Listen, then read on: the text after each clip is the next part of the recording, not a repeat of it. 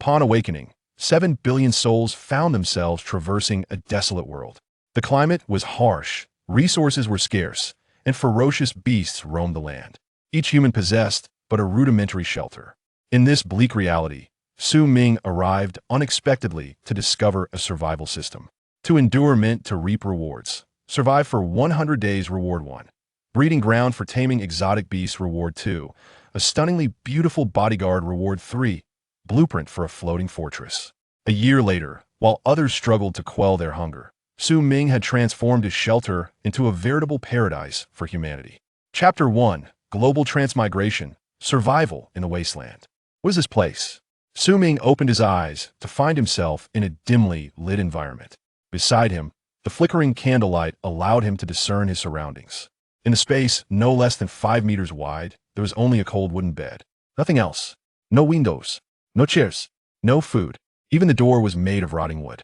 As he surveyed the room, his first thought was, have I been kidnapped? Yet, he dismissed this notion almost instantly. The reasoning was simple. No one would abduct a penniless male university student, and he was not being restrained in any manner. If he had not been kidnapped, how had he come to be in this place? Ming pondered in confusion. Suddenly, a clear electronic synthetic voice pierced the silence. Global survival competition. Welcome to the wasteland. This is a scorched earth filled with radiation, where the climate is erratic, the environment harsh, and resources scant. You are to survive here, seeking opportunities to build your home. Each participant will begin with a shelter and a survival manual. The manual will assist you in better enduring this ordeal. Lastly, good luck. Upon hearing the voice, shock washed over Ming's face. A global survival competition? Did it mean that all 7 billion people have been transported to this wasteland to partake in this contest? Who possessed such terrifying power? And why would they do this? These questions barely had time to settle in Ming's mind before he dismissed them. At this point, pondering such matters was futile. The pressing concern was how to survive in this unforgiving wasteland. As he contemplated this, Ming recalled the voice's words about starting with a shelter. So this is my shelter?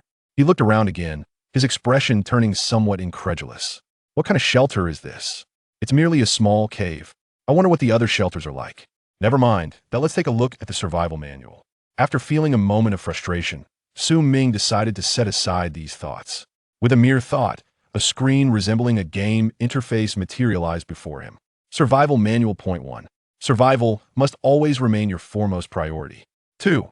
Gathering resources enables the construction of shelters.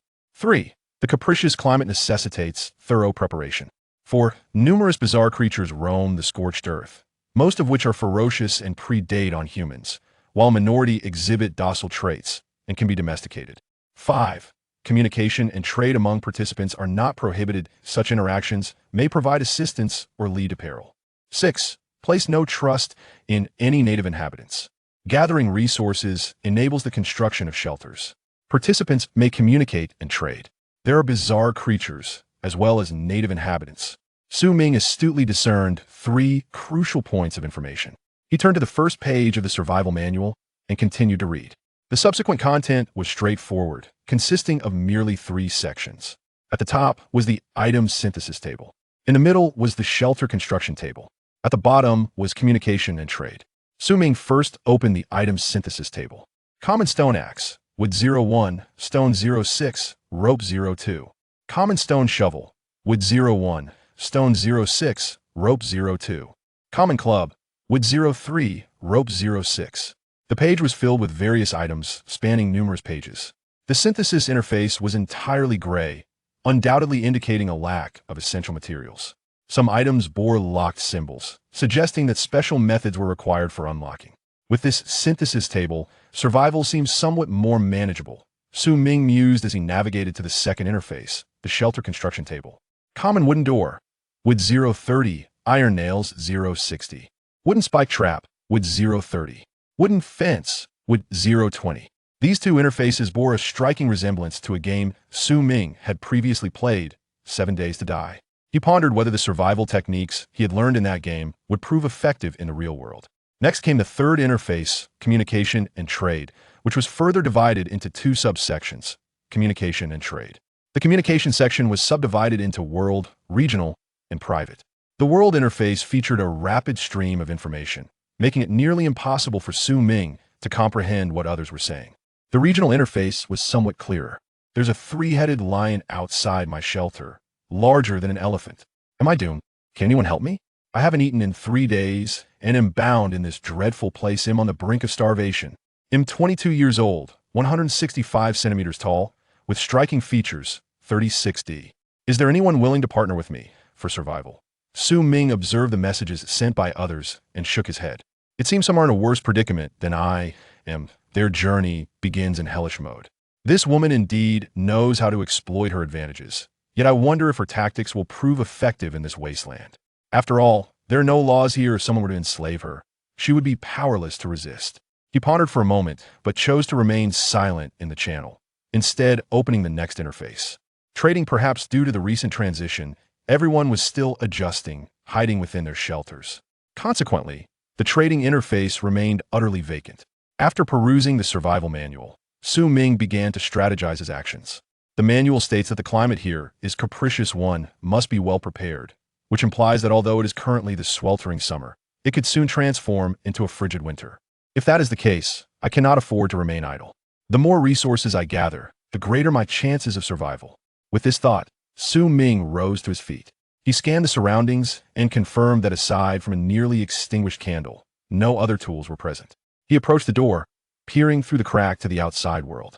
On the bleak, gray terrain, sparse clumps of weeds struggled to grow. Surrounding him was a desolate forest, devoid of any signs of life. It seems I am somewhat fortunate. At least there appears to be no immediate danger near the shelter.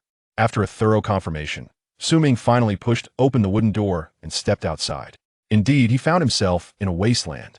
The sky was overcast, obscuring the sun. The view was shrouded in gray, evoking a sense of oppression. The air was thick with a noxious stench that made him feel nauseous. It took him a while to acclimate to the environment. Just as he prepared to gather materials to craft a suitable stone axe, he suddenly heard a voice nearby. Survival system activated. Survive to earn rewards. Day 1 of survival. Reward 1. Exceptional beauty. Random reward 2. Legendary stone axe. Reward 3. Farm includes 3 types of livestock, 1 male and 1 female of each. Please choose. Chapter 2. The survival system. Survival system? Ming paused momentarily. Then a look of elation crossed his face. Could it be that my golden opportunity has arrived? No. Wait, since this is a survival competition, having a golden opportunity would be tantamount to cheating. As he contemplated this, a thought struck him, and he inquired aloud, System, is the survival system available to everyone, or? The synthesized electronic voice resonated once more.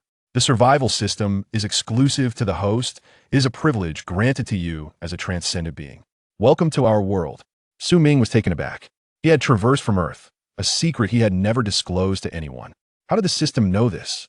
After a brief reflection, it seemed plausible that a system capable of transporting billions of people from Earth to a wasteland for a survival contest would also be aware of his status as a traveler. I could see that moment. The electronic synthesized voice resonated once more. The survival system can assist the host in thriving, thus granting rewards. For each day of survival, the host may select 1 reward from 3 options. Any unchosen rewards will return to the prize pool, potentially reappearing in the future. Every day at dawn, the rewards refresh. At the end of the month and the year, the rewards double.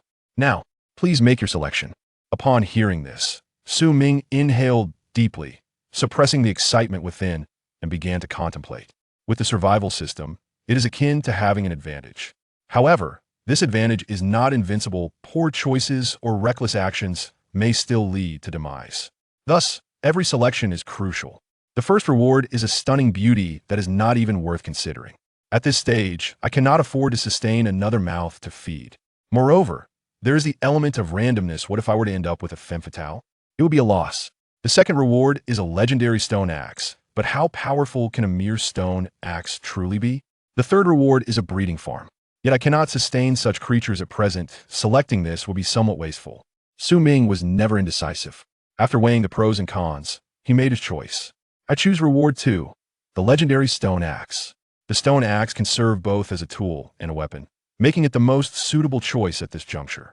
Furthermore, while others possess ordinary stone axes, I will wield a legendary one, granting me a distinct advantage in resource gathering and conflict. With a thought, the system's uplifting sound resonated. Acquired legendary stone axe 1 description. This is a legendary stone axe. Its existence signifies that even ordinary items can attain greatness. In the next moment, a stone axe gleaming with golden light appeared in Su Ming's hand. As the golden radiance dissipated, the true form of the axe was revealed. It was entirely black, seemingly unremarkable, resembling an ordinary stone axe. Su Ming gazed at it, his expression one of amusement. To be frank, he felt a twinge of regret. But it was of no consequence now. Having made his choice, there was no room for second thoughts. He decided to test its efficacy. Grasping the stone axe, he approached a withered tree, roughly the width of a human, and swung forcefully. The axe struck the tree, leaving a deep gash. In the next instant, the tree toppled with a resounding thud, sending dust swirling into the air. In the midst of the haze, Su Ming heard a voice. Acquired with six pieces of wood, quite a substantial amount. With this, I merely need to find some iron nails, and I can repair the wooden door in no time. With this thought, Su Ming swung the axe again. Before long, he had gathered 30 pieces of wood. If I recall correctly, the spike trap requires 30 pieces of wood. This should suffice. With a thought, he opened the survival manual. Shelter construction, table, spike trap. Wood 30-30, shall I manufacture? Without hesitation, Su Ming selected yes. In the next moment, a bright light enveloped the gathered wood. In but an instant, the 30 pieces of wood vanished, replaced by a trap constructed from timber. 30 sharp wooden spikes were affixed together. Appearing exceedingly perilous, Su Ming was certain that if he were to fall onto this wooden spike, he would either perish or be left severely incapacitated. A smile crept across his face as he gazed at the sharp implement. What a remarkable find! Burying this near the shelter could prove immensely beneficial. Without hesitation, he set to work. He gathered timber to craft the wooden spikes and, in the process, collected some plant fibers to create hemp rope. Next, he fashioned a stone shovel from plant fibers, wood, and stones. Utilizing the stone shovel, he dug 5 or 6 traps in the vicinity of the shelter, placing the wooden spikes within them. This enhancement significantly elevated the safety of his refuge. The entire endeavor consumed the better part of his morning. With a legendary stone axe in hand, gathering timber was a swift task. The real delay stemmed from the distance he had to traverse. To conceal the location of his shelter, he chose not to fell trees nearby, but instead traveled farther afield. This round trip proved to be quite time-consuming. Nonetheless, Su Ming deemed the effort worthwhile. Regardless of the circumstances, safety was paramount. After completing his tasks, he felt a pang of hunger. Next, it is time to seek sustenance and water. During his woodcutting, he had also familiarized himself with the surrounding terrain. Near the shelter stood only a few dilapidated houses, surrounded by a vast wilderness devoid of resources. Aside from dead trees, stones, and wild grass, there was little else. To gather supplies, he would need to venture further. However, before that, he decided to investigate the nearby abandoned houses. Perhaps fortune would smile upon him. With this thought in mind, he took action, gripping his stone axe as he strode towards the derelict buildings etched in his memory. In under 20 minutes, he arrived at one of the forsaken structures. The wooden door had rotted beyond recognition and would crumble at the slightest touch. The windows, too, were shattered, leaving only shards of glass. Peering through the windows, he observed the interior, which was shrouded in darkness, evoking an eerie feeling. Heightening his vigilance, he clutched his axe and approached cautiously. Rather than rushing inside, he circled the building, peering through several windows to ascertain that no danger lurked within before gingerly prying open the wooden door and stepping inside. Without a torch, visibility was limited, so every step was taken with utmost care, while he remained alert to his surroundings. At the slightest sound, he would retreat from the house. As always, safety was the utmost priority. He spent half an hour inspecting the premises. Once assured of its safety, he began to gather supplies. Acquired 1 bottle of murky water, 1 acquired 2 pieces of moldy bread, 2 acquired 1 half-burned candle, 1 acquired 1 candle holder, 1. After scavenging for an extended period, he still had not found any food. His backpack, however, was nearing its capacity. The third page of his survival manual detailed the backpack. The backpack contained several hundred slots, yet most were locked, with only 15 available for use. Items of the same type could be stacked. For instance, 30 pieces would occupy just 1 slot. However, different types of items could not be combined. At present, only 2 slots remained in his backpack. He glanced up at the sky, noting that dusk was beginning to settle in. Never mind, I shall gather a few more nails before returning. On the first day, it is always prudent to exercise caution. Su Ming gripped his stone axe and began to dismantle the furniture within the dwelling, collecting the iron nails contained therein. After approximately half an hour, he finally amassed a total of 60 nails. It is time to return. Su Ming glanced upward at the sky and estimated that there were no more than 2 hours left before darkness would descend. Thus, he commenced his journey back. Upon arriving at the shelter, the first task Su Ming undertook was to repair the wooden door. Ordinary wooden door. Wood 030. Iron nails 060. Shall I create it? Yes. In the next moment, a radiant light enveloped him. The dilapidated wooden door vanished, replaced by a brand new one. Although it was still merely a wooden door, it was significantly superior to its predecessor. At the very least, it could block the winds that swept in from outside. After completing all tasks, Su Ming felt his limbs growing numb.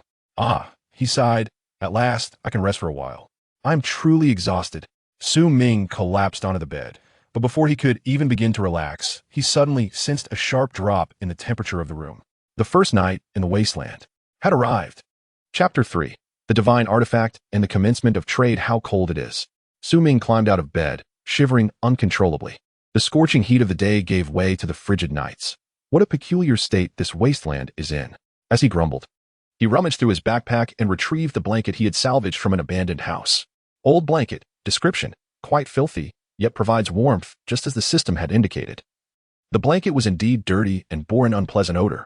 Su Ming took his stone axe to scrape off some of the grime before draping it over himself. There was no other choice. The temperature barely hovered around zero, and he was clad in nothing but a short-sleeved shirt. Without the blanket, he would surely succumb to the cold. Regardless of its filth, he had to use it. Once wrapped in the blanket, he felt a modicum of warmth and sighed in relief, silently grateful he had taken the blanket while gathering supplies. Otherwise, he might not have survived the first night. He pondered whether it was only his location that was so cold, or if others were facing the same plight. With that thought, Su Ming opened the survival manual. Communication, region. Is this for real? It's freezing. I'm going to freeze to death. Thankfully, I repaired the wooden door, which keeps out some of the wind. I'm 36. Is there any gentleman who could spare me some clothing? I'll do anything for some clothes. 36 was the same woman who had hoped to find someone to accompany her earlier. Initially, she had felt a tinge of resentment when others referred to her as 36. Yet, within a mere day, she had embraced the nickname, even identifying herself as such. Someone teased, anything, huh? How about you spend a night with me? The woman immediately retorted, give me a blanket, and I'll keep you company for a month. Laughter erupted among the others. One person, unable to bear it any longer, interjected, stop being foolish. No one knows where you are. Even if they did, they wouldn't come looking for you. It's pointless. No one will believe you. Nor will anyone help you. Despair washed over the woman as she heard this. Please, if you help me, I'll do anything. I'm freezing to death. As Su Ming read these exchanges, he felt the harsh reality of the survival competition for the first time. Yet, he felt no sympathy for the woman. He had opened the communication interface twice, and both times, she was there. This indicated that from the very start, she had not considered her own survival, but rather sought to rely on others. Such a mindset might have worked in the past, but now, everyone faced the anxiety of survival. Who would pay her any heed? Had she focused on her own survival from the beginning, she might have already found a blanket. After all, the ease with which she sent messages suggested her environment was not particularly perilous. One reaps what one sows. Su Ming shook his head, dismissing the matter as he continued to scroll through the messages. The communication interface refreshed rapidly. Most messages lamented the biting cold of the night or cursed the unseen orchestrators of the competition. Useful information was scarce. Su Ming understood this situation completely. On the first day of survival, everyone was overwhelmed, and venting their emotions was a reasonable coping mechanism. He did not waste time and continued to read. After a while, some messages finally caught his attention. Damn it, a stone axe breaks after just a few chops. It takes at least 20 strikes to fell a single tree. And I've done nothing today but chop trees. Who isn't in the same boat? We're stuck in the wild, and finding a decent tool is nearly impossible. We have to make do ourselves. Are you even in a position to complain? Our shelter is near the ruins, and we encounter strange beasts the moment we step outside. One misstep, and we lose our lives. You're merely tired. Compared to us, it's nothing. What is there to argue about? Everyone has their struggles. At least we're better off than that guy from this morning, whose shelter was demolished by a trio of lions before his survival even began. Su Ming's expression shifted as he absorbed their conversation. According to their accounts, it took at least 20 strikes with a standard stone axe to fell a tree, and its durability was alarmingly low. A few strikes and it would break. In contrast, his legendary stone axe could fell a tree with a single strike. And after chopping down hundreds, It showed no signs of wear. No wonder the wooden spike trap was such an effective structure. It was so easy to construct due to the existence of his divine artifact. Instinctively, Su Ming glanced at the stone axe resting by his bedside. His gaze had transformed considerably. Compared to others' axes, declaring his own as a divine artifact was no exaggeration, not to mention when it came to resource collection efficiency. He was at least dozens of times more effective than others. In other words, a single day's effort for him equated to several days for them, if not more.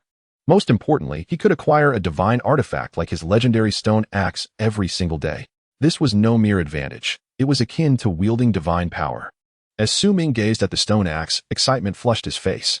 In his exhilaration, even his hunger faded away. If this were the case, timber should be considered a relatively precious resource. What could he exchange for 30 pieces of wood? With this thought, he hastily opened the trade interface. The previously blank trading screen was now brimming with messages. 1 piece of bread for a blanket, immediate trade. 1 bottle of clean water for various resources, 30 pieces of wood, 60 iron nails, 10 ropes, etc., long-term validity. Blueprint for a hammer in exchange for food. Anything edible will do. Blueprint for a water purifier sought for trade. Please private message. Su Ming's eyes sharpened as he read these messages. Long-term validity? It seemed this individual had discovered a method to purify water. Did this mean that as long as one secured fixed resources, they could obtain supplies consistently? Today marked the first day of survival, and everyone was trading items. As time passed, they would likely establish a system of equivalent exchange. While speculating, Su Ming searched the trading interface for resources that might be beneficial to him. Most items on offer were the most common and easily obtainable goods, such as a bottle of murky water or a piece of moldy bread. Conversely, rarer items, like various blueprints, were scarce.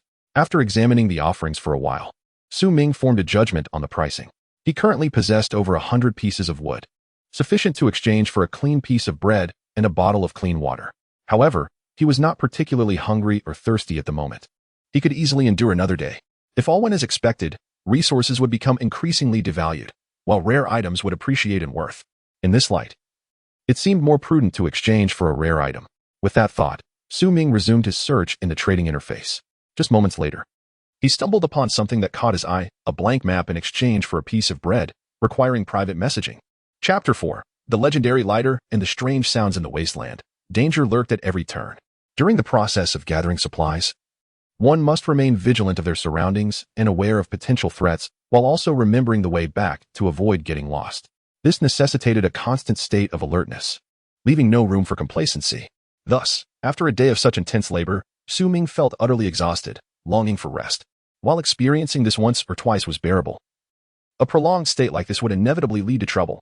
A blank map could assist Su Ming in resolving this issue. With a map, he would no longer need to memorize his route. He could devote more energy to resource gathering. With this thought in mind, he hesitated no longer and opened the trading information, sending a private message. Send me a look at the blank map. The other party responded promptly. Sure. Blank map? Description. Once used, it will display the primary resources and major structures within a 10-kilometer radius of the holder's location. Anything beyond that requires exploration to reveal. Beyond 10 kilometers, exploration must precede visibility, implying an infinite expansion of the map. What a remarkable discovery. Su Ming's eyes lit up as he sent a message. 1 piece of bread deal. Transaction successful. Acquired blank map 1. Would you like to use blank map 1? Yes. With a mere thought, Su Ming found a petite map in his hands. How much information could such a diminutive map possibly record? As he examined the map, confusion clouded his mind. Suddenly, a fantastical, game-like interface materialized before him. Upon closer inspection, it revealed the map of the area within a 10-kilometer radius of the shelter.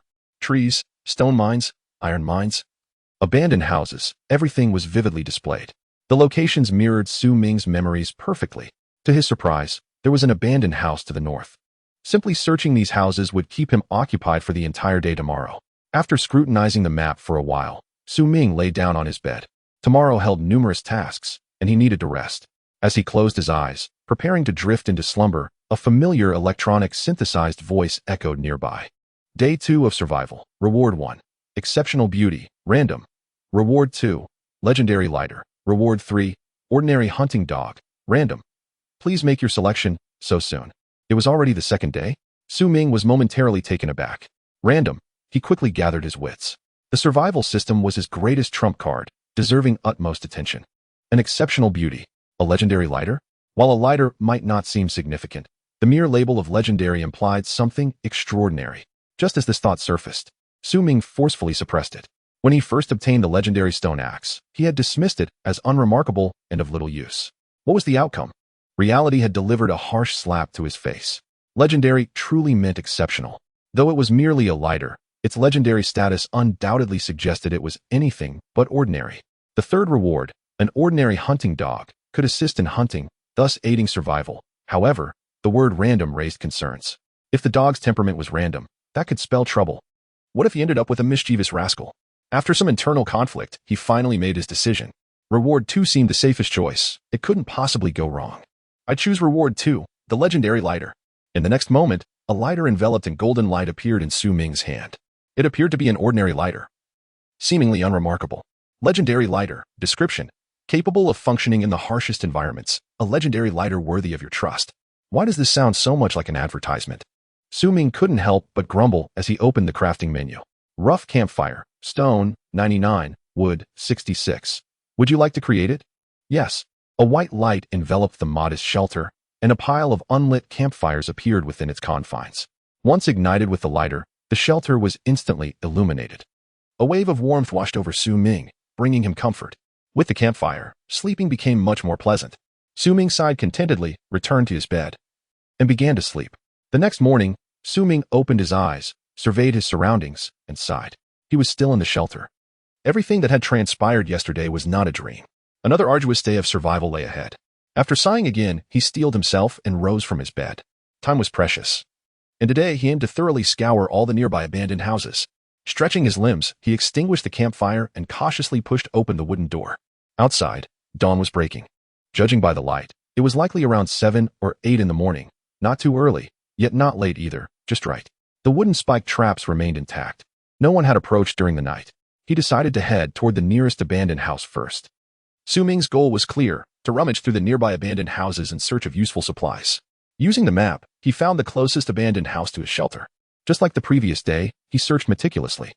Acquired a bottle of murky water 2, acquired a rusty shovel 1, acquired a piece of moldy bread 1. After searching for quite some time, he found little of value aside from the rusty shovel, which was practically useless due to its severe rusting.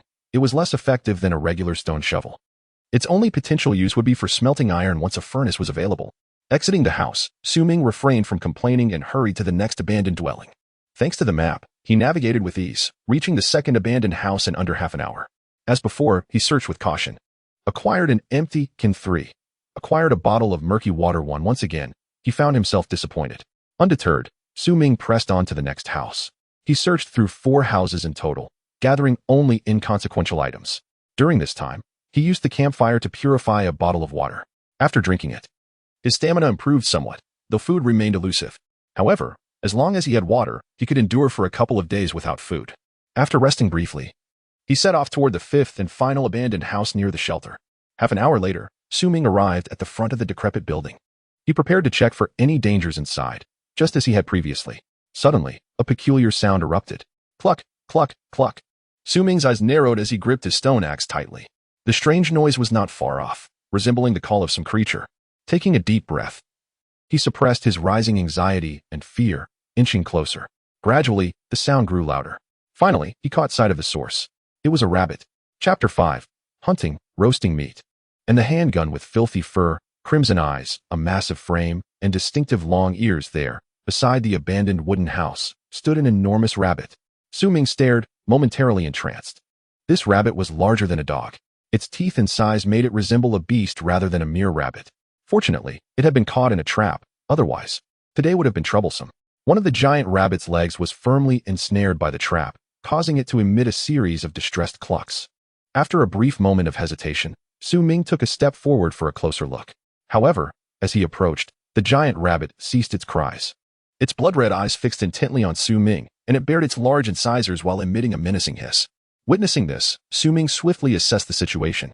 This rabbit was dangerous. A plan was necessary to eliminate it. Wooden spear, wood 11, hemp rope 22. Would you like to create it? Yes. Before long, Ming fashioned a sharp wooden spear. With a safe distance maintained, he gripped the spear tightly and thrust it toward the giant rabbit with force. He struck it 3 times, but the rabbit only sustained minor surface wounds. Instead, It became enraged, thrashing about violently, attempting to close the gap between them. Observing this, Su Ming's expression hardened. This approach was futile. Even 10 wooden spears might not suffice to slay it. It would waste both time and energy. Was he to resort to using the legendary stone axe? However, the stone axe was too short. To use it for an attack, one had to approach the rabbit. A single bite could lead to dire consequences. Without antibiotics, an infected wound would be fatal. The primary reason Su Ming was reluctant to approach the rabbit was his fear of injury. This wasteland creature undoubtedly harbored various pathogens. Even a minor bite could easily result in infection and, ultimately, death. He would rather forfeit the rabbit than take such a risk. Observing the increasingly frenzied rabbit, Su Ming fell into contemplation. What should he do? After a moment, a spark of inspiration illuminated his eyes. I possess a legendary lighter. By incinerating it, although some fur would be lost, the meat and bones could be preserved, which would suffice. With determination, Su Ming acted swiftly. He retrieved 10 wooden planks from his backpack and arranged them around the giant rabbit. He tossed several planks onto the creature itself and, from a distance, ignited them with the lit wood. Instantly, flames erupted into the sky. In mere moments, the giant rabbit was reduced to roasted meat amidst its anguished cries. At that moment, Su Ming noticed something unusual. The fire ignited by the legendary lighter seemed more vigorous. The blaze before him resembled wood soaked in gasoline, defying all logic. The planks were merely ordinary wood. The only explanation for this phenomenon could be the lighter. Truly, it lived up to its legendary status. Su Ming marveled, stowing away the lighter and digging a square trench near the fire. Shortly after, the flames extinguished due to the absence of fuel, and the acrid smoke gradually dissipated. A rich aroma of roasted meat wafted through the air. Su Ming inhaled deeply. It was delightful. Acquired 15 pieces of roasted meat. Acquired 5 red-eyed rabbit bones. The notification from the survival manual caught Su Ming's attention. His eyes brightened. 15 pieces of meat. 3 meals a day would sustain him for 5 days. He stowed the meat and bones into his backpack without lingering and set off on his return journey. Arriving at the shelter, night had just fallen. Fortunately, he had a map. Without it, returning would have been impossible. Su Ming closed the wooden door and ignited the campfire with his lighter. He first heated a canister of clean water and then retrieved the roasted meat, cutting it into small portions with a bone knife. Sitting on the wooden plank, he savored the clean water while relishing the aromatic roasted meat, feeling immensely satisfied. It was a rare privilege to enjoy clean water and meat the next day. As he enjoyed the delectable roast, he opened the communication interface. Who knows if moldy bread is safe to eat? I have been hungry for 2 days. If I don't eat soon, I might starve to death. After only 2 days of hunger, I recall a time when I evaded creditors for 5 days. Surviving solely on water. Did not eat the moldy bread. A guy had food poisoning after consuming moldy bread at noon. He literally vomited himself to death. Get some rest. Once you sleep, you won't feel hungry. Today, I caught 3 fish, enough to last 2 days. No way. Surely no one has gone a second day without food. Up there, Su Ming chuckled at the dialogue among several individuals. The next day, many could no longer endure their hunger and began lamenting the scarcity of food. If that were the case, food must be quite valuable. Su Ming pondered and opened the trading interface. Indeed, as expected, a piece of bread had become the most sought-after trade item. The price had, naturally, skyrocketed. Where 60 pieces of wood could once be exchanged for a loaf, it now required at least 200. After browsing through the trading interface, Su Ming reached a conclusion. It appeared that those unable to find food still constituted the majority. If a single loaf was so precious, what about a piece of roasted meat?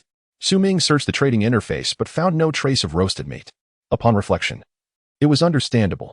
If a single rabbit posed such a danger, other exotic beasts would be even more perilous. For humanity at this stage, hunting exotic creatures was likely harder than ascending to the heavens.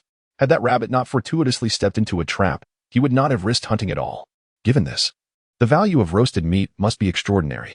He wondered if he might uncover any rare items today. Su Ming continued his search in the trading interface. Half an hour later, a message caught his attention. Shelter expansion blueprint, extremely rare. Only food in exchange, price negotiable. Su Ming, please send the blueprint. The other party, sure. Ordinary shelter expansion blueprint. Description, upon use, the shelter's space increases by 5. 5. Not too many, not too few. Although he currently had no need to expand the shelter, in time, as resources accumulated, a mere 5 units would soon feel inadequate. Su Ming contemplated briefly and inquired, how will the trade be conducted? The other party replied, 5 loaves of bread. Su Ming, impossible. While the expansion blueprint is rare, it cannot possibly be worth 5 loaves of bread. The other party hesitated before responding. For loaves of bread, that is my bottom line. Su Ming, I have no bread, but I possess roasted meat. Your expansion blueprint is insufficient. Do you have anything else for trade? The other party fell silent. After a considerable pause, they replied, I also have an ordinary 45 semi-automatic pistol, but no bullets. Add 1 piece of roasted meat, and it's yours. A gun without bullets. Su Ming hesitated for a moment before replying, deal. Chapter 6. Searching the ruins, crafting bullets. The next second, 2 pieces of roasted meat vanished from his backpack, replaced by the shelter expansion blueprint and the 45 pistol. 45 pistol. Description: an ordinary semi-automatic pistol, suitable for dealing with humans and small exotic beasts. The trade was complete. A finely crafted pistol appeared in Su Ming's hands. In both lives he had lived, this was his first encounter with a firearm. His hand trembled slightly with excitement as he held the gun. He never imagined he would one day wield a gun. After all, firearms have always embodied a man's romance. Su Ming reveled in his exhilaration for a while before calming himself to analyze the pistol's utility. Though the 45 lacked significant firepower, it was adequate for dealing with small exotic creatures. As for bullets, they were listed in the crafting menu, and once he gathered the necessary casings and gunpowder, he could craft them. Regardless, it was certainly superior to a bow and arrow. Su Ming toyed with the pistol for a while before reluctantly returning it to his backpack. Next came the shelter expansion blueprint. With a thought, the voice of the survival manual echoed in his mind. Would you like to use the ordinary shelter expansion blueprint? Yes. The moment Su Ming spoke, the entire shelter was enveloped in a radiant white light. Approximately 3 minutes later, the light gradually dissipated. The shelter before him had undergone a transformation. Its area had doubled. Although it still measured only 10, it was a significant improvement. Su Ming surveyed the shelter, a satisfied smile gracing his face. The original shelter barely accommodated a bed and a campfire, leaving no extra space. After the expansion, there was ample room for an additional table and a box. Time to craft a box. Any unused resources can be stored in the shelter for now. With that thought, Su Ming opened the survival manual. Ordinary box. Wood 2020, iron nails 4040. Would you like to craft? Yes. In the next moment, a box of moderate size appeared before Su Ming. Ordinary box. Description: capable of storing 50 slots of items. 50 slots? Quite impressive. Su Ming's eyes brightened upon seeing the message, and he hurriedly opened the box. Inside, he found indeed 50 empty slots. He promptly placed items he had no use for inside: a piece of moldy bread, an empty can, and a half-burned candle. Before long, his backpack was freed up. Aside from a bone knife, grilled meat, and a legendary lighter, only some basic resources remained. After completing everything, Su Ming lay down on his bed, browsing through the chat records of others while awaiting the dawn of a new day. Time ticked away, and at last, the familiar system notification echoed. Day 3 of survival. Reward 1. Item upgrade card. Reward 2. Common hunting dog. Random. Reward 3. Breeding farm. Includes 3 types of livestock. 1 male and 1 female each. Please make a selection. The latter 2 rewards had appeared previously. A common hunting dog. Perhaps it would be best to wait to choose the breeding farm until things stabilize. After all, it would be a waste if the included livestock starved. I will opt for reward 1. The item upgrade card. Obtained item upgrade card 1. Description: upon use, the quality of a specified item is elevated by 1 level, excluding legendary, special, and unique qualities. Su Ming was momentarily taken aback. The ability to enhance an item's quality? In the wasteland, both items and structures are categorized into 5 qualities: rough, ordinary, fine, epic, and legendary. He had yet to encounter the special and unique qualities, but he could surmise they were exceptionally rare and one-of-a-kind in the wasteland. Currently, he possessed only an ordinary grade pistol. Applying the card to it would only elevate it to fine quality, which seemed somewhat wasteful. Best to save it until he acquires an epic grade item. Su Ming tucked the upgrade card away, closed his eyes, and drifted off to sleep. Upon awakening, Su Ming's first task was to strategize his actions for the day. He had thoroughly searched the nearby abandoned houses, and it was time to venture further afield. Ideally, he would locate a clean water source, which would greatly facilitate future farming and livestock raising. As for resources, there was no rush to extract them with a legendary stone axe. Acquiring timber and stone would be a simple endeavor. He also aimed to gather more metal, as having a furnace would enable him to upgrade structures and craft items like iron shovels. Once he had organized his thoughts, Su Ming set out on his expedition. He first inspected the traps surrounding the shelter to ensure they were intact, then began exploring northward according to the map. Soon, he had traveled 10 kilometers. The map in his backpack also transformed. The areas once shrouded in fog gradually unveiled nearby resources and structures. As Su Ming ventured further, the map expanded to reveal more terrain. However, after such a long trek, he had seen nothing but a few dilapidated buildings. Gradually, he began to feel numb. Trees, trees, and more trees. Was there truly nothing else? Why could he not encounter the ruins they spoke of? With a sigh, Ming paused. Perhaps a brief rest would be prudent. He still had time. Just as he prepared to take a break, he glanced up and suddenly noticed several houses that had inexplicably appeared not far away. These structures were vastly different from the abandoned ones he had previously encountered. They were larger and constructed from superior materials.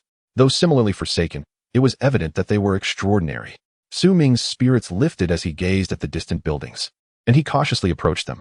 As he drew nearer, more houses came into view, some tall, some short, some built from marble, others from the more common steel and concrete. A flicker of joy crossed Ming's face. Ruins. He had finally found them. Taking a deep breath, he suppressed his excitement. The ruins teemed with strange beasts. Searching for supplies there demanded utmost caution. Armed with his legendary stone axe, he should be able to prevail unless confronted by a large beast. He had heard that there were pharmacies within the ruins, and he hoped to find one, along with shell casings, gunpowder, and furnace blueprints. No more thinking. He would take whatever he could find. Exhaling a sigh of relief, Ming advanced steadily. Inside the ruins, various houses were interconnected and small. Unusual creatures scuttled about the streets. At that moment, less than 20 meters ahead, a creature the size of a hunting dog lay sprawled, resembling some form of insect. Ming dared not disturb it and carefully maneuvered around. Just as he had with the abandoned houses, he first checked for danger inside, confirming it was safe. He climbed through a window, gripping his legendary stone axe, and cautiously searched for supplies. Obtained 1 piece of bread, obtained 2 iron pipes, obtained 1 blanket, obtained 10 shell casings, obtained 11 gunpowder. Shell casings? Gunpowder? Ming was momentarily stunned. Then excitement washed over him. If he remembered correctly, shell casings and gunpowder could be combined to make bullets. His pistol would soon be usable. Chapter 7. Seeds. Expanding the backpack filled with exhilaration, Ming opened the item synthesis table and navigated to the bullets section. To his dismay, he discovered it was locked. In his excitement, he almost forgot that bullets required blueprints to synthesize. He wondered if anyone might sell a blueprint for bullet synthesis. Hastily, he opened the trading interface, but found no bullet blueprints available. If no one was selling, he wondered if he could somehow acquire one. Well, he might as well take a chance. With that thought, Ming made his first post in the survival manual, looking to purchase a bullet synthesis blueprint. Please message me with the price. After sending out the request, he retraced his steps, leaving the house behind. He estimated there were still 3 to 4 hours until dark. Discounting the return journey, he likely had 1 or 2 hours left. It would be a shame to waste this opportunity, so he aimed to scavenge as much as possible. With that mindset, he headed toward the next house. Obtain 1 small bottle of salt, obtain 10 vegetable seeds, obtain 10 chili seeds, obtain 10 wheat seeds. Have I stumbled upon a farmer's home? So many seeds. Ming beamed at the assorted seeds in his backpack. Scavenging for supplies was merely a temporary measure. In the long run, wealth would come from farming and raising pigs. Therefore, acquiring seeds was of utmost importance. Unfortunately, the land here was irradiated and unsuitable for planting crops. To cultivate, he would need to either venture elsewhere or improve the soil. He hoped to discover methods for soil enhancement in the future, but set that thought aside for now. After securing the seeds, Ming proceeded to the next house. Obtained 5 pieces of fabric, obtained 1 blueprint for expanding an ordinary backpack, obtained 1 motorcycle synthesis blueprint, obtained 1 rough barbecue grill, 2 blueprints at once. Am I feeling extraordinarily lucky? Ming gazed at the blueprints in his backpack, his face flushed with excitement. Ordinary backpack expansion blueprint. Description: upon use, the backpack expands by 30 slots. Motorcycle synthesis blueprint. Description: upon use, unlocks the synthesis method for motorcycles. Crafting a motorcycle would require a plethora of parts, which would be cumbersome to gather, and it would also need gasoline, producing significant noise. At this stage, it was not cost-effective, so he decided to hold on to the blueprint for future reference. However, the backpack expansion blueprint was a fantastic find. It was precisely what he needed. The initial backpack only had 15 slots, and it filled up quickly with any scavenging. After the expansion, it would have 65 slots, sufficient for a considerable time. Ming initially considered leaving a portion of supplies here to retrieve tomorrow. However, with the acquisition of the expansion blueprint, the process became significantly more straightforward. He could simply carry everything back in one go. Ordinary level backpack expansion blueprint. Would you like to use it? Yes. As Ming beheld the sudden increase of 50 slots in his backpack, a satisfied smile graced his face. The ruins, though perilous, were abundant with treasures. Within a short time, he had discovered numerous seeds and 2 blueprints. The bounty surpassed that of the previous 2 days combined. It appeared that scavenging for supplies would necessitate venturing into the ruins from now on. Time passed swiftly, and before long, 2 hours had elapsed. Ming seized the moment to search 2 more houses. The findings were all commonplace items, scarcely noteworthy. While investigating the final house, he nearly attracted the attention of a lurking beast, sending a chill of fear coursing through him. Fortunately, the creature remained oblivious to Ming's presence. This experience served as a valuable lesson. Despite possessing a survival system, challenges would persist. In the wasteland, a lack of caution could easily lead to fatal consequences. Had he truly roused the beast, he would have faced grave peril. Contemplating this, Ming exhaled a deep breath, glancing back at the ruins before departing. Upon returning to the shelter, dusk was nearly upon him. Thanks to the map, Ming was able to navigate directly, saving considerable time. He pushed open the wooden door and entered the sanctuary. First, he organized the supplies he had gathered that day, placing those he would not need immediately into a wooden box, while keeping the potentially useful items in his backpack. After completing his tasks, he opened the survival manual to check on the well-being of others that day. "I just encountered a black bear, larger than a truck. It terrified me," another user exclaimed. "That's nothing. There's a mutated bat hanging from a tree nearby, looking like a vampire. Just a glance at it could scare someone half to death. Thankfully, it doesn't eat meat. Otherwise, I'd be done for. Do you think there are any normal animals left in this wasteland? Not sure, there should be. But I haven't seen any." Compared to the previous days, the 3rd day saw a noticeable increase in casual conversations. This indicated that some individuals were gradually acclimating to life in the wasteland and had established a stable living environment, while there were still those cursing the unseen puppet masters. Their numbers had dwindled. On this 3rd day, despite lingering anger, everyone understood one fundamental truth: nothing was more important than survival. Cursing would not alter reality. What purpose did it serve? Of course, the reduction in complaints could also stem from the fact that those who couldn't adapt had perished. Those who remained and engaged in discussions in the survival manual were those who had adjusted to the harsh realities of wasteland existence. Life in the wasteland was monotonous and dull. Watching the interactions of others had become Ming's sole form of entertainment. At times, he gleaned useful information from their exchanges, such as the fact that not all mutated beasts were carnivorous. Additionally, it was revealed that the ruins contained specialized buildings like pharmacies and bookstores. Pharmacies significantly increased the likelihood of finding medicines, while bookstores enhanced the chances of discovering blueprints. This knowledge was immensely valuable for survival. Engrossed in their dialogues, Ming was suddenly alerted by a new message. "I have a bullet synthesis blueprint. How do I trade?" The inquiry had arisen swiftly. Ming's interest piqued, he promptly replied, "1 piece of bread." The other party responded, "The blueprint is a rare item. 1 piece of bread is too little." Ming countered, "True, the blueprint is scarce, but so are the shell casings and gunpowder, and firearms are even rarer. What good is a blueprint without materials, or materials without firearms? Right now, a single piece of bread for your blueprint is a fantastic deal." Upon reading his words, the other party fell silent. After a lengthy pause, they replied, "Brother, you must have been a businessman before the crossover, right? All right, as you say, 1 piece of bread. I'll trade." A smile crept across Ming's face. "Excellent. Trade accomplished." In the next moment, an electronic synthesis notification chimed. "Acquired bullet synthesis blueprint X1. Note: unlocks bullet synthesis method upon use." Chapter 8. Well, antibiotics. Furnace blueprint. He could synthesize bullets at last. Ming excitedly opened the synthesis table. 45 caliber bullets. Shells, 11. Gunpowder, 11. Would you like to manufacture? Yes. Acquired 45 caliber bullets, X1. Acquired 45 caliber bullets, X1. A total of 10 shell casings. Ming utilized them all in one go. Soon, his backpack brimmed with 10 rounds of 45 caliber ammunition, just enough to fill a magazine. He retrieved his 45 pistol, removed the magazine, and loaded it with bullets. Then, he playfully aimed a few times. With a pistol in hand, he felt a sense of security, though he had only 10 rounds. It should suffice as long as he avoided provoking large mutated beasts. After familiarizing himself with the firearm, he stowed it back in his backpack. He ignited a campfire with a lighter, set up a grilling rack, and placed the meat on it, seasoning it with salt as it heated. The fat dripped onto the fire, producing a sizzling sound, and the rich aroma of meat enveloped the entire shelter. Delicious. Ming inhaled deeply, his face radiating satisfaction. With salt, meat, and water, life felt remarkably comfortable. He sliced a small piece of grilled meat with a bone knife and savored it. The flavor exploded in his mouth, intoxicating him. With the addition of salt, the taste was worlds apart. If the previous grilled meat had been bland, merely filling his stomach, this time.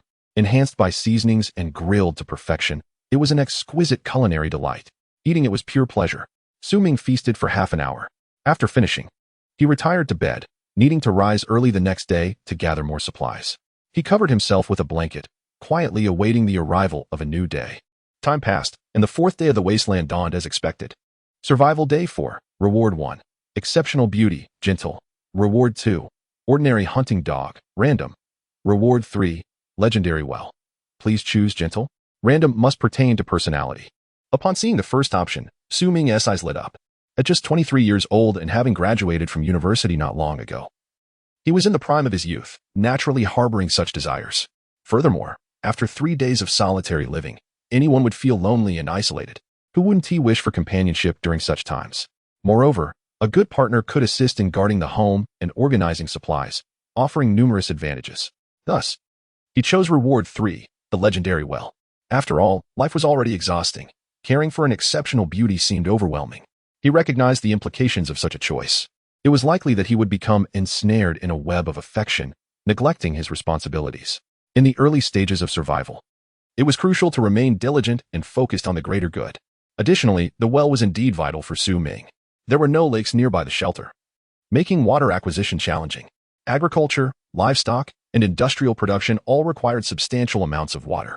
A well would significantly alleviate the pressure of water scarcity on the shelter. Acquired Legendary Well X1. Note: below the 33-inch wellhead lies an inexhaustible source of high-quality fresh water, which is automatically purified every dawn, pollution-free and additive-free, a true essential for production and daily living. Abundant and inexhaustible, automatically purifying upon encountering these three words. Ming could not help but break into a broad smile, bursting into laughter. Legendary grade indeed is formidable. It was worth sacrificing the gentle beauty.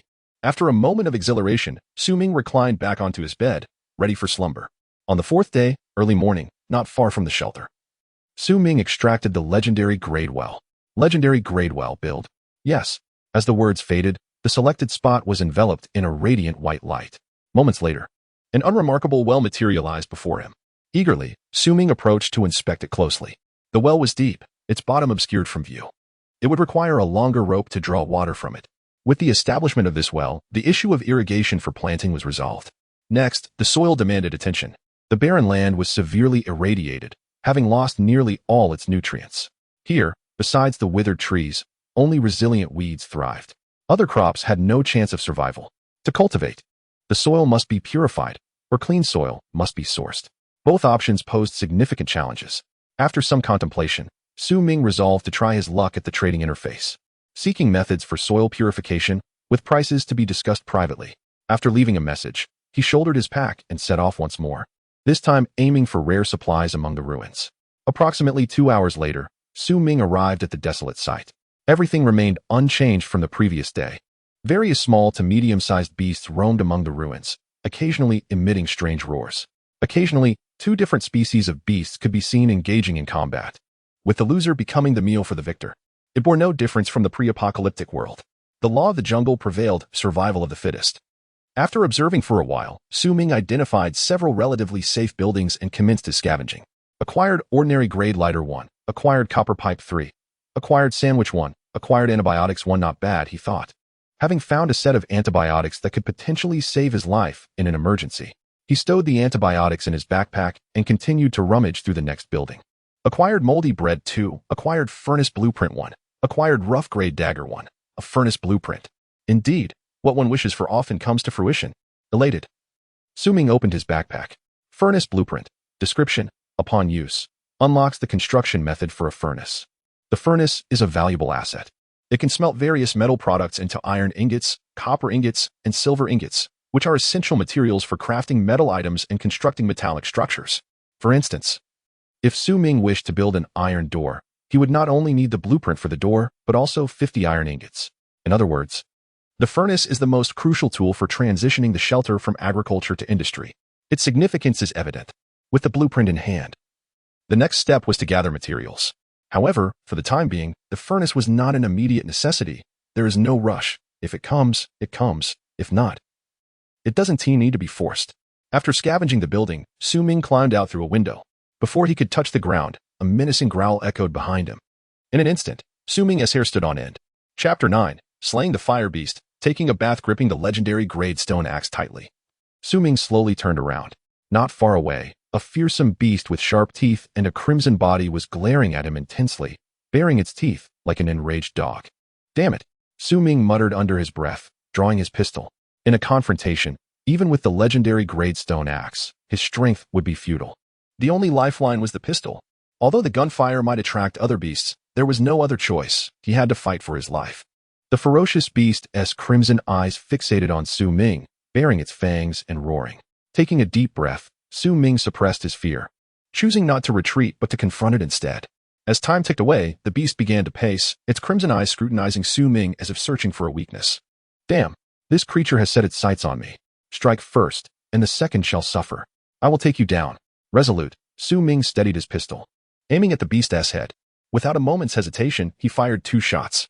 Initially, he felt a twinge of nervousness, but soon he adapted. The pistol remained trained on the ferocious beast. The beast howled in agony as the bullet struck its head, becoming even more frenzied, its crimson eyes locked onto Su Ming. In the next moment, it lunged at him with all its might. Su Ming, undeterred, aimed at its skull and fired 3 more shots. The first 4 bullets lodged in its bones, but the 5th pierced its cranium, delivering a lethal blow. With a dull thud, the beast plummeted from the air, crashing to the ground and kicking up a cloud of dust. Damn, Su Ming cursed through clenched teeth, his face set in grim determination. After slaying the ferocious beast, he chose not to flee immediately. Instead, he retrieved the legendary grade stone axe and approached the carcass to begin dissection. At this moment, the surrounding beasts were drawn to the commotion, observing Su Ming from a distance with glimmering eyes. Su Ming noticed the activity around him but displayed no fear. Instead, he severed the head of the ferocious beast, hoisting it and roaring at the watching creatures. I still have 5 bullets left. Come at me if you dare, and I'll take you all down with me. The surrounding beasts, startled by this display, instinctively took a few steps back. Yet, they did not leave, remaining in place to observe Su Ming. Unfazed, he continued his dissection. At this juncture, fear was futile. It was far better to face the situation with composure. Acquired fire beast hide 1, acquired fire beast head 1, acquired fresh meat 30, acquired fire beast bones 30, acquired fire beast blood 10, acquired fire beast heart 1. The fire beast was as large as a lion. In mere moments, only a pool of blood and some entrails remained. Su Ming meticulously scavenged every bone and organ, leaving nothing behind. With so many beasts watching, he could no longer continue scavenging. It was time to return. He would come back in a few days. Surveying his surroundings, one hand gripping the pistol and the other holding the fire beast's head, Su Ming rose slowly. After casting a glance at the lurking creatures, he strode confidently out of the ruins, displaying no signs of trepidation. At this moment, caution was futile. The slightest hint of fear would incite the beasts to attack, tearing him apart. The less he regarded them, the safer he would be. Thus, Su Ming departed the ruins, brazenly carrying the fire beast's head. The various creatures watched him leave, several contemplating an attack, yet hesitating upon seeing the severed head. They could not gauge the strength of this bipedal creature. Ultimately, they allowed him to pass. On the other side, Su Ming walked a considerable distance before daring to stop. He glanced back over his shoulder, relieved to see no beasts had followed. With a sigh of relief, he collapsed to the ground, surviving by the skin of his teeth. Recalling the events that had transpired, a wave of apprehension washed over him. Had he shown even the slightest hesitation, the current version of myself has long since become fodder for the monstrous beasts. Thankfully, I won the gamble. Sitting on the ground, Su Ming took a moment to regain his composure and began to reflect on the errors he had just committed. After thoroughly scavenging the house, he should have first observed the surrounding environment to ensure it was safe before departing. A moment's relaxation could lead to fatal consequences, as exemplified by this experience. The past few days had gone smoothly, but this incident served as a stark reminder: one must never let their guard down. After resting for a while, Su Ming rose again, stowing away the head of the fire hound in his backpack and continuing on his journey. At last, he had returned. Gazing upon the shelter before him, tears welled up in his eyes. The feeling of having narrowly escaped death was overwhelming. Pushing open the wooden door and stepping inside, he suddenly realized that he was covered in blood. Its foul stench was nauseating. I cannot bear this. I need a shower. Otherwise, I won't be able to sleep a wink tonight. Approaching the well, Su Ming constructed a wooden bucket from planks.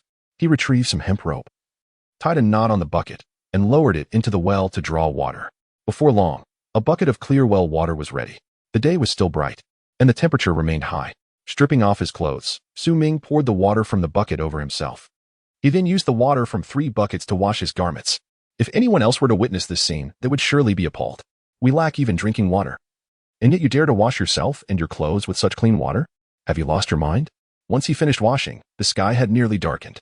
He returned to the shelter, retrieved his freshly laundered cotton clothes, and placed them by the campfire to dry. Wrapping himself in a blanket, he began to sort through the spoils of the past few days: antibiotics, blueprints for constructing a furnace, various seeds, salt, a barbecue grill, a dagger, a blower, bread, sandwiches. Each item would fetch a handsome price in the trading market. Additionally, there was the blood and flesh of the firehound. The meat would undoubtedly be roasted for consumption. While the blood and bones were still undecided in their use, for now, he would simply keep them. Having organized his haul, Ming built a new campfire, placed the grill atop it, and began to roast the meat. This time, he refrained from adding salt. The pieces of meat would be stored for later.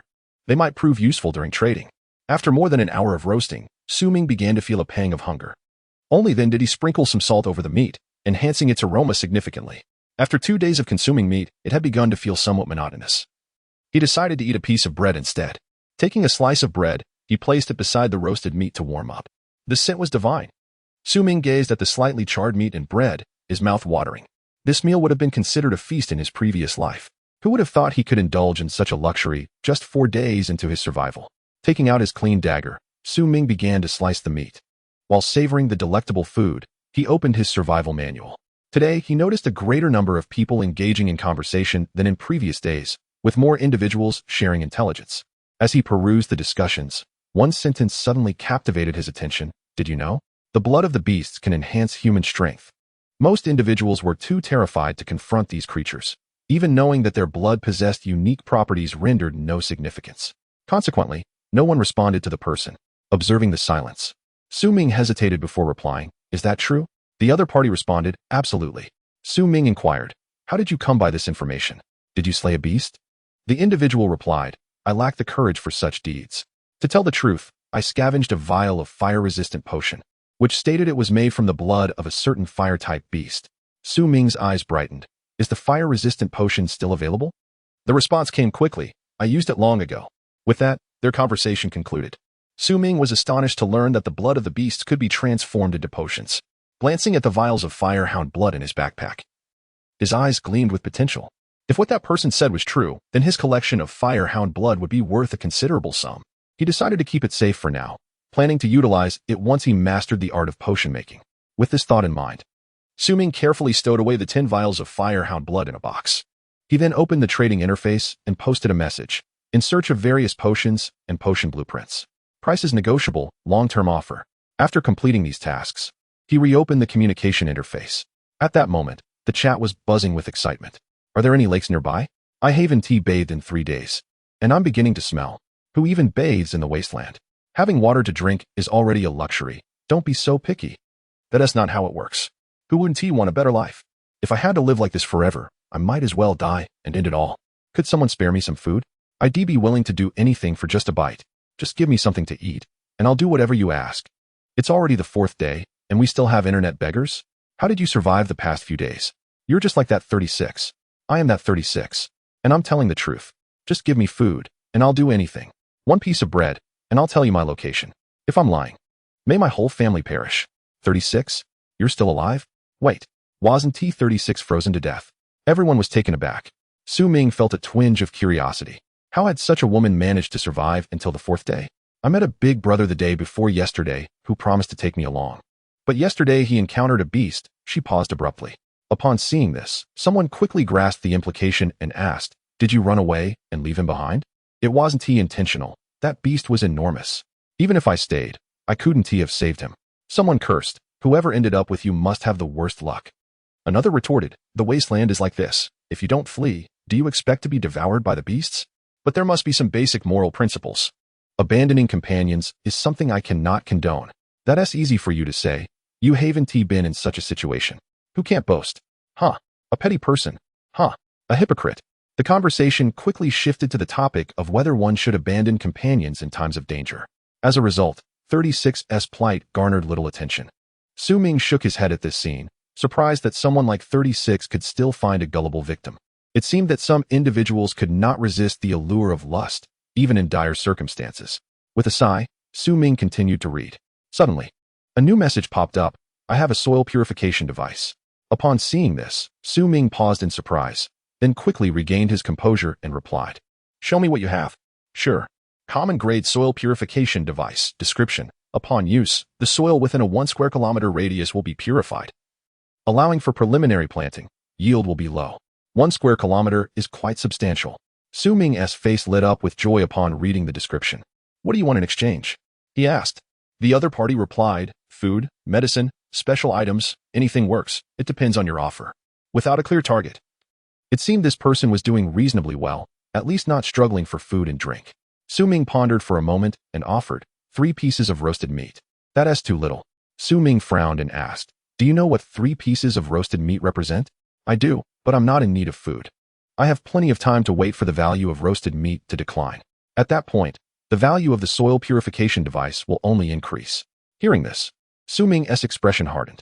It appeared he had encountered a worthy opponent. So, you possess more than 1 soil purification device? He queried. A person who lacked for food had no reason to sell such a valuable item, if they were willing to part with it. It indicated they possessed more than 1 similar item. Selling one is inconsequential. Indeed, the other party replied, I have something better. Upon hearing this, Ming smiled and responded, I can provide you with water. The other party appeared momentarily stunned, taking a while before replying, the value of water will only diminish, perhaps even less than roasted meat. Ming clarified, I am not offering just a bottle of clean water, but a substantial amount, enough to irrigate your fields. Upon hearing this, the other party fell into silence. After a considerable pause, they asked, where did you acquire such an abundance of water? Ming replied, that is not your concern. You only need to know that I can provide a stable water source, and that suffices. The other party insisted. I want you to supply me with water for a month. Ming countered, I shall provide it for 3 months. Initially taken aback, the other party curiously inquired, why? Ming smiled gently and explained, because you possess great capability, and I enjoy befriending individuals like you. Most importantly, I believe you will acquire more valuable items in the future, and when the time comes for trade, I hope you will consider me first. The other party fell silent once more. Just when Ming thought he had encountered an impasse, a message arrived. It contained a mere single word, good. Seeing those 4 letters, Ming's lips curled into a smile as he replied, pleasant cooperation. In a nearby shelter, a strikingly beautiful woman with long legs gazed at the large barrel of water she had just acquired through trade, her expression intricate. Deep down, she was reluctant to engage too much with others, as she understood that her appearance and physique were a double-edged sword, capable of causing her harm if not handled carefully.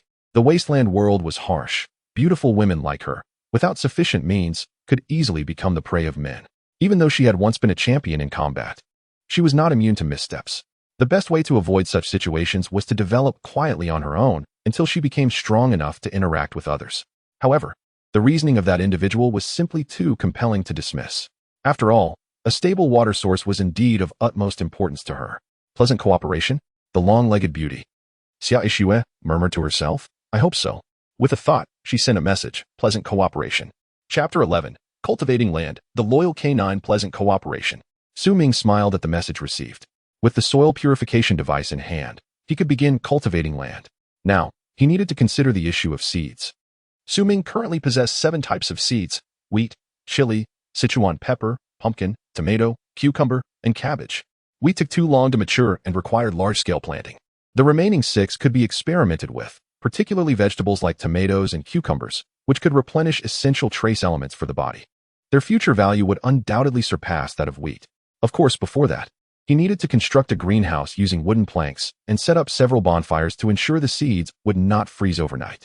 Although Ming had never farmed before, his major in university was biological sciences, giving him a fair understanding of crops. A square kilometer of land sounded vast, but once divided into 9 portions, it became quite limited. He still needed to procure more soil purification devices in the future.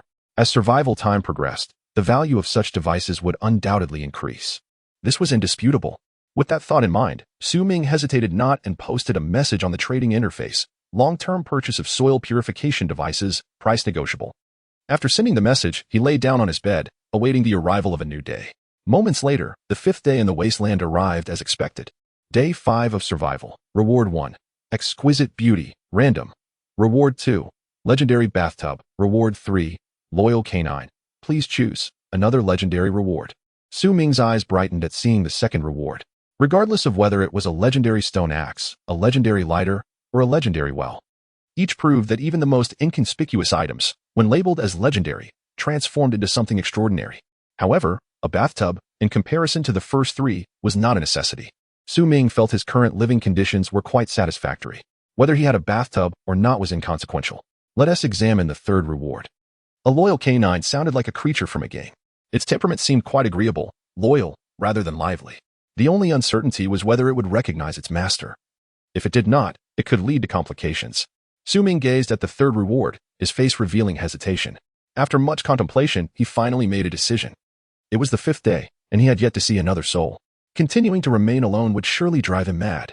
Having a pet for companionship would undoubtedly ease his mind. A loyal pet was rare to come by, and who knew when the next opportunity would arise. Most importantly, a loyal nature meant that even if it did not recognize him as its master, its aggression would likely be minimal. With this thought, Su Ming steeled his resolve. Regardless, he would take the plunge. I choose reward 3, the loyal canine. Obtain loyal canine, loyal, description, a descendant of the giant wolf Fenrir, typically living in packs, highly intelligent, and possesses strong attack power. Status, healthy, skill. 1. Canine language. The description of the loyal canine was lengthy, but before Su Ming could fully absorb it, he heard a howl beside him. Turning his head, he was startled to see a giant wolf over a meter long, currently lying beside his bed and howling to the heavens. Goodness, it was enormous. Su Ming instinctively drew his handgun, gripping it tightly. Only with the firearm did he dare to observe the loyal canine closely. Its dark gray fur was clean and well-groomed. The impressive physique made one's heart race at first glance. Its sharp claws seemed capable of effortlessly tearing through everything in the shelter. This loyal canine was even more formidable than Su Ming had imagined. He exhaled a deep breath as he looked at the loyal canine. At that moment, the canine also noticed Su Ming. With a characteristic howl, the over a meter-long canine seemed to perceive Su Ming's forced calmness. It did not approach immediately. Instead, it flipped onto its back, exposing its belly. Su Ming understood that the belly was the wolf's most vulnerable area. By voluntarily exposing it, the canine signified submission. The loyal canine was indicating that it recognized Su Ming as its master and had surrendered to him. Seeing this scene, Su Ming suppressed his inner fear and approached to gently stroke the canine's belly. In the next second, the loyal canine suddenly flipped back over, pouncing onto Su Ming, licking him frantically with its tongue. It was important to note that this loyal canine was over a meter long, far surpassing the typical gray wolf. Even though Su Ming was strong, he could hardly withstand its force. In no time, Su Ming's face was covered in the canine's saliva. Finally, unable to contain himself, Su Ming exclaimed, "Get off!" Upon hearing the command, the loyal canine paused momentarily before climbing off Su Ming and lying on the ground, looking utterly dejected.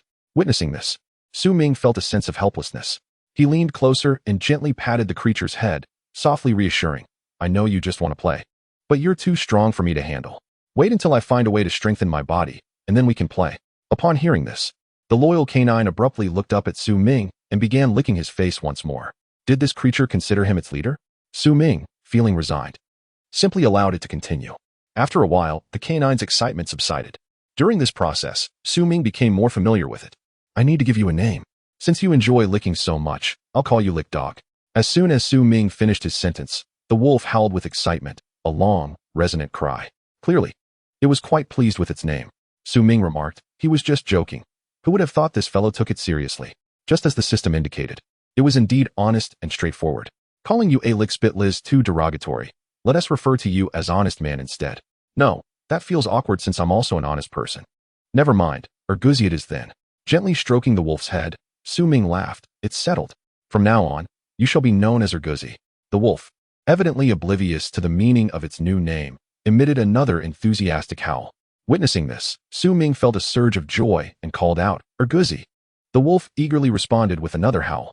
Su Ming couldn't help but chuckle. Urguzi was obedient, handsome, capable of fighting, and could be ridden, far superior to any exquisite beauty. What a worthy reward. Su Ming gazed at Urguzi, his face adorned with a satisfied smile. Urguzi looked at Su Ming, grinning broadly in return. "All right. We need to gather supplies tomorrow, so let us get some rest." Su Ming retrieved a new blanket from his backpack and draped it over Urguzi. He gently patted the wolf's head, saying, "Good night, Urguzi." Understanding Su Ming's words, the wolf lay down obediently, closing its eyes to sleep. Seeing this, Su Ming returned to his bed and drifted off as well. The night passed in silence. The following day arrived.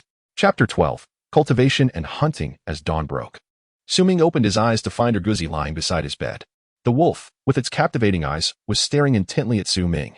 They shared a moment of mutual gaze, one human and one wolf, locked in a silent stare before Su Ming finally broke the silence. Good morning, Erguzi. With a joyful howl, Erguzi circled around the bed, clearly having awakened long before, but remaining quiet to avoid disturbing Su Ming. A wave of warmth washed over Su Ming as he smiled at the scene. He then took out a piece of roasted meat from his backpack and placed it in front of Erguzi. You didn't eat last night, did you? You must be hungry. Upon seeing the meat, Erguzi's mouth watered uncontrollably. Yet, instead of eating, it pushed the meat towards Su Ming with its paw, making pleading gestures. Oh well. It was evident that Erguzi wanted Su Ming to eat first. Amused by this display, Su Ming reached out to stroke the wolf's head, saying, I'm not hungry. This piece of roasted meat is for you. Please, go ahead. Erguzi still hesitated, tilting its head in confusion, seemingly unable to comprehend why its master would forego such delicious food. Noticing Erguzi's bewilderment, Su Ming retrieved another piece of roasted meat from his bag, reassuring. Don't worry, I have more. You can eat without concern for me. Upon hearing this, Erguzi felt reassured and began to eat with gusto. While it took Su Ming over half an hour to consume his portion, Erguzi finished its meal in under 10 minutes, letting out a satisfied howl afterwards. Su Ming, witnessing this, was taken aback. He hadn't anticipated Erguzi to have such a hearty appetite. At this rate, the firehound meat would not last long. After the cultivation, a trip to the ruins would be essential. Otherwise, he and Erguzi would soon be left to fend for themselves. The previous day's encounter with the firehound had left a significant impression on Su Ming. However, it also imparted a vital lesson. The exotic beasts were not as terrifying as he had imagined. Like any creature, they felt pain and fear. Strike at their vulnerabilities, and they would perish just the same. Of course, this also had to do with the fact that his encounters thus far had been with medium and small-sized beasts. He had yet to face any truly colossal creatures, such as a three-headed lion larger than an elephant or bats the size of a human. With a handgun and Erguzi by his side, as long as he avoided the larger beasts, there was no need for fear. In fact, once the furnace emerged, he could even hunt exotic beasts alongside Erguzi, thereby resolving any concerns regarding the wolf's sustenance. With this thought, Su Ming no longer worried about food. He stood up, pushed open the wooden door, and stepped outside. Hunting could wait a few days. For now, the matter of cultivation needed addressing. Erguzi, seeing Su Ming leave, hurriedly followed suit. Outside the shelter, Su Ming began searching for suitable land for cultivation. The land could not be too far from the shelter, as tending to the crops would become cumbersome. Yet, it also could not be too close, to avoid attracting unwanted attention. Proximity to a water source was another consideration. It should not be too distant.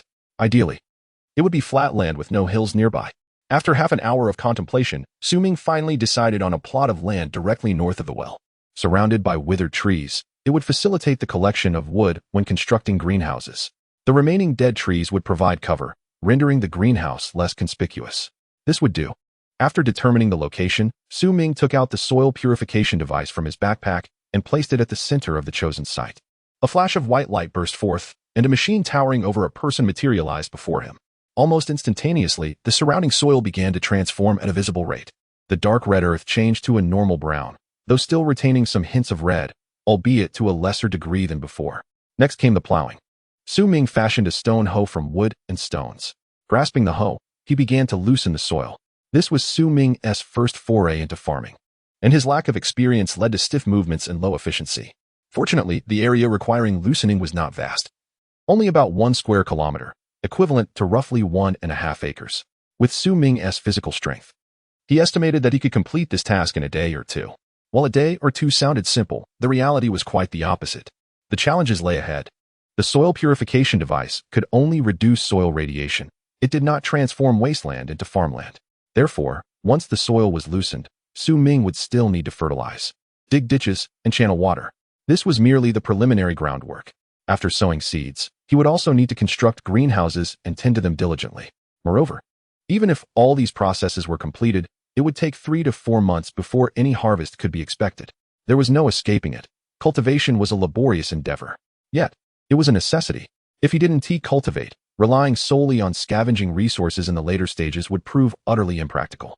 Of course, If one wished to become a wasteland marauder, thriving on pillage and chaos, that would be an entirely different story. With the hoe in hand, Su Ming worked tirelessly from morning until noon, managing to loosen only a third of the soil. Erguzi sat nearby, quietly observing Su Ming's labor. Ah, how exhausting. As afternoon approached, Su Ming set down the hoe and stretched his weary body, feeling aches throughout. Erguzi, noticing Su Ming taking a break, rushed over, circling around him, hoping for a few affectionate pats. Su Ming, seeing the wolf, felt a surge of irritation. I've been laboring tirelessly from dawn till dusk. And you're just sitting there watching? He resolved to construct a wooden plow shortly, intending to put Erguzi to work as well. Patting Erguzi's head, Su Ming said, Erguzi, once I've made the wooden plow, I'll teach you how to till the soil. Upon hearing this, Erguzi paused in surprise, then suddenly dashed away like a swift cheetah, disappearing in an instant. Taken aback, Su Ming exclaimed, was it really that serious just to ask you to work? Staring blankly as Erguzi vanished from view, Su Ming soon realized what had transpired and erupted in frustration. You run off when asked to work. What loyalty is this? Su Ming discarded the hoe he had been wielding and sat down on the ground, his face marred by a profound sense of frustration.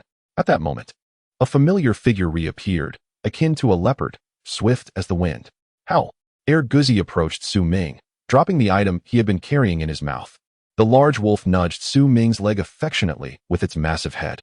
Su Ming paused, glancing at the object Erguzi had discarded. Was this a strange beast? Upon examining it closely, a look of astonishment crossed Su Ming's face. How? Erguzi continued to nuzzle Su Ming's leg. However, Su Ming had no time to indulge him. We'll play later. I have pressing matters to attend to, he replied to Erguzi, hastily retrieving his dagger to begin dissecting the beast he had hunted. Acquired complete gray mouse hide. 1. Acquired gray mouse blood. 3.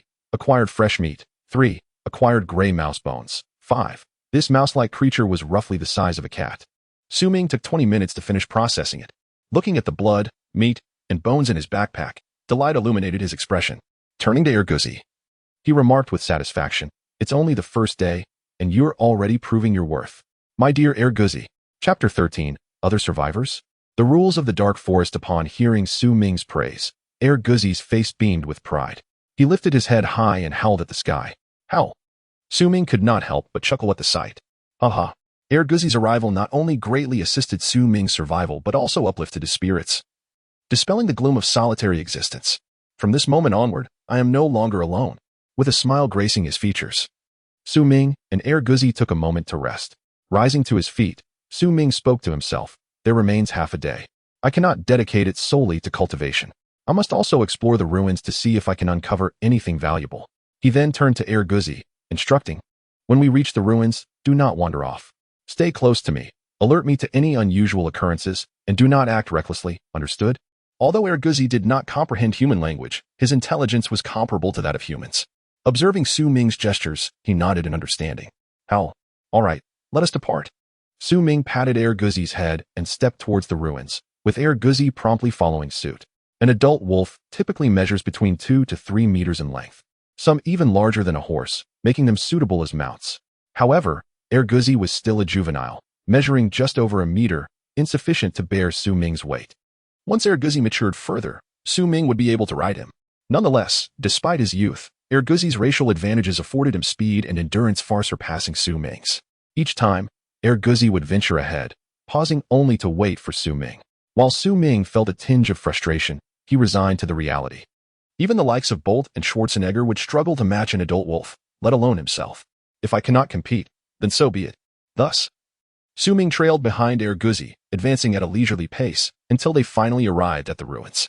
Having experienced the firehound incident the previous day, Su Ming was more cautious than before. He stood still for a moment, observing his surroundings to ensure no large beasts lurked nearby before cautiously approaching a building.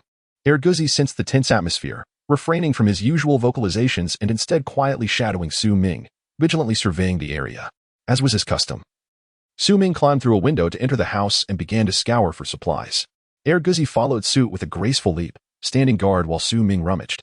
The duo worked in harmony, each fulfilling their role with seamless cooperation, making it seem as though they had collaborated previously. Acquired shell casings. 3. Acquired herbal antibiotics. 1. Acquired a bottle of autumn chrysanthemum tea. 1. Acquired an anvil. 1. While the effectiveness of herbal antibiotics could not compare to that of true antibiotics, They were still valuable for saving lives. An anvil. To Su Ming's surprise, he had discovered an anvil in the very first house. Glancing at the items in his backpack, a smile broke across his face. To craft a furnace, 4 components were necessary: a blower, an anvil, a crucible, and a mold. With the blower and anvil secured, only the crucible and mold remained. Once he acquired a furnace, the iron blocks and lamp bases he had collected would finally serve a purpose. Today was fortuitous. He had already found 2 excellent items. If he could search a few more houses, it would be splendid to gather all the components for the furnace today. Encouraged by this thought, Su Ming eagerly moved towards the next house. Acquired moldy bread. 1. Acquired iron door construction blueprint. 1. Acquired a bottle of clean water. 3. The iron door construction blueprint was decent.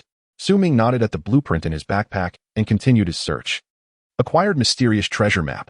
1. Acquired blank paper. 3. Acquired ordinary grade leather. 1. What could this mysterious treasure map be? This was Su Ming's first encounter with such an item. Curiosity piqued, he opened his backpack to examine it. Mysterious treasure map. Description: a mysterious treasure map, detailing the location of buried treasure. The treasure may bring you surprises, may bring you fright, or, of course, may lead to your demise. So, the so-called treasure might not be anything good? Su Ming furrowed his brow slightly as he contemplated the treasure map. After a moment's hesitation, he stored the map away, muttering to himself, "I'll hold on to this for now. If no one wants it, perhaps one day I'll investigate it myself." Having secured the treasure map, Su Ming moved on to the next house. Upon entering, he navigated to the bedroom with practiced ease, sifting through one wardrobe after another. Typically, bedrooms and studies are where one is most likely to discover valuable items. While other areas may occasionally yield treasures, the chances are slim. Having found good items in the previous 2 houses, he wondered what this house might yield. Su Ming opened a wardrobe, only to be taken aback at the sight inside. There was nothing. Generally, one would expect to find at least some items in a bedroom wardrobe, perhaps sheets of paper filled with writing, rough rags, or coarse clothing. These items hold little value, and Su Ming typically disregarded them. However, to find an utterly empty wardrobe was quite rare. This was somewhat unfortunate. He moved on to the next one. Approaching another wardrobe, he opened it, only to find it completely bare once more. Su Ming's surprise deepened, and his brow furrowed slightly, as if he had begun to realize something. Without pausing, he opened several more wardrobes in quick succession. Bedroom, study, kitchen, bathroom, living room, throughout the entire house, he could not find a single item.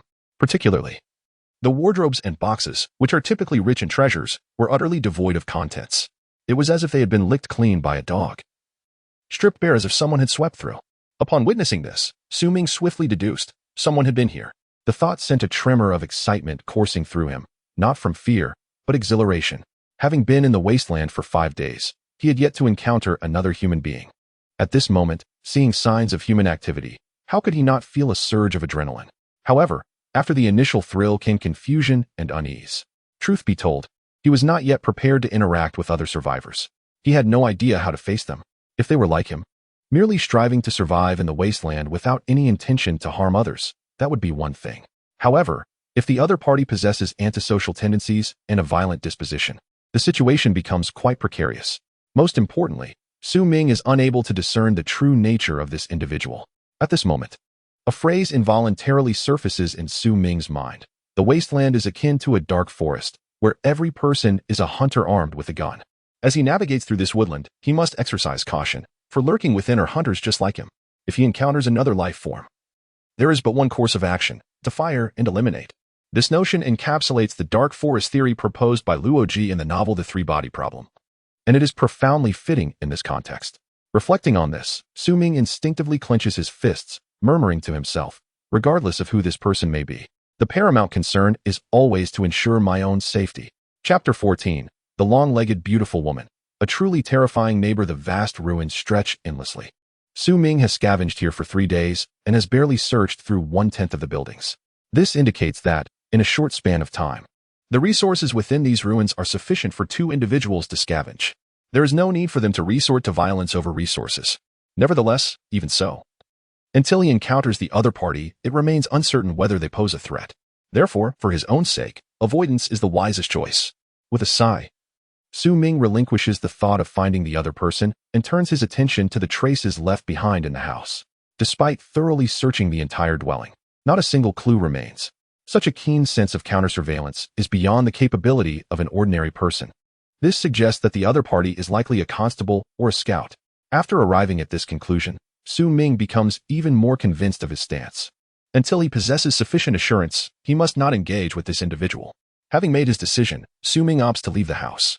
Just as he takes a couple of steps, a thought strikes him. He picks up a burnt piece of charcoal from the ground and writes on a wall, "You in the morning, I in the afternoon. Let us each scavenge separately and avoid disturbing one another." After finishing, he sets down the pen and turns to depart. Upon leaving the house, Su Ming does not choose to exit the ruins, but instead alters his direction and continues to scavenge. However, after a short while, he abandons this endeavor. He cannot help but dwell on the earlier events. In such a perilous place as the ruins, a restless mind equates to death. It would be wiser to leave sooner rather than later. Perhaps he would return the following day. After a moment of hesitation, Su Ming ultimately decides to depart. Guzi seems to sense a change in his master and willingly takes on the role of scout. With each step, it cautiously observes its surroundings. As they proceed, they encounter no trouble. Meanwhile, in the attic of a nearby house, the long-legged beauty, Xia Yixue, with her bright, captivating eyes, is intently watching their retreating figures. Once they are out of sight, Xia Yixue descends from the attic. Within just 5 days, she has tamed a formidable beast. Being neighbors with such a person is indeed unsettling. If it becomes too much, perhaps she should seek another ruin to avoid any interactions. After a moment of contemplation, she resolves, a man who can tame a beast in just 5 days must possess strength far beyond what he appears to show. There is no need to risk enmity over a trivial matter of resources. Having made her decision, Xia Yixue begins to ponder the reason behind the man's departure. He left so conspicuously after arriving here. He must have noticed me as well. His bold exit suggests he feels invulnerable. Is he attempting to lure me into revealing myself? This individual is indeed formidable. Clutching this thought, Xia Yixue cautiously descends the stairs, taking each step with utmost care to avoid triggering any traps left by Su Ming. Upon reaching the bottom floor, she remains vigilant until her gaze lands on the writing on the wall, "You in the morning, I in the afternoon. Let us each scavenge separately and avoid disturbing one another." Xia Yixue's eyes narrow as she reads the inscription. She mutters to herself, "Indeed, he has discovered my presence." Given his evident superiority, why did he choose to refrain from confrontation and instead depart, leaving behind such a message? Is he fearful of injury? With such formidable strength and caution, it is no wonder he can tame beasts. Contemplating Su Ming's note, her expression grows pensive. After a moment, she resolves, since he has stated this, he is unlikely to go back on his word. She will heed his suggestion and come in the morning. As dusk falls, Su Ming has returned to his refuge. After securing the wooden door, he ignites a campfire, instantly illuminating the sanctuary. With practiced ease, he retrieves 2 pieces of roasted meat and places them on the grill, one sprinkled with salt, the other without. Awu, Guzi, with its luminous eyes, fixates on the meat on the grill, drooling uncontrollably. Meanwhile, Su Ming's thoughts drift back to the ruins. Despite being alone, he cannot help but consider the necessity of concealing his tracks. That person is truly terrifying. Having a neighbor like this is quite bothersome. Su Ming furrows his brow in sighs, wondering if the other has seen his message. He hopes so. If so, perhaps they can coexist peacefully. Otherwise, he would have to seek out another ruin. Suddenly, Guzi lets out a bark, interrupting Su Ming's reverie. He looks down and realizes the meat is nearly charred. Eat up, fill your belly so we can work tomorrow," Su Ming murmurs, placing the unsalted piece of roasted meat before Guzi. Awu, Guzi, with unbridled excitement, seizes the meat and devours it ravenously, disregarding its scalding temperature. By the time Su Ming has eaten half of his portion, Guzi has already cleaned its plate. With its big, expressive eyes, it gazes intently at Su Ming, not making a sound, merely watching him. Seeing this, Su Ming's face betrays a look of helplessness. "I'm truly afraid of you. Fine, here is another piece." He retrieves another piece of roasted meat, toasting it briefly before placing it before Guzi. Once again, Guzi lets out a bark and devours it voraciously. Equipped with a handgun and accompanied by Guzi, even if he were to encounter that individual, he should be able to prevail. He plans to return tomorrow. Exercising caution, there should be no issues. Su Ming is reluctant to abandon the ruins, for they are notably devoid of large beasts, making resource scavenging significantly more manageable than in other locations. After Guzi finishes eating, it lies down and begins to doze off. From morning till night, it has been quite busy, first watching over Su Ming, then hunting a gray rat, and finally serving as a scout in the ruins, ever vigilant of the surroundings. Though it may seem like it has done much physical labor, it is indeed quite exhausting, a sentiment Su Ming wholeheartedly understands. Therefore, he refrains from disturbing Erguzi, simply covering it with a blanket before returning to his own bed and opening the survival manual. The chat interface is as lively as ever, with information flowing rapidly. It appears that 36 has found a new ally, vigorously promoting him in the chat channel. Brother who is truly kind and strong. Joining him is undoubtedly the right decision. Trust me. 36, have you been abducted? This sounds nothing like you. No, as a weak woman, what use would I be for abduction? It's just that brother who is in desperate need of people around him, and I'm helping him spread the word. Is anyone willing to join brother who? Private message me, and I'll send you the coordinates. Huh, I have hands and feet, food and drink. Why would I follow someone I've never even met? What is so special about him? What advantages could one possibly gain from following him? Being alone is far more liberating and comfortable. Those who have survived until now are certainly not fools. From the messages sent by 36, it is evident that something is amiss. No one truly believes her. Despite 30SIX's incessant promotions, she garnered no attention and ultimately gave up. Others shifted their conversations to more intriguing topics, such as encounters with exotic beasts or discoveries of valuable items. Su Ming observed intently, hoping to glean useful information. Suddenly, a message popped up. I would like some seeds. Do you have any? Chapter 15. Alchemy Table and Potion Recipes. The message came from the individual dealing in the common soil purifier. Su Ming hesitated for a moment before responding. I do. What are you willing to trade? The other party inquired. What do you desire? Su Ming replied, crucibles, molds, blueprints, soil purifiers, and any special items you may have. The other party asked, are you looking to craft a furnace? Su Ming remained silent. They continued. I have the furnace blueprint. Su Ming replied, what a coincidence, I possess one as well. In a nearby shelter. Xia Yushua noticed this exchange, and her lips curled slightly in irritation. She asked, how many seeds can a crucible fetch? Su Ming pondered briefly before answering. 10 tomato seeds and 10 pumpkin seeds. Xia Yushua retorted, that is far too little. Su Ming responded, you may choose not to trade. This person surely knows how to provoke. Xia Yushua glanced at Su Ming's message, a flicker of discontent flashing in her eyes before she fell into contemplation. After a moment of reflection, she replied, deal. To her, seeds seemed far more tangible than the elusive furnace. Swapping a crucible for seeds was entirely acceptable. Crucible 1 traded for 10 tomato seeds. 10 pumpkin seeds. Transaction successful. Acquired 10 tomato seeds. Acquired 10 pumpkin seeds. Xia Yushua looked at the seeds in her backpack and sighed. If it hadn't been for that encounter during the scavenging of ruins, she wouldn't be in such a rush to cultivate. She could only hope that person would honor their agreement and allow her the morning to prepare. With that thought, she lay back down, closed her eyes, and began to rest. Not far away, Su Ming continued to browse the trading interface in search of intriguing items. It was now the 5th day of survival. Those who remained were anything but simple. The resources scavenged had become increasingly abundant. Legendary items, such as the legendary safe, had even begun to appear. Unfortunately, that individual's price was too steep for Su Ming to afford. Otherwise, he would have certainly considered purchasing it for storage. After all, each legendary item is exceedingly precious and rare. There were significantly more blueprints and designs available now, but sadly, they were of no immediate use to him. The demand for soil purifiers was high, indicating that the desire to cultivate was prevalent. A high-quality inflatable doll, purportedly to alleviate loneliness, was also available. During this browsing session of the trading interface, Su Ming was truly astonished by the plethora of peculiar items. He even stumbled upon someone peddling condoms, which left him utterly speechless. After a lengthy search, Su Ming finally found something that piqued his interest, the synthesis recipe for a strengthening potion. Rough grade strength potion synthesis recipe. Description: unlocks the synthesis method for rough grade strength potion upon use. With the presence of large exotic beasts, the longer one survives, the greater the demand for potions becomes. Mastering the manufacturing methods of potions early on would mean seizing a significant market advantage. If a monopoly could be established, one could secure a foothold in the wasteland without incurring substantial costs. This was a lucrative opportunity.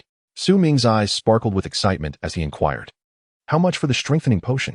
After a brief pause, the other party responded, 10 loaves of bread. Su Ming considered for a moment and asked, do you have any potions aside from the recipe? The other party replied, I only have 1 bottle of insight potion. If you want it, add 10 loaves of bread. Upon hearing this, Su Ming fell into deep thought. A piece of roasted meat was equivalent to 10 loaves of bread. Thus, 20 loaves of bread equated to merely 2 pieces of roasted meat. With 36 pieces of roasted meat remaining, he could easily afford the potion. However, due to the circumstances surrounding Erguzi, Those 36 pieces would not last a week. Exchanging 2 pieces of roasted meat for a potion and a recipe seemed somewhat excessive. After pondering, Ming stated, "Just the recipe. Let us proceed with the trade." The other party hesitated for a moment before responding, 30 loaves of bread. I also have a blueprint for constructing an alchemy table. I'll include it all. Initially, he had intended to keep the alchemy table blueprint. However, the materials required for its construction were simply too numerous. Given his current capabilities, it would take a month to gather everything, and surviving until then was uncertain. Thus, it seemed more prudent to sell it for food, potentially extending his life by a few days. After all, he hadn't eaten in 2 days. If he didn't consume food soon, he would starve. Seeing that Ming had yet to reply, the other party assumed his asking price was too high and hastily added, "To be honest, there is a large pharmaceutical factory nearby. If you have enough food, we could trade in the future. 10 loaves of bread for a blueprint for the alchemy table is a bargain." Ming, amused by this message, replied with a smirk, "You're on the verge of starvation, aren't you? Why else would you be trading such items for food?" In the shelter near the pharmaceutical factory, Qianhao felt a chill upon reading Ming's message, nearly succumbing to despair. He understood that, given his predicament, the other party would certainly drive a hard bargain. After a moment of hesitation, he gritted his teeth and declared, 20 loaves of bread for the synthesis recipe, the building blueprint, and the potion. That's my bottom line. It cannot be lowered." Ming replied, "I do not possess that many loaves. Not even 20 loaves?" Qianhao felt a wave of despair wash over him upon receiving this message. Ming continued, "But I have roasted meat. The market rate is 1 piece of roasted meat for 10 loaves of bread. I'll offer you 3 pieces of roasted meat. You decide whether to trade for bread." Previously on the brink of despair, Qianhao was suddenly filled with excitement upon reading this message. 3 pieces of roasted meat equated to 30 loaves of bread. This individual, seeing his predicament, not only refrained from driving a hard bargain but offered him an additional 10 loaves of bread. Why was he doing this? For what reason? Qianhao trembled as he asked. Ming smiled and replied, "It's simple. If you die, who will gather potions for me?" Upon reading this message, Qianhao found himself at a loss for words. Ming continued, "Rough grade potion recipe for 10 loaves of bread. Rough grade potion for 5 loaves of bread. Prices for common and fine grade are negotiable. How many recipes and potions do you possess? I will purchase them all." Purchase them all? Qianhao's heart raced with exhilaration upon reading Ming's message. He indeed had access to a large pharmaceutical factory nearby, but it was fraught with large exotic beasts, necessitating extreme caution during his scavenging efforts. This rendered his efficiency exceedingly low, and food was scarce within the factory. Other than a few useless potion synthesis recipes, he rarely found anything else. Logically, potion synthesis recipes should be in high demand. Even through trading, he could maintain his livelihood. However, potion synthesis required an alchemy table and materials such as beast blood and organs, resources that were nearly impossible to gather.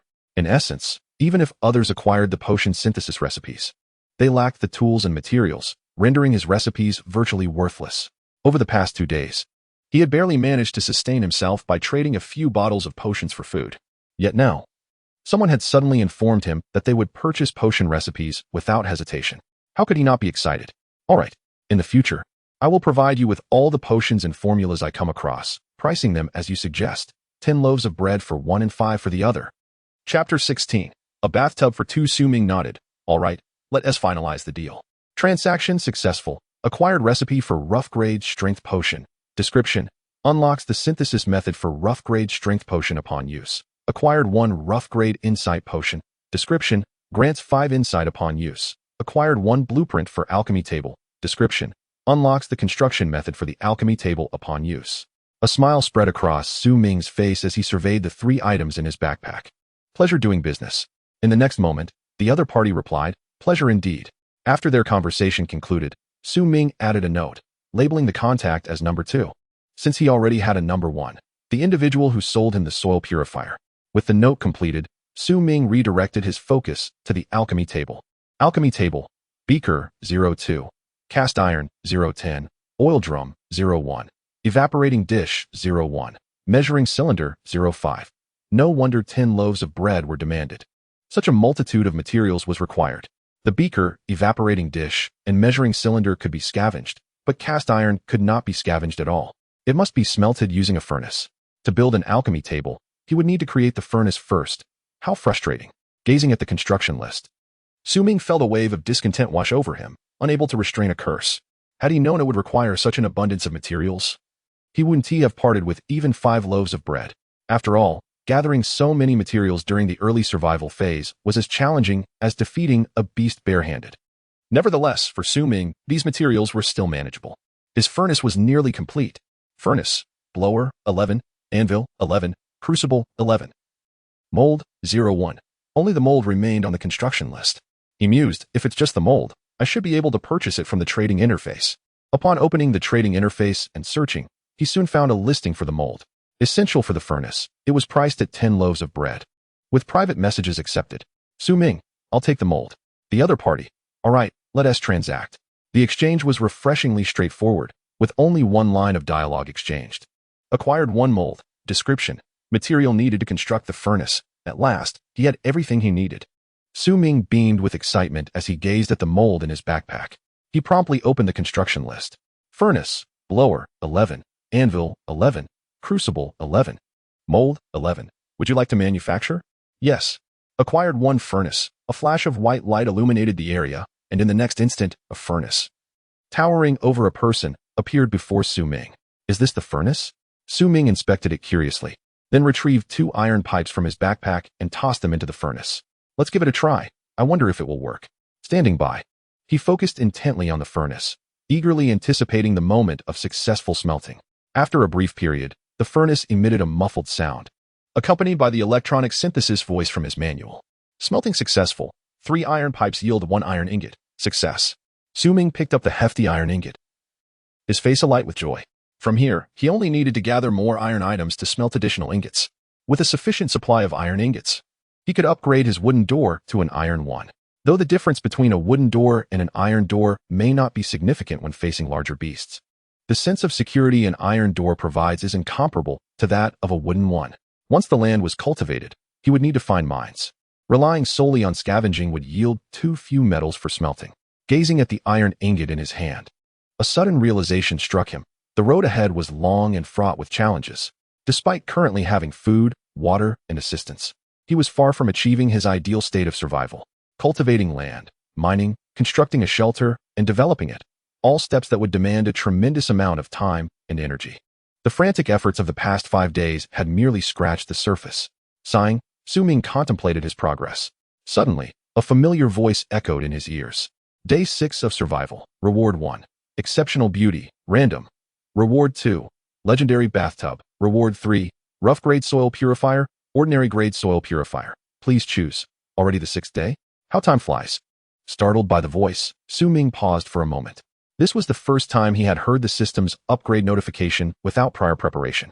Recovering from his surprise, he considered the 3 rewards presented by the system, pondering particularly over rewards 2 and 3. While the bathtub seemed to offer minimal assistance, it was, after all, a legendary item and must possess some merit. The soil purifier, on the other hand, had substantial utility, but even after upgrading, it would still only be an ordinary grade purifier, its impact minimal at best. A gamble. He would opt for the legendary item. Su Ming gritted his teeth and made his choice. I choose reward 2. Acquired 1 legendary bathtub. Description: a top-tier luxury. Only the finest survivors deserve to possess it. With another flash of white light, a bathtub large enough for 2 appeared beside the furnace. Su Ming's modest shelter suddenly felt cramped. Staring at the bathtub, his expression soured. It looked no different from an ordinary bathtub. Was it merely larger to accommodate 2 for bathing? As this thought crossed his mind, he furrowed his brow. He was tempted to heat a barrel of water and fill the bathtub to see what transformations might occur. However, after some consideration, he decided against it. He had never ventured outside at night and was unsure of the state of the wasteland after dark. It was undoubtedly safer to remain within his shelter. He resolved to heat water the following morning instead. Suppressing the urge to fetch water, he returned to his bed. After a long day, exhaustion washed over him, and he quickly fell asleep. A night of silence passed. The next morning, Su Ming awoke to find Erguzi wedged between the furnace and the bathtub, unable to move. A woo. Upon noticing Su Ming waking up, the creature looked at him with a face full of despair. Stay still. I'll carry you out. As Su Ming propped himself up, he attempted to stand, but the soreness in his muscles made him gasp. Ah, what a sensation, having never done farm work before. The day spent tilling soil had left him unaccustomed to the exertion. At that moment, he felt akin to a child in elementary school, punished by the physical education teacher to frog jump around the playground twice, equally sore, yet oddly satisfying. Gritting his teeth, Su Ming mustered the strength to rise from his bed. With all his might, he lifted Erguzi and pushed open the wooden door of the shelter. After setting Erguzi down, he stumbled and nearly fell to his knees. No way. I need to rest today. Sitting on the ground, he rubbed his calves and shoulders, his face contorted in discomfort. He realized that in his current state, he couldn't possibly work. If he ventured out to scavenge the ruins, encountering danger would make escape exceedingly difficult. Therefore, staying in the shelter to rest was the wisest choice for him at this moment. Had he known the workload would be so taxing, he would not have taken on so much. Ming let out a sigh and slowly rose from the ground. He then picked up a wooden bucket and made his way towards the well. After a hard-earned day of rest, he could not afford to squander this opportunity. He intended to boil some hot water for a relaxing bath. After 5 grueling days, he deserved a moment of indulgence. Chapter 17. A soothing bath among other humans. The water drawn from the legendary well was as clear as crystal, devoid of any impurities. It would be no exaggeration to say that it was cleaner than bottled mineral water. Ming had initially planned to take a hot bath, but upon lighting a bonfire, he suddenly realized he had no pot to boil water. Using an empty can would take an eternity. Thus, he decided to pour the cool water directly into the bathtub. The daytime temperature in the wasteland hovered around 30 degrees Celsius, so bathing in cool water was not an issue. With a splash, he poured the water into the tub. Stripping off his clothes, he eased himself into the water and could not help but emit a contented sigh. What bliss! As he reclined in the tub, he felt as if his very organs were being purified, a warm current flowing through him, nurturing his weary body. In just a moment, the soreness in his muscles began to dissipate significantly. Initially, Ming thought it was merely a figment of his imagination. However, as time passed, he gradually realized that his sensations were indeed real. His muscles were genuinely being relieved. Could it be that the purpose of this legendary bathtub was to alleviate fatigue? With a flick of his arm, Ming's face lit up with surprise. If that were the case, he had truly struck gold. Nearby, Erguzi watched him bathe with wide-eyed envy. Ming glanced at him and, after a moment of hesitation, climbed out of the tub. After dressing, he remarked, "You ought to wash off that blood. Hop in." His muscles were nearly restored, and lingering any longer in the bath seemed pointless. It was better to let Erguzi enjoy the soak since he would need the wolf to be in good shape for work later. Erguzi, upon realizing that his master was relinquishing the bathtub, widened his eyes in disbelief. With an excited howl, he leaped into the tub, luxuriating in the bath. With his paws resting on the tub's edge, he squinted his eyes in bliss, resembling a human in his delight. Seeing this, Ming shook his head and chuckled softly. The two of them had bathed for nearly half the morning. His initial plan to rest for the day faded away. There was work that needed to be done. Ming patted Erguzi's head, retrieved a piece of roasted meat from his backpack, and placed it before him with a smile, saying, "After your bath and meal, it's time to get back to work." Erguzi, still unaware of what had transpired, stared at the roasted meat, drooling in anticipation. Ming, amused by his eagerness, teased, "You glutton," and left him to his feast. He then took out 5 pieces of bread and began to eat. After 6 days of survival in the wasteland, Ming had unknowingly increased his appetite. Previously, he could manage only 2 or 3 pieces of bread in one sitting. But now he consumed 5 pieces and found himself only about 70 to 80% full. There was no choice. The more one ate, the more energy one could muster. With ample energy, one could accomplish even more tasks. This was part of Ming's adaptation to life in the wasteland. After finishing the bread and roasted meat, Ming set out with Erguzi to the cultivated fields. As per the previous day, they began by chopping trees and then loosening the soil. Of course, Ming did all the labor while Erguzi stood guard, ready to hunt any small beast that wandered near. If he caught something, that was splendid. If not, it was of little concern. With Erguzi on watch, Ming could work with peace of mind, his efficiency far surpassing that of working while constantly wary of other survivors. Once the day's farm chores were completed, Ming and Erguzi made their way toward the ruins. Regardless of the circumstances, scavenging could not cease. An hour later, as Ming gazed at the ruins before him, he felt an inexplicable sense of apprehension. He wondered if that individual from yesterday had noticed the markings he left behind. After a moment of hesitation, Ming gritted his teeth and moved forward.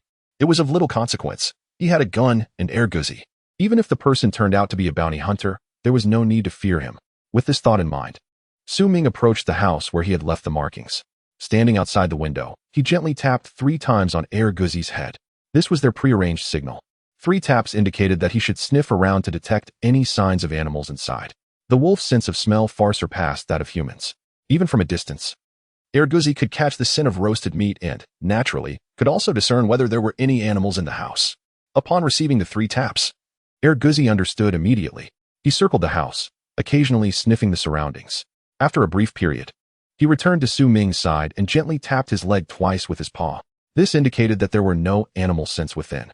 "Well done," Su Ming whispered in praise as he climbed over the wall into the house. Arriving at the wall where the markings were made, Su Ming stared at the content and was momentarily taken aback. A smile soon graced his face as he beheld a single character clearly written on the wall. Good. The handwriting was rough, resembling that of someone who had not received much formal education. Typically, bounty hunters and scouts graduated from specialized institutions and were well educated. Their handwriting would not be so poor. Could it be that he had misjudged? Was this person merely adept at counter-surveillance rather than being a bounty hunter or scout? Su Ming pondered over the writing on the wall, lost in thought. After a moment, he sensed something and furrowed his brow slightly. No. This person had intentionally written in such a crude manner. Was he afraid that others might deduce his identity from his handwriting? With this realization, Su Ming's frown deepened. After a brief moment, he shook his head. Never mind him. As long as he kept his word, there would be no further entanglement between them. It was pointless to overthink. Not lingering on the identity of the stranger, Su Ming climbed out of the window and began to scavenge within the ruins. Acquired rough-grade iron pot X1, acquired tool X1, acquired auto rifle blueprint X1, acquired iron fence construction blueprint X1, acquired fertilizer X2, after 2 hours of scavenging. These were the items he found. Today's luck seemed less than favorable. He had not discovered a single material for the alchemy table. With a sigh, Su Ming glanced at the contents of his backpack and then up at the sky. It was nearly dark. They had to return. Guzi, let us head home." He called to the watchful wolf, turning to leave. After taking a few steps, he suddenly noticed that Guzi had not followed. "Guzi?" Su Ming queried. Confusion etched on his face as he turned back. To his surprise, he found Guzi crouched low, vigilantly staring ahead, perfectly still, like a statue. Recognizing the gravity of the situation, Su Ming quickly reacted. Something was amiss. He hurriedly crouched down, concealing himself within the grass. Then he crawled forward, inching his way to Guzi's side. Following the direction of the wolf's gaze, he looked ahead and was taken aback to see 3 humans standing not far away from him. Chapter 18. The trio and the 3 giant lions. Su Ming took a deep breath, forcing himself to remain calm. He began to observe carefully. The 3 individuals before him consisted of 1 man and 2 women. The man possessed a robust physique, rippling with muscles, while the woman beside him was petite, reminiscent of a student. Another woman stood tall and graceful, resembling a model. In other respects, they appeared no different from ordinary individuals. However, it remained uncertain whether the 3 were survivors or natives. Su Ming gazed at them, curiosity etched across his face. The survival manual had mentioned the existence of natives in the wasteland, yet thus far, none had encountered them. If these 3 were indeed natives, Su Ming would be the first to meet them. With this thought, Su Ming raised an eyebrow. At that moment, the model-like woman seemed to sense something and turned her gaze towards Su Ming. Coincidentally, Su Ming was also observing her, and their eyes locked for a brief moment. After approximately 2 seconds, she averted her gaze. "Blast! I've been spotted." Su Ming's heart raced at this realization, and he hastily withdrew his pistol, gripping it tightly. Yet, the woman exhibited no reaction, continuing her previous actions as though she had not seen him at all. "Am I being ignored?" A line of frustration appeared on Su Ming's forehead. This was his first experience of being overlooked, and it felt quite unpleasant, especially with the woman's gaze, which mixed indifference with a hint of disdain, leaving him feeling somewhat nauseous. After all, he was human. Encountering an acquaintance in a foreign land should elicit a different response. Yet, if they were natives, such behavior might be expected. Reflecting on this, Su Ming turned his attention back to the trio, who had gathered together, exchanging a few words. Soon after, the other 2 glanced at Su Ming, mirroring the woman's earlier action. They too merely cast a fleeting glance before looking away, their expressions devoid of warmth. Ignored once again? Su Ming felt a twinge of helplessness. Sighing, he muttered to himself, "Well, being overlooked isn't the worst. At least it implies there is no danger." He then patted Guzi's wolf head, rising to depart. Just then, however, Guzi let out a sudden howl, showing no intention of getting up. Fear evident in his voice. "What's wrong?" Noticing Guzi's fright, Su Ming instinctively raised his gaze, only to be stunned by the sight before him. In the midst of the ruins, a lion had appeared, its size comparable to that of an elephant. Not only was it enormous, but it also bore 3 heads, each mouth gaping wide with sharp teeth clearly visible. Roar! The 3 heads unleashed a chilling roar that echoed throughout the area. Su Ming's heart quaked at the sight. A lion of such magnitude, no mere handgun could hope to defeat it, and even an anti-material rifle might struggle. If this lion set its sights on him, It would surely spell doom. I must flee. Air Guzzi, run. Su Ming reacted swiftly, grasping Air Guzzi's tail as he prepared to escape. Howl! Air Guzzi, caught off guard, appeared bewildered and remained rooted to the spot. Suddenly, a tremendous noise erupted behind them. Bang!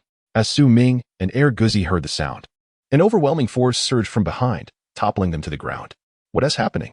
Su Ming scrambled to his feet, instinctively turning to see what had occurred. He was once again taken aback. The burly man stood defiantly before the three-headed giant lion, while the graceful woman had leaped into the air, landing behind it.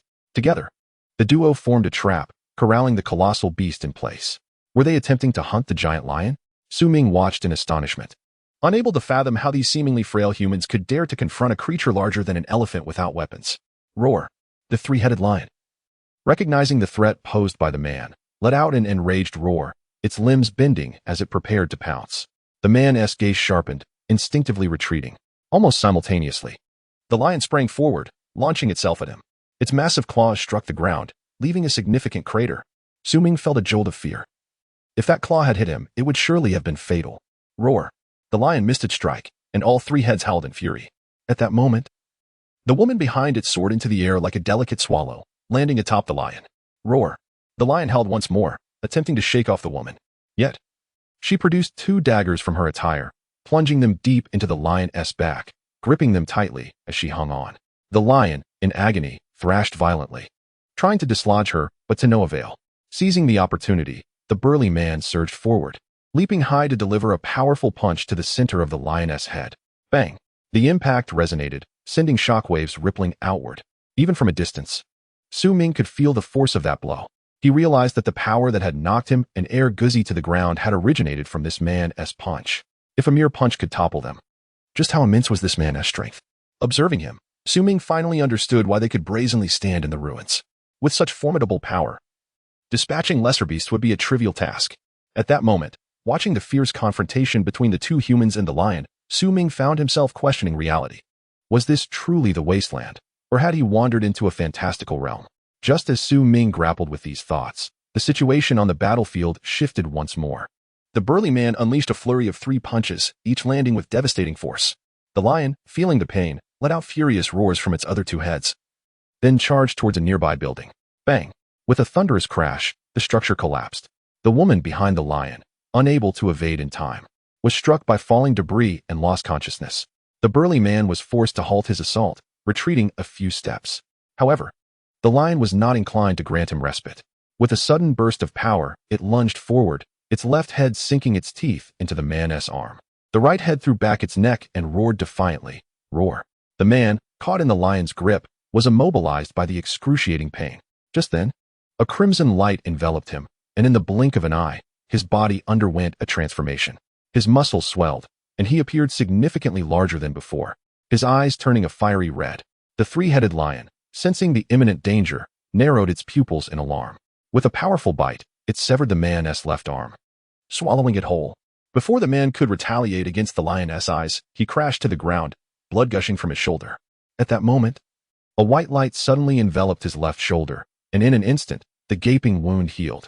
Without hesitation, the burly man sprang back to his feet, charging once again at the three-headed lion.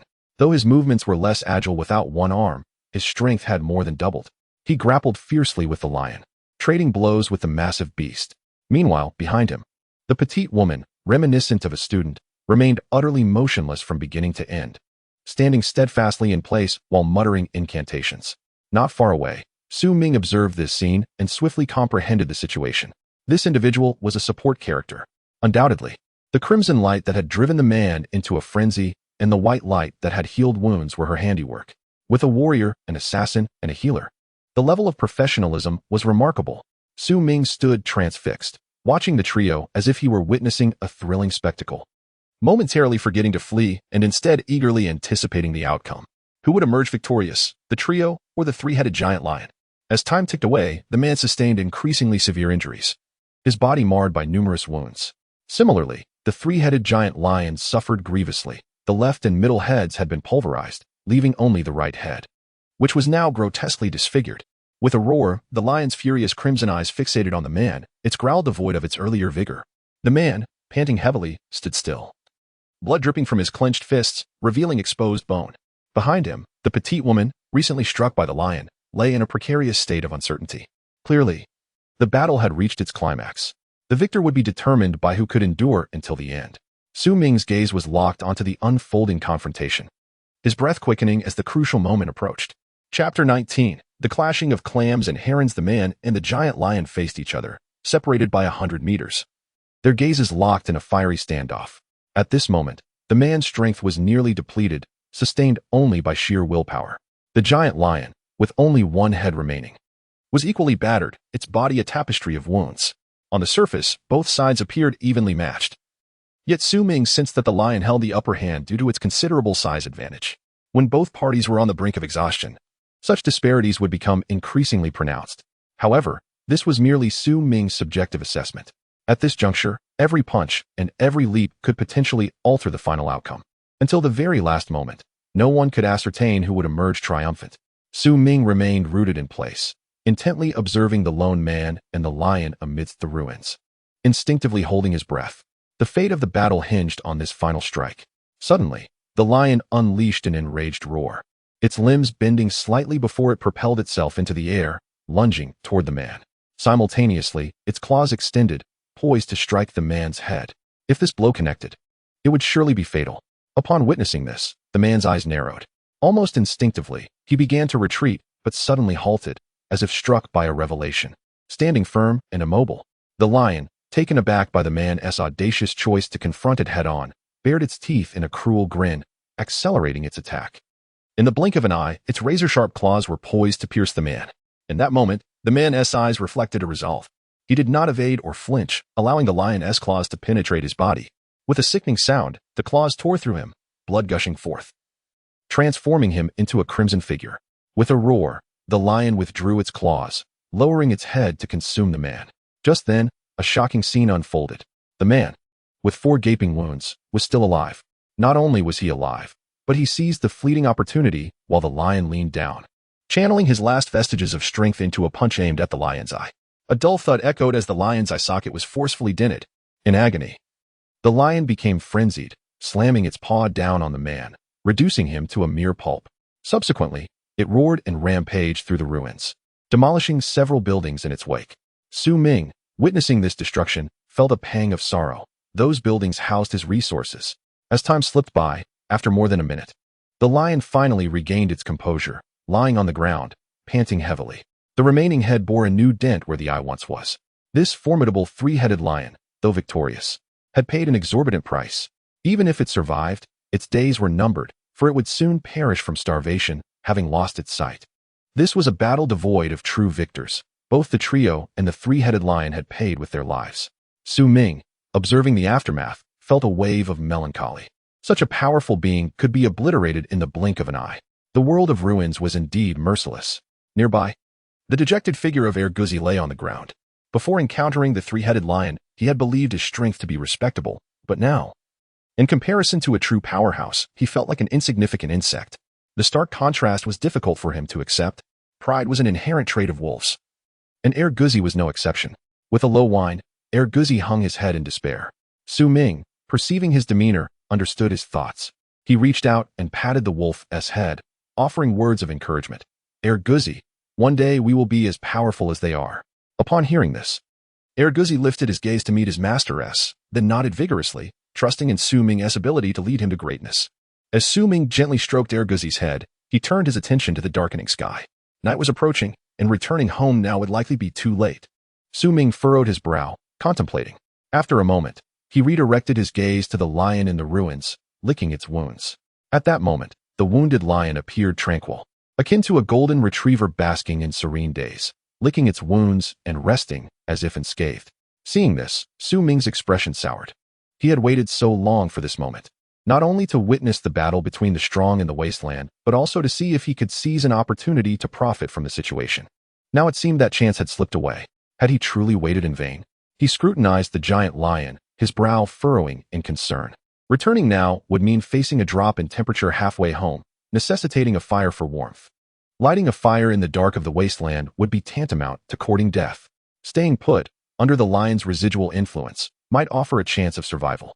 After a moment of deliberation, Ming resolved to remain. He would find a house that had not been demolished by the lion, light a fire to keep warm, and endure the night. As long as he did not provoke the lion, he should be safe. With this thought in mind, Ming patted Erguzi's head softly and whispered, "Stay close to me." Erguzi responded with a soft whine, rising from the ground to follow Ming closely. Cautiously, Ming navigated around the giant lion, arriving at a house located on the outskirts of the ruins. Using the materials he had gathered, he constructed a campfire and ignited it, instantly illuminating the interior. Moments later, night descended upon the wasteland.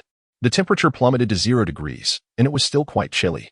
Ming took a deep breath, retrieved a prepared quilt from his backpack, and draped it over Erguzi. He then pulled on a cotton-padded jacket, barely managing to withstand the cold. Unexpectedly, his first venture outside the shelter at night was merely for the sake of curiosity. Leaning against the wall, Ming shook his head in self-deprecation. Beside him, Erguzi, wrapped in the quilt, lay silently on the ground. Time passed slowly, and outside, the house remained eerily quiet. Ming understood that this was due to the presence of the giant lion, which deterred other beasts from approaching. Were it not for the giant lion, the ruins would have been overrun by a cacophony of monstrous howls. It seemed his gamble had paid off, and Ming sighed, relishing the rare tranquility. However, at that moment, a sudden loud bang erupted from outside the house. Bang! Erguzi jumped in fright, nearly taking flight on the spot. Ming's heart raced, instinctively reaching for his handgun, gripping it tightly. After the noise, the ruins fell silent once more, as if nothing had occurred. Furrowing his brow, Ming wondered if the sound resembled something heavy crashing to the ground. Suddenly, a realization dawned upon him. Cautiously, he approached the window, aiming to catch a glimpse in the direction of the giant lion. Adjusting to the darkness, he discerned the scene before him in the dim moonlight. As he had suspected, the giant lion lay on the ground. Chapter 20. The little girl. The giant lion sprawled on the ground, its eyes sunken and stained with a mixture of blood and bodily fluids. Ming instantly assessed the situation. This creature would not survive the night. At that moment, the giant lion sensed Ming's presence and emitted a feeble whimper, which conveyed its agony. Once a sovereign of the wasteland, in its final moments, the lion bore a striking resemblance to an elderly soul on the brink of death, both bewildered and terrified. Ming gazed at the giant lion, a look of indecision crossing his face. His handgun could surely end its suffering. Should he grant it mercy? Ming wrestled with the choice of whether to kill the giant lion, not out of compassion, but because he feared that its indomitable spirit might endure until dawn. If that were to happen, complications would arise. Firstly, who could say whether the 3 hunters who had pursued the giant lion had any companions? Should they arrive to claim the lion's corpse, Ming's chances of reaping benefits would diminish. Furthermore, nearby survivors might also converge upon the ruins, particularly that individual from the morning who had demonstrated remarkable reconnaissance skills. Who knew if he would insert himself into the situation? Most critically, the sheer size of the corpse would require considerable time for dissection. By the time that task was completed, the beast would likely return. If he acted decisively, those issues would be resolved. By preemptively slaying the giant lion, Ming would secure an entire night for dissection, allowing him to leave with substantial gains by dawn. Yet, this path would also expose him to the risk of attracting other creatures. To act or not to act was a dilemma. Standing there, Ming deliberated for a long time before arriving at his conclusion. He would grant it mercy. Risk and reward are always proportionate. Without embracing risk, how could one expect to achieve reward? Had Ming not witnessed the formidable prowess of the indigenous people, he might have opted for a more cautious approach. After all, with his survival system, he had an inherent advantage over other survivors. As long as he remained alive, he would undoubtedly surpass them in the long run. However, now that he had witnessed the strength of the natives, his perspective had shifted. Sometimes, it is essential to embrace calculated risks for the potential of great rewards.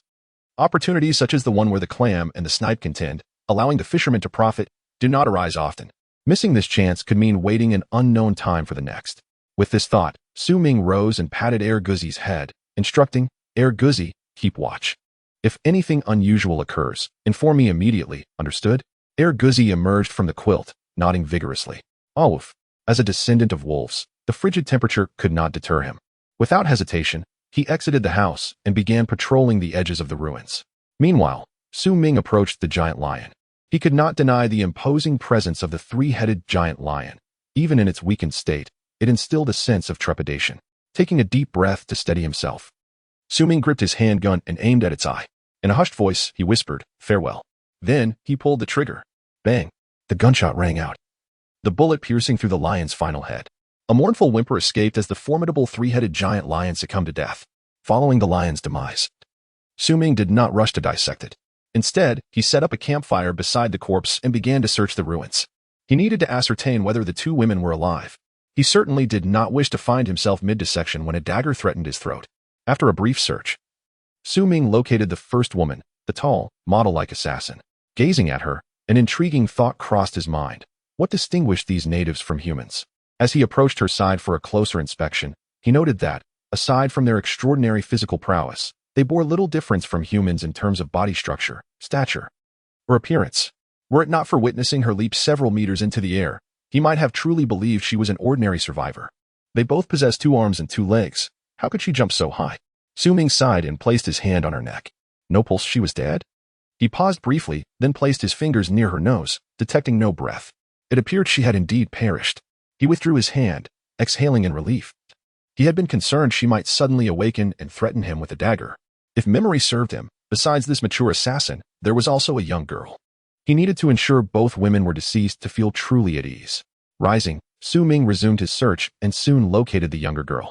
Although she was referred to as a lowly, that description was somewhat misleading, as she appeared to be around 18 or 19 years old enough for university on Earth. She was simply petite, with a cute appearance that gave her the semblance of a younger girl. As before, Ming extended his hand to her neck. The pulse was strong. She was still alive. Instinctively, he cast a glance at the young girl, his breath catching in his throat. At that moment, a dilemma presented itself. Should he kill her, erasing all traces of the incident, or disregard her, allowing fate to take its course? Alternatively, could he intervene and save her? Undoubtedly, the first option was the most prudent given the current circumstances. Eliminate potential threats and leave no loose ends. The second plan bears little distinction from the first. Given the current temperature, it won't be long before a living person succumbs to the cold. Ming chose to disregard her. Soon enough, she would perish. As for the third option, although it might yield some reward, the risks involved are far too great. Should any unforeseen circumstances arise, Ming could not bear the consequences.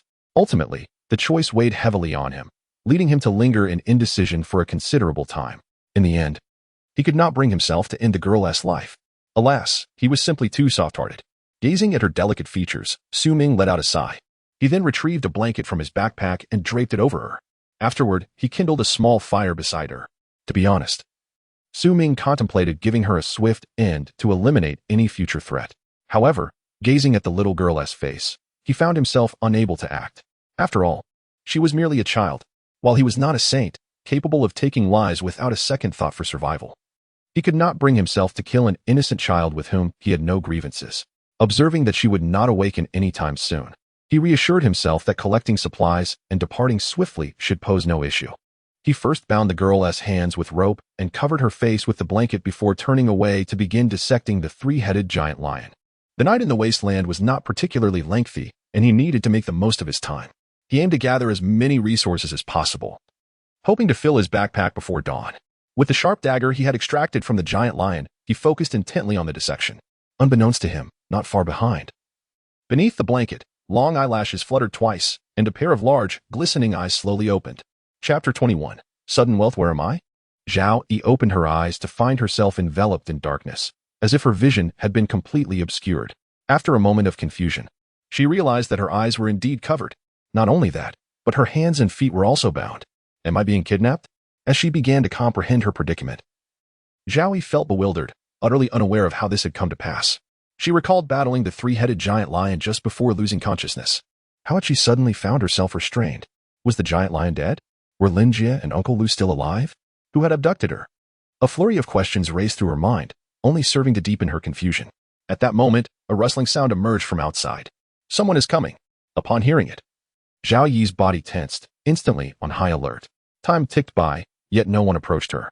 Nevertheless, the rustling grew increasingly frequent. Straining her ears, she listened intently. In mere moments, she deduced that someone was cutting meat. Given the duration and continuity, could it be the 3-headed giant lion? Only a creature of such magnitude would yield so much flesh. As this thought crossed her mind, her expression shifted.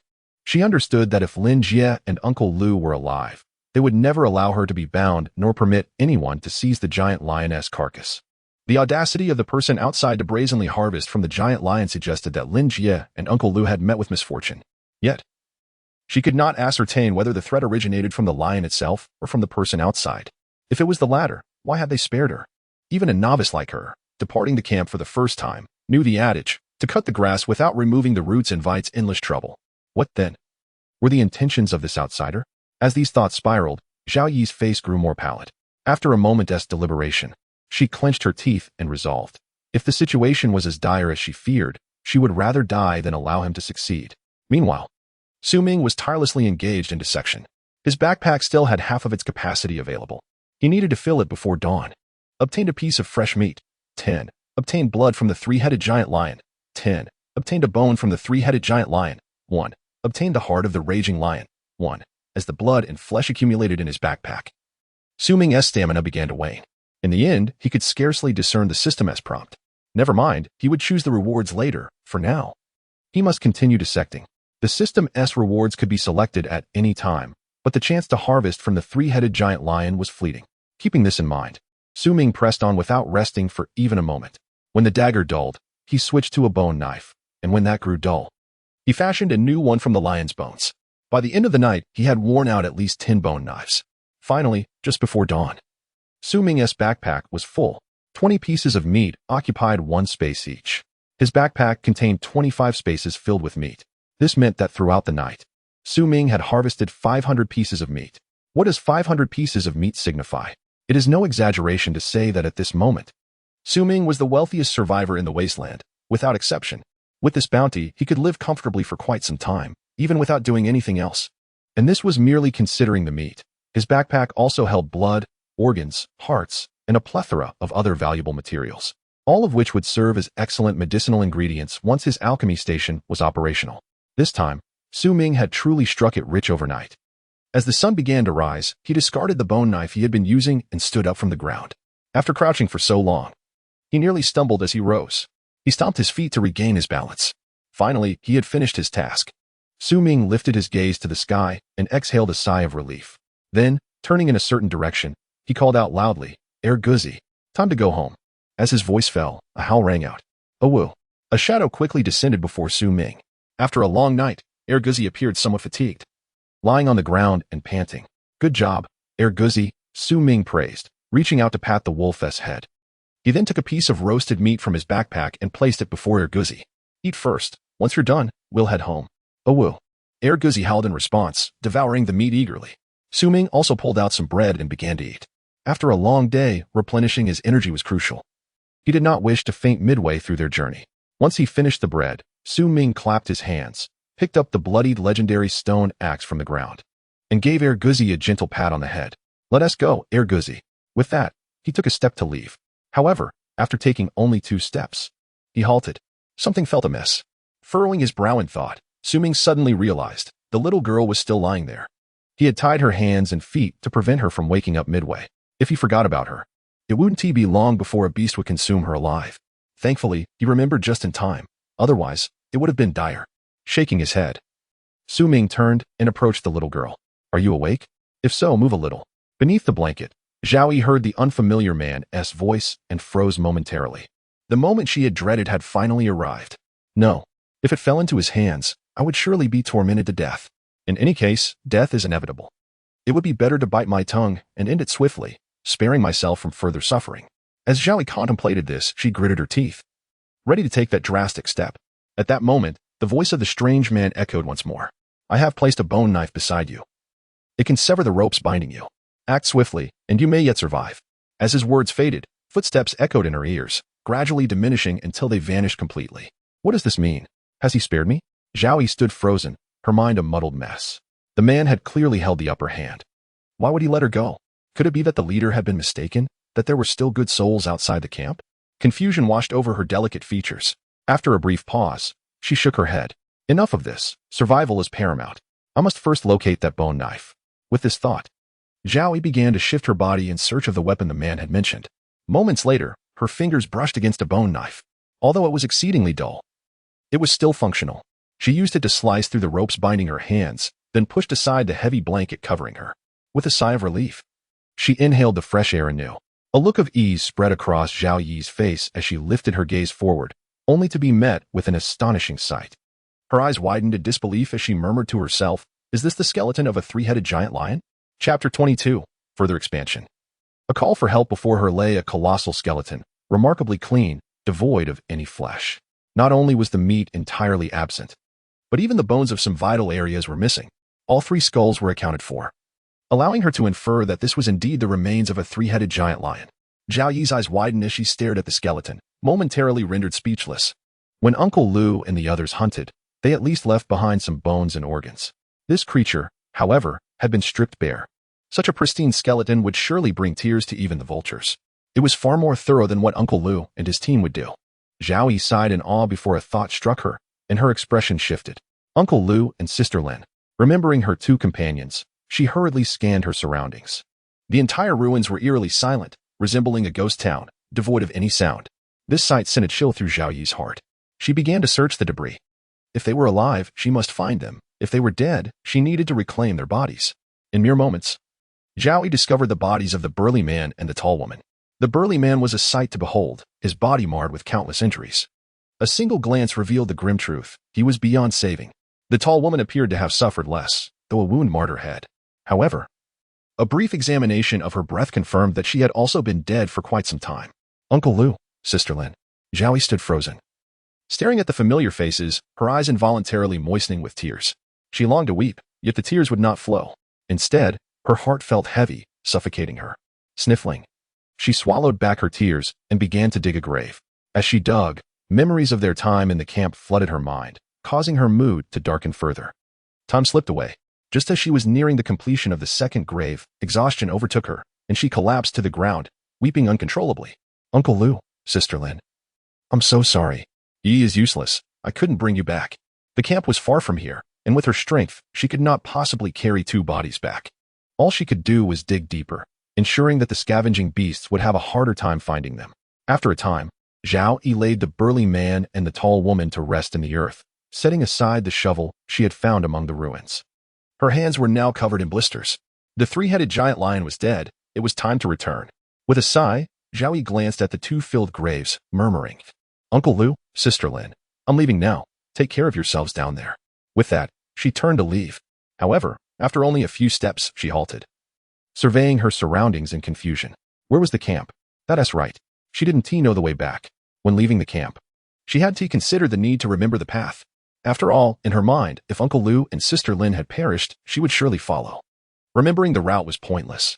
Who could have predicted that after the battle, she would be the sole survivor of their trio? Standing amidst the desolation, Zhao Yi's expression darkened further. Soon, a horde of beasts would gather here. Remaining would mean certain death. She needed to leave quickly. Forget it. I'll wander about and see if I can find a familiar route. With this resolution, Zhao Yi clenched her teeth and chose a random direction, stepping forth. Meanwhile, Ming had returned to the shelter, exhausted after a day and night of toil. At that moment, fatigue weighed heavily upon him, yet he fought to stay awake. Instead of resting, he fetched 2 buckets of water from the well and poured them into the bathtub. Clad in his clothes, he embraced Erguzi and settled into the tub. The legendary-grade bathtub was said to alleviate fatigue. Resting in the tub was far more effective than sleeping in bed. The man and his wolf reclined in the tub, and within a minute, both had succumbed to sleep.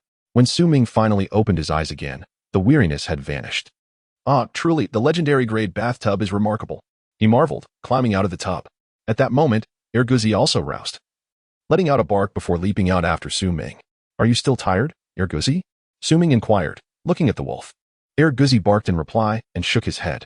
Seeing this, Ming smiled, saying, if you're no longer tired, let us go out for a stroll and see if anyone has come by. As a loyal companion, Erguzi had no complaints, even when overworked. Upon hearing Ming's command, he immediately left the shelter to patrol. Meanwhile, Ming opened the system interface. Day 7 of Survival. Reward 1. Excellent grade shelter expansion blueprint. Reward 2. Strength enhancement potion. Reward 3. Rough level soil purifier, ordinary level soil purifier. Please make your selection. Seeing the rewards, Ming was momentarily taken aback. How rare. All 3 rewards were precisely what he desired. In the past, he had only one sought-after item, making the choice less burdensome. Now, with all 3 appealing, the decision became complicated. Ming scrutinized the rewards, his expression one of indecision. After 10 minutes of contemplation, he finally made his choice. The space of 10 was far too limited. After placing the bathtub, there would be no room left to stand. Though the potion and purifier were useful, They could be found in the trading interface, whereas the expansion blueprint was much rarer. Thus, the expansion blueprint was his choice. I select Reward 1. Acquired excellent grade shelter expansion blueprint X1. Description: upon use, the shelter space will increase by 100. 100? Su Ming was taken aback by the description. The rough grade shelter expansion blueprint could only increase space by 5. The excellent grade could increase it by a staggering 100, 20 times that of the rough grade. Had he known the increase would be so significant, he would have utilized that upgrade blueprint long ago. After all, if the excellent grade could add 100, the legendary grade would surely increase by at least 500, he mused with a sigh of regret. Regret is futile at this juncture. The priority must be expansion. With a space of 110, it is time for me to upgrade to a larger bed, Su Ming mused as he activated the expansion blueprint. In the blink of an eye, a dazzling white light enveloped the entire shelter. Moments later, as the brilliance faded, the shelter underwent a remarkable transformation. The once cramped little cave had metamorphosed into a spacious flat. Not only could a large bed fit, but even 10 could be accommodated. Su Ming gazed at the newly expanded shelter, his face alight with excitement, thinking, at last, it resembles a home. With the newfound space, Su Ming's first task was to craft more wooden boxes. He then ventured outside the shelter, setting up 3 bonfires to commence grilling meat. He possessed an impressive 500 pieces of meat, while safe in his backpack, that would spoil quickly in wooden boxes.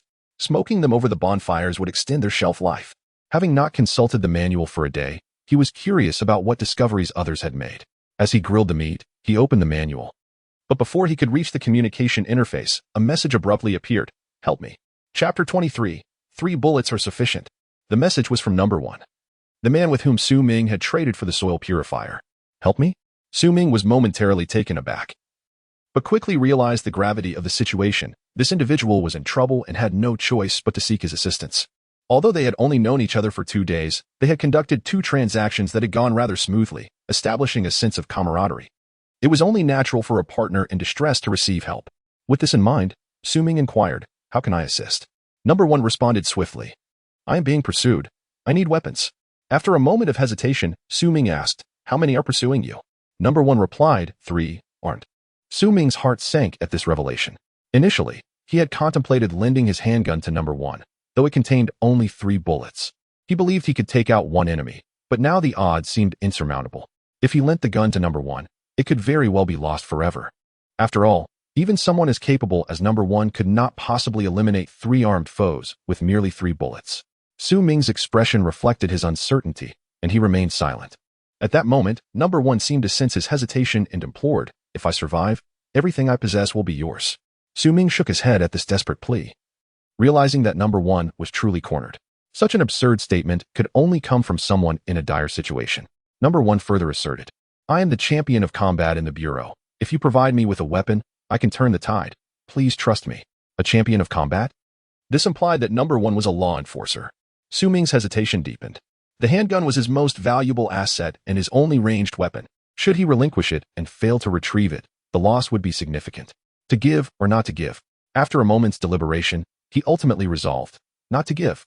Despite number 1's competence and straightforward trading style, it paled in comparison to the value of the handgun. Su Ming prioritized safeguarding his weapon over number 1's well-being. I'm sorry, but I cannot assist you. Seek help elsewhere, he typed. But before he could send it, a transaction request suddenly appeared. Number 1 has sent you a transaction request. Items for trade. 11 pieces of bread, 7 bottles of clean water, 1 ordinary soil purifier, 1 blueprint for a rough soil purifier. The trade items span numerous categories, including several rare blueprints. This was likely all of number 1's possessions. Without waiting for Su Ming's agreement, he was offering everything he had, indicating his urgent predicament. It seemed that in his desperation, number 1 thought, these items are of no use to me. Perhaps they can save my life. Su Ming, observing the trade items, could not help but smile. Under these circumstances, it would be remiss not to reciprocate in some manner. Without hesitation, he sent a trade request, accompanied by a message. I will lend you the handgun. But it has only 3 bullets, use them sparingly. As soon as he sent the message, the transaction was completed. The handgun and bullets vanished from Su Ming's backpack, replaced by a multitude of items, including several blueprints and a construction blueprint for the rough soil purifier. Among them were also a beaker and an alcohol lamp, essential materials for constructing a potion station. A smile graced Su Ming's face as he surveyed his new acquisitions. Even if the handgun was never returned, these items were worth the trade. Meanwhile, in a distant ruin, The tall and striking Summer Yushue concealed herself in the attic of a building, vigilantly observing her surroundings. This morning, she had gone scavenging as usual, but unexpectedly encountered 3 fellow survivors, all men, who were also in search of supplies. Though not particularly robust, they wielded weapons, one even brandishing a sniper rifle. Unbeknownst to Summer Yushue, they approached from behind, and upon spotting her, they wasted no time in firing. A bullet struck her calf, causing her to crumble to the ground. While most would be writhing in agony, Summer Yushue remained composed. After all, she had been the champion of combat and shooting for 5 consecutive years. Despite the searing pain, she did not panic. Instead, she rolled away from their line of sight and bound her wound with her clothing, seeking refuge in a well-concealed spot. Her skills in evasion were exceptional, and even with 3 pursuers, they would struggle to locate her. Yet, the ruins were finite, and finding someone was merely a matter of time. Summer Yushue understood this reality all too well. Moreover, she recognized that her only chance of survival lay in eliminating the 3 men. Hence, she decided to reach out to Ming for help. It was not that she believed he would come to her aid. Rather, he was the only person she could think to turn to for assistance. Without hesitation, she accessed her trading records and sent a message, "Help me. I am being pursued and need weapons." After sending the message, she anxiously awaited a response, mentally cursing her injury and lack of weaponry. Finally, a reply came. "How many are pursuing you?" A smile broke across her face as she hastily replied, 3, armed. Just as she sent the message, a sharp voice echoed from below, "Little girl, come out. If I find you, you'll regret it." Hearing this, Summer Yushue's expression grew grim. Gritting her teeth, she sent another message, "If I survive, everything I possess will be yours." After dispatching the message, she received no response, and the sound of footsteps ascending the stairs grew louder. "Little girl, I see you. Come out quickly. Let me take good care of you." Hearing the voice, Xia Yishue gritted her teeth and responded, "I am the champion of combat in the bureau. Just give me a weapon, and I can turn the tables. Please believe in me." Without a moment's hesitation, she sent a trade request, mentally preparing herself. If the other party refused to assist her or lacked the ability to help, she would resort to using her dagger to end her life. Death by her own hand was far better than being tormented by others. As time ticked away, the other party remained silent. Gradually, despair began to envelop Xia Yishue. She retrieved the only dagger left in her backpack and steeled herself as she approached the door, ready to fight for her life. At that moment, a voice suddenly reached her ears. "The other party has sent you a trade request. Trade items. 1. 45 semi-automatic pistol. 3. 45 caliber bullets. I'm lending you a pistol, but there are only 3 bullets, so use them wisely." Xia Yishue glanced at the message from Ming, her beautiful face lighting up with excitement. She took the pistol and held it firmly in her hand, a confident smile creeping onto her lips. 3 people. 3 bullets. This would suffice. Chapter 24. Seeking warmth together below the loft, a lean man wielded a spear, shouting while vigilantly scanning the surroundings. Those who had survived in this wasteland were far from foolish. They would never make the mistake of underestimating their opponents. Though his words seemed frivolous, his mind was as clear as crystal. The woman who had been shot earlier managed to escape calmly. She was not to be trifled with. A moment of relaxation could lead to his demise. Thus, he remained perpetually on guard. "Little girl, stop hiding. I can see you." The lean man continued shouting while observing his surroundings. Suddenly, a trail of blood on the stairs caught his attention. The blood had not yet dried. She was upstairs. His eyes narrowed as he gripped the spear tightly, moving stealthily up the stairs. In just a few steps, he reached the top of the staircase. Taking a deep breath, he kicked the wooden door open. "Little girl, I found you." With a fierce shout, the lean man charged into the room, surveying the space. Apart from some abandoned wooden crates, it was completely empty. "Not here?" He stared at the vacant room, momentarily stunned. In that instant of distraction, a sharp pain suddenly pierced his chest. He instinctively looked down to see a delicate dagger embedded in his heart. His eyes widened in shock, and he tried to speak. But before he could utter a sound, a mouthful of blood erupted from him. The dagger was yanked out with lightning speed, slicing through his throat. Blood gushed forth like a fountain. The lean man had not yet grasped what had transpired before darkness enveloped him, and his body collapsed uncontrollably to the ground. Behind him, Xia Yishue's cold eyes were filled with a chilling resolve. She did not reach out to him, allowing his lifeless body to hit the floor with a dull thud. Outside the room, the lean man's 2 companions abruptly turned to the source of the sound. They exchanged a glance, instinctively murmuring in unison, "Not good." Despite having worked together for only a short time, they had faced life and death numerous times, forging a certain camaraderie. Just a glance was enough for them to understand each other's thoughts. One moved ahead, while the other followed closely, cautiously approaching the room from which the sound emanated.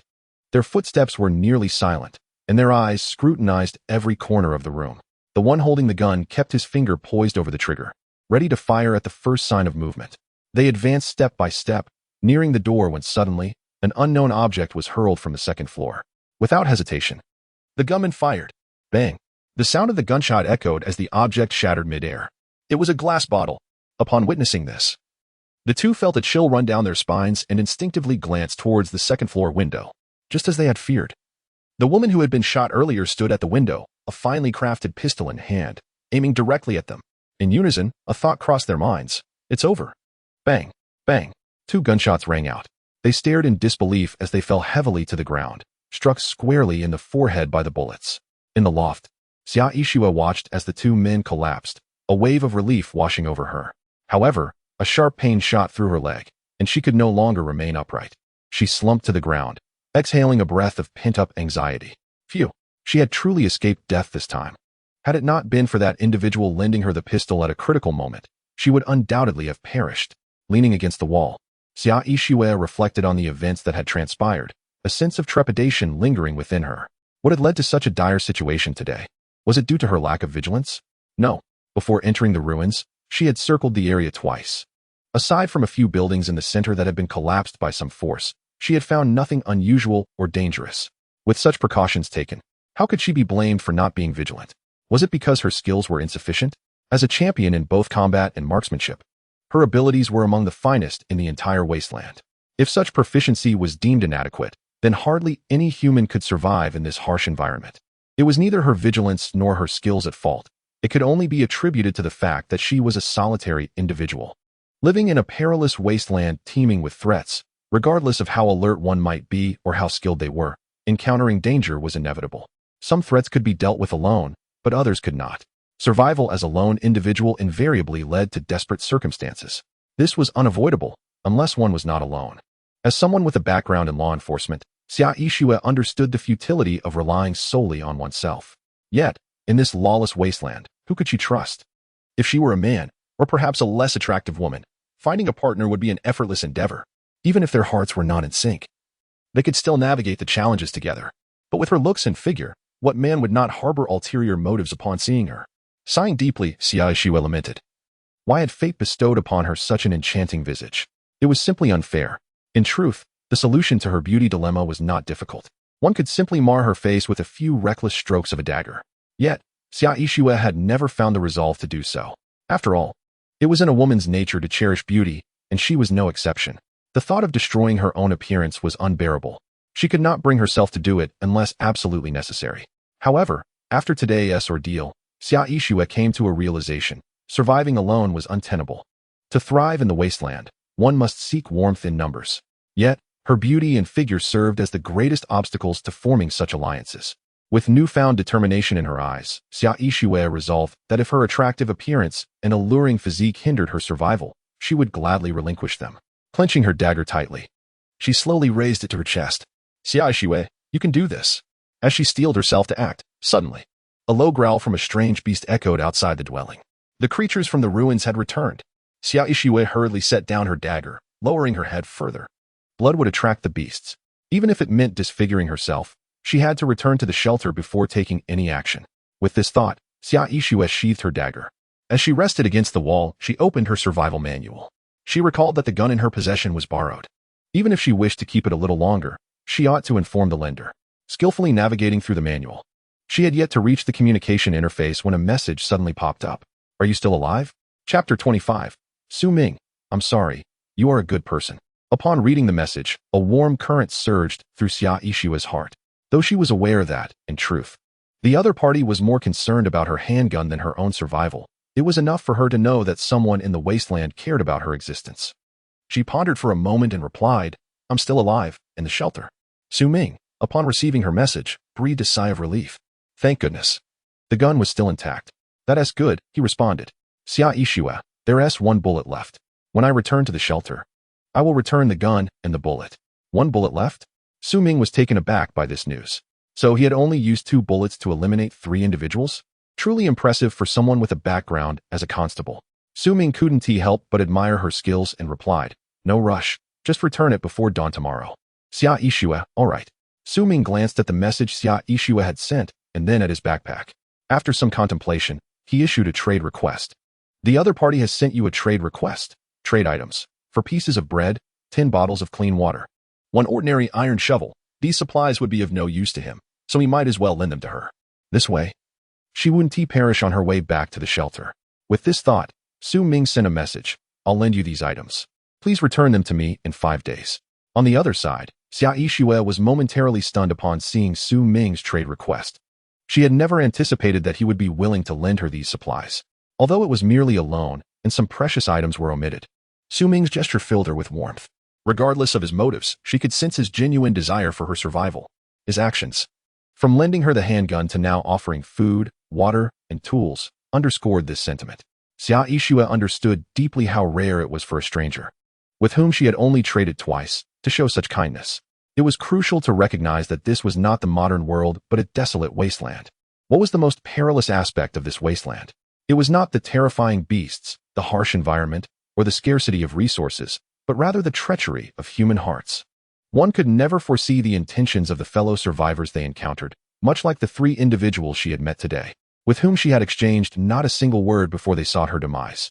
Thus, finding a trustworthy partner was infinitely more challenging than one could imagine. Since she would eventually need to integrate into a human community for warmth, why not ally with this person? After all, he was certainly more reliable than the 3 she had encountered. With this thought, Xia Yixue's eyes sparkled. After a brief moment of contemplation, she decided to send a message. Surviving alone in this wasteland is exceedingly difficult. In the shelter, Su Ming was momentarily taken aback by her message and instinctively replied, I'm doing fine. I don't find it difficult at all. Xia Yixue paused upon reading his reply. Her beautiful face flushed with irritation as she retorted, That is because you haven't encountered anyone else. Su Ming pondered for a moment. He indeed had not met other survivors, but he had encountered the natives, who posed a far greater danger than other survivors. Hadn't he managed to cope with them? So, he replied, Who told you I haven't met anyone else? Xia Yixue fell silent. Indeed, if she could encounter others, why couldn't he? A contemplative expression crossed her face as she considered how to respond next. At that moment, another message from Su Ming arrived. Just say what you need. I can lend you a bit more, but I will charge interest. Clearly, Xia Yixue's previous statement had led Su Ming to believe she wished to borrow more items. This only served to deepen her irritation. This guy, did he think of nothing other than supplies? Gritting her teeth, she decided to be straightforward. I want to team up with you. 2 people are better than 1. In the shelter, Su Ming was taken aback by her message. To be honest, he had never considered surviving alongside another. After all, he was managing quite well on his own. An additional person would only seem like a burden. However, considering that she was a combat champion and a shooting expert, if her character was reliable, she could indeed be a great asset. With this in mind, Su Ming fell into deep thought. After a moment, he reached a decision. I'm sorry, but I'm accustomed to being alone. Accustomed to being alone? What nonsense! Xia Yixue's anger flared as she read his message. She had never imagined that this proud constable would be rejected. Her competitive spirit ignited. She gritted her teeth and resolved, You think you can dismiss me? I will definitely stick with you. After a moment of contemplation, she sent another message. Humans are social creatures. Banding together is the way forward. Surviving alone is not a sustainable strategy. I understand your abilities are formidable and you can manage well on your own, but that is only temporary. Once large human factions emerge in the wasteland, solitary wanderers like you will find it increasingly difficult to survive. For the next several minutes, Xia Yixue cited various arguments to Su Ming, explaining the disadvantages of solitude and the benefits of collaboration. Even Su Ming, upon reading her points, found them reasonable and persuasive. However, he still felt that he had not yet reached the optimal moment to establish a faction.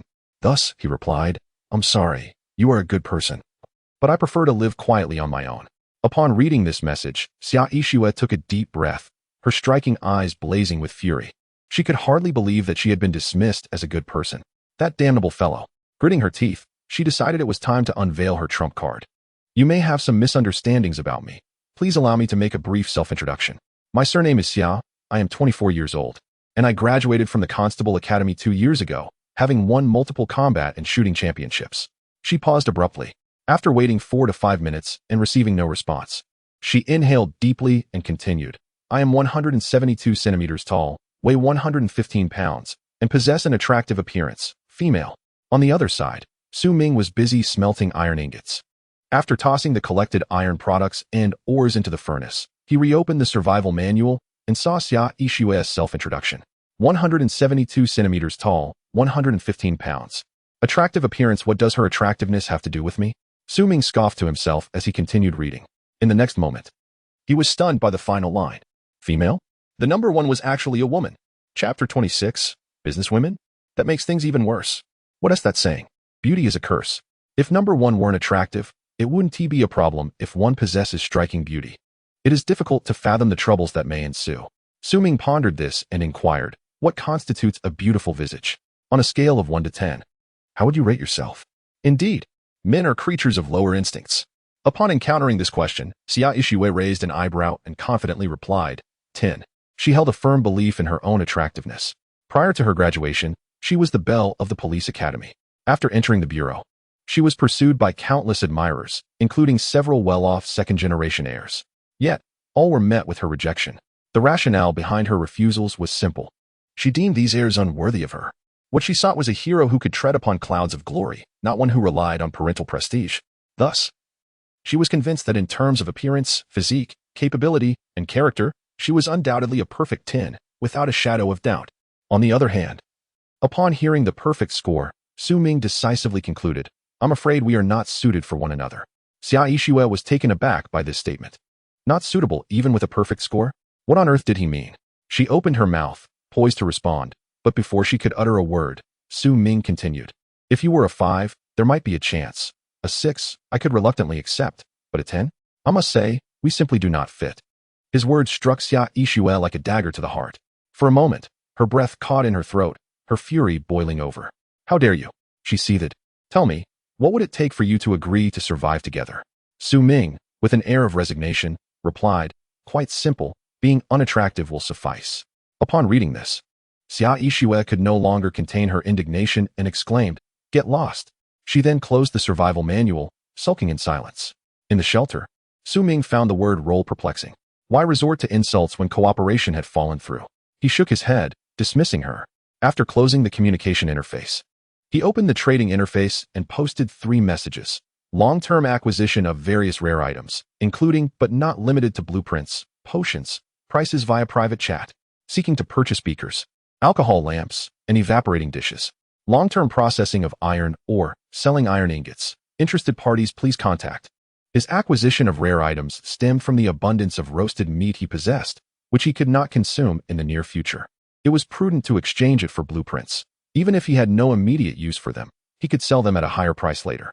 The procurement of beakers was for the alchemy table, while selling iron ingots represented the first step in his business venture.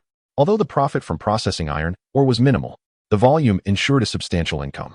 Before long, 7 or 8 individuals approached Su Ming, 2 of whom were selling blueprints, 1 selling beakers, and the rest sought his assistance in processing iron ore. The arrangement was 10 pieces of iron ore for a 1-piece commission, neither excessive nor scant, fitting within the acceptable range of these individuals. Soon, the iron ore was traded to Su Ming, who commenced his work. Stretching his arms, he approached the furnace and tossed the received iron ore within. The smelting process would take 6 hours, and due to the furnace's limited capacity, he could not accept a large number of orders in a single day. However, this was advantageous, as it afforded Su Ming time to pursue other endeavors, such as cultivation, scavenging, or alchemy. Logically, Su Ming ought to be plowing the fields at this juncture. Yet, after a long day, he yearned for a brief respite. Thus, he remained in bed, opening the communication interface to gather useful information. During the day, most were busy scavenging resources, leaving little room for conversation. The flow of information had slowed significantly compared to before. Consequently, Su Ming switched the communication interface from region to world. Instantly, a plethora of messages inundated his screen. How much longer will this snow continue? If it doesn't cease, I shall freeze to death. New century, recruiting new members. Requirements, male, height over 175 centimeters, weight. Have you encountered any natives? They are formidable, able to fell a shadow wolf with a single punch, akin to bulldozers. I am a doctor, proficient in surgery. Does any faction seek to take me in? Su Ming scrutinized these messages earnestly, seeking valuable information. After a brief contemplation, he discerned the following points from the information flow in the world channel. First, climatic differences across regions are stark. Some areas are besieged by relentless blizzards, while others suffer from unbearable heat. The region where he resided, though experiencing significant temperature fluctuations between day and night, was relatively temperate. Second, natives are prevalent across various regions. Generally speaking, different natives possess unique abilities, including but not limited to fire breathing, water manipulation, and healing. Based on their abilities, survivors in the World Channel have categorized them into 3 types: strength, agility, and intelligence. The 3 natives Su Ming encountered fell into these classifications. One was strength-oriented, another agile, and the last intelligent. These natives were powerful yet scarce, rarely revealing themselves, and thus far, no one had engaged with them directly. Third, survivors have begun to band together for mutual support. Numerous regions have witnessed the emergence of large human factions. Such factions possess a significant advantage over smaller groups or lone wanderers, as they can easily control a region's primary resources, allowing for rapid development. In some areas, colossal factions have emerged, establishing monopolistic control. Those who refuse to comply face dire consequences. Fortunately, in Su Ming's region, such factions had yet to materialize. Aside from these insights, Su Ming was already familiar with other information. It appeared that he would need to seek opportunities to establish his own faction in the future. With a sigh of contemplation, Su Ming rose from his bed. His rest had been ample. There remained more than half a day, and he aimed to fully cultivate the remaining wasteland. Tomorrow, he would commence the construction of greenhouses. Half an hour later, amidst the partially cultivated wasteland, Su Ming wielded a hoe, laboring diligently. Guzi lay nearby, vigilantly scanning the surroundings with keen eyes, alert to any movement. Time passed slowly. Suddenly, several dark figures in the distance caught Guzi's attention. Oh, whoa. Guzi bolted to Su Ming's side, tugging at his clothing. What is it? Su Ming inquired, following the direction of Guzi's gaze. He then spotted several figures approaching. At that moment, the figures also noticed Su Ming, halting in their tracks. After a brief pause, a rugged voice called out, "Brother, don't be alarmed. We're merely passing through." Chapter 27. An Encounter with Survivors, Elimination. Su Ming's expression darkened, and he remained silent. This marked his first direct encounter with other survivors, and it was prudent to remain cautious.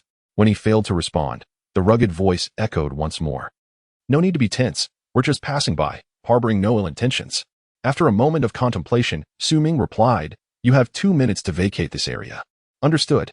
The strangers acknowledged, taking a step towards Su Ming. He remained rooted in place, his gaze fixed intently upon them, while simultaneously opening the survival manual to send a message to number 1. "Return the pistol to me. I have urgent business." Upon returning to the shelter, Xia Yishue saw this message and, without a moment's hesitation, immediately initiated a trade request. Trade item: 1. 45 semi-automatic pistol, 8. 45 caliber bullets. I'll borrow 5 bullets. Don't forget to return them. The next moment, Su Ming found himself in possession of a pistol. Upon inspecting the magazine, he discovered it contained a total of 8 bullets. Not bad. A smile of delight spread across Su Ming's face, boosting his confidence. Not far away, figures gradually approached, revealing 5 men, 2 wielding machetes and 3 armed with crossbows. The eldest among them appeared to be in his 40s or 50s, holding a finely crafted hunting crossbow, his face marred by several scars, giving him a fearsome appearance. Su Ming locked eyes with him, and upon noticing the gun in Su Ming's hand, the man's expression sharpened momentarily before a smile broke across his face as he initiated conversation. "Young brother, despite your youth, it seems you possess quite the skills to acquire a firearm." Su Ming regarded him with a stoic expression, choosing to remain silent and evidently uninterested in engaging. Unfazed by the cold reception, the man turned his attention to Guzi behind Su Ming, chuckling, "And this hunting dog looks larger than a wolf. If you can handle it, you truly are formidable." Guzi, feeling insulted by being referred to as a dog, displayed his displeasure with a growl. The man flinched, instinctively taking a step back and raising his hunting crossbow. The other men followed suit, brandishing their weapons with wary gazes fixed on Guzi. Tension thickened the air. Observing this scene, Su Ming spoke up. 1 minute left. His meaning was clear. 3 words: get lost quickly. The man's eyes narrowed as he regarded Su Ming. "No need to rush, young brother. I assure you, I mean no harm. I simply wish to invite you to join us, though we may lack individual prowess. Together we are not inferior to you. In these times, survival in numbers is essential. If you join us, we could dominate this area." As he spoke, his gaze remained fixated on the pistol in Su Ming's hand. Su Ming scrutinized the man, then glanced at the 4 behind him. After a moment of contemplation, he inquired, "What benefits would joining you entail, and what are your demands?" The man's excitement was palpable as he replied, "There are numerous advantages. First, we scavenge resources as a collective, significantly increasing our chances of survival in perilous situations. Secondly, with our numbers, other survivors will think twice before bullying us. Thirdly, he continued listing benefits, concluding, as for demands, naturally, resources will be pooled for the team's maximum benefit. This is in everyone's interest. Ming inquired, what about resources acquired prior to joining? The man considered for a moment. It depends on the situation. Some items may be kept, but most will need to be shared. Ming nodded, understood. You may leave now. The man's smile faltered, and after a moment of silence, he coldly remarked, young brother, perhaps you should reconsider? It's important to know that two fists cannot rival four hands. No matter how strong you are alone, you cannot match the strength of a united group. Ming appraised the man, his expression impassive as he asked, are you threatening me? The man smirked, but said nothing. If that is the case, I shall proceed as you suggested. Ming sighed, his tone languid. The man's smile returned, truly, a young hero. Recognizing the wise path at such a young age is commendable. Just as the words left his lips, a gunshot rang out. Bang! Suddenly, the hunting dog, larger than a wolf, lunged at its owner like a leopard. The man's eyes widened in disbelief as he witnessed the scene unfold. He attempted to speak, but blood erupted from his mouth. Lowering his gaze, he was shocked to find a gaping wound in his chest. How could this be? The man's vision darkened as his body crumpled to the ground, unable to comprehend what had transpired. Behind him, the other four men were equally dumbfounded. Throughout their journey of recruiting, they had encountered dissenters, all of whom they had dealt with easily. Their numbers had always granted them the upper hand. 5 standing together, doing nothing, had always intimidated their opponents. Thus, they never anticipated that Ming, alone, would dare to strike first. Bang! Bang! Gunfire erupted again. The 2 men armed with crossbows had yet to pull their triggers when bullets pierced their bodies. The remaining 2 wielding machetes stood frozen, momentarily dazed. It took them a moment to realize that the 3 crossbowmen were dead, leaving them with no chance of survival. Run! They exchanged glances and attempted to flee. But before they could take a step, Guzi pounced like a ravenous wolf, bringing one down and viciously biting into his throat, rendering him immobile. The other cowered on the ground, trembling in fear. Ming holstered his pistol and approached the trembling man, asking in a calm tone, do I appear to be someone who can be easily bullied? The man, head bowed and trembling with fear, stammered, be brother, I was coerced as well. I beg you, spare me. Ming crouched down, looking directly at him, and reiterated, do I look like someone who can be easily bullied? The man, shaking, raised his gaze, whispering, no, not at all. Ming shook his head, exasperated, then why provoke me? The man's heart sank. He understood what was coming. The next moment, Ming drew his pistol and aimed it at his forehead, firing without hesitation. Bang! The shot rang out, and the man's body fell limp, lifeless. Stoically, Ming holstered his weapon and stood over the 5 corpses, lost in thought. Armed with a gun and accompanied by Guzi, he clearly was not someone to be trifled with. Why had these 5 dared to confront him? Ultimately, the reason was simple. He was alone. In their eyes, a solitary figure was an easy target. No matter how formidable one might be, they could not rival the strength of a group. According to the man's words, 2 fists cannot contend with 4 hands. In other words, as long as he remained alone, he would only attract more trouble, not less. He must establish his own faction. With a sigh, Ming opened the survival manual and sent a message to number 1. Where are you? I will come to fetch you. Chapter 28. The meeting. Meanwhile, having narrowly escaped death, Xia Yishue's first act upon returning to the shelter was to lie down and rest. Phew, I'm still alive, she exclaimed, shedding her outer garments. Just as she was about to settle in, she noticed a message from Ming. Return the pistol to me. I have urgent business. I thought you were quite capable. Have you run into trouble? A smirk of schadenfreude appeared on her lips as she sent a trade request. I'll borrow 5 bullets. Don't forget to return them. After sending the message, an inexplicable worry crept in. Given the urgency in his tone, could he have truly encountered danger? If he were to perish, wouldn't her plan for cooperation be in jeopardy? As these thoughts raced through her mind, her brows furrowed in concern, her beautiful eyes betraying her anxiety. Although he could be insufferable at times, he was reliable and possessed considerable skill. If I were to seek a collaborator, he would undoubtedly be the optimal choice. If he were to perish, who else could I turn to for assistance? As this thought crossed Xia Yishue's mind, her brow furrowed even more tightly. After a moment of hesitation, she sent a message. Are you still alive? Do you need help? Just as the message was dispatched, 2 replies popped up. Where are you? I'll come pick you up. I'll come pick you up? What does that mean? Xia Yishue stared at the messages, momentarily bewildered. On the other end, Ming continued. Before we proceed, there are a few points I need to clarify. First, after our collaboration, my refuge will serve as our base of operations. Xia Ishue was taken aback for a moment, but quickly realized that this fellow had agreed to collaborate with her. Base of operations? Hey, I haven't even consented yet, and we're already discussing the base. However, the notion of using his refuge implied that she would need to relocate and live with him. Xia Ishue instinctively glanced at her own meager shelter, measuring a space of 5, where barely a bed and a wooden box could fit. Adding another bed was simply unthinkable. Did he expect her to share a bed with him? The beauty's countenance instantly turned frosty. Before she could voice her objections, Su Ming continued, I will allocate a separate room for you. Without your permission, I will not enter your space, and similarly, you are not allowed in mine. A separate room? Xia Ishue was momentarily taken aback and instinctively inquired, how large is your refuge? Su Ming replied, 100. For the two of us, it will suffice. 100. Xia Ishue was left speechless upon reading that message. While she still resided in a cramped 5-space shelter, he was already living in a spacious 100-unit refuge. The disparity was infuriating. Meanwhile, Su Ming continued, secondly, the resources we scavenge will be distributed by me. Those beneficial for the construction of the refuge will be utilized for that purpose, and the remainder, barring any unforeseen circumstances, will be split evenly between us. Upon reading this, Xia Ishue's face displayed dissatisfaction as she questioned, why should you be the one to allocate? Su Ming confidently replied, firstly, my capabilities surpass yours. Secondly, I can manage the resources more effectively. Though Xia Ishue found his response irksome, she chose not to contest it, recognizing the truth in his words. After all, she had sought his help for a reason. Thirdly, within the confines of our home, we may have disagreements, but in public or when facing outsiders, we must present a united front, unless in a dire emergency. Otherwise, we must remain cohesive. All right, Xia Ishue readily agreed, aware that the foundation of collaboration rests on mutual trust.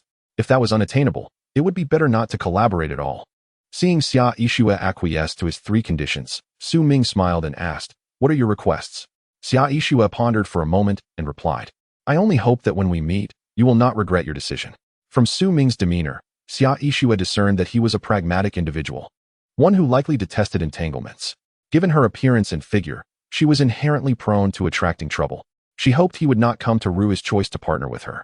On the other end, Su Ming confidently responded, I never regret the decisions I make. Xia Ishue sighed, I hope so. Su Ming smirked inwardly, thinking, is it just because she's not conventionally attractive? I could have guessed that.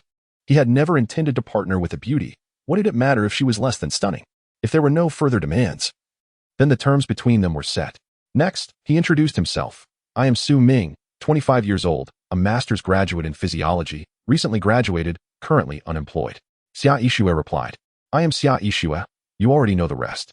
Xia Ishue, what a melodious name, Su Ming remarked. I'll send you a map. Let us see if you recognize any locations. Your counterpart has initiated a trade request. Trade item, a map X1. Xia Ishue extracted the map and meticulously examined it. Within moments, she identified a familiar location. After marking it, she responded, this ruin is very close to me. Upon seeing the marked ruin, Su Ming was momentarily startled.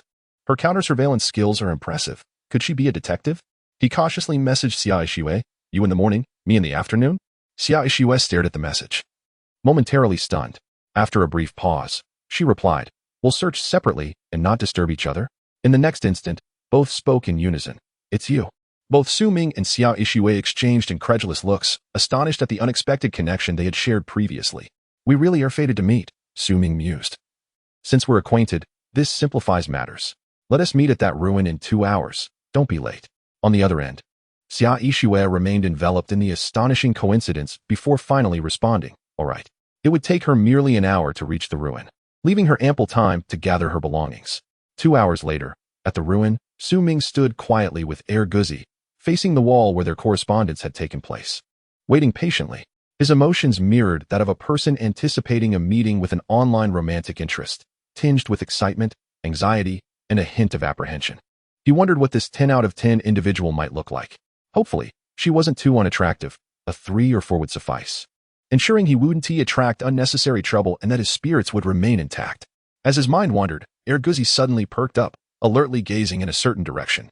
Following its gaze, Su Ming spotted a figure approaching, short, sleek hair, a form-fitting leather jacket, fair skin, and a slender physique.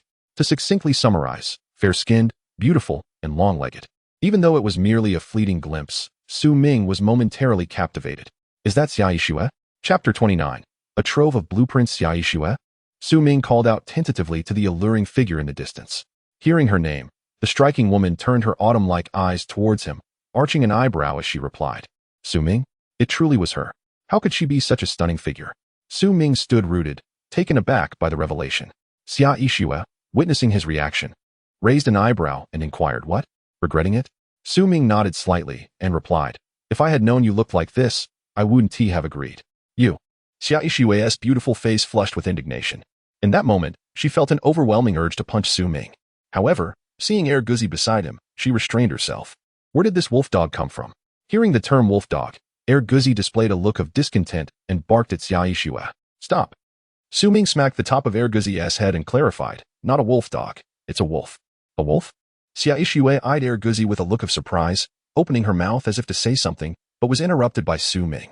This place isn't safe. Let us discuss things back at the refuge. All right, Xia Yixue nodded. Thus, the two set off on their journey back. They maintained a formation, Su Ming leading, Xia Yixue in the center, and Guzi trailing behind, ensuring that none would dare act recklessly. Along the way, they traveled in relative peace.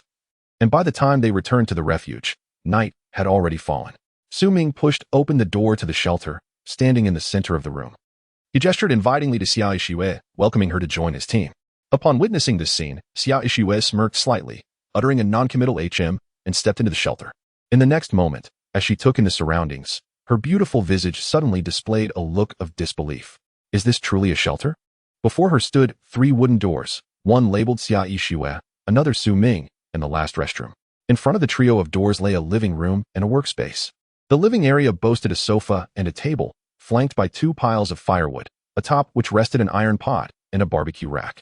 The workspace appeared somewhat barren, containing merely a furnace still in operation, presumably melting some kind of metal. Compared to her modest little hideout, this shelter felt like a paradise. Observing everything before her, Xia Yixue felt an unexpected surge of gratitude. Thankfully, she had previously agreed to his invitation. Otherwise, she could not fathom how long it would take to reside in such a shelter on her own. What do you think? Is it acceptable? Su Ming inquired, leaning closer to Xia Yixue with a smile. She nodded, feigning nonchalance as she replied, it's fine. Yet internally, she was exclaiming, not just fine, it's absolutely splendid.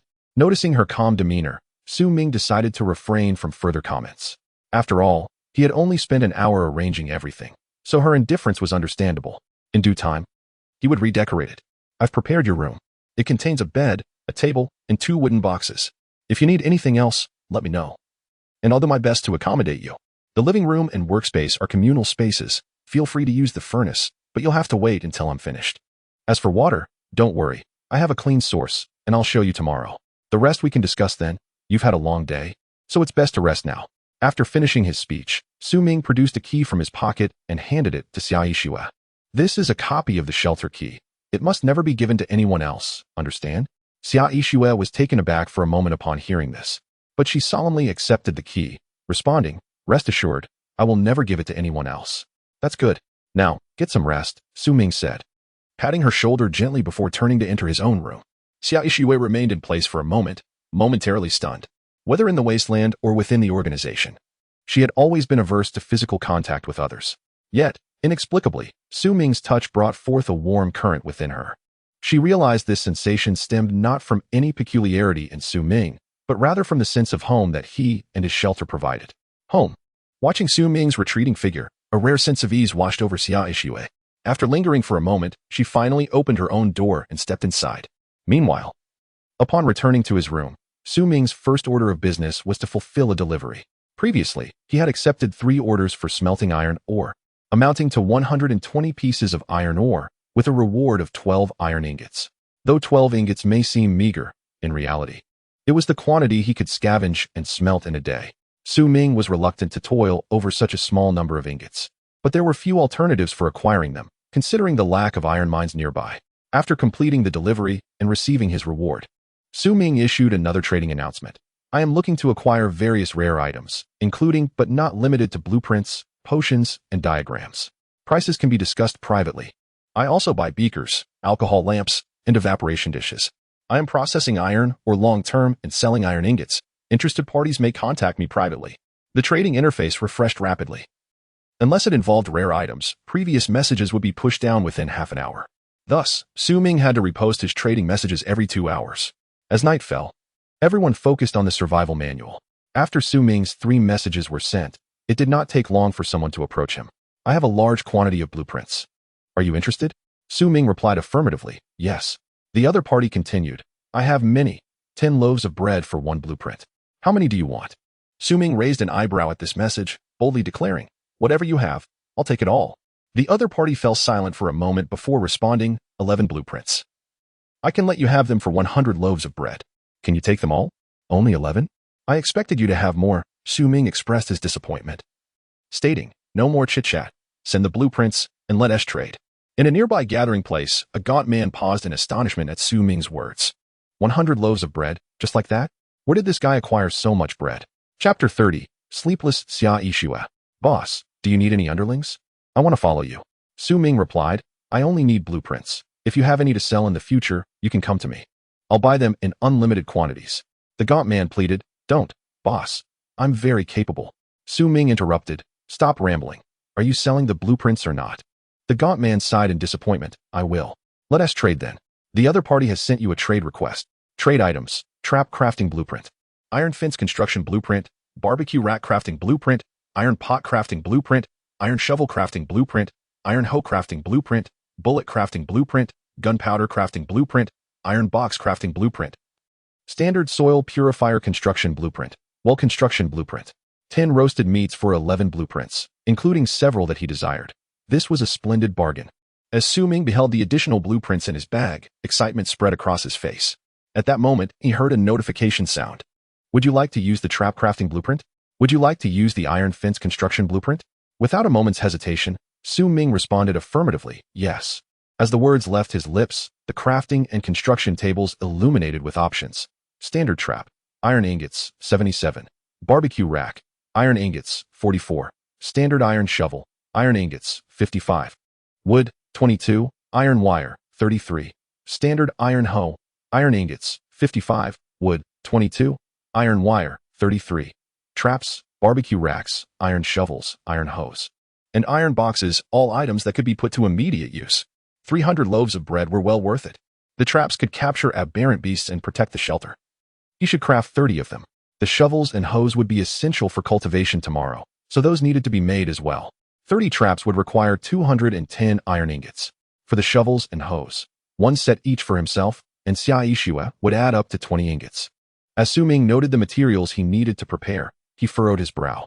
Crafting items required iron ingots, and reinforcing the shelter also demanded iron ingots. Even if he built 10 furnaces and worked day and night processing iron, or for others, he would still run short. Clearly, for further development, he needed to locate an iron mine. Tomorrow morning, he would focus on cultivation, then venture out in the afternoon, hoping to find some iron ingots. With this thought, Ming sighed. At this stage, he preferred not to stray too far from the shelter, but necessity dictated that he seek out iron ore. And with no mines in the vicinity, he had no choice but to venture farther afield. Regardless of the circumstances, with 2 companions by his side, significant problems were unlikely to arise. Ming thought this as he glanced at Guzi, affectionately patting its head. Oh well, Guzi, mistaking the gesture for a signal that food was imminent, sprang to its feet, drooling and gazing eagerly at Ming. Witnessing this scene, Ming felt a mix of amusement and exasperation, playfully scolding the food-loving creature. He retrieved 2 pieces of roasted meat from his backpack, handing one to Guzi while placing the other on the grill. The scorching campfire ignited the aroma of the meat, which soon wafted through the air, enveloping the space in a savory fragrance. In the adjacent room, Xia Ishua also felt a twinge of hunger. She carefully extracted a half-eaten piece of bread from her backpack, meticulously tearing it into small morsels and placing them in a bowl, dousing them with hot water. This technique, refined over the past few days, allowed the bread to soften, making it easier to consume and providing a more substantial sense of fullness. Within moments, the bread transformed into a porridge-like consistency. Xia Ishua lifted the bowl, savoring a sip, the smooth mixture sliding down her throat, bringing her immense satisfaction. Indeed, soaking bread in hot water is far superior to cold. Xia Ishua sighed in appreciation. Indulging in several more sips, her hunger significantly alleviated. Cradling the bowl, she instinctively closed her eyes, a look of contentment gracing her features. After days spent in the wasteland, It was during mealtimes that she felt a semblance of happiness. No matter the trials, she was still alive and had sustenance.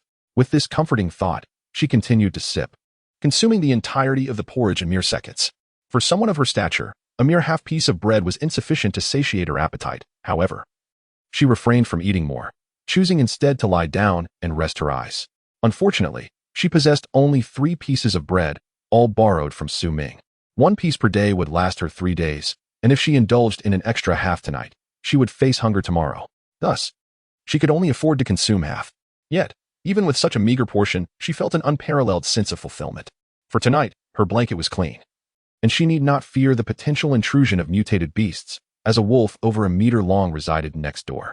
Any creature daring to approach would surely provoke a reaction from the wolf. Half a piece of bread, a bowl of hot water, a clean blanket, and a safe environment. Was there a more blissful existence in this perilous, resource-scarce wasteland? As she nestled beneath the covers, a smile unconsciously crept across her lips. However, at that moment, an enticing aroma wafted in from the next room. Roasted meat? Xia Yixue's eyes brightened at the scent, only to dim once more as the reality set in. She was still gnawing on hard bread, while Su Ming was already enjoying roasted meat. How infuriating! The aroma overwhelmed her senses, and she buried her head beneath the covers, hoping to block it out. Yet, the tantalizing scent continued to permeate the room. She struggled to suppress her thoughts of the roasted meat, but the more she tried, the more potent the fragrance became. Gradually, her mind was flooded not just with images of roasted meat, but also of hot pot, barbecued delicacies, milk tea, and an array of other culinary delights. The scent of the roasted meat stirred memories long buried, and her stomach began to grumble. She yearned to ask Su Ming for a small piece to taste, but her pride held her back, leaving her to endure in silence. Thus, that night, she found herself unable to sleep. Meanwhile, Su Ming finished his roasted meat and lay down, quietly awaiting the arrival of a new day. Time passed, and the system notification chimed precisely on cue. Survival Day 8, Reward 1. Farm, includes 3 livestock, 1 male and 1 female of each type. Reward 2, Strength Enhancement Potion. Reward 3, Rough Soil Purifier. Ordinary Soil Purifier. Please make your selection. The farm was a valuable asset, yet in this desolate place, where even weeds were scarce, raising livestock was inconceivable. Thus, he set that option aside. As for the soil purifiers, previously, he might have considered them, but now they were unnecessary. Xia Yixue had already mastered the method for crafting the ordinary soil purifier. With her assistance, he had no shortage of purifiers. Consequently, he could only opt for the second reward. I choose Reward 2, Strength Enhancement Potion. Acquired Strength Enhancement Potion 1. Description: double strength upon use. Would you like to use it? Su Ming contemplated the description, a look of hesitation crossing his face. Doubling his strength? Surely it would be more advantageous to wait until he was stronger before utilizing it. However, if he delayed, he might miss the opportunity altogether. After much deliberation, he reached a conclusion. He would save the potion for a time of danger or when his strength had significantly increased. With his choice made, it was now time to rest. Su Ming settled into bed, tucked himself under the covers, and soon drifted into slumber. The next morning, a rustling sound emanated from outside the door. Su Ming slowly opened his eyes, instinctively glancing at Guzi, who lay on the floor, soundly asleep. Guzi's slumber indicated that no danger was present, and Su Ming breathed a sigh of relief. He dressed and pushed open the door, stepping outside. Before him sat a strikingly attractive woman with long legs, Xia Yixue, perched on the couch, cradling a wooden bowl and consuming something. Su Ming paused momentarily, then approached her curiously, peering into the bowl filled with a sticky substance, unsure of what it was. Upon hearing his voice, Xia Yixue glanced up, her expression indifferent. It's nothing. At that moment, Su Ming noticed the bloodshot appearance of her beautiful eyes, suggesting she had not slept a wink. Did you stay up all night? He asked. Astonished, Xia Yixue maintained her cool demeanor, responding, yes. Raising an eyebrow, Su Ming inquired, were you afraid I would enter your room? Xia Yixue shot him a sidelong glance, remaining silent. It seemed his assumption was correct. Su Ming shook his head in exasperation and sat beside her. Don't worry, I'm not the person you think I am. You can sleep soundly unless there's an urgent matter. I won't disturb you. If you're really concerned, just lock the door. I don't mind. What a peculiar girl, he mused. He had done nothing wrong, yet she appeared so enraged. Could it be because of that? Su Ming pondered this as he retrieved a clean piece of cloth from his backpack, offering it to Xia Yixue. It's clean and used. Xia Yixue instinctively accepted the cloth, her eyes reflecting confusion. Clean and unused? What did that mean? Seeing her silence, Su Ming assumed she was shy and gently patted her shoulder, reassuring her. It's natural. Every woman has those days. Xia Ishue was momentarily taken aback, but then her expression shifted dramatically. Suddenly, she sprang to her feet, glaring at Su Ming. Her voice laced with anger. Su Ming, what on earth do you want? Su Ming, seated on the sofa, wore a bewildered expression. Just moments ago, everything had seemed fine. What had happened? Did all women experience such mood swings during their menstrual cycle? Is it wrong for me to care about you? He questioned. Is this what you call concern? You were clearly insulting me. Xia Ishue clenched the cloth tightly, gritting her teeth. Last night, I was about to fall asleep when you unexpectedly started grilling meat in the room, keeping me awake all night. This morning, you handed me a cloth and said women have their days. You clearly looked down on me, believing I am unworthy of your company. If you want me to leave, just say so. There's no need for this. As she spoke, tears welled in her eyes, but she resolutely stifled them. A capable woman like her had never cared about living alone. The tears came only from the stark contrast of her feelings, leaving her momentarily unable to accept it. Return my things. I am leaving now, Xia Ishue declared, her gaze at Su Ming resolute. No matter how nice this place was, it was not her home. Staying here only meant enduring humiliation. It was better to be alone. Su Ming looked at her, confusion written all over his face. What was going on? He genuinely wanted to show concern for her. How could she interpret it as an insult? You've misunderstood me, he insisted. From the very beginning, I never intended to insult you. The physiological structure of women differs from that of men. Maintaining hygiene and preventing infection is essential for better functioning. I offered you the cloth with this in mind. How is that an insult? As for the grilling, Su Ming appeared contemplative. After a moment, he looked at Xia Ishue, puzzled. But how does my grilling meat relate to you? Xia Ishue retorted, the meat smells so good. How could I sleep? Besides, you didn't grill until I arrived. Was that not intentional? Su Ming, speechless, replied, what are you talking about? I grill meat 3 times a day. Why would I wait for you to start? Xia Ishue was taken aback. 3 times a day? How is that possible? Why is it impossible? Su Ming countered. Xia Ishue, clearly skeptical, said, I risked my life just to hunt a single short-eared rabbit, which provides only 3 pieces of meat. If you grill 3 times a day and it's the 8th day, that makes 24 pieces, not to mention your wolf. At least 30 pieces. What kind of exotic creature could provide that much meat? Su Ming raised an eyebrow and replied, who told you I only killed 1 exotic beast? Xia Ishue firmly stated, even if you killed several, it wouldn't be enough for you to eat that much. A smile crept onto Su Ming's lips. Let us make a bet. If I truly have plenty of grilled meat. Before he could finish, Xia Ishue interrupted. No betting. I have nothing to wager. Fine. Let me show you the reality, Su Ming thought, and in an instant, the table was piled high with grilled meat. Xia Ishue stared in disbelief at the mountain of meat before her, frozen in place. The next moment, the meat vanished. Now do you believe me? I never intended to insult you. It was your own overthinking, Su Ming said, observing her reaction. Xia Ishue continued to stare at the table. Taking a while to regain her composure before asking Su Ming, you killed that large exotic beast in the ruins, didn't you? Chapter 32. Satisfied Xia Ishue with such a vast array of meat, there were at least 100 pieces. Even if 10 exotic beasts were killed, it wouldn't be easy to gather such a quantity. Hence, Xia Ishue's first reaction was that Su Ming had slain a large exotic beast. Additionally, the skeleton of the large exotic beast that had appeared in the ruins yesterday perfectly matched her suspicions. Are you referring to the 3 giant lions? Su Ming contemplated for a moment before nodding. Sort of. Although the primary credit for hunting the 3 giant lions goes to those 3 natives. I did deliver the final blow, so I suppose it's fair to say I killed it. Seeing Su Ming nod, Xia Ishue's gaze sharpened. Her perception of him began to shift. Although she had never encountered a large exotic beast, she had listened to discussions in the communication interface. Each large exotic beast was a dominant force, incredibly powerful. Even firearms could hardly inflict harm upon them.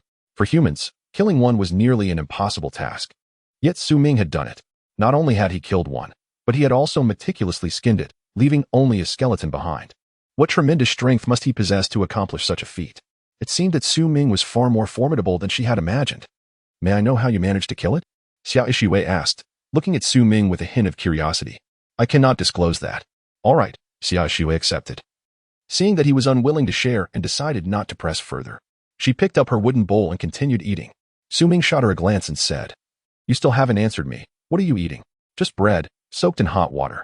Xia Ishue did not mention that it was merely half a piece of bread. While she didn't mind appearing humble before Su Ming, eating only half a piece of bread per meal made her feel somewhat pathetic. She did not wish to be looked down upon by him. Just bread soaked in hot water? Su Ming raised an eyebrow, asking, How many meals do you have in a day? Xia Yixue glanced at him, responding seriously, that is personal. Su Ming shrugged, nonchalantly saying, what kind of privacy is that? I could guess easily. Such a small bowl can only hold half a piece of bread. You must be splitting a loaf into two. One for breakfast and one for dinner. Xia Yixue, hearing this, continued eating without responding. Observing her, Su Ming shook his head. He retrieved a piece of grilled meat from his backpack and placed it on the barbecue grill. This piece of grilled meat is for you. Eat quickly, after you finish. We need to go out and work. Xia Yixue looked at the grilled meat, her brow furrowing in hesitation. She ultimately refused him.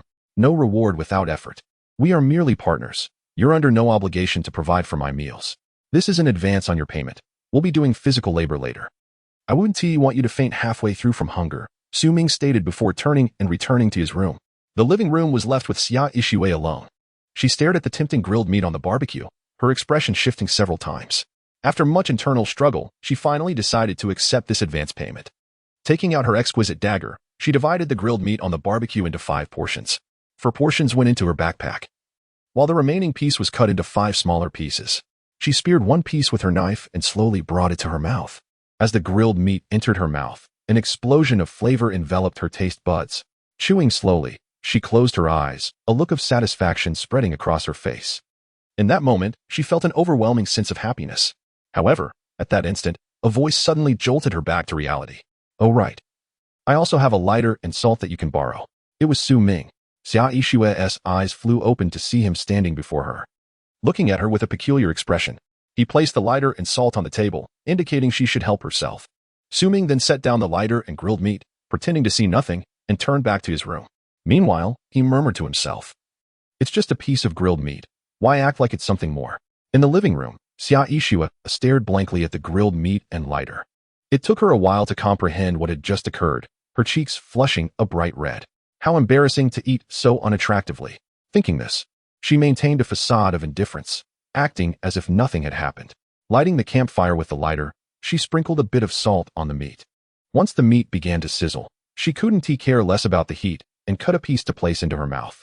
The next second, she once again closed her eyes, her face radiating satisfaction. With a silent exclamation, one could not help but marvel at the perfection of the roast meat. Summer Yixue savored 1/5 of the portion for nearly half an hour. When Su Ming emerged from the room and laid eyes on her, he sensed a remarkable transformation in her demeanor. Although it was merely sustenance, it undeniably possessed the power to instigate profound changes, not only physically but mentally as well. Fully nourished, it was time to commence their labor. Su Ming retrieved a steel hoe from his backpack and handed it to Summer Yixue, stating, from today onwards, I shall provide you with a piece of roast meat each day, but you must assist me in our tasks during the morning. The profits will be split 19-1, my share being the greater. Understood, Summer Yixue replied without hesitation, accepting the hoe. She comprehended well that this was not a fair exchange. In this lawless wasteland, the one who controls the resources reigns supreme. Even a mere slice of bread would prompt eager hands to toil. Yet, Su Ming not only afforded himself a piece of roast meat daily, but also allocated a portion of the profits to himself. This indicated that from the very beginning, Su Ming had no intention of treating her as an equal partner, but rather saw her as a subordinate. Consequently, he was indifferent to trifling gains. Nevertheless, for her, this was not a disadvantage. To encounter a leader like Su Ming amidst the wasteland was indeed a stroke of fortune. Once a champion of martial arts and shooting, and the top student at the Detective Academy, Summer Yixue possessed her own pride. However, this did not signify foolishness or arrogance. On the contrary, she maintained a clear understanding of her position. Serving as a competent aide to Su Ming was her most prudent choice at this juncture. With this thought, she cast a lingering glance at Su Ming's retreating figure and, without a moment's hesitation, followed suit. Moments later, they arrived at the legendary water well. Su Ming introduced it to Summer Yixue, saying, This is our reliable water source. In future scavenging missions, we need not carry water. We can simply draw from here. Summer Yixue nodded in agreement. They had previously engaged in a transaction primarily concerning water, so she felt assured about the quality of the resource here. Nearby, I have cultivated some arable land. You can set your soil purifier here, and together we shall cultivate it. Within 5 days, we can complete the task and then construct a greenhouse to plant crops. That will occupy our mornings. In the afternoons, I plan to explore the vicinity to see if I can locate an iron mine.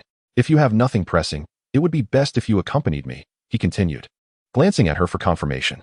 This is the plan for today. Do you have anything to add? Summer Yixue did not hesitate, replying, No, let us proceed as you suggest. Excellent, Su Ming proclaimed, hoisting the hoe onto his shoulder.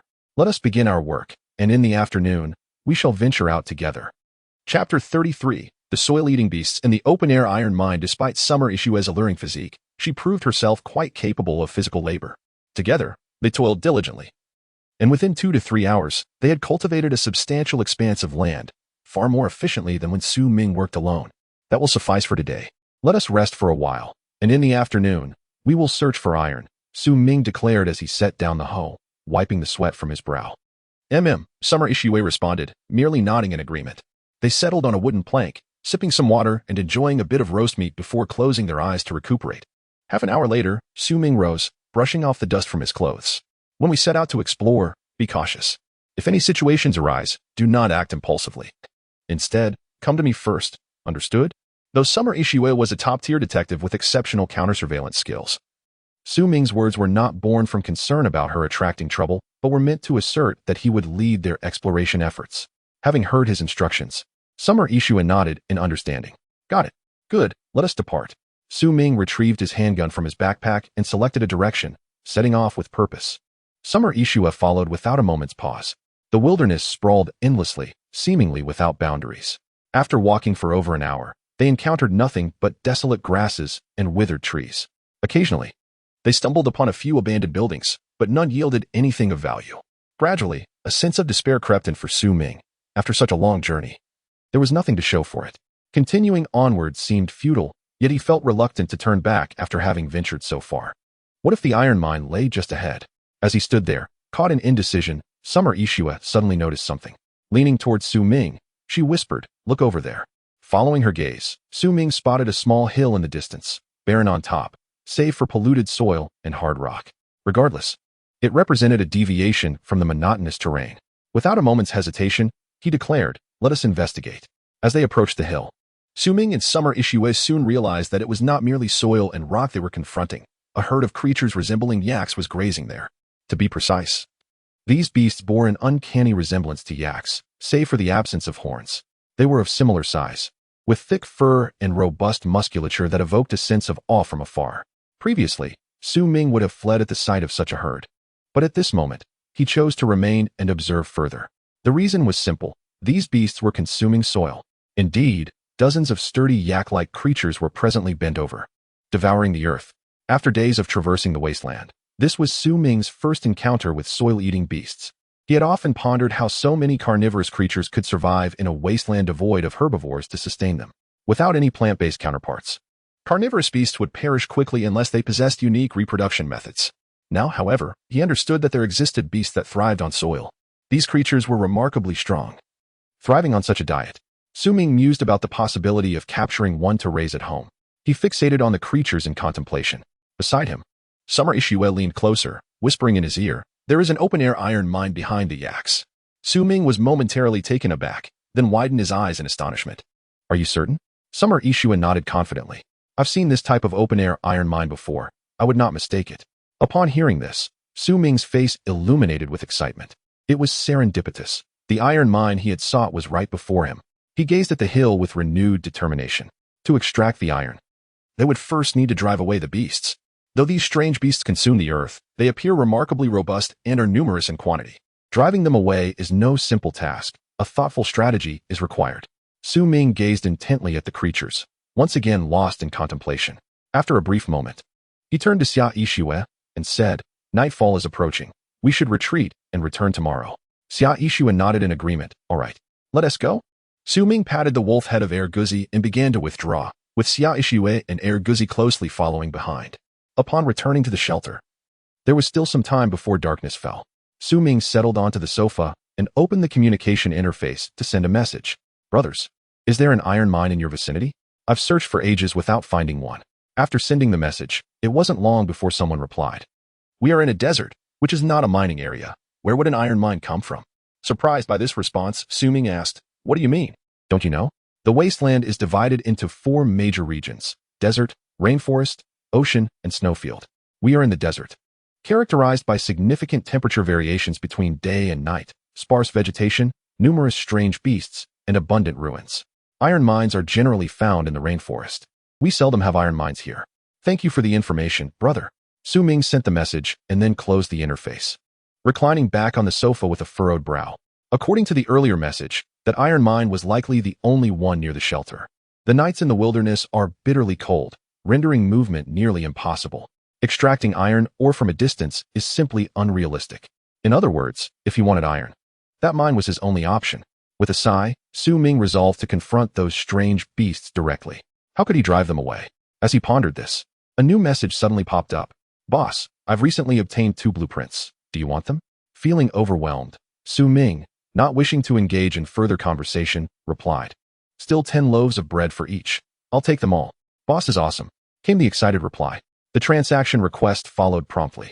3 has sent you a trade request. Trade items, firecracker blueprint, firework blueprint. Do you agree? Firecrackers and fireworks. Ming was momentarily taken aback. But then a look of pure joy spread across his face. Just what he needed had arrived. With firecrackers and fireworks, how could he not drive the beasts away? Without hesitation, he replied, agree. You have obtained 1 firework blueprint. You have obtained 1 firecracker blueprint on the other end. The gaunt man sighed in relief upon seeing the word agree. He had feared that such seemingly useless blueprints would be rejected by the boss, but to his surprise, they were accepted. Truly, the boss kept his word. Thank you, boss. Do you really not lack for underlings? I would gladly toil for you. Ming, upon reading this, simply responded with a single word, scram. Even after being dismissed, the gaunt man remained undeterred, grinning as he replied, all right, boss, I'm off. After sending 3 away, Ming opened the crafting table and discovered the options for fireworks and firecrackers had indeed appeared. Firework, gunpowder, 55, nitrate, 05, copper ingot, 11, salt, 11, paper, 22, firecracker, gunpowder, 11, nitrate, 01, paper, 11. The required materials were not particularly rare, though gathering them could be cumbersome, especially the nitrate. The desert region featured very little of it, necessitating a purchase through the trading interface. Upon browsing, Ming quickly found nitrate available for trade. Nitrate, essential for explosives. Available at 1 loaf of bread per unit. Unlimited supply. 1 loaf of bread per unit? How exorbitant. Ming was taken aback. Just 1 firework required 5 units of nitrate, and to drive away such a massive number of beasts, at least 5 fireworks would be needed. That amounted to 2 loaves of cooked meat, not including the firecrackers. Although firecrackers required only 1 unit of nitrate, the quantity he needed to manufacture would not be insignificant. Preliminary estimates indicated that he would need to spend at least 10 loaves of cooked meat just for nitrate, having never spent such a vast amount on potions and blueprints. Ming felt a pang of regret. After much deliberation, he finally gritted his teeth and made the purchase. If one desires to catch a wolf, they must first part with some children. To acquire iron ore, a price must be paid. 10 loaves of cooked meat for 120 units of nitrate. No bargaining. It seemed that nitrate was selling better than he had anticipated. Did that mean many people had mastered the art of creating explosives? If that were the case, he needed to expedite his efforts, lest he fall behind. Resolving this, he decisively stated, I'll take 120 units of nitrate for 12 loaves of cooked meat. Let us trade. All right. You have obtained 120 nitrate, with nitrate secured. The next step was to acquire gunpowder. Gunpowder available in bulk, 1 loaf of bread per unit. Yet another loaf of bread per unit. Ming gritted his teeth and purchased 200 units. You have obtained 200 gunpowder. 120 units would be used for crafting fireworks and firecrackers, while the remaining 80 would be reserved for future bullet manufacturing once he mastered the shell-making process. With nitrate and gunpowder in hand, he turned his attention to copper ingots, salt, and paper. The copper ingots were easily obtained. He had scavenged a wealth of copper items. When the furnace was newly constructed, he had melted them down, resulting in 5 copper ingots, which were sufficient for crafting fireworks. As for salt, Ming had a bottle containing 10 units. After using 2 units for cooked meat, he still had 8 units remaining, enough for his needs. The only item left to procure was paper. This commodity was abundant. Many had found it and deemed it worthless, discarding it without a second thought. Thus, it was exceedingly cheap, with 200 sheets obtainable for half a loaf of cooked meat. After busily collecting materials for about half an hour, he finally amassed everything needed. Firework, gunpowder, 55, nitrate, 55, copper ingot, 11, salt, 11, paper, 22, firecracker, gunpowder, 11, nitrate, 11, paper, 11. Do you wish to manufacture? Yes. You have obtained 5 fireworks. You have obtained 100 firecrackers. A radiant white light enveloped him. Moments later, a plethora of fireworks and firecrackers appeared on the table. Gazing at them, Su Ming felt a fleeting sense of festivity, reminiscent of the new year. With fireworks and firecrackers ready, the next task was to craft animal traps. Since the strange beasts fed on Earth, capturing a few would alleviate his future food concerns. While traps might not guarantee success, it was a dream worth pursuing. Perhaps it could come to fruition. Animal traps required iron ingots, which meant he needed to purchase more iron ingots. Su Ming sighed, reopening the trading interface. In the marketplace, the prices for iron ingots were comparable to those of nitrate. Some were higher, some lower, but most were also one loaf of bread. Standard animal trap, iron ingot, 7. A standard trap required 7 iron ingots. Considering that there were conservatively at least 80 strange beasts, to capture several, he would need at least double the traps, totaling 160. That amounted to 1120. Calculating this, Su Ming shook his head. He had only 465 loaves of cooked meat remaining. Among the 300 units, a portion is reserved as staple food and remains untouched. The remaining 165 units are allocated for purchasing blueprints, medicines, and raw materials. To invest all in traps for catching beasts would be excessively perilous. It is wiser to construct 80 traps initially and attempt to herd the creatures into a single area to enhance the likelihood of success. At this stage, Su Ming does not find himself in dire need of food. His aim is merely to domesticate the exotic beasts in preparation for the future. Thus, capturing just one male and one female would suffice. Having made this decision, Su Ming commenced his search in the trading market for affordable iron ingots. After several minutes, he successfully gathered 560 ingots, all of which were crafted into traps. Acquired 80 ordinary traps, a radiant glow enveloped the room, instantly filling the living room with unopened traps. At that moment, the sound of the door opening echoed through the space. Xia Yushua entered the shelter, carrying a bucket. As she took a step forward, she sensed something amiss and halted in her tracks. "What is this?" she questioned, her expression one of confusion. Su Ming clarified, "Traps, fireworks, and firecrackers. We will need them tomorrow." Instantly, Xia Yushua comprehended his intent. "You wish to capture exotic beasts?" Su Ming nodded affirmatively. Indeed, he confirmed. Xia Yushua's expression reflected hesitation. After a moment of silence, she remarked, "It seems rather risky. Living in the wasteland, doing nothing is the real risk," Su Ming responded. Upon hearing this, Xia Yushua looked up at him, finding his gaze resolute and confident, which was incredibly infectious. As a result, she too felt a sense of determination and confidence, as if capturing exotic beasts had become a trivial task. After pondering for a moment, she nodded in agreement. "All right, I will follow your lead. Let us capture beasts tomorrow." Chapter 35. The night Leona planned to drive away the exotic beast was straightforward. First, fireworks would be ignited on the opposite side of the hill. Once the beasts were startled, firecrackers would be set off on either side of the hill to steer them in one direction. Subsequently, traps would be laid along that path. The number of beasts captured would be left to chance, but since the traps could be reused, even if nothing was caught, it would not be a significant loss. Though the plan was simple, ensuring its flawless execution was no easy feat. Su Ming and Xia Yushua spent over an hour discussing the details, addressing numerous potential problems. Eventually, only one issue remained. According to the plan, igniting the fireworks and firecrackers required 3 individuals. While 2 could manage it, the risk would be considerably higher. A slight delay could cause the herd of beasts to escape in an unintended direction. A small error could lead to a major miscalculation. Su Ming and Xia Yushua sat on the sofa, their brows furrowed in contemplation. Suddenly, a spark of inspiration illuminated Su Ming's mind. He glanced at the dog lying beside the sofa and said, "Isn't it just igniting firecrackers? The dog can do it too." "The dog?"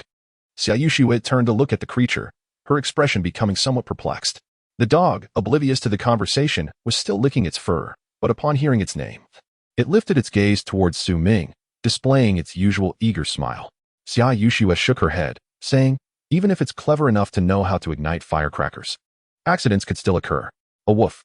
The dog stood up, voicing its discontent at her words.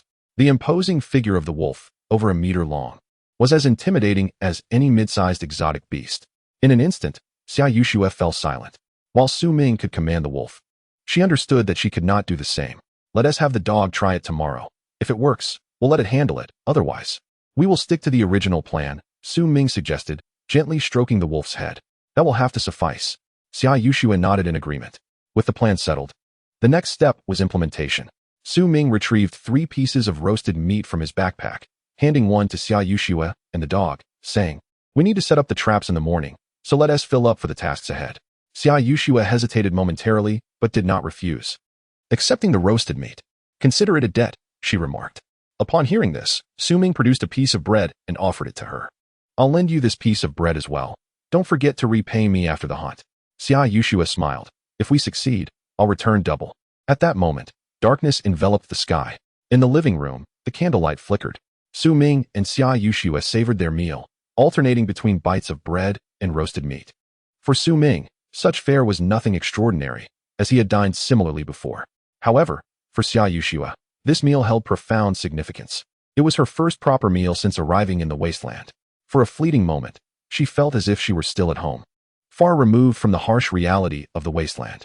The meal lasted for half an hour. Xia Yushua reclined on the sofa, completely relaxing her guard. A day spent together had convinced her that Su Ming was different from the others in the wasteland. Compared to others, Su Ming exhibited a remarkable sense of restraint.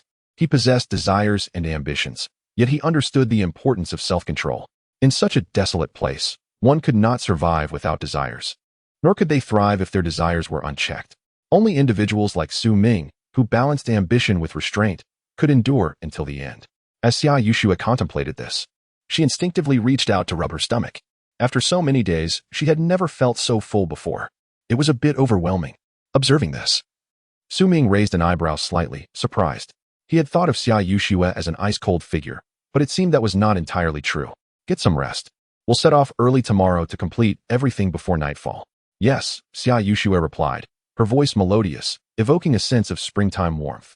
This was a stark contrast to her usual icy demeanor. Su Ming glanced at her but said nothing, turning to return to his room. After he left, Xia Yushua's cheeks flushed crimson. How could I make such a sound? How embarrassing. She chastised herself, vowing never to overindulge in food again. In her room, Su Ming lay on his bed, delaying sleep as he mulled over the next day's plans. If only he could find one more trustworthy companion, the situation would be ideal. Alas, in the wasteland, locating a reliable ally was akin to scaling the heavens. If only I had agreed to 3's offer. Having one more subordinate wouldn't be such a burden. As Su Ming pondered, a system notification resounded in his mind. Survival Day 9, Reward 1, Breeding Ground, with 3 livestock. 1 male and 1 female of each. Reward 2, Female Guard, Loyal. Reward 3, Exceptional Beauty Guard, Random. Please make your selection. Upon seeing the rewards, Su Ming was momentarily taken aback. Does this system possess telepathy? I was just contemplating a guard, and now 2 options appear? He shook his head, deciding not to dwell on it. Regardless of whether the system could read his thoughts, he was powerless against it. I choose Reward 2. Without hesitation, Su Ming decisively opted for Reward 2. The rationale was simple. He already had Xia Yushua, a stunning woman with fair skin and long legs, by his side. What significance would an additional beauty hold? Moreover, the loyalty attribute of Reward 2 was incredibly rare in the wasteland.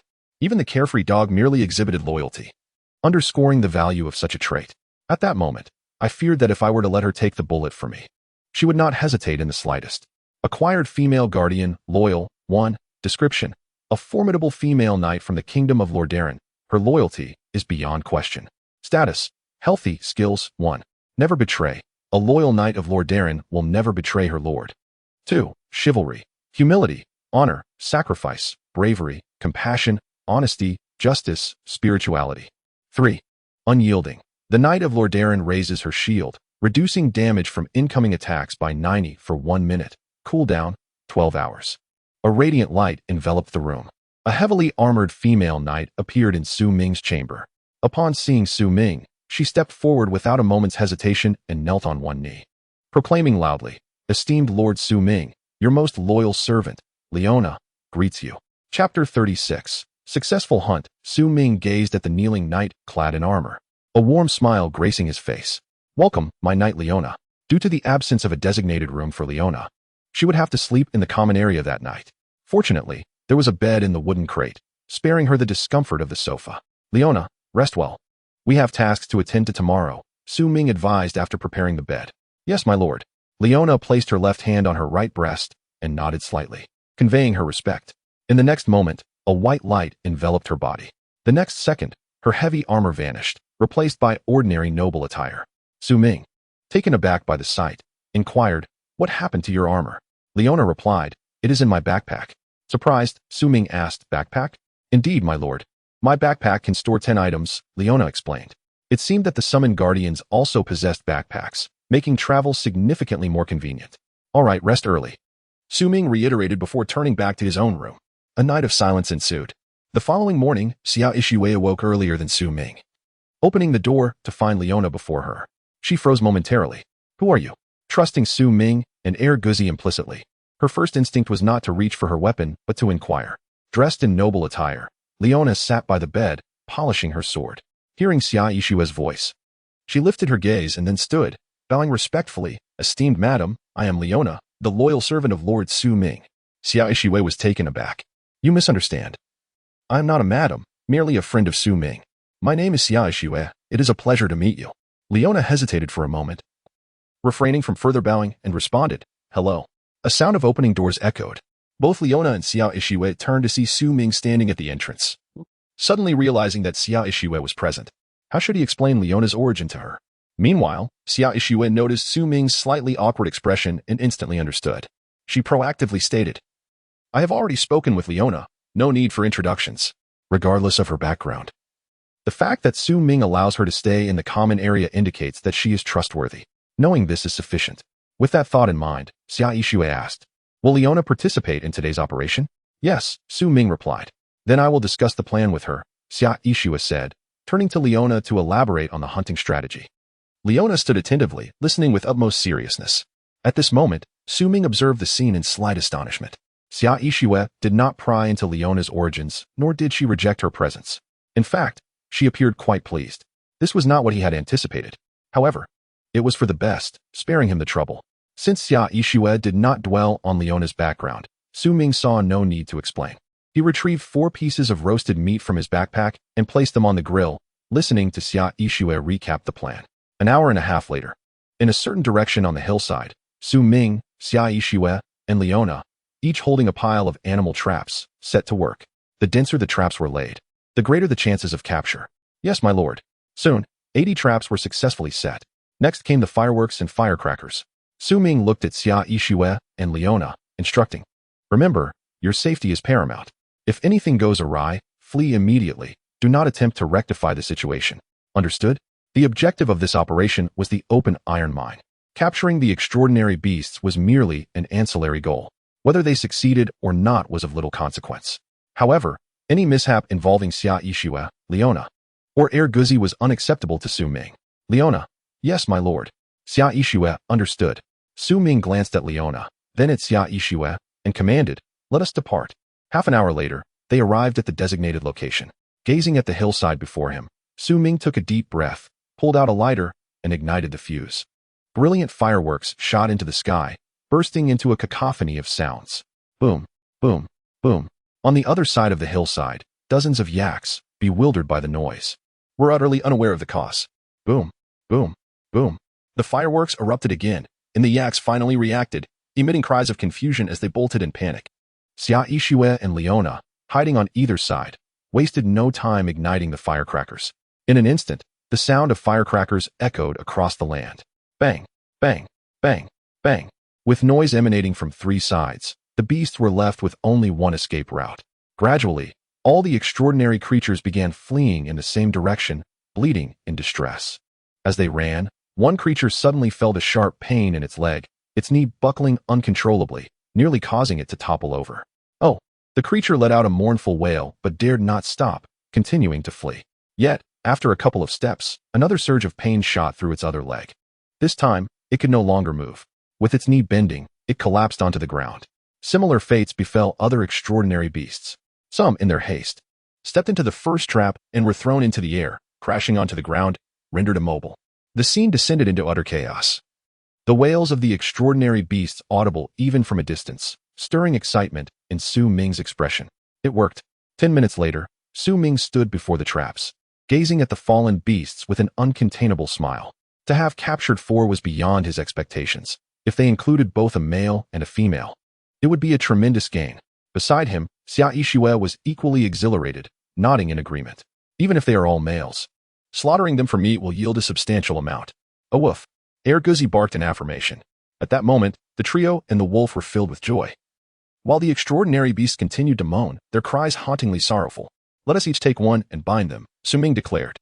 Following the plan, he intended to construct a breeding facility beside the hill, confining the 4 extraordinary beasts within. Establishing the breeding facility here would eliminate the need to transport the beasts back to the refuge, saving a great deal of trouble. Moreover, there is an open iron mine here. Su Ming often frequents this place. All right, Xia Yuxue and Leona nodded, retrieving the prepared hemp ropes from their backpacks and advancing towards the exotic beasts. Upon witnessing this scene, the beasts thrashed violently, emitting terrified cries. Oh. Su Ming feigned indifference and approached. However, at that moment, a deep, resonant horn sounded from behind them. Vroom, vroom, vroom. Chapter 37, The Merchant Woman. Instinctively, Su Ming and the others turned to look. A heavy truck was approaching, its horn blaring from a distance. At this sight, Su Ming instinctively drew his pistol, aiming at the truck. Beside him, Xia Yuxue also readied her sniper rifle, taking aim. Leona raised her shield, positioning herself protectively in front of Su Ming. For her, safeguarding Su Ming's safety was always her foremost priority. The heavy truck halted not far from Su Ming. The door swung open, and a woman clad in leather armor leapt from the cab. She scrutinized Su Ming and his companions, a smile illuminating her face. Are you survivors? Su Ming and Xia Yuxue fixed their gazes on the woman, remaining silent. Noticing their reaction, the woman shrugged and said, Don't be so tense. We are from the Merchant Guild, merely conducting business, not engaging in robbery. Merchant Guild? Are they natives? Su Ming regarded the woman, still silent. Clearly, the current situation favored the other party. Speaking further could risk revealing too much. Silence was the wisest choice. The reputation of the Merchant Guild is unmatched in the wasteland. After a few more encounters, you'll no longer be so wary, the woman remarked, glancing at the iron-eating ox behind Su Ming. This creature is called an iron-eating ox. It thrives on the ore residue in the soil and is a primary livestock in various settlements. It is rare to find wild ones now. Capturing 4 of them is quite fortunate. A friendly reminder, male iron-eating oxen are aggressive, and hemp ropes won't restrain them. You'll need iron chains. Upon hearing this, Su Ming raised an eyebrow and inquired, How can one differentiate between male and female? It's quite simple. If the ears are erect, it's male. If lying down, it's female. The females can give birth every 6 months, and unless they are particularly starved, it's best not to consume them, so they can breed. Su Ming turned to observe. 2 were lying down, and 2 were standing erect. Just perfect, 2 males and 2 females. All right, enough chit-chat. I have some excellent items in my truck. Would you like to see? Su Ming kept his gun steady. What kind of items? The woman appraised Su Ming and replied, Not much that would be of use to you. Just 4 items.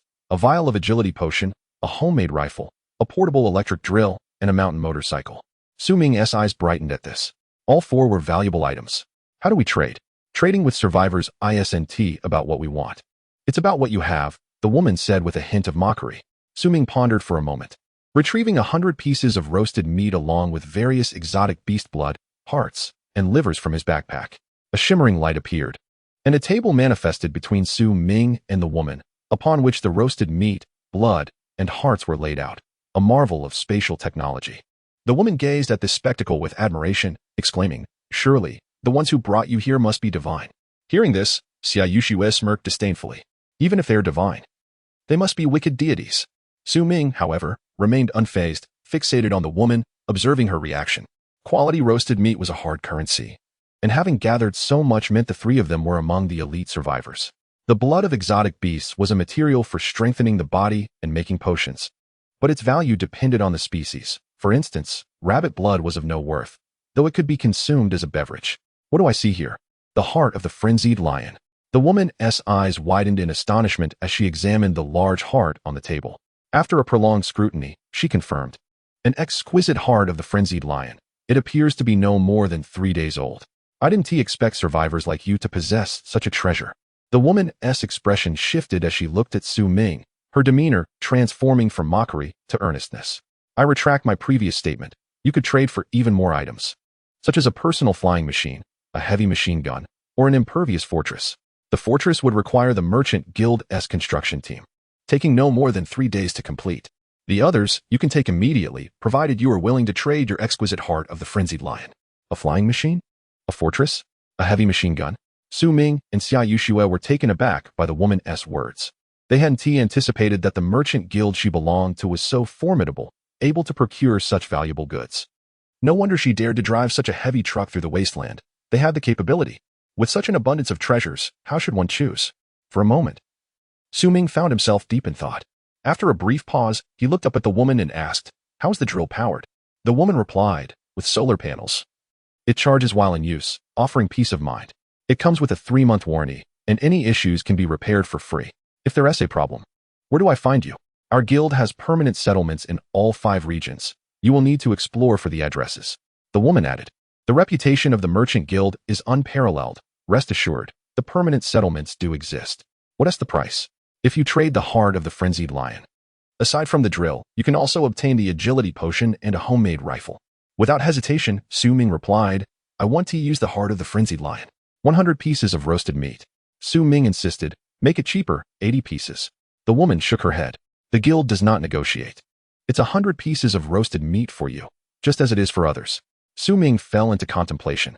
After crafting traps, fireworks, and firecrackers, he had merely 109 pieces of food left for trading, after setting aside 300 pieces for reserves. If he purchased the drill, only 9 pieces would remain. Was a drill worth such a price?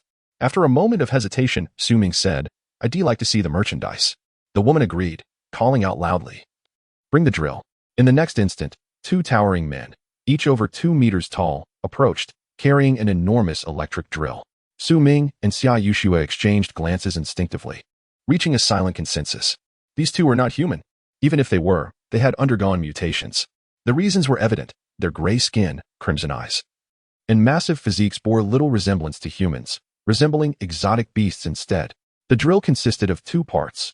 One was the solar panel, and the other was the handheld drill. The solar panel was heavy, but the lady behind you, Leona, should be able to handle it. The handheld drill can be used by anyone who isn't a child. You may give it a try. Hesitant, Su Ming holstered his pistol and picked up the handheld drill, testing it. The drill struck a rock, shattering it into debris. What a remarkable item. Su Ming's eyes gleamed as he set the drill down, declaring, 100 pieces of roasted meat. It's a deal. The drill is yours. The woman smiled at Su Ming and continued, now, what about the heavy machine gun, the flying machine, or the fortress? Which would you prefer? Chapter 38, The Epic Drill. Su Ming shook his head, replying, I do not want any of those. The woman looked momentarily stunned. Then what do you desire? I wish to know the uses of the heart of the frenzied lion. The woman paused, hesitating before saying, 1 piece of roasted meat. Deal. Su Ming retrieved another piece of roasted meat from his backpack and placed it on the table. The woman sighed upon seeing the situation and replied, the sole purpose of the heart of the rampaging lion is to evolve aberrant beasts. Evolve aberrant beasts? Su Ming was somewhat perplexed. The woman glanced at Guzi behind Su Ming and continued, in the wasteland, an aberrant beast can evolve by devouring the heart of a stronger aberrant beast. For instance, a 3-headed giant lion is a 4th-tier aberrant beast. If a 2nd-tier aberrant beast consumes the heart of the rampaging lion, it can evolve into a 3rd-tier aberrant beast. Hearing this, Su Ming instinctively glanced at Guzi, suddenly noticing its intense gaze fixed on the heart of the rampaging lion, filled with longing. What constitutes a 4th-tier aberrant beast and a 2nd-tier aberrant beast? What are the criteria for such classifications? Su Ming turned and asked curiously. The woman replied, a piece of roasted meat. Without hesitation, Su Ming took out a piece of roasted meat and placed it on the table. Information regarding aberrant beasts was scarce in the communication interface. To this day, survivors still categorized aberrant beasts based on their size. However, it was evident that this was not the whole truth. For example, the iron-eating cow dwarfed Guzi in size, yet in actual combat, the disparity was significant. The criteria for classifying aberrant beasts were quite simple: the degree of threat they posed to humans. 1st-tier aberrant beasts posed no threat to humans. 2nd-tier aberrant beasts could potentially kill humans. 3rd-tier aberrant beasts were capable of killing humans. 4th-tier aberrant beasts could obliterate a small settlement. 5th-tier aberrant beasts could destroy a medium-sized settlement. 6th-tier aberrant beasts could annihilate a large settlement. The woman paused and added, when I mention humans, I refer to us. For you survivors, the threat levels of various aberrant beasts increase by 1 tier. For instance, a 1st-tier aberrant beast, which poses no threat to us, could indeed kill you. Then what tier does my mount belong to? Su Ming hesitated before asking. The woman scrutinized Guzi and said, 2nd tier. So, Guzi was merely 2nd tier.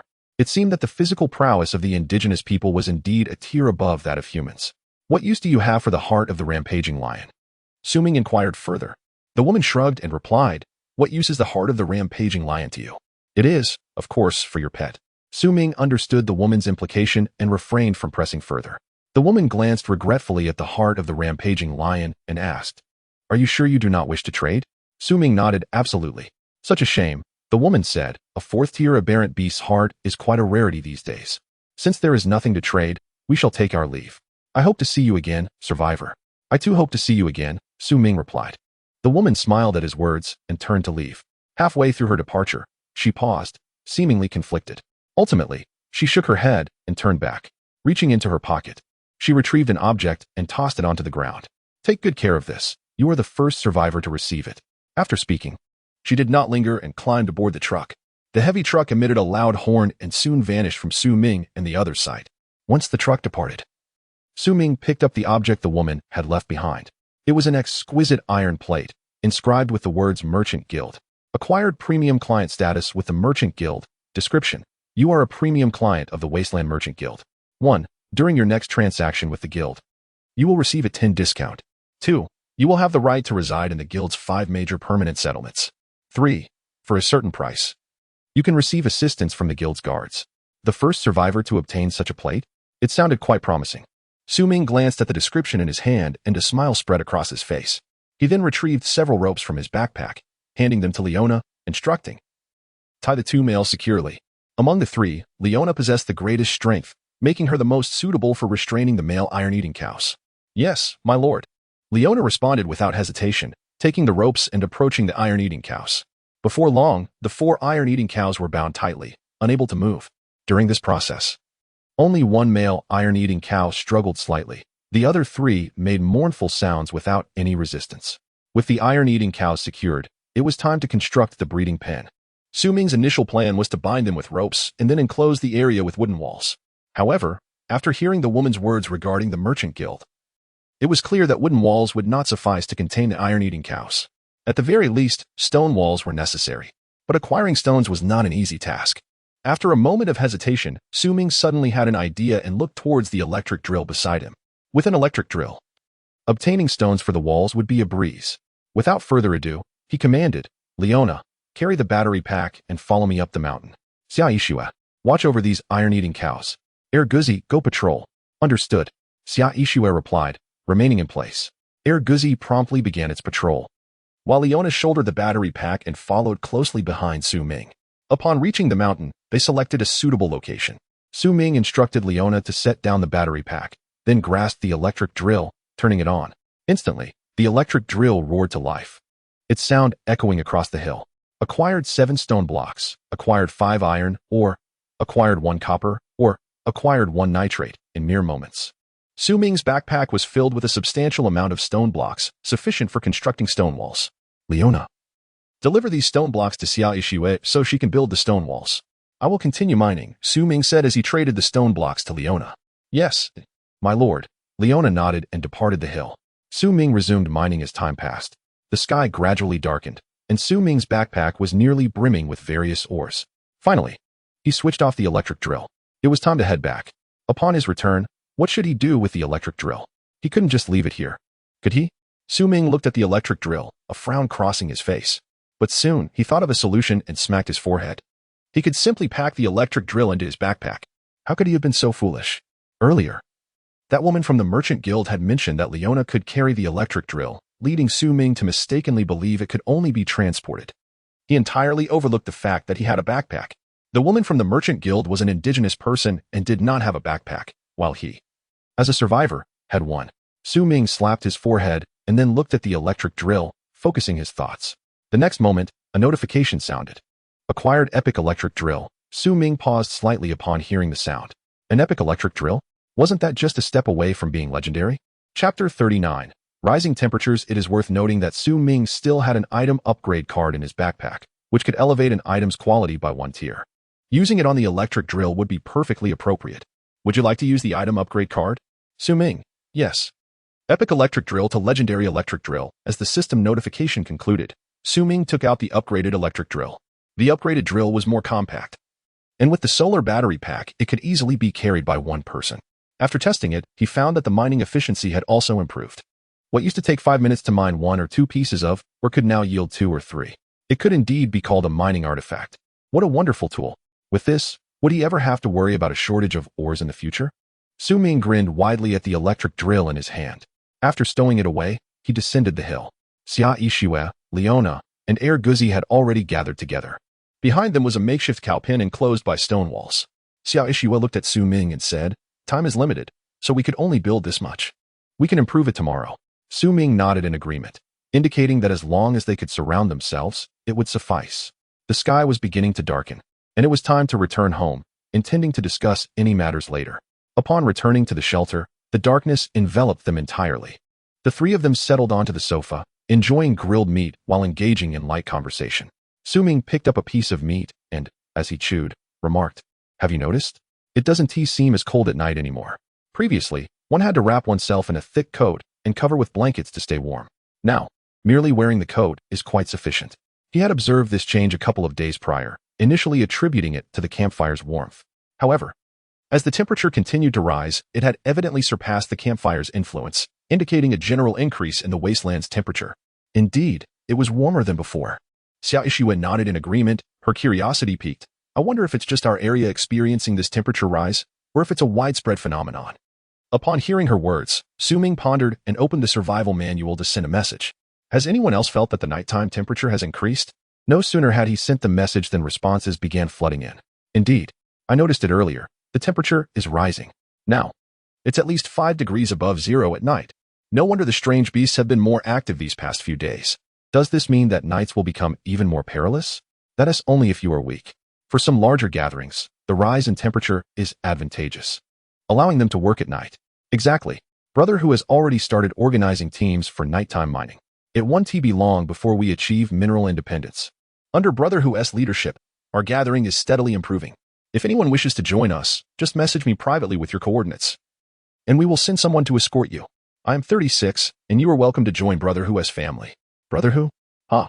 Who in this wasteland doesn't he know what he is? He is notorious for his pillaging and ruthless acts. I've seen at least 3 people call for help in the channel after encountering him, and you still have the audacity to promote him here. Exactly. I would rather starve than become a thief with you. As 36 made his appearance, a wave of disdain for Brother Who surged through the channel.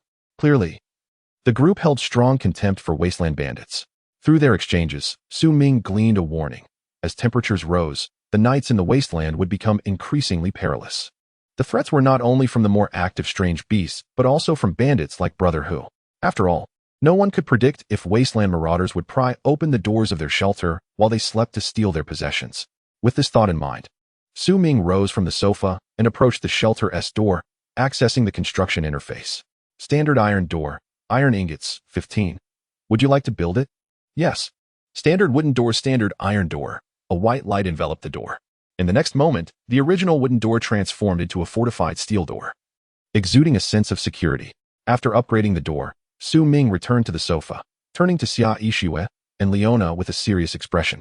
"From now on, nights will only grow more dangerous. Everyone should avoid sleeping too deeply." "Yes, sir," Leona replied with a salute. Xiao Ishiwa, having seen the messages exchanged in the chat, understood Su Ming's concerns. "Don't worry, we know what to do." "Good," Su Ming said, lifting his teacup for a sip. The grilled meat on the table had been consumed. Guzi lay contentedly at the edge of the sofa, grooming his short fur. Su Ming watched him, lost in thought. Before entering the shelter, he had contemplated whether to give the heart of the lion to Guzi. Su Ming hesitated, not out of distrust in Guzi, nor fear that he would become uncontrollable after gaining strength. It was simply that he believed Guzi had the potential to ascend to the 3rd tier through his own abilities, without needing the heart of the lion. That precious resource might prove more beneficial if reserved for a greater purpose. However, now Su Ming's perspective had shifted. As temperatures continued to rise, the wasteland would become increasingly perilous. The sooner they enhanced their strength, the greater their chances of survival. With a 3rd-tier lone wolf by his side, unless faced with formidable foes like 3-headed lions, no one could threaten Su Ming's safety. He could also focus on fortifying his shelter with greater peace of mind. Holding on to resources wouldn't yield progeny, they might as well be utilized. Su Ming gritted his teeth and made a decision. He retrieved the heart of the lion from his backpack and placed it on the table. Guzi, lying on the ground, caught the scent of the heart of the lion and sprang to attention, his eyes gleaming with desire as he fixated on it. Yet he remained still, waiting for Su Ming's command. Su Ming reached out to stroke Guzi's wolfish head, saying, "It's for you. Go ahead and eat." Upon hearing this, Guzi exhibited a look of disbelief, glancing at Su Ming, clearly astonished that his master would bestow such a precious item upon him. "Oh well." Guzi looked back and forth between Su Ming and the heart of the lion, still hesitant to take a bite. as if struggling to believe that the heart of the lion truly belonged to him. Seeing this, Ming chuckled, reassuring him, "It's genuinely yours." "Oh well." With confirmation, Erguzi leaped with excitement and nudged the heart of the lion with his head, as if to say that Ming should eat first. It was heartwarming to see that he still remembered his master amidst such good fortune. Ming smiled and replied, "This is of no use to me. You can have it all." "Oh well." With that, Erguzi wasted no time, lunging at the heart of the lion, tearing into it piece by piece. In mere moments, the massive heart of the lion was devoured. Simultaneously, his body began to undergo a subtle transformation. Chapter 40. Erguzi evolves a wolf. With a long howl, Erguzi's body began to swell, growing significantly in size within moments. Meanwhile, two small bony wings sprouted from his back, partially concealed by his sleek fur, appearing and disappearing in the dim light. As he opened his mouth, two sharp fangs glistened, instilling a sense of dread. After his evolution, including his tail, Erguzi's length reached an imposing 3 meters, nearly rivaling that of an adult Siberian tiger. Just standing there, he emanated an aura that commanded respect. Meanwhile, Xia Ishue and Leona exchanged glances, their expression shifting as they regarded Erguzi. Leona even drew her shield, ready to protect Ming at a moment's notice. Although they knew Erguzi would not harm them, his newfound size and strength were daunting, and mere play could prove perilous for a human body. "Oh well." Clearly pleased with his evolution, Erguzi howled in delight. Ming, standing nearby, did not intervene. There were no formidable strange beasts around the shelter, and Erguzi's howl would only serve as a deterrent. After howling for a while, Erguzi seemed to recall something. His glowing eyes turned towards Ming, and he dashed toward him. "Master, Ming!" Xia Ishue and Leona exclaimed simultaneously. Ming, however, remained unfazed. He sensed that Erguzi merely wished to share his joy. Sure enough, when Erguzi reached Ming, he did not collapse onto him as usual, but instead extended his tongue, affectionately licking Ming's face. Ming grimaced, exclaiming, "How disgusting! Get off, get off!" Despite being scolded, Erguzi did not mind. He simply grinned, reveling in his happiness. After a brief bout of playful antics, Erguzi returned to his spot beneath the sofa, lying quietly. The once spacious area now appeared somewhat cramped. Unbothered, Erguzi closed his eyes and licked his short fur as usual. Ming observed him while opening the survival manual. Seated wolf, loyal. Description: descendant of the giant wolf Fenrir, typically living in packs, possessing high intelligence and formidable attack power. Status: healthy. Skills: 1. Seated wolf language, the language of the seated wolf clan. 2. Copper skin iron bone. The bloodline of the giant wolf Fenrir is activated. Increasing defense by 80 for 10 minutes, cooldown, 12 hours. 3. Bloodthirsty. Attack power increases by 10 after absorbing blood. After evolving, Erguzi acquired 2 additional skills, one enhancing defense and the other boosting attack, a perfect complement to each other. Ming gazed at him and gently prodded the 2 small bony wings on his back. These wings were evidently underdeveloped, but should grow larger after further evolution, possibly enabling flight. If Erguzi could fly, many troubles could be alleviated. After a moment of observation, Ming stood up. It was getting late, and everyone needed rest. He turned and returned to his room, with Erguzi hastily following him. Back in his room, Ming lay on his bed and opened the trading interface to search. In a space designed for 2, the room felt a little cramped with the addition of Leona. He needed to devise a plan for expansion. The expansion blueprint was the sole means to enlarge the shelter, making it exceedingly valuable. After searching for a considerable time, he discovered a rough-level expansion blueprint priced at 50 pieces of bread, which was far from cost-effective. After only half an hour, Ming gave up and shifted his focus to other items. Soon, a blueprint caught his eye, a shell manufacturing blueprint listed for 20 pieces of bread, non-negotiable. With private messaging for inquiries, Ming decisively declared, "I'll take it." Acquired shell manufacturing blueprint X1. Description: unlocks the method for shell production. Would you like to use it? Yes. Shell. Brass 01. Brass is an alloy composed of copper and zinc. Ming possessed copper but needed to purchase zinc. Fortunately, zinc was relatively common in the wasteland and not too expensive. Zinc ore was particularly affordable. Ming bought 100 pieces at the cost of 20 pieces of roasted meat.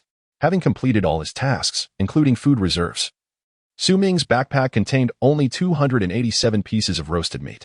Initially, when he dissected the 3-headed giant lion, 500 pieces of roasted meat seemed excessive and unmanageable. Yet, in just a few days, he found himself with so little. However, development necessitated such sacrifices. With zinc and copper ores in hand, he needed to smelt them together to produce brass. The furnace in the living room was busy smelting iron ore and could not be freed up. To enhance efficiency, he needed to construct several more furnaces. Thus, Ming issued another acquisition message, seeking furnaces and related materials, with prices to be discussed privately. As soon as the message was sent, someone approached Ming. "I have a blower for 10 pieces of bread." Ming replied, "Deal." After spending 7 pieces of roasted meat, he gathered the necessary materials for the furnace. Furnace, blower, 11. Anvil, 11. Crucible, 11. Mold, 11. Would you like to manufacture? Yes. Acquired furnace X1. With Leona sleeping in the living room, there was no space to place the furnace. So Ming had to set it up in his room. He tossed the copper and zinc ores into the furnace, and flames erupted immediately. Half an hour later, Ming obtained his first piece of brass. Acquired brass X7. Shell, brass, 11. Would you like to manufacture? Yes. Acquired shell X7. 45 bullets, shell, 11. Gunpowder, 11, 7. 62 bullets, shell, 11. Gunpowder, 11. Would you like to manufacture? Ming looked at the construction list, excitement filling his expression. He had finally achieved bullet independence. Mastering the method of bullet production had undoubtedly elevated his combat capability by at least 1 tier, providing him with the means to confront wasteland marauders. However, his marksmanship still left much to be desired. He resolved to ask Xia Yixue for lessons when he had the chance. With this thought, he retrieved several pieces of zinc and copper ore and tossed them into the furnace before lying back down on his bed. The next moment, the system notification chimed. Survival Day 10, Reward 1. Breeding Ground. Includes 3 types of livestock. 1 male and 1 female each. Reward 2. Ordinary level shelter expansion blueprint. Reward 3. Exotic Beasts Appreciation Manual. Please select. There was no need to elaborate on the breeding ground. As for the ordinary level expansion blueprint, he wished it were of superior quality. Yet the ordinary one was still a consideration. What was this Exotic Beast Appreciation Manual? Ming gazed at the third reward, his expression one of hesitation. The choice between the expansion blueprint and the appreciation manual posed a dilemma. Chapter 41, Exotic Beast Appreciation Manual. After much internal conflict, Ming ultimately opted for the appreciation manual. After all, he had never encountered such a thing before, and it might turn out to be valuable. Acquired Exotic Beasts Appreciation Manual X1. Description. This manual contains detailed information on all exotic beasts in the wasteland. The brief statement filled Ming with elation. What is most precious in the wasteland? The answer is 2 words: information. Possessing information equates to holding resources. Just like the iron-eating cow. Had he not encountered the merchant woman, he would have been entirely clueless about differentiating between males and females. And he would not have known their food consisted of mining waste. Additionally, the appreciation manual served a more practical purpose. It would aid Ming in discerning which exotic beasts could be provoked and which ones should not. After all, according to the merchant woman's account, the classification of exotic beasts does not solely depend on their size. Some potent exotic beasts possess the ability to annihilate large settlements, yet appear harmless. Many settlements in the wasteland have seen their decades of hard work undone by provoking such beasts. With the appreciation manual in hand, Ming would be unlikely to make such a grave mistake. Good choice. Ming mused as he stowed the manual away, closed his eyes, and began to rest. The following day, upon opening his eyes, the first sight to greet him was the 3-meter-long Urguzi, tongue lolling and gazing at him eagerly. Hungry? Oh. Urguzi nodded excitedly. After the evolution, his size had increased, as had his appetite. Previously, a single piece of roasted meat would suffice, but now, the same amount left him hungry before midnight. Not wanting to disturb Ming while he slept, Urguzi had endured until now. I'll add 3 pieces of roasted meat for you daily. Let me know if it's not enough, Ming said, retrieving 2 pieces of roasted meat from his backpack and offering them to Urguzi. Awa. Urguzi excitedly grabbed the meat, devouring it voraciously, completely oblivious to what Ming had said. Seeing this, Ming shook his head in exasperation and moved to the furnace. The copper and zinc ores he had placed in the furnace yesterday had all transformed into brass. In total, there were over 100 units. Acquired brass X112. Acquired shell X112. Acquired 45 bullets X30. Acquired 7. 62 bullets X30. He used up the remaining gunpowder all at once, producing a total of 60 bullets. Sufficient for the short term. Ming retrieved a pile of iron ore from his backpack and casually tossed it into the furnace. Then, he pushed open the door and stepped outside.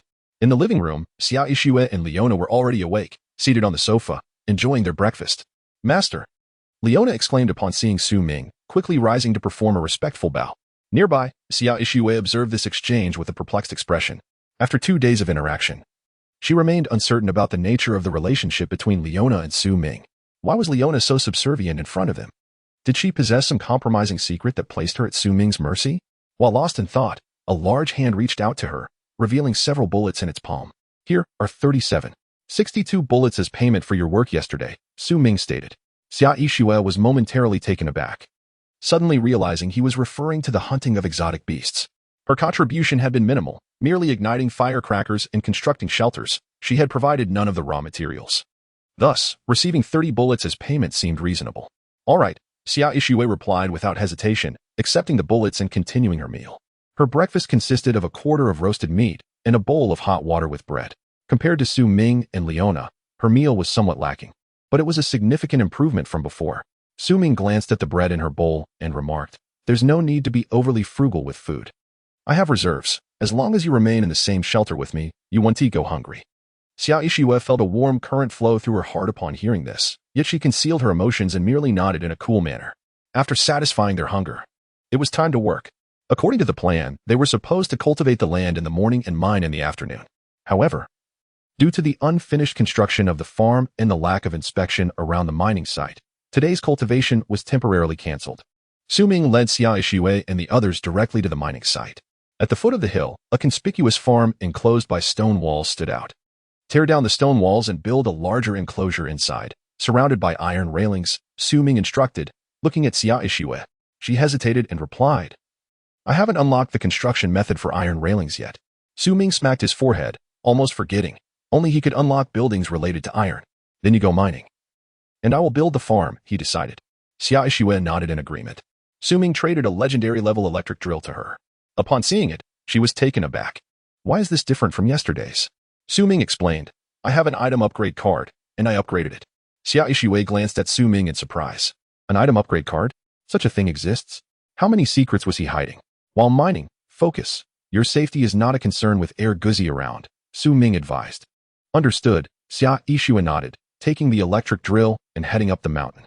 Su Ming stood still, contemplating the stone walls before him, feeling perplexed. He had always built walls. This was his first time demolishing one. How do I tear it down? Noticing Su Ming's frustration, Leona asked, "Master, are you planning to dismantle the wall? Do you have a method?" "Yes, Master," she replied confidently. Su Ming, intrigued, inquired, "How will you do it?" Leona answered, "With a shield." "With a shield?" Su Ming was momentarily taken aback, unable to process it. At that moment, a white light enveloped Leona entirely. The next second, her noble attire vanished, replaced by heavy steel armor. Seeing this transformation, Su Ming quickly understood, exclaiming, "You're going to break it down?" Leona nodded, "Yes, Master." "Can a stone wall be brought down by human strength alone?" Su Ming hesitated before saying, "Let us give it a try, but be careful not to injure yourself." "Yes, Master." Leona gazed at the stone wall, raised her shield, and charged forward with determination. With a resounding crash, Leona, clad in heavy armor, collided with the stone wall. Instantly, the wall shattered and collapsed. Inside, four iron-eating bulls stared at the suddenly appearing Leona, their eyes wide with disbelief. After a moment, they reacted, emitting fearful cries.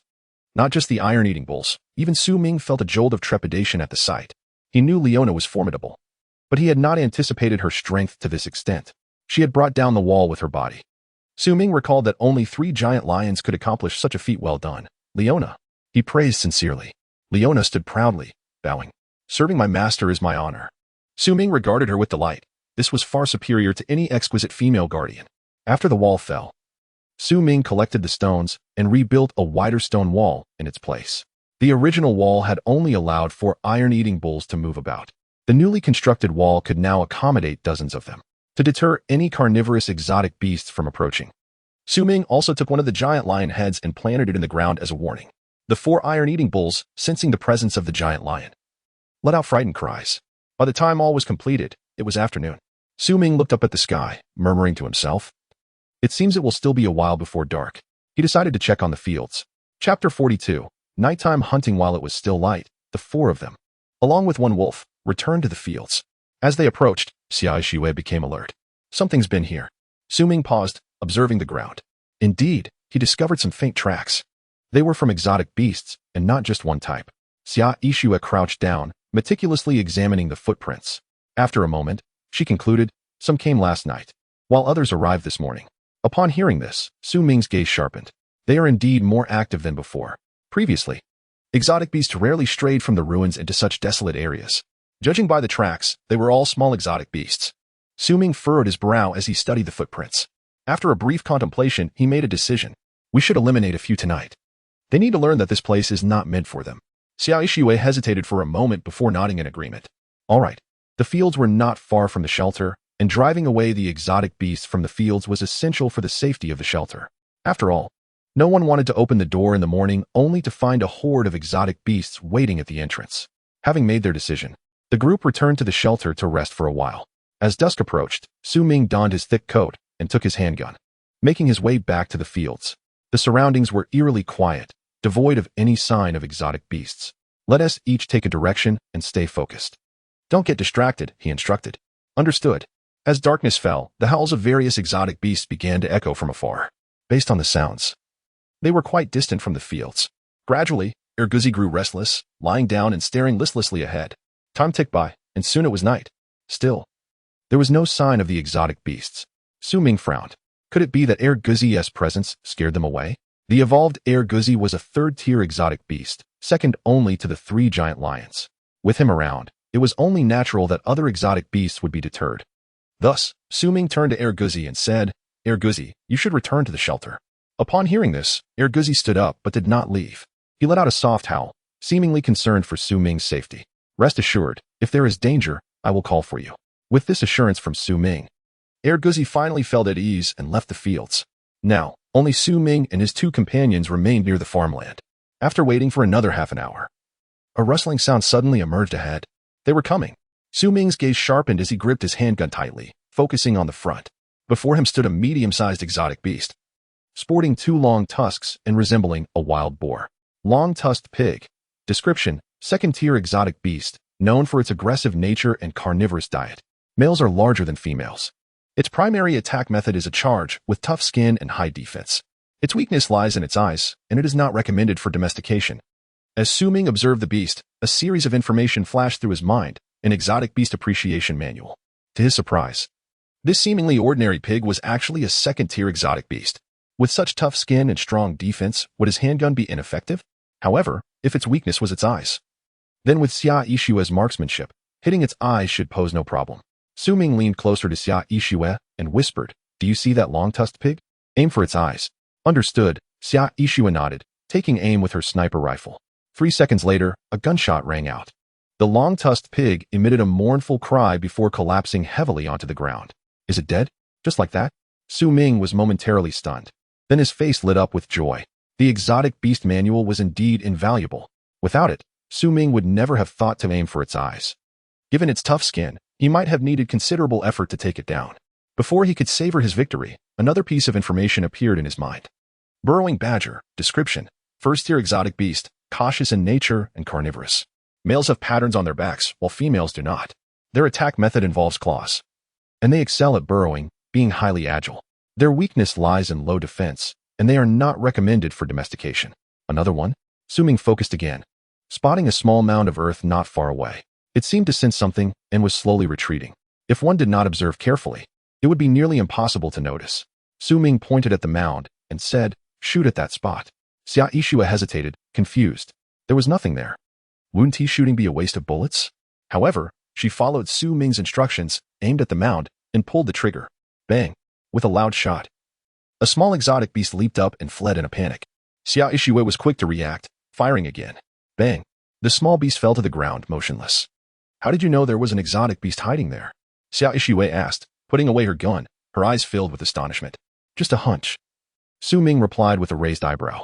The exotic beast manual was his trump card, and he had no intention of revealing it to anyone else. Besides, even if he told Xia Yixue, it would be of no use. The manual was a product of the system, usable only by him, and not shareable. Seeing that Su Ming was unwilling to elaborate, Xia Yixue didn't press further. Instead, she said, You deserve half the credit for catching these 2 exotic beasts. When we divide the spoils, we'll split them evenly. A long-tusked pig and a burrowing badger, how much could they yield? Su Ming hardly considered it significant, but he nodded in agreement. All right. In less than half an hour, they had caught 2 exotic beasts. Both Su Ming and Xia Yixue were invigorated, eager to hunt more. However, over the next hour, No more beasts appeared. By now, night had fully fallen, and the temperature had plummeted. Even in their winter coats, without a campfire, they felt the chill. Let us call it a night, set up some traps, and return tomorrow, Ming said.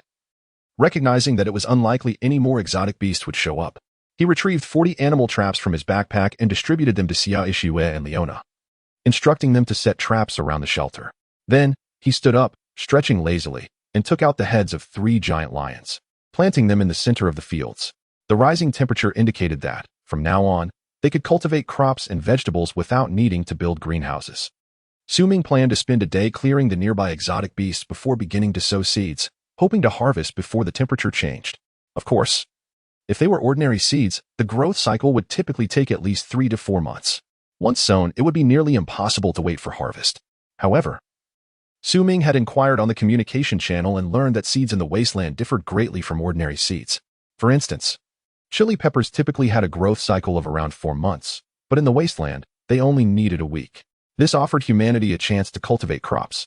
If all went well, they could be eating chili peppers in 7 days. Ming felt a surge of excitement at this thought. Just then, a sudden roar of an exotic beast echoed from nearby. Roar. Chapter 43. This is my territory. Ming instinctively looked over, and instantly, a series of information appeared in his mind. Short-faced bear. Description. Third-tier exotic beast, known for its ferocity and omnivorous diet. Males are smaller in size, while females are larger.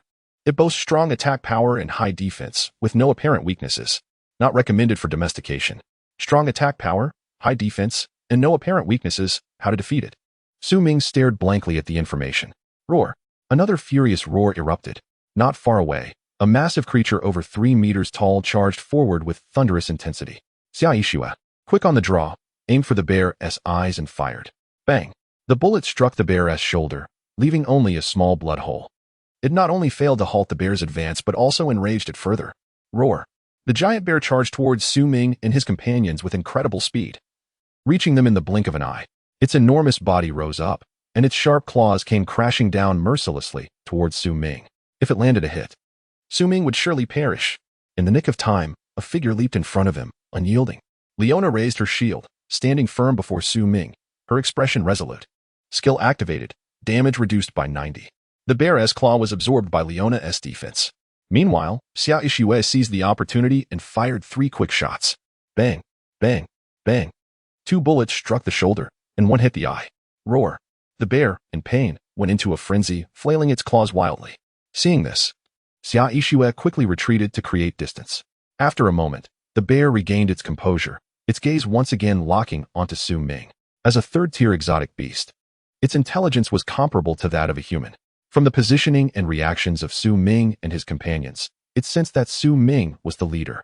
Though it was merely an exotic beast, it understood the strategy of capturing the leader first. Roar. With a furious roar, the bear swung its paw towards Ming once more. Leona resolutely stood in front of Ming again. As a knight, she vowed to protect her lord from any harm as long as she lived. Roar. The claws glimmered with a chilling light, mere moments away from striking Leona. At that moment, a long howl resonated behind Leona. Awoo. Erguzi leaped into the air, soaring over Leona, and clamped down on the bear's arm. Roar. The bear, in pain, attempted to shake off Erguzi, but the latter was not smaller than it and had formidable biting force, making it impossible for the bear to easily dislodge him. With a fierce grip on its arm, the creature struggled in vain to escape. The colossal bear, realizing it could not break free, opened its massive jaws wide, aiming to seize the neck of the dog. Yet, Ming and Xia Ishue would not grant it such an opportunity. At the moment the bear gaped, 4 or 5 bullets erupted simultaneously. The projectile struck the bear's mouth, causing blood to splatter in a chaotic burst. A roar erupted as intense pain surged through the bear's head, driving it into a frenzy once more. Not far away, Xia Ishue remained calm, targeting its other eye and firing another shot. Bang! The sound of the gun echoed, rendering the bear completely blind. The dog, quick to react, seized the chance as the bear lost its ability to fight back, sinking its teeth into its neck and refusing to let go. No matter its formidable defenses, the bear could not withstand such relentless torment. Once gripped by the neck, it finally relinquished its resistance and crashed heavily onto the ground. Even then, the dog maintained its hold, biting down firmly until, after several long minutes, it was certain the bear had breathed its last. Only then did the dog slowly release its grip and retreat to the side. The more than 3-meter-long bear lay on the ground, still exuding an immense aura of intimidation. Su Ming, gripping his handgun, gazed at the lifeless bear before him, still somewhat breathless. From the moment he discovered the bear to the moment it was slain, no more than 20 minutes had elapsed. Everything transpired so swiftly that Su Ming hardly had time to react. Had it not been for Leona, Xia Yixue, and the dog, he would have long since become the bear's meal. Reflecting on this made Su Ming feel a wave of dread wash over him. At that moment, he once again felt the harsh reality of the wasteland. In this desolate land, one could never predict when misfortune would strike. Just like this instance. When they were about to conclude their work, an unexpected third-tier bear had appeared. Who could have foreseen such a twist? Su Ming sighed, turning to Leona and Xia Yixue. Let us begin by dissecting the bear. Take what we can carry, and we shall return for the rest tomorrow. Understood, sir, Leona replied, retrieving her sword from her backpack to begin the dissection. Meanwhile, Xia Yixue stood in a daze, staring at the immense bear, her expression somewhat bewildered. It was her first time hunting such a colossal creature, and she was still coming to terms with it. After a while, she snapped back to reality. Drawing a dagger to assist with the dissection. Acquired a piece of fresh meat. 17. Acquired short-faced bear blood. 2. Acquired short-faced bear bones. 5. Listening to the notifications ringing in her ears, Xia Yixue felt a sense of disorientation. Before this, she had never hunted such a massive creature and was entirely unaware that a single beast could yield so many resources. No wonder Su Ming had an endless supply of roasted meat. It all made sense now. While the two were busy, Su Ming was not idle either. He tugged at the dog's ear and climbed onto its back, declaring, "Let us take a stroll, dog." According to the merchant woman, fourth-tier beasts were a rarity in the wasteland. Typically, the strongest encountered were third-tier. Seizing the moment after vanquishing the short-faced bear and still reeking of its blood, they would patrol the vicinity to send a warning to any nearby beasts. This is my territory. If you wish to roam here, think twice about your worth. Oh woo. The dog howled, racing forward with Su Ming. The wind whipped against his face, stinging slightly, yet Su Ming did not lower his gaze. He maintained a proud posture, eyes fixed ahead. Notifications about various creatures continued to pop up before him. Burrowing badger, fire rabbit, long-eared deer. Along the way, various beasts lurked in the shadows. Some of first tier, others second. Su Ming made no effort to conceal himself, allowing them to observe him freely. Thus, they made a circuit around the area near the shelter before returning to the fields. Dissecting the more than 3-meter-long bear was no easy task. The trio spent 2 to 3 hours extracting all the blood and flesh. By the time they returned to the shelter, it was already deep into the night. Thank you all for your hard work. Let us eat and rest early. Any matters can wait until tomorrow, Su Ming announced. The three then retreated to their respective quarters. Once back in his room, Su Ming shed his outer garments and retrieved 3 pieces of roasted meat, offering them to the dog before lying down on the bed. At that moment, he longed for a relaxing soak in a hot bath, but with Xia Yixue still present, undressing for a bath seemed inappropriate, so he dismissed the thought. Today had been the most fulfilling day since Su Ming arrived in the wasteland. Mining in the morning, building in the afternoon, and hunting in the evening. He had hardly rested from dawn till dusk. Even a body of iron could not withstand such relentless activity. Lying on the bed, he fell asleep almost instantly. Upon waking the next day, he suddenly remembered he had yet to claim his rewards. Opening the system, he found that the sign-in rewards had indeed been updated. Survival Day 11, Reward 1, Breeding Farm, includes 3 types of livestock. 1 male and 1 female of each. Reward 2, Sword Control Technique. Reward 3, Iron Security Door. Please make your selection. Chapter 44 Skill. Sword Control Technique. Sword Control Technique. Su Ming was momentarily taken aback upon seeing Reward 2. Wasn't this a concept from a fantasy world? How could it appear here? If he were to choose it, would the system really gift him a novel? Su Ming pondered the sign-in rewards, feeling indecisive. After a brief moment, he gritted his teeth and decided, I'll take the gamble. I accept the novel. I choose Reward 2. Acquired Sword Control Technique. 1. Description. A legendary skill that allows for the telekinetic manipulation of objects. When mastered to its highest level, it can move mountains and fill seas. Would you like to learn it? To his astonishment, it was indeed a skill. Upon reading the description, a wave of excitement washed over Su Ming's face. Without a moment's hesitation, he replied, yes. As soon as the words left his lips, the sword control technique vanished from his backpack, and a new page appeared in the survival manual. Skills. Su Ming clicked to open it, discovering that aside from sword control technique, the page was entirely blank. Sword control technique. Manipulate items below level 1 from a distance for up to half a minute. Cooldown. For hours. Level 1. And it could only last half a minute. It seemed less formidable than he had imagined. Upon reading the skill description, Ming felt as if a bucket of cold water had been poured over him. And he quickly regained his composure. He had hoped that mastering the sword control technique would grant him boundless power, but it seemed he had been overly optimistic. With a resigned sigh, Ming dressed, opened the door, and stepped outside. In the living room, Xia Yixue and Leona were seated on the sofa, enjoying breakfast. Despite the overwhelming stench of blood pervading the shelter, they were still relishing their meal. Life in the wasteland was indeed like this.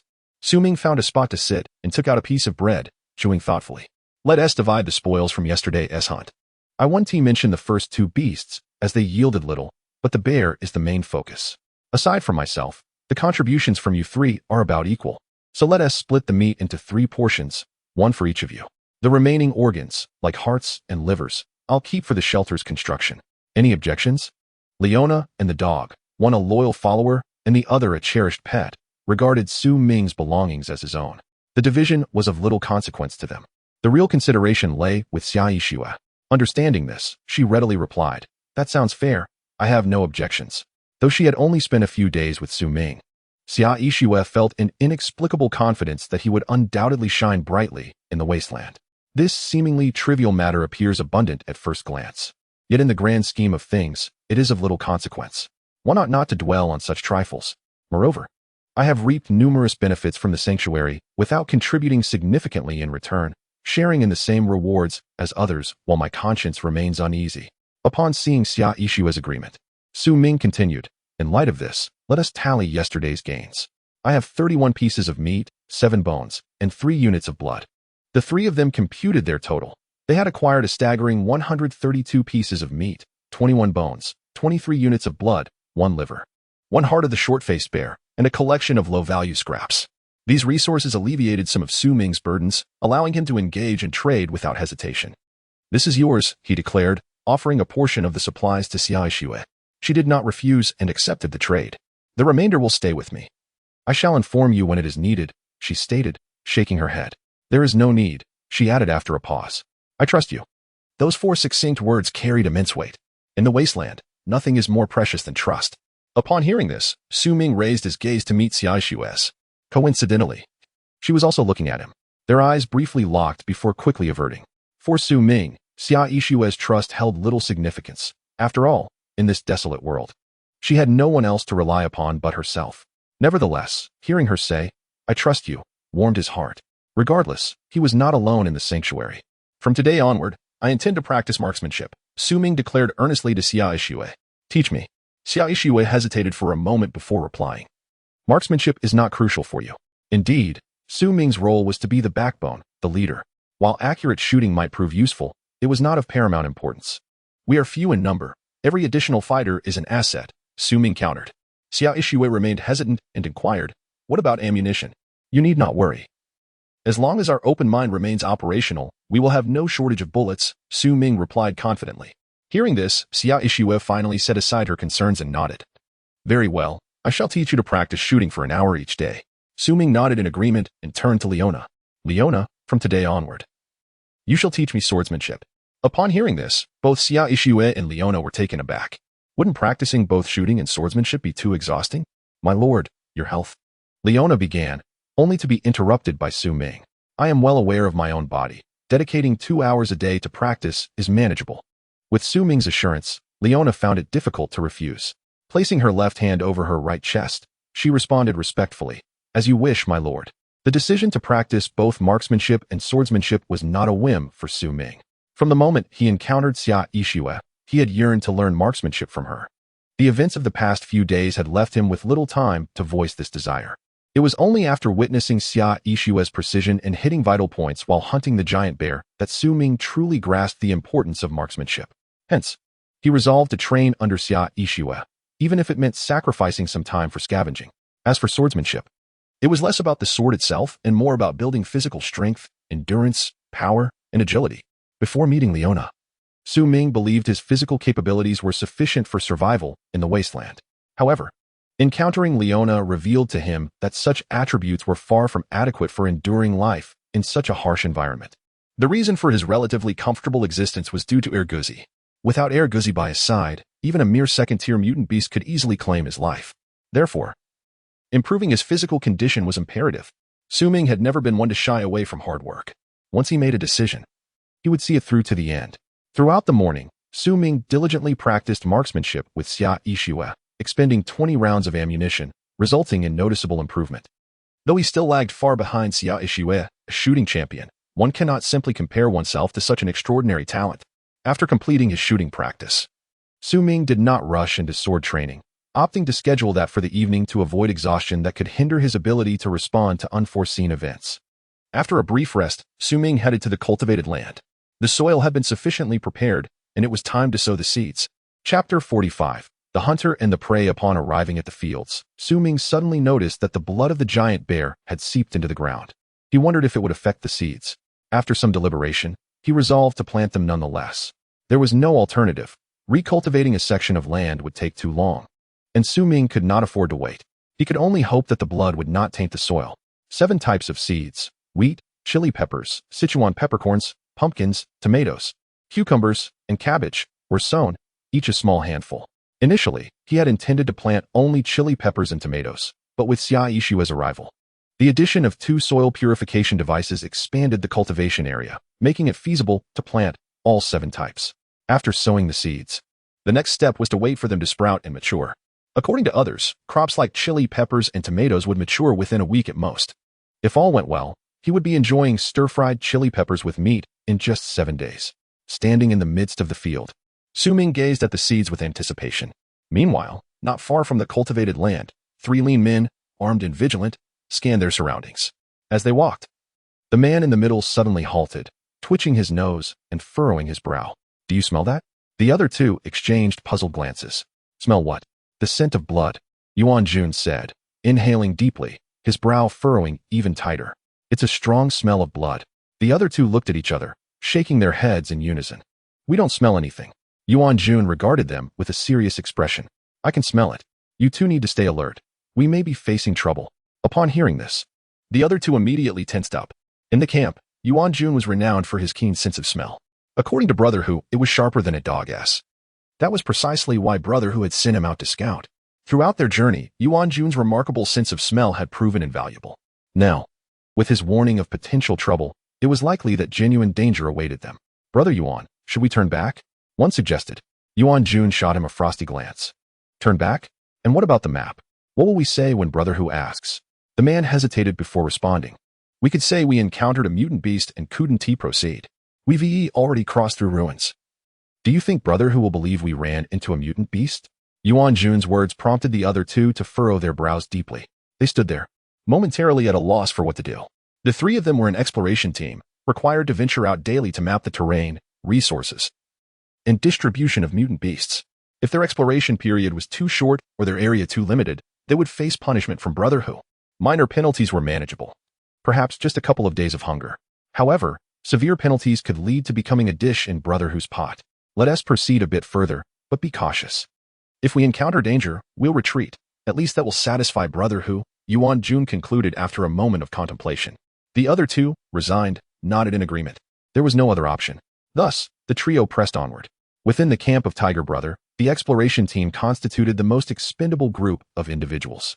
Their demise elicited no sorrow. They were merely regarded as consumables, tools in a cruel game. Consequently, each of them wielded rudimentary shotguns, capable of firing but a single bullet at a time, with a propensity to jam. In essence, Tiger Brother did not perceive them as human beings, but rather as mere instruments of utility. Yet, despite this bleak reality, they had never contemplated abandoning the camp. The rationale was simple. Although they endured the oppressive regime of Tiger Brother, they could still secure a meager meal. Outside the camp, not only would they struggle to find food, but even the prospect of shelter for the night would become an insurmountable challenge. In other words, given their limited capabilities, departing the camp was akin to walking willingly into death. At this moment, the trio moved cautiously together, paralyzed by fear, scanning their surroundings with trepidation. With each step, they glanced around to ensure their safety before daring to proceed. Such cowardice rendered their survival outside the camp utterly improbable. Slowly, they advanced with a pace reminiscent of a tortoise. Suddenly, Yuan Jun halted, his expression contorted in alarm. A heavy scent of blood wafted through the air. He muttered to himself, frowning deeply. The other 2 swiftly concealed themselves behind a tree, trembling in fear. "Yuan Ge, do not advance. If we encounter a beast, we would be no more than a snack for it." Indeed, Yuan Gu, let us retreat. Observing their fright, Yuan Jun displayed a hint of disdain. He opened his mouth to speak, but was interrupted by the sound of footsteps nearby. Upon hearing the noise, his complexion shifted drastically as he hurriedly hid behind the tree.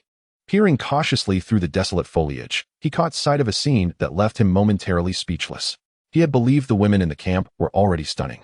Yet here stood two even more exquisite. Particularly, one woman possessed a figure that could only be described as breathtaking, worthy of a scarce status. Her fair skin, striking beauty, and long legs were complemented by a commendable demeanor, easily eclipsing the allure of the women back at camp. To his astonishment, these stunning women were accompanied by only a single, unimposing young man.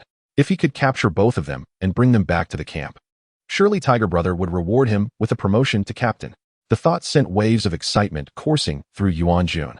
There's just one young man over there. If we proceed cautiously, we can eliminate him. Afterward, we can enjoy ourselves with the two women and present them to Tiger Brother, if he is pleased. We might never have to remain in the exploration team again. What do you say? Are we in? Yuan Jun eagerly turned to the other two. Upon hearing his proposal, they exchanged glances, their eyes gleaming with fervor. They had only ever seen such beautiful women on television, and to have the opportunity to indulge, even at the cost of their lives, seemed worth it. With a silent agreement, they nodded resolutely. All right, I will count to 3, and we shall fire simultaneously. Surely one of us will hit. The others nodded in agreement. Yuan Jun inhaled deeply and began his countdown. 1, 2, 3. As his voice fell, the trio emerged. Guns raised. Bang, bang, bang. The sound of gunfire erupted, but the only ones struck were themselves. A piercing pain surged through Yuan Jun, and he instinctively let out a wretched scream, dropping his shotgun to the ground. Glancing down, he saw that a bullet had penetrated his palm. Looking up in shock, he realized the man and 2 women had approached him. The man, with his cold gaze, fixed his eyes upon Yuan Jun. In that moment, he comprehended the grim truth. He had fancied himself the hunter, yet he was merely the prey.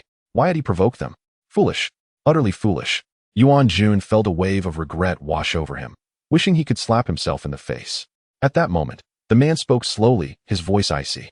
Surrender your supplies, and we shall spare your lives. Chapter 46, Scavengers of the Wasteland. The prospect of survival for surrendering their supplies ignited a flicker of hope in Yuan Jun and his companions. However, that flicker dimmed instantaneously as their faces turned pale. Master, we have no supplies. No supplies? Su Ming raised an eyebrow. Without hesitation, he aimed his gun at Yuan Jun's shoulder and pulled the trigger. Bang! A wave of agony surged through Yuan Jun, who could not suppress a scream. Ah! Su Ming coldly regarded them, his voice chilling. My patience is limited. The other two, witnessing this scene, quaked in fear, kneeling on the ground in trembling desperation. Master, we truly have no supplies. They are all in the camp. In the camp? Su Ming frowned slightly, inquiring, how far is it from here? How many people reside there? 2 fools. Mentioning the camp would only incite a massacre. Yuan Jun clutched his shoulder, gritting his teeth. Our camp is quite far from here. Aside from the 3 of us, there are not many others. Bang! A gunshot rang out, and a bloody hole appeared in Yuan Jun's forehead. In the final moments of consciousness, he widened his eyes in confusion, pondering one question. Why was he the first to die? Annoying. Su Ming holstered his gun, turning his gaze to the other 2. Answer me. The 2, terrified by Yuan Jun's demise, were paralyzed with fear, repeatedly bowing their heads. I was wrong. I beg you. Spare me. Su Ming regarded them with a weary expression, then spoke gently. Respond properly, and I shall let you go. Upon hearing this, the 2 raised their eyes to Su Ming, a glimmer of hope igniting within them. Really? Su Ming nodded solemnly. A gentleman's word is his bond. Seeing the seriousness in his demeanor, the 2 recognized their chance and eagerly divulged all they knew. Master, it takes 4 hours on foot from our camp to here. There are over 30 people in the camp, and the leader is Tiger Brother. He has a terrible temper and resorts to violence at the slightest provocation. The men in the camp fear him, but also harbor resentment. Master, if you spare my life, I will guide you back to the camp. Once Tiger Brother is dead, everything in the camp will belong to you. Yes, yes, with your marksmanship, master. Once Tiger Brother is eliminated, the men will surely follow you. They spoke fervently, weaving grandiose visions of Su Ming's triumphant takeover of the camp. Enough. Su Ming, feeling overwhelmed, interrupted them. Instantly, they fell silent, not daring to utter another word. You mentioned Tiger Brother. Is he the same one spoken of by 36? Su Ming inquired. Yes, yes, that is him. They eagerly affirmed. I see. Su Ming's expression turned contemplative. He had not anticipated that a band of wasteland marauders resided near his refuge. This situation was akin to a ticking time bomb. Delaying action would only exacerbate the problem. He needed to find an opportunity to eradicate them. Master, may we leave now? The two, reading Su Ming's demeanor, cautiously ventured to speak. I almost forgot about these two. Su Ming glanced at them and nodded. You may go. Thank you, Master. Thank you, Master. The two exclaimed with excitement, scrambling to their feet and hastily retreating, fearful that lingering even a moment longer might provoke Su Ming's change of heart. However, in truth, Su Ming paid them no heed. His mind was preoccupied with devising a plan to eradicate the band of wasteland raiders led by Tiger Brother. Meanwhile, Xia Ishue, observing Su Ming's inaction, hesitated for a moment before retrieving her sniper rifle, aiming it at the two individuals, and pulling the trigger. Bang! Bang! The sound of gunfire echoed, and both fell to the ground. Guzi swiftly darted forward, retrieving the corpses of the two. Each bullet had found its mark, striking them squarely in the forehead. Su Ming glanced over and remarked, excellent marksmanship. Xia Ishue holstered her weapon, and after a moment of contemplation, she inquired, why didn't you kill them? Su Ming replied, I had previously promised to let them go. Upon hearing this, Xia Ishue's brows furrowed slightly. Su Ming continued, moreover, I am aware that if I choose not to act, others will. Xia Ishue shot a sidelong glance at him and remarked coolly, boring. Su Ming shrugged, neither agreeing nor disagreeing with her sentiment. You should know that Tiger Brothers' gang epitomizes the wasteland raiders. They neither hunt nor cultivate, relying primarily on pillaging other survivors for resources. Their presence nearby ensures we remain in a state of unrest, Su Ming articulated, pausing for effect as he awaited Xia Ishue to inquire, what should we do? Yet, she remained silent, merely watching him with an expression that suggested she was amused by the unfolding drama. Clearing his throat, Su Ming resumed, thus, what I propose is to seize an opportunity to eliminate them. Xia Ishue had anticipated his thoughts from the outset. Upon hearing his declaration, she voiced her concerns, stating, they number over 40, while we are merely 3, accompanied by a wolf. Su Ming countered, we need not be the ones to take action against them. At these words, a contemplative expression crossed Xia Ishue's face. Do not entertain such thoughts. Those wasteland raiders are not fools. The sudden demise of 3 of their members will deter them from sending more in our direction for the time being. We have ample time to devise a strategy against them. Our immediate priority is to enhance the facilities of our shelter. For instance, we have far too few furnaces, which are wholly inadequate. Xia Ishue regarded Su Ming, stating, the trading interface offers numerous furnaces. We can exchange for them using roasted meat. Su Ming nodded, replying, I am aware of that. Keep a vigilant eye on the trading interface and purchase any items at a reasonable price. As for the roasted meat, submit the expenses to me. He then produced a list from his pocket and handed it to Xia Ishue. She accepted it, glanced over it, and nodded in agreement. Additionally, the shelter is too small to accommodate many furnaces. I plan to construct a workshop outside the shelter specifically for them. For materials, we can make do with stone during this transitional phase. I will go mining this afternoon. You should stay behind to set up the workshop. Xia Ishue displayed hesitation, asking, won't that be too conspicuous? Su Ming responded confidently, if it is conspicuous, so be it. There are no notable beasts nearby to worry about. After considering this, Xia Ishue nodded. All right, we shall proceed as you suggest. Leona, you will remain as well. Assisting Xia Ishue in constructing the workshop, Su Ming instructed, turning to Leona. She appeared uncertain, replying, my lord, your safety. Do not worry. With Guzi here, I will be fine, he reassured her.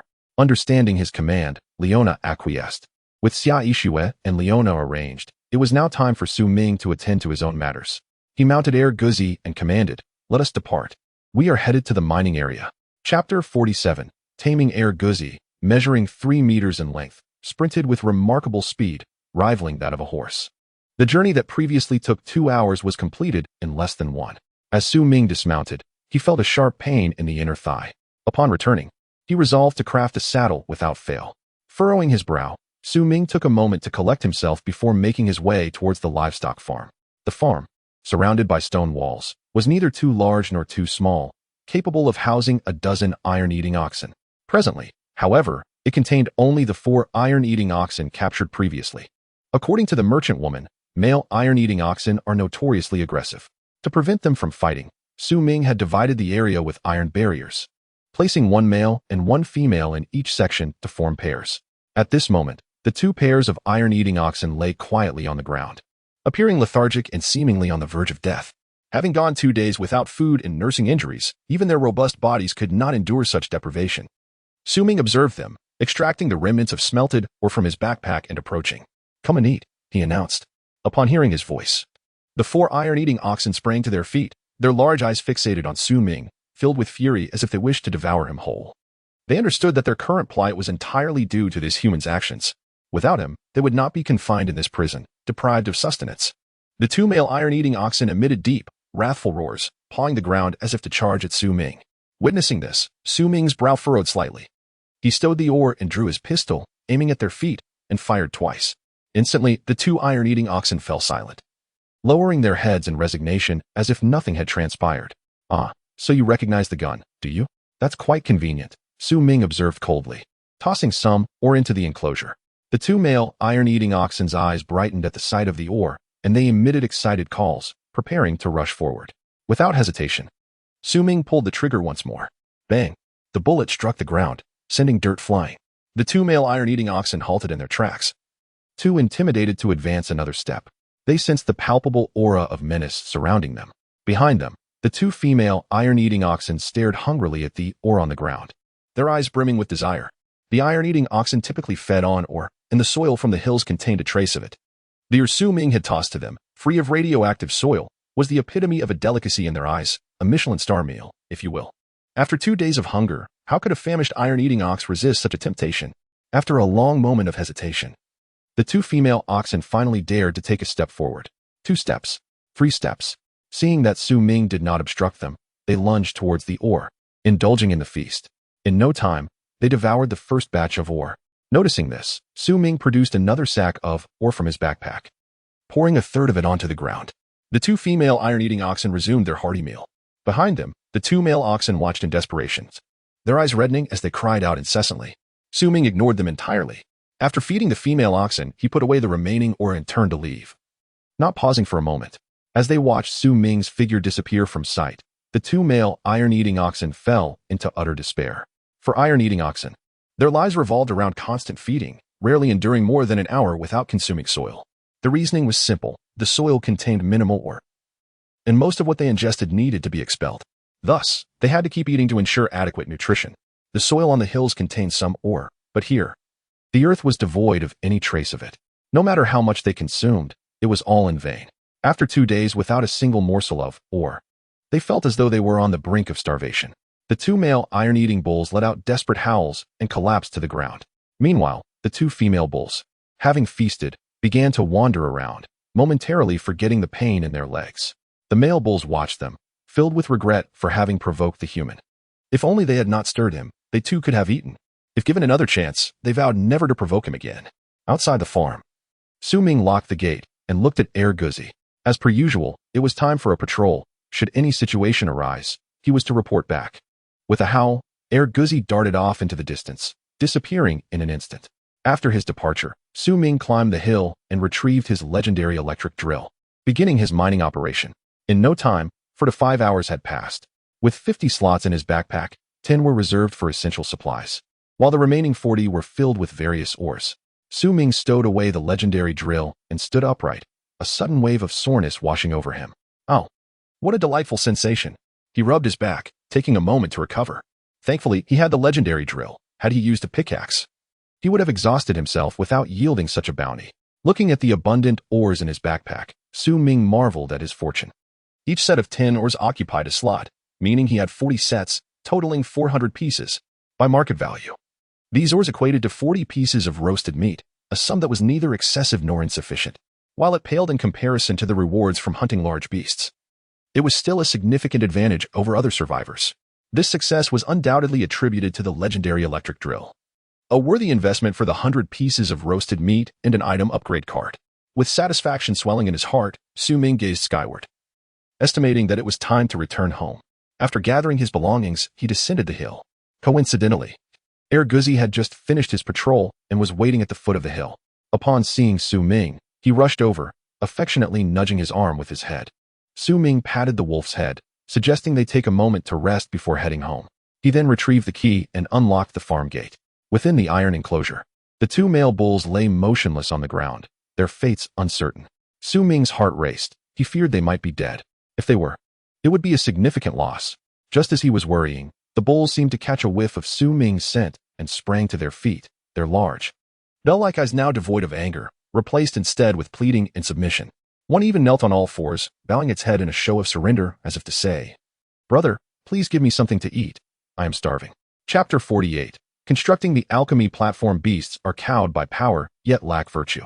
Such brash creatures must be taught a lesson. Should they dare to bare their teeth again, I shall deal with them accordingly. Su Ming scolded fiercely. He then emptied a sack of mining refuse onto the ground. Upon seeing the refuse, the bull's eyes filled with tears. Food at last. The two bulls rushed to the refuse, devouring it hungrily, while the two females observed from a distance, appearing less frantic. Seeing this, Su Ming made a judgment. Feeding them twice a day would suffice. He would feed them once upon arrival and again when leaving. After stowing away the sack, Su Ming exited the farm and locked the gate behind him. "Erguzi home," he called. With a long howl, Erguzi bounded over, crouching down for Su Ming to mount him. Amused by the scene, Su Ming did not hesitate to climb on. Half an hour later, Su Ming returned to the shelter. As he dismounted, a sharp pain surged through his inner thighs, feeling as if the skin had been chafed raw. After a moment's respite, he resolved that this could not continue. A saddle must be made. Determined, he opened the trade interface and posted a request for saddle blueprints. Encouraging private messages. At that moment, Leona's concerned voice broke through. "Sir, what's wrong? What else could it be?" "I'm standing still," Su Ming replied nonchalantly, stealing a glance at her. Nearby, Xia Yixue couldn't help but chuckle at the exchange before returning to her usual composed demeanor. "The workshop is complete. It can accommodate 10 furnaces." Su Ming looked up to see a modest building adjacent to the shelter, neither too large nor too small. Nodding, he inquired, "What about the furnaces?" "We managed to procure 3, Xia Yixue replied. "Adding the 2 previously acquired, that makes 5. Given the efficiency of the furnaces, it should suffice." "That will do," Su Ming said. "How much roasted meat did it cost?" 30 pieces, Xia Yixue responded. Su Ming was momentarily taken aback. According to market prices, the materials for a single furnace should only amount to 8 pieces of roasted meat. 3 furnaces would total 24. Where did the extra 6 come from?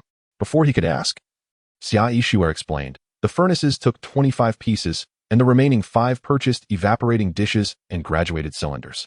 Evaporating dishes and graduated cylinders? Su Ming blinked in surprise. "Have we gathered all the materials for the alchemy platform?" Xia Yixue nodded. "Indeed. That's wonderful," Su Ming exclaimed, joyfully embracing her and patting her shoulder. Most survivors were unaware of the ingredients needed for the alchemy platform. When scavenging, they discarded evaporating dishes and graduated cylinders as mere waste. The trade interface rarely displayed them. Although Su Ming had posted a request for them, the nature of the interface made it difficult for others to see. Hence, he had been unable to gather the materials for the alchemy platform until now, thanks to Xia Yixue's efforts. Just as Su Ming was reveling in his excitement, an irritated voice interrupted, "Let go of me." It was Xia Yixue. Startled, Su Ming quickly released her, scratching his head awkwardly. "I'm sorry. I'm just used to hugging my fellow researchers." Hearing this, Xia Yixue fell silent, creating a moment of awkward tension.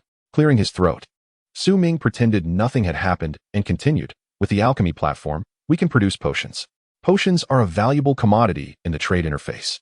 A single rough-grade strength potion can sell for 5 pieces of roasted meat. Such a high price, yet it remains scarce. If we can monopolize this market, we shall prosper." Xia Yixue looked at him in surprise. "A rough-grade strength potion can sell for 5 pieces of roasted meat?" Su Ming affirmed, "Absolutely. Moreover, the price will not decrease in the near future.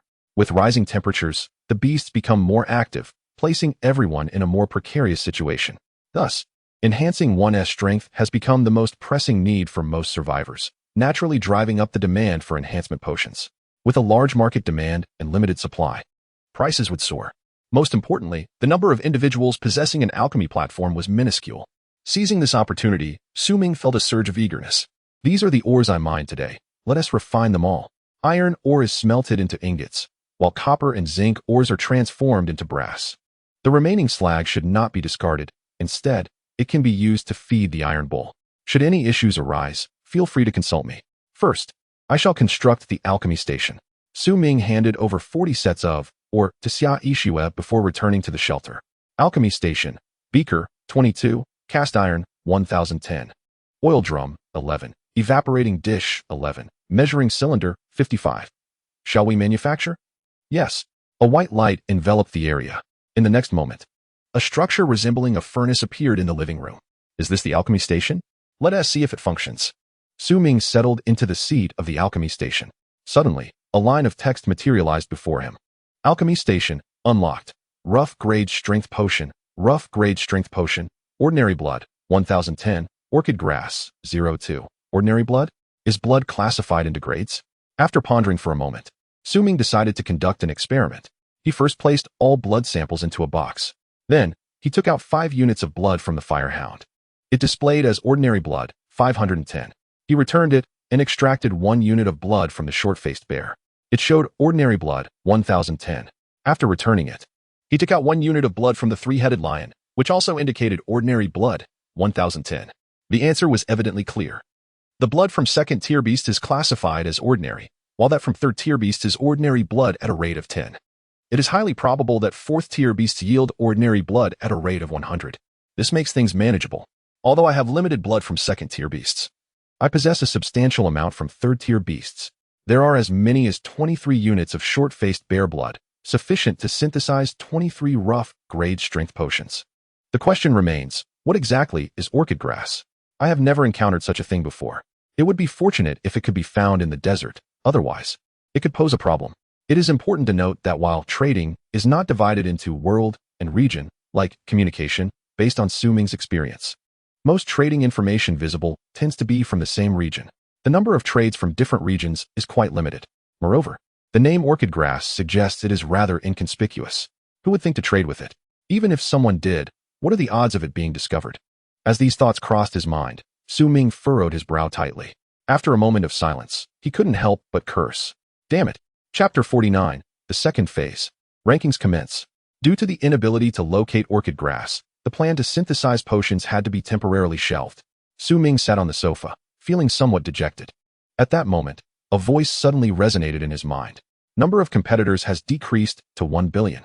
The competition has entered the second phase. Team interface activated. Ranking interface activated. Shop interface activated 1. A more user-friendly interaction interface brings about a more perilous survival environment. 2. Exploring ruins may yield surprises or cause fright. 3. Different regions possess unique exclusive resources. 4. Rankings help competitors understand their standing without any substantial impact. 5. Suitable teammates are more valuable than powerful ones. 6. Careful management of your shop may yield unexpected profits. Su Ming listened to the voice, his expression one of surprise. However, he quickly regained his composure. After spending considerable time in the wasteland, he had learned to focus on the essentials. In 11 days, the number of competitors plummeted from 7 billion to 1 billion. It seems the wasteland is harsher than anticipated. My well-being is merely due to circumstances I have yet to encounter. The activation of the team interface suggests encouragement for competitors to form alliances.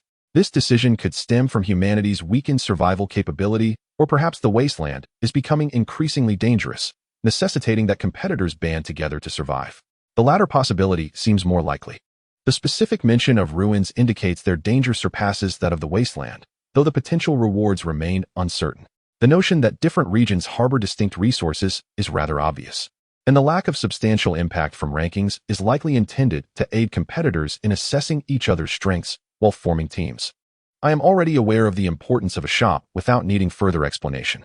Su Ming meticulously reviewed the notifications. He opened the survival manual and indeed found 3 additional interfaces on the last 2 pages. Team, ranking, shop. Upon clicking team, he found it empty. When he opened ranking, he discovered it was further divided into individual and team. Each of these was also categorized into world and region. He had no way of knowing how many individuals might surpass him. With curiosity, Su Ming clicked on individual, world. 1. Kane, comprehensive score, 3217. 2. Lawrence, comprehensive score, 3115. 3. Su Ming, comprehensive score, 3112. 4. Lin Wanqing, comprehensive score, 3095. Is there truly another Su Ming ranked third? How coincidental. Su Ming gazed at the rankings, astonished. He had never contemplated that he would place third in the world. After all, there are still 1 billion individuals remaining. To rank third among a billion is a monumental concept. In ancient times, that would be akin to an emperor's status. Due to the system's influence, he indeed had an advantage over others, yet he still felt distant from the third position. Su Ming maintained a sense of self-awareness. However, upon opening individual, region, he was left dumbfounded. 1. Su Ming, comprehensive score, 3112. 2. Liang Hu, comprehensive score, 1359, 3. Zhao Xianfeng, comprehensive score, 1256, 4. Wu Yi, comprehensive score, 1132, a score of 3112, precisely the same as the world third? Could it be that the world third is genuinely me? Su Ming was astonished, clicking on his comprehensive score. 3112. Not a single point more, not a single point less. World third. Regional first. Damn it. Su Ming couldn't restrain himself from cursing. He had thought those powerful factions were thriving, yet they fell short of his achievements. A bunch of useless individuals. Su Ming's expression reflected disappointment and frustration. Ranking third in the world did not elate him. Instead, it intensified the weight on his shoulders. After all, he was now a seed candidate for humanity. With greater power comes greater responsibility. It is no exaggeration to state that the top-ranking competitors bear the crucial task of rebuilding human civilization. Maintaining a calm demeanor is essential. Su Ming took a deep breath, taking a considerable amount of time to calm his emotions. He then clicked on the third interface, Shop. Compared to Trading, the Shop interface appeared more refined, reminiscent of an online marketplace. Upon opening it, various shop names were neatly arranged. New Era S Shop, 1357. Description: selling various resources. Kane S Shop, 1355. Description: selling rare items, actively recruiting new members. In addition, there was a search function. With a spirit of experimentation, Su Ming entered the term orchid grass. Unsurprisingly, the search yielded no results. As he scrolled down, he noticed a small plus sign in the lower left corner. Upon clicking it, a prompt appeared. Would you like to create a shop? Create a shop as an individual, with all profits belonging to you. Create a shop as a team, with all profits belonging to the team. Su Ming hesitated for a moment, then made a decision. As an individual, shop successfully created. Su Ming's shop, 0. Description: none. There were numerous details in the shop that could be modified. For instance, alongside the name, description, and product, there exists a bracket containing a number, which presumably signifies the popularity of the shop. The level of this popularity directly influences the shop's position within the survival manual. For example, on the first page, we find the shop of the New Era and the Kane's shop.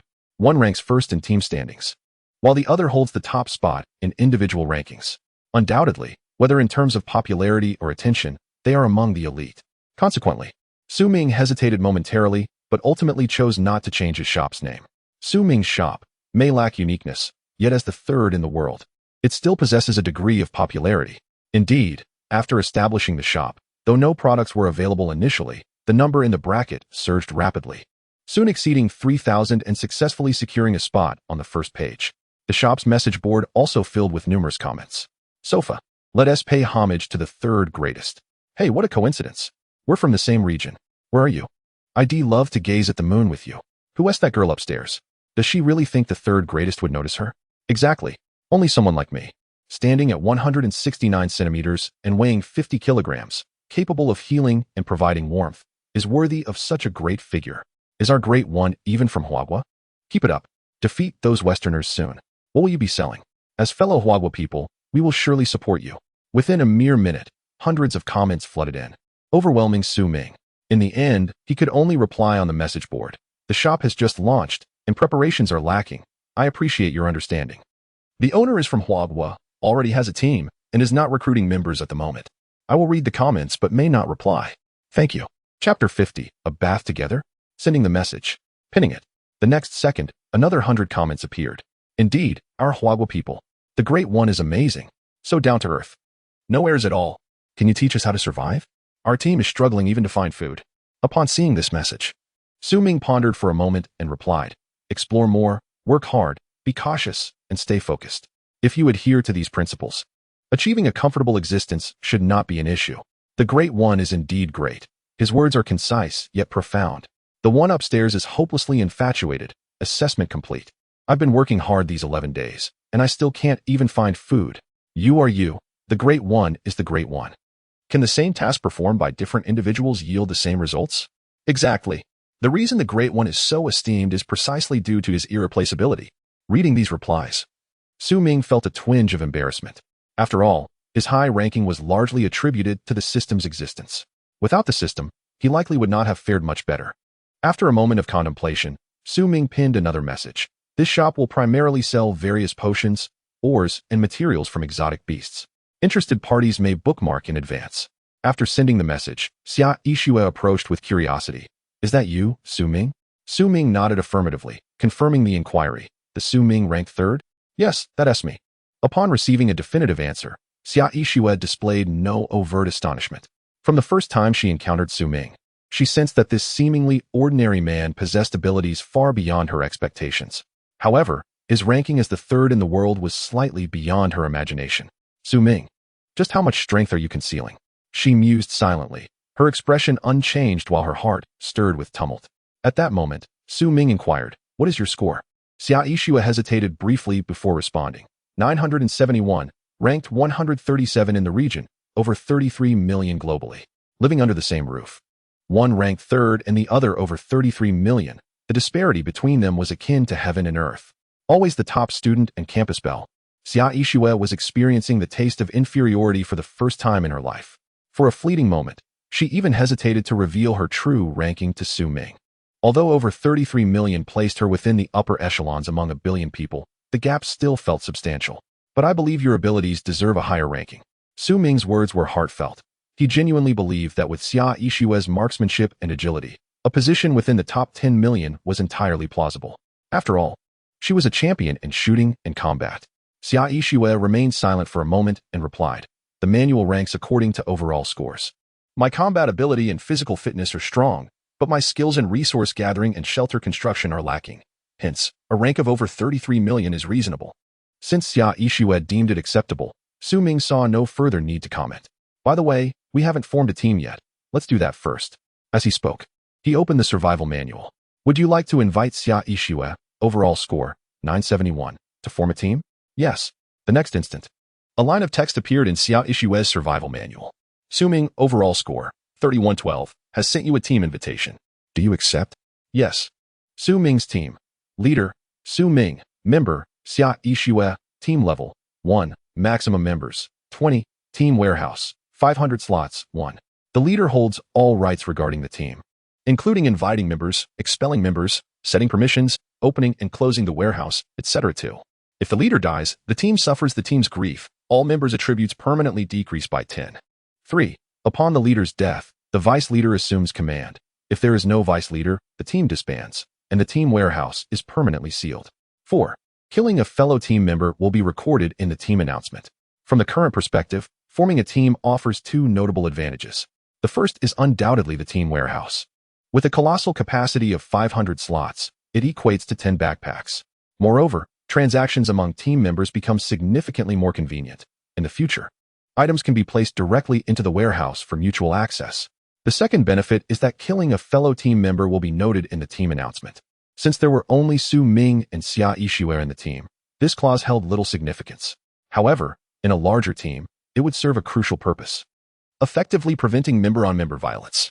Clearly, this encourages camaraderie among humanity. Having formed the team, Su Ming turned to Xia Yixue and asked, "Have you finished the furnace?"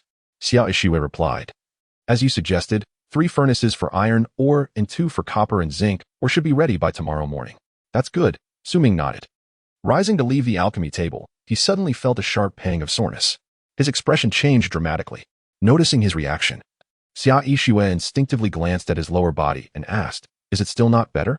As soon as the words left her mouth, she regretted it. The question sounded peculiar. "Huh, what is not better?" Su Ming was taken aback, momentarily at a loss.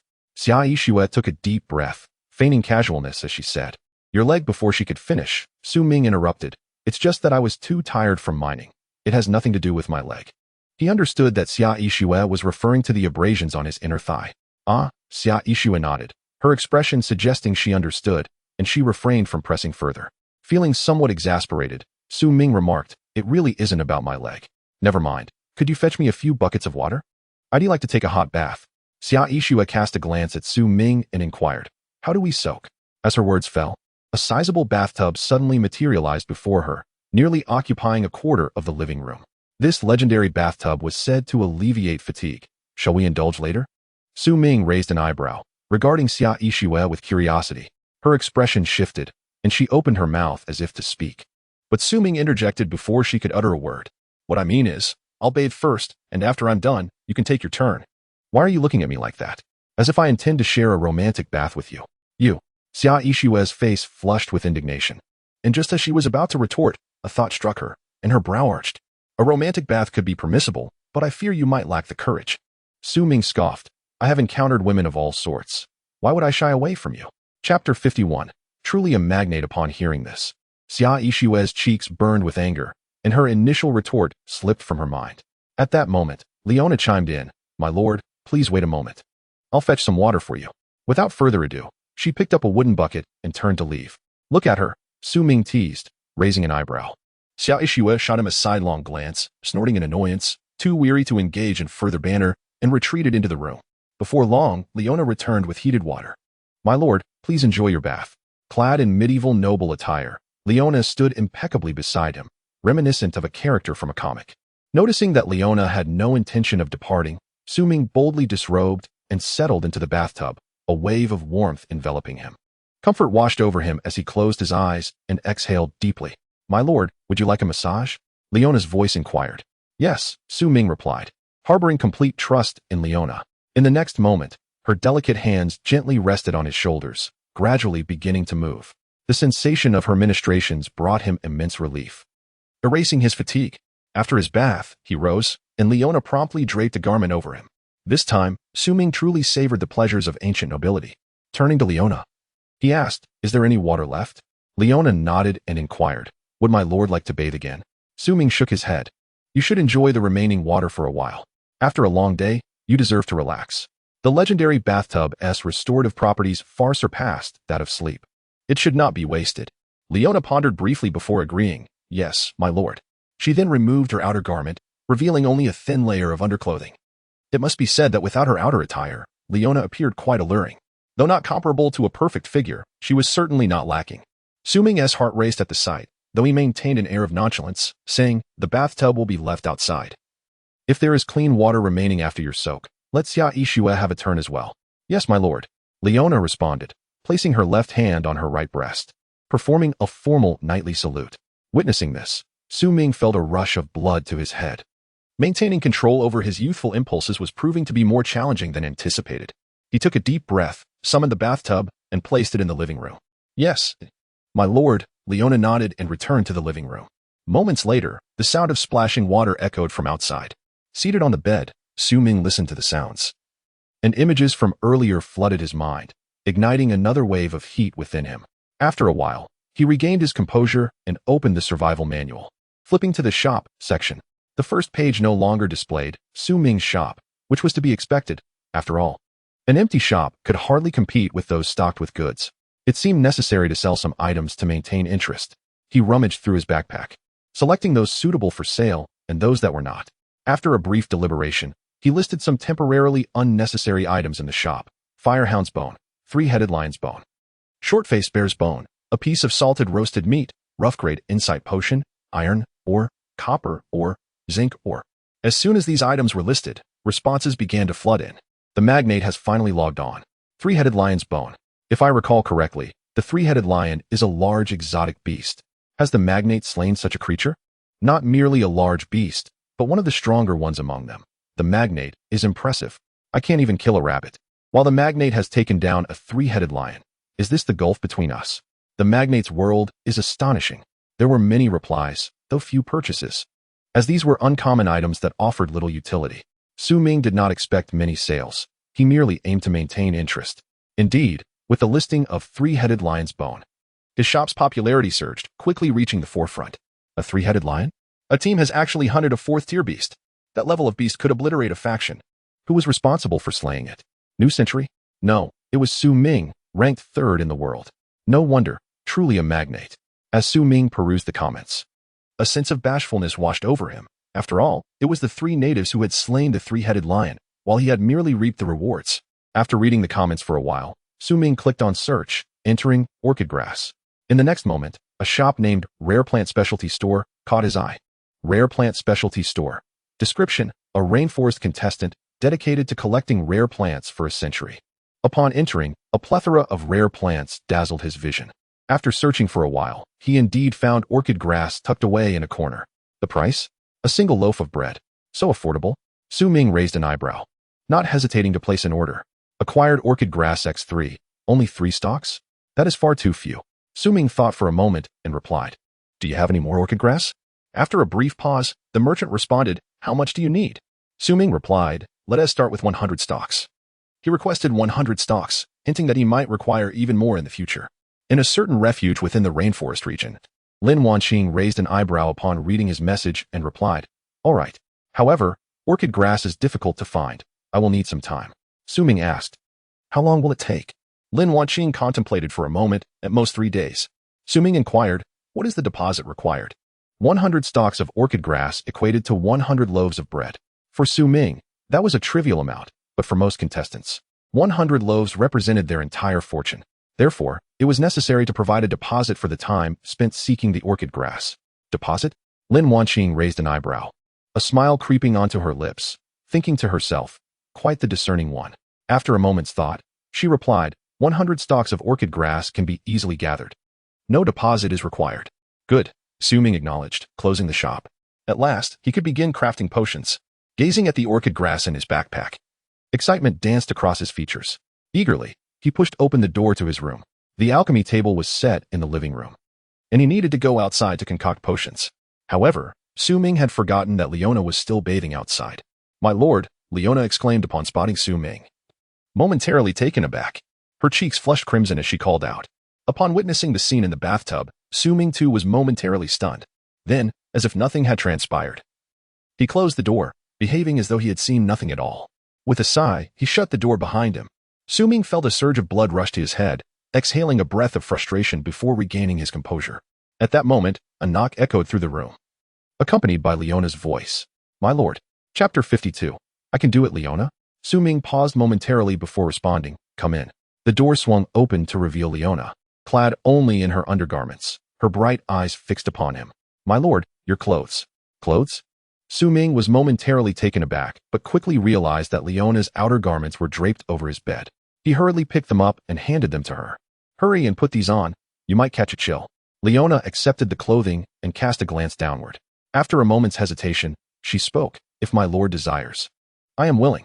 The implication was unmistakable, and a rush of warmth flooded Ming's face. After a brief internal struggle, he replied, "There are matters to attend to tomorrow. Let us postpone it for a few days." "Yes, my lord," Leona nodded, saying nothing further as she turned to leave. Damn. If it weren't for the competition suddenly entering its second phase, I would have certainly taken Leona today. Ming sat on the bed, his expression clouded with frustration. At that moment, his companion, Erguzi, seemed to sense something amiss. Suddenly, he stood up, his eyes fixed intently on the door, emitting low growls. "What's wrong?" Ming, noticing this, immediately became alert and glanced toward the entrance. The door opened, revealing Leona and Xia Ishue at the threshold, their expressions grave. "There are beasts approaching." As Xia Ishue spoke, the unmistakable sound of monstrous howls erupted outside the shelter. Judging by the volume, there were many, and they were alarmingly close. Furrowing his brow, Ming swiftly made a decision. "They can't get in. Let us not act recklessly. We should rest and address this tomorrow." After a pause, he turned to Erguzi, instructing, "Erguzi, you sleep in the living room tonight." "Oh, whoa." Erguzi nodded and made his way to the living room. Ming reassured Leona and Xia Ishue. "Don't be too anxious. Even if a few beasts breach the shelter, it's not the end of the world." "Understood," both Leona and Xia Ishue replied. Returning to their respective beds, Ming returned to his room, listening to the howls outside the shelter, his brow furrowing deeper. Was this the more perilous survival environment described in the manual? He pondered where these beasts could have emerged from. As he contemplated this, a system notification suddenly chimed in his mind. Survival Day 12, Reward 1. Turtle Breathing Technique. Reward 2. Wooden Mattress. Reward 3. Iron Security Door. Please make your selection. It was time to choose a reward. Had it been in the past, Ming would have undoubtedly selected Reward 1 without hesitation, as it was a skill. However, with the beast lurking just outside the shelter, upgrading the door seemed equally prudent. "I choose Reward 3.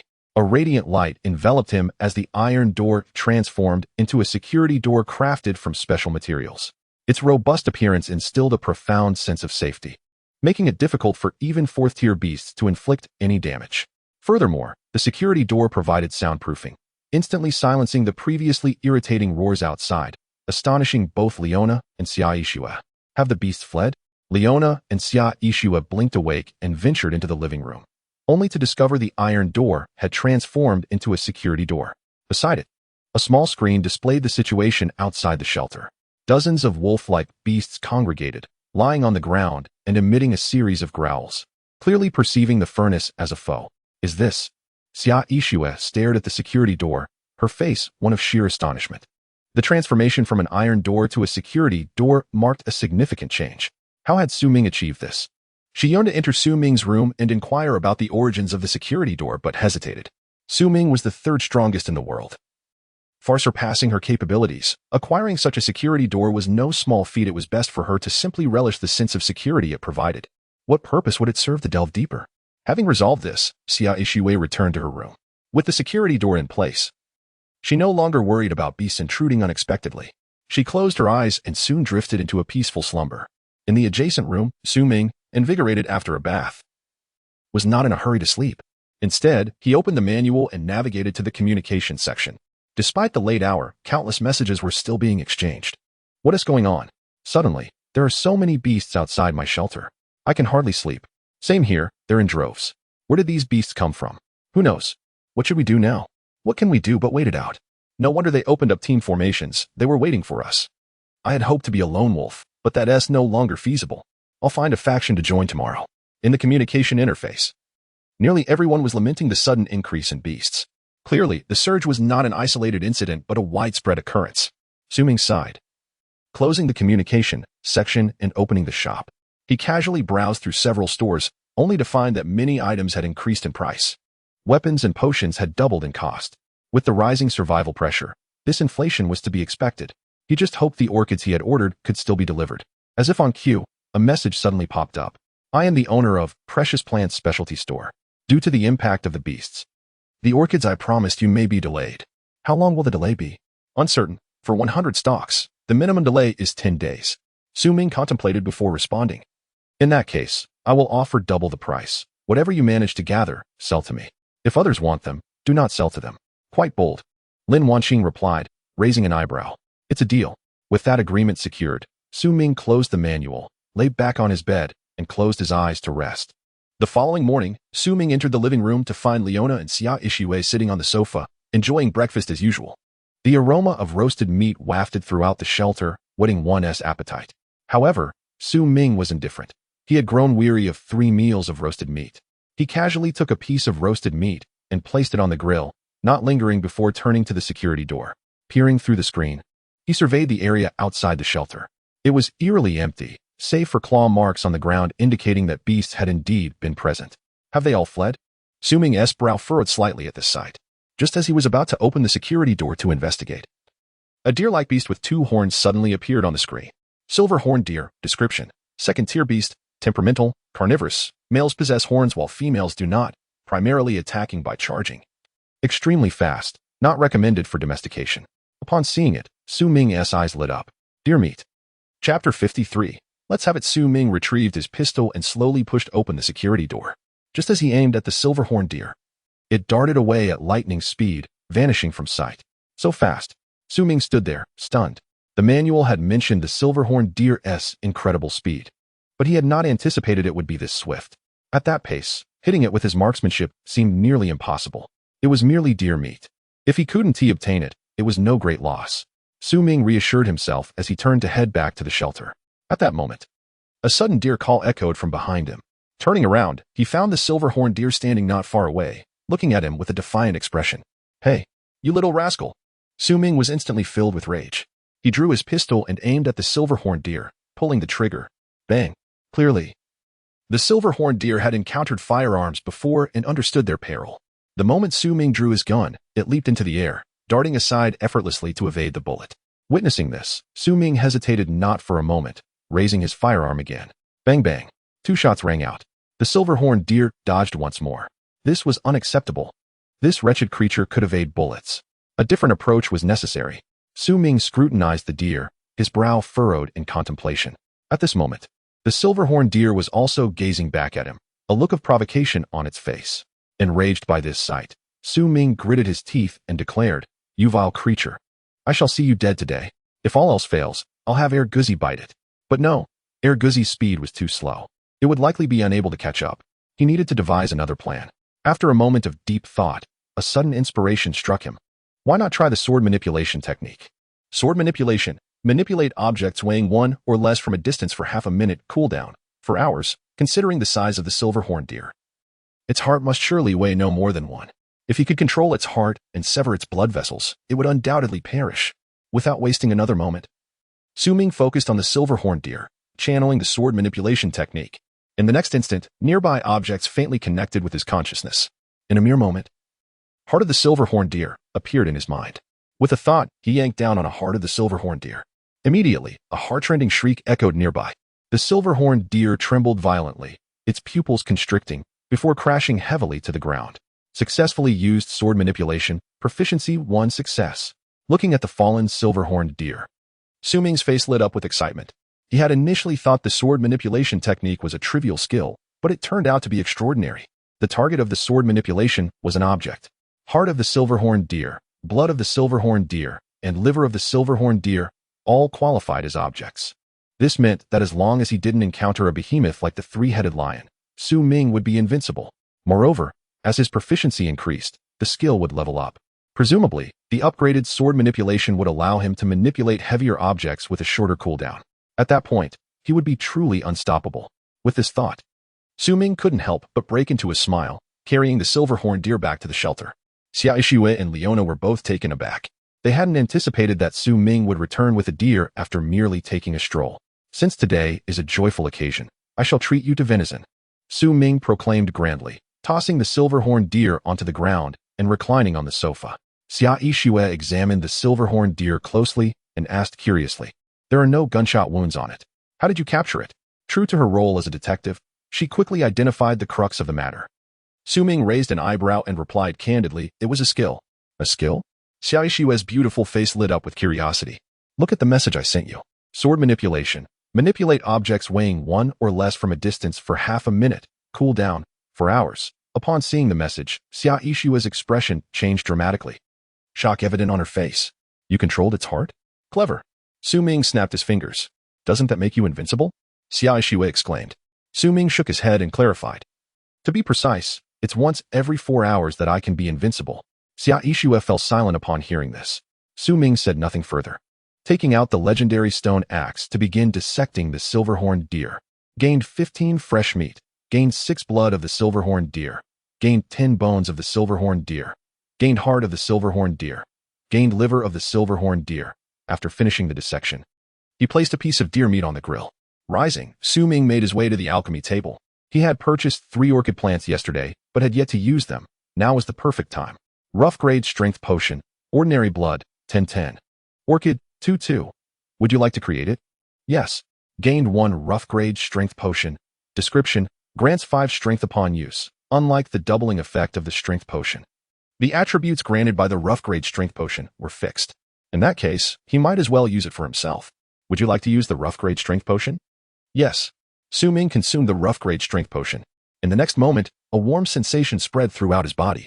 Moments later, Ming clenched his fist, clearly feeling his strength had increased. What a marvelous item. If he could use several more, wouldn't he be invincible? With this thought, Ming opened the shop and searched for orchids again. The search results still yielded only one store, Rare Plant Specialty Store. He sighed, preparing to shut it down when suddenly a message popped up. "Just harvested 10 orchids. Would you like them?"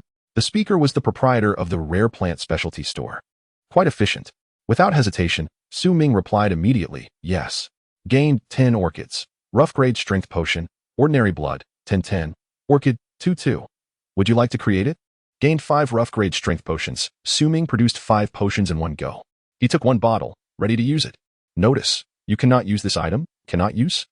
Ming frowned slightly upon seeing this message. Was it possible that similar potions could only be used once per person? Or perhaps only once within a certain time frame? Never mind. He would try again tomorrow. With that thought, Ming stored away 3 potions and took out 2, offering them to Leona and Xia Ishue. "Drink this." "Yes, sir." Leona accepted the potion without hesitation and downed it in one gulp. Xia Ishue glanced at the potion, a flicker of hesitation crossing her face. The next moment, she too reached out for the potion. Upon seeing the words, rough grade strength potion, Xia Ishue paused slightly. She had initially thought it might be a controlling poison. But to her surprise, it turned out to be a strengthening potion. If memory served, strengthening potions were quite valuable. Xia Ishue cast a complex glance at Ming, hesitated for a moment, then raised her chin and drank it down. Chapter 54. Chili peppers and honey. After the two consumed the strength potions, their power increased. Subsequently, Su Ming led them to the cultivation field. The distance from the shelter to the field was a mere 10-minute walk, yet countless footprints marred the ground. Xia Yixue furrowed her brow slightly as she examined the footprints. There were more mutant beasts than she had anticipated. Su Ming casually remarked, "The more, the better. More mutant beasts mean we won't lack for food in the future. That is a good thing." Upon reaching the field, the head of a three-headed lion was mounted in the center. Compared to the surroundings, the footprints here were significantly fewer. Clearly, the deterrent effect of a fourth-tier mutant beast was stronger than expected. This also indicated that the mutant beasts near the shelter were all below fourth tier. To Su Ming, fourth-tier beasts were merely fish on the chopping block. There was no need for concern. In the field, the seeds previously sown had already sprouted. Upon seeing this, Su Ming's face broke into a smile. At this rate, he would be able to enjoy vegetables in just a few days. Su Ming, look. It was Xia Yixue. Following the direction of her pointing finger, Su Ming was astonished to discover a small patch of land where chili peppers had unexpectedly appeared. Ripe chili peppers. While delighted, Su Ming couldn't help but feel puzzled. According to the rules of the wasteland, chili peppers required at least 7 days to mature. In just a day or two, how could the peppers possibly ripen? Su Ming approached the peppers, scrutinizing the soil. After a brief moment, he noticed something that illuminated his eyes: blood. This patch of land was stained with the blood of a short-faced bear. The nutrients in the blood nourished the seeds, causing them to mature prematurely. In other words, blood can serve as a ripening agent. This is a natural fertilizer. It must be the blood that is working. Su Ming rose and retrieved a vial of short-faced bear blood from his backpack, sprinkling it over a nearby tomato seedling. He then stood by, patiently waiting. In mere moments, the tomato seedling began to grow at an astonishing rate, creating a stark contrast with the adjacent seedling that had not been touched by the blood. Then, Su Ming took out the blood of a silver-horned deer and applied it to the same seedling. However, the effect of the silver-horned deer's blood was considerably less potent than that of the short-faced bear, as the former was merely a Tier 2 beast, one level below the short-faced bear. To his surprise, the blood of these exotic creatures could catalyze plant growth. If only it could be synthesized into fertilizer. The blood of the short-faced bear, being that of a Tier 3 beast, could be used for alchemy. Compared to catalyzing plants, alchemy held greater importance. Su Ming merely sought to experiment and then stored the blood away. He then plucked a pepper. Acquired pepper X7. Looking at the peppers in his backpack, Su Ming felt a surge of excitement. After indulging in grilled meat for over 10 consecutive days, even the most delectable dish could become tiresome. Finally, he could switch up his diet. Of course, it would be even better if he had some sugar. Just then, a buzzing sound suddenly echoed from a distance. Turning his gaze, he noticed a swarm of bees had appeared on a withered tree to the west. Bees. Su Ming's eyes lit up with certainty. Where there are bees, there must be honey. Beside him, Xia Yixue wore a cautious expression. We have no plants here. How could there be bees? These creatures must merely resemble bees. Blood spirit bee. Description: Tier 2 exotic beast, temperamental, feeds on blood, produces honey, operates in swarms led by a queen, primarily attacks with venomous stings, can be domesticated. Observing the description before him, Su Ming affirmed, these are indeed bees, albeit blood-sucking ones. Blood-sucking bees? Xia Yixue furrowed her brow as she gazed at the swarm of blood spirit bees. Yes, if we can control the queen, we can have honey. Su Ming contemplated the swarm, a spark of inspiration illuminating his eyes. He retrieved a thin thread from his backpack and approached. Su Ming, Xia Yixue exclaimed, startled at his advance towards the swarm, grabbing his arm. Su Ming turned to her, radiating confidence. I have a way to handle them, don't worry. Be careful. Xia Yixue cautioned, her face displaying hesitation as she released her grip. Su Ming strode forward with purpose, soon standing before the swarm. Buzzing filled the air. From a distance, the blood spirit bees appeared similar in size to regular bees. However, upon closer inspection, they were far from it. A single blood spirit bee was as large as a sparrow, circling ominously around the dead tree. No wonder there were no other exotic beasts nearby. They were likely deterred by these creatures. Not even Su Ming felt entirely at ease in their presence. Ensuring he maintained a safe distance, he closed his eyes. Sword control technique. With a thought, he activated the technique once more. Blood spirit bee queen, you are the one. Su Ming suddenly opened his eyes. Seizing a significantly larger blood spirit bee, which had been drawn to him by the sword control technique. With swift precision, he grasped the queen and bound her wings with the thin thread. The act naturally provoked the swarm. Dozens of blood spirit bees, each the size of a sparrow, converged around him, poised to attack at any moment. However, Su Ming remained unfazed, holding the queen firmly and threateningly declaring, "Your queen is in my possession. If you wish for her survival, you will obey." As a Tier 2 exotic beast, the blood spirit beasts possessed notable intelligence. Although they could not comprehend human language, they understood the principle of leveraging the ruler for their own benefit. With their queen in captivity, they were rendered helpless. Su Ming, clutching the queen, searched among the dead trees. Moments later, he discovered the blood spirit bee's hive nestled within a withered tree. Xia Yixue, Leona, come collect the honey. Not far off. Both Xia Yixue and Leona received the message simultaneously. They exchanged glances, noting Su Ming surrounded by the swarm, a hint of apprehension crossing their faces. Can he manage? Seeing them hesitate, Su Ming sent another message. What are you waiting for? Come here. Leona, responding to the message, summoned her full armored suit and approached. Xia Yixue, after a moment of contemplation, gritted her teeth and followed suit. However, as they drew closer, regret washed over them. What do these bees feed on? Why are they so large? If stung, their heads might swell like a pig's. The closer Xia Yixue got to the swarm, the more her anxiety grew. Observing this, Su Ming reassured her, "It's fine. They won't sting you. Just collect the honey." Taking a deep breath, Xia Yixue summoned her courage, closed her eyes, and bravely moved forward. In mere moments, she was enveloped by the blood spirit bees. Buzzing filled the air. Strangely, the bees merely circled around her without attacking. Once she confirmed they wouldn't sting, her confidence grew. She opened her eyes, located the hive, and with a single strike, knocked it down. Bang! In the next instant, the blood spirit bees became even more enraged, their buzzing intensifying. Ignoring their fury, Xia Yixue advanced and began collecting honey.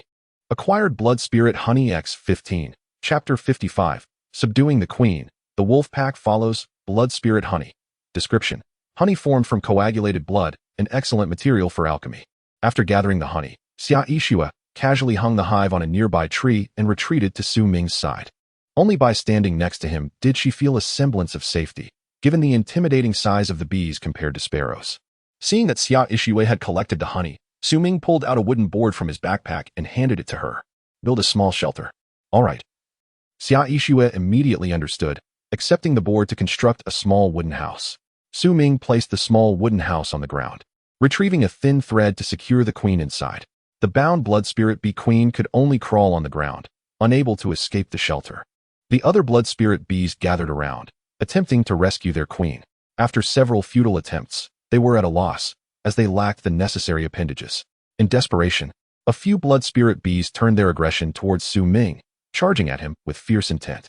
Seeking death, Su Ming scoffed, drawing his handgun and mercilessly pulling the trigger on the charging bees. Bang, bang, bang. A series of gunshots rang out, and the sparrow-sized blood spirit bees fell to the ground. The remaining bees halted, paralyzed with fear, unwilling to advance further. While Tier 2 exotic beasts could threaten human life, they were no match for firearms. Su Ming's handgun was more than sufficient to eliminate them.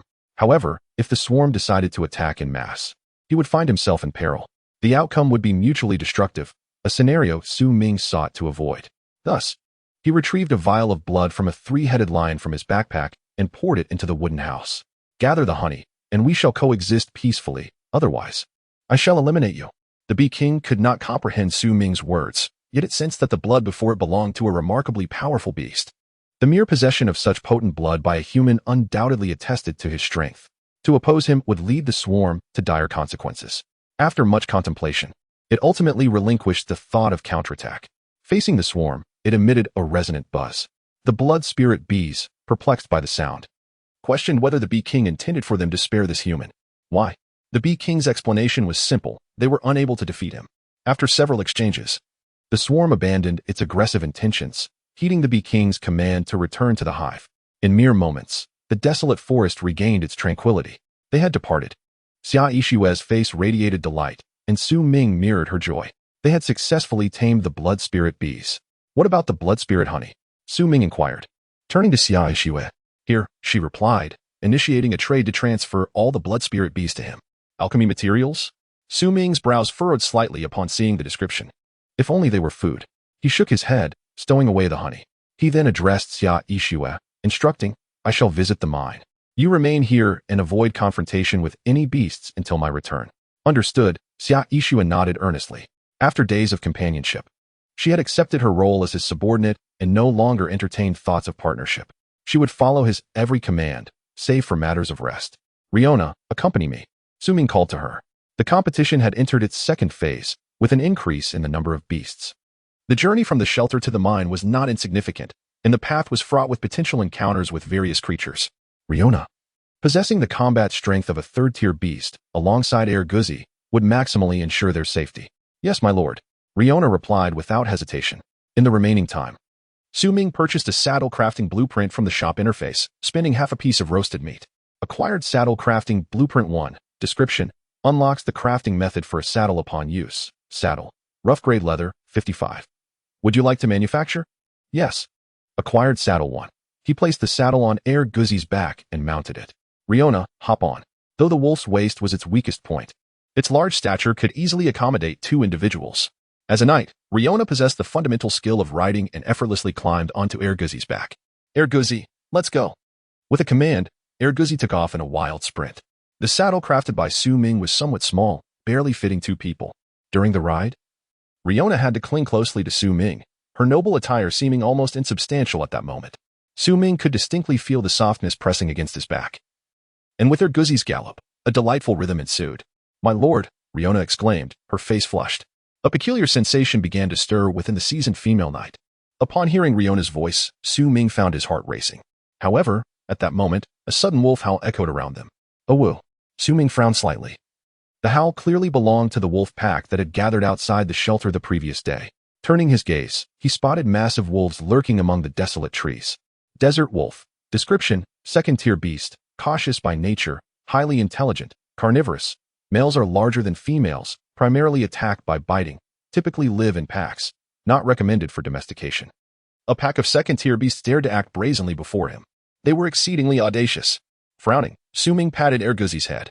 "Stop." Upon hearing the command, Guzi halted immediately. Su Ming leaped to the ground, drew his pistol, and glared at the wolf pack from across the trees, shouting, "Come at me if you dare." Behind him, Guzi howled a whoa. The pressure of a third-tier beast surged forth, sending the wolf pack into disarray. At that moment, a slightly larger wolf stepped forward and howled, silencing the others instantly. This was evidently the alpha. Su Ming locked eyes with the alpha wolf, and in that exchange, he perceived a glimmer of greed. The wolf pack, numbering fewer than 10, was no match for Su Ming's side. What could they possibly want from him? Su Ming's brow furrowed slightly as he contemplated the alpha's intentions. Meanwhile, Riona felt a surge of determination as she donned her heavy armor, readying herself for battle. If the wolves did not retreat, she would take the initiative to strike. "My lord, allow me to ride Guzi and eliminate them." Riona's tone was resolute. Su Ming waved his hand, dismissing her suggestion. Just as he spoke, an unexpected turn of events unfolded. Chapter 56. The Seeking Wolves Not Far Away. The alpha wolf emerged from the withered trees, its deep gaze fixed upon Su Ming. Moments later, it slowly knelt down. Behind it, 9 desert wolves followed suit, kneeling as well. 10 nearly 2-meter-long giant wolves formed a line before the desolate forest, creating a striking scene. Riona, witnessing this spectacle, was bewildered. She could not fathom why the once proud wolf pack would display such behavior. Meanwhile, Su Ming appeared contemplative. The combined combat strength of the 10 desert wolves was not inferior to that of a third-tier beast. Even if they did not submit to him, they could thrive on their own. Yet, they chose to pursue him, seeking refuge. The only plausible reason was that they had encountered an overwhelmingly powerful adversary they could not contend with. For such a fierce wolf pack to submit to another group was a rare occurrence. The alpha's actions indicated that their enemy must indeed be extraordinarily formidable. However, the enemy of the wolves was not necessarily Su Ming's enemy. Why should he offer them protection and invite unnecessary trouble? With these thoughts in mind, Su Ming made a decision. Ignoring the wolf pack, he mounted Guzi. "Let us go regardless." "Yes, my lord." Riona leaped onto the saddle, wrapping her arms around Su Ming's waist. With a resounding howl, Guzi charged forward once more. The desert wolf pack remained in place, watching as Su Ming departed, their deep eyes flickering. Moments later, the alpha rose slowly, turning to the pack with unwavering determination. "Oh well." The pack sprang to their feet, following their leader in a frantic dash. They had little time left. They must seek refuge before the lion pride discovered them. The journey from the shelter to the mine was fraught with encounters with numerous beasts. Most were second-tier, with a few third-tier beasts. The second-tier beasts, upon sighting Guzi, naturally retreated, while the third-tier beasts, though not as fearful, did not wish to provoke trouble and allowed the galloping Guzi to pass unhindered. Consequently, The journey proceeded relatively smoothly. Before the mine, a livestock farm constructed of stone walls stood resolutely, showing no signs of damage. It appears that the three-headed giant lion's heads indeed served as a deterrent.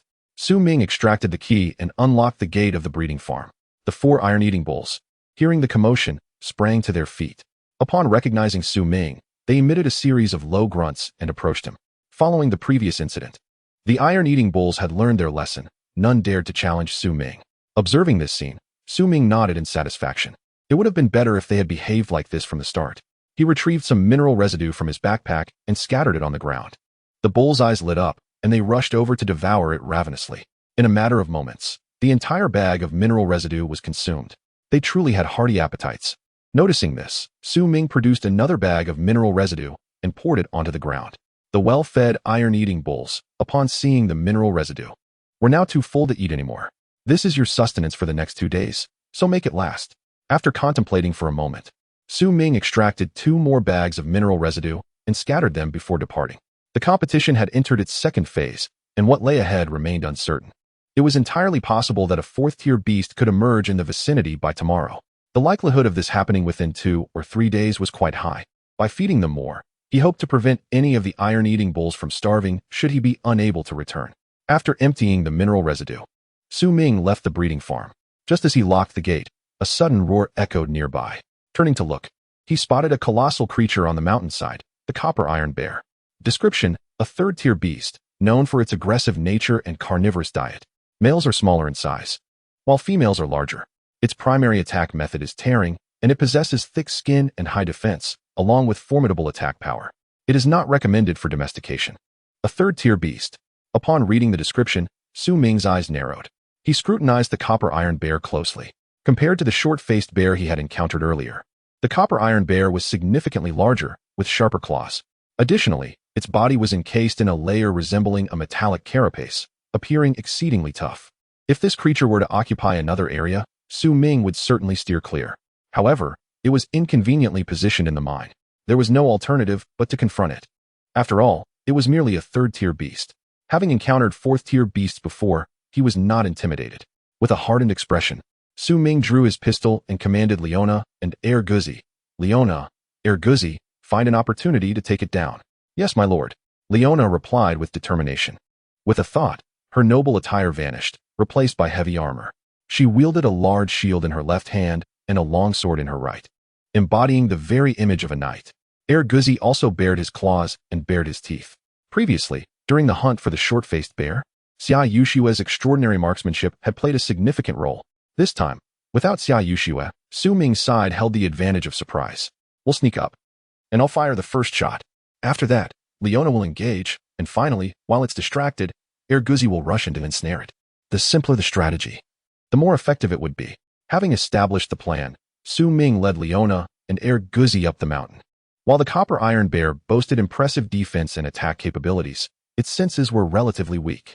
It remained oblivious to Su Ming and his companions until they were within range, providing Su Ming with the opportunity to aim. He extracted his pistol, aimed for the bear's eyes, took a deep breath, and pulled the trigger. Bang! The gunfire rang out, and a bullet struck the copper iron bear's eye with precision. Roar! Upon being hit, the copper iron bear erupted into a frenzy, roaring wildly. At that moment, Leona charged forward, shield raised, exclaiming, "For my lord!" With a spirited battle cry, she swung her heavy sword at the copper iron bear. Though Leona was tall, she stood just under 6 feet, rendering her diminutive compared to the bear. The copper iron bear, infuriated by the audacity of such a small human to ambush it, roared again and swung its massive claws at Leona. Unyielding, Leona reacted swiftly, activating her skill and raising her shield. The seemingly thunderous strike landed on her shield, yet it failed to inflict any damage. A damage reduction of 90 proved remarkably powerful. Clearly taken aback, the copper iron bear could hardly believe that such a petite human could withstand its assault. For a moment, it was stunned. In that fleeting second, Leona swung her heavy sword, striking the bear's side. Clang! The sound of steel against steel echoed. To Su Ming's astonishment, Leona's sword failed to harm the copper iron bear. His eyes narrowed in realization. He hadn't anticipated the bear's outer shell to be so resilient. This battle would not be easy. Chapter 57. Subduing the wolf pack howl. Noticing that Leona was at a disadvantage, Erguzi let out a long howl and lunged at the copper iron bear. leaving 2 deep scratches on its side. Roar. The copper iron bear let out an enraged roar and turned to attack Air Guzzi. Air Guzzi swiftly retreated, evading the strike. Nearby, Su Ming observed the unfolding scene, his eyes narrowing as he fired several shots. Bang, bang, bang. The bullet struck the copper iron bear, leaving only faint marks on its body, deflected harmlessly without inflicting any damage. Damn it! Su Ming gritted his teeth, momentarily at a loss for what to do. Compared to the short-faced bear, the copper iron bear possessed an impenetrable shell.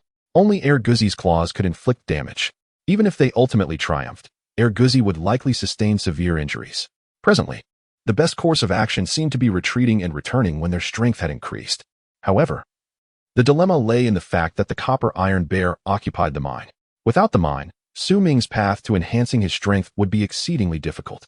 Should he confront the copper iron bear head-on or withdraw to gather strength? Caught in a quandary, Su Ming was torn. Yet, at that moment, a chorus of howls erupted behind him. Howl.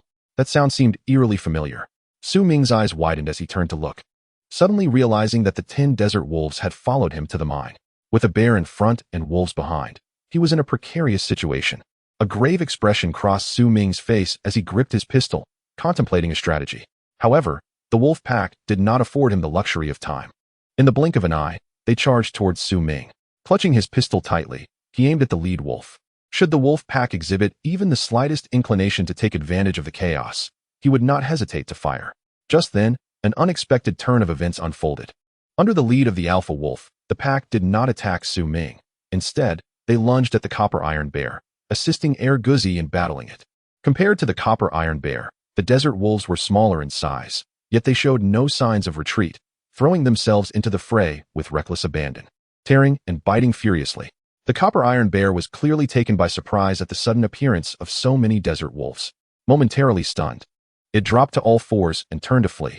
Yes, it was afraid. Faced with 2 third-tier combatants and 10 second-tier warriors, it stood no chance of victory. Every beast that thrived in the wasteland has its own survival instincts. Even the most ferocious creatures understand the wisdom of recognizing when to retreat. In the face of an insurmountable foe, most beasts would choose to flee, and the copper iron bear was no exception. The previously deadlocked situation had been instantaneously resolved with the intervention of the wolf pack. Howl. The wolf pack, seeing the copper iron bear retreat, yearned to pursue it. Su Ming hesitated for a moment and then called out to them, "Don't pursue." Upon hearing his voice, the lead wolf halted, followed by the other desert wolves, who also came to a stop. 10 desert wolves stood in a line, gazing intently at Su Ming. Observing this scene caused Su Ming a headache. These creatures were indeed a conundrum. The wolf pack had not taken advantage of the situation, but instead had helped drive away the copper iron bear. It would be rather unkind to force them away, especially since together they constituted a formidable fighting force. Subduing them could solidify his position in the vicinity of the refuge. However, the uncertainty regarding their motives for seeking shelter troubled Su Ming. If they had attracted a particularly powerful enemy, it could spell trouble for him as well. He had no desire to invite complications. Momentarily, he found himself in a quandary.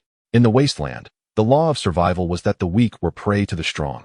Even if he did not take in the wolves, he could still encounter their enemies. If worst came to worst, he could flee with the wolf pack. What was there to fear? After a brief internal struggle, Su Ming made his decision. Looking at the lead wolf, he declared, "From now on, I will protect you." The lead wolf did not comprehend human language, but it could sense Su Ming's intent through his expression. It crouched low to the ground, bowing its head in submission. The other desert wolves followed suit, kneeling before him. Su Ming, witnessing this display, hesitated for a moment before approaching and placing a hand on the lead wolf's head. The wolf offered no resistance and continued to lower its head, showing obedience. Su Ming sighed, retrieving a drill from his backpack to begin mining. Acquired iron ore, 11. Acquired copper ore, 7. Acquired zinc ore, 5. As Su Ming mined, the lead wolf led the pack in patrolling the area, displaying an unexpected level of diligence. By his side, Air Guzzi stood next to Leona, watching the patrolling wolves with discontent. In the past, patrolling had been its responsibility. And now, suddenly usurped by the wolves, it felt its position was being threatened. Without waiting for Su Ming's command, it took the initiative to patrol as well. Compared to before, the number of aberrant beasts near the mine had increased significantly. However, with the wolves' presence, Su Ming mined for 4 hours without any disturbance. Once his backpack was full, he called Air Guzzi back and mounted it. As before, Leona sat behind him, tightly wrapping her arms around his waist. "Let's go home." With a command, Guzi bolted forward, closely followed by the 10 desert wolves. The group moved with great momentum, and all aberrant creatures along the way retreated in fear. At the refuge, Xia Yixue stood guard with a gun, watching over the fields. Any approaching aberrant beasts were met with gunfire as a warning. Under the intimidating presence of 3 giant lions, even the creatures lurking nearby dared not act rashly. However, as time passed, the number of lurking aberrant beasts steadily increased. From a distance, various creatures could be seen fleeting between the dead trees. Despite having a firearm in hand, Xia Yixue felt immense pressure. Standing her ground while trying to maintain her composure, her mind racing with worry. Su Ming, when will you return? I'm on the verge of breaking. Her cold gaze remained fixed on the aberrant beasts among the barren trees, attempting to appear unfazed. Just then, a series of wolf howls echoed abruptly. A woo. Nearby, the haunting howls surged, sending shivers down her spine. The aberrant creatures among the dead trees, upon hearing the howls, changed their expressions and retreated. In the wasteland, most aberrant beasts acted alone, and compared to those moving in packs, they held no advantage. Remaining stationary, they could not withstand a conflict. Damn it! Seeing the aberrant beasts fleeing, Xia Yixue's expression changed. Upon hearing the howls, her first thought was of the wolf pack that had gathered outside the refuge the previous day. If it was indeed them, she would be in trouble. Gripping her sniper rifle tightly, her teeth clenched, she struggled to remain calm while her heart screamed, Su Ming. If you don't return soon, I'm finished. Chapter 58. Despairing Xia Yixue. Time ticked away, and Xia Yixue stood at a standstill, torn between action and inaction. At that moment, a wolf howl pierced the air. A woo. Among the dead trees, a 2-meter-long desert wolf revealed itself, its deep, icy gaze fixed on Xia Yixue. She instinctively furrowed her brow at the sight. Just a glance was enough to tell her that this wolf was not to be trifled with. A woo. The howl sounded again. And another desert wolf appeared behind the first. Although slightly smaller, it was still nearly 2 meters in length. One wolf could be managed, but 2 posed a significant problem. As Xia Yixue witnessed this unfolding scene, a sense of retreat began to wash over her. Yet, at that moment, yet another desert wolf came into her line of sight. 3. 4. Staring at the pack before her, despair washed over her. With so many desert wolves closing in, escape seemed impossible. Now, all she could hope for was that Su Ming would return before the wolves launched their attack. That way, she might still have a sliver of hope. Unbeknownst to her, in her subconscious, Su Ming had become a pillar of support. Su Ming, she whispered softly, her eyes gradually steeling with resolve. She realized that her survival thus far, having enough to eat and a good night's sleep, had made her far luckier than many. If it came down to it, she would fight the wolves. After all, it was merely a matter of life and death. With this thought, Xia Yixue tightened her grip on the rifle, preparing to pull the trigger. At that moment, a familiar figure appeared before her. Su Ming. She gazed at the silhouette atop the wolf, her face lighting up with surprise. She had thought she was doomed this time. Yet unexpectedly, in the final moment, Su Ming had returned. At this instant, the excitement of her near escape was beyond words. Meanwhile, on his part, Su Ming quickly grasped the situation upon seeing Xia Yixue and her rifle. He leapt down from Guzi's back, confidently striding through the wolf pack to stand before Xia Yixue. Stunned, she remained rooted in place, confused as to why the wolves did not attack Su Ming. While she pondered this, he spoke, "Be careful these days. We may be in for some trouble." Trouble?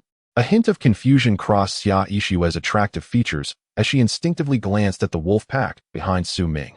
After a moment of thought, he added, "These wolves are with us. It's a long story. Let's head back to the refuge." All right. Xia Yixue did not press further upon hearing this. The group returned to the refuge, where Su Ming explained the entire situation.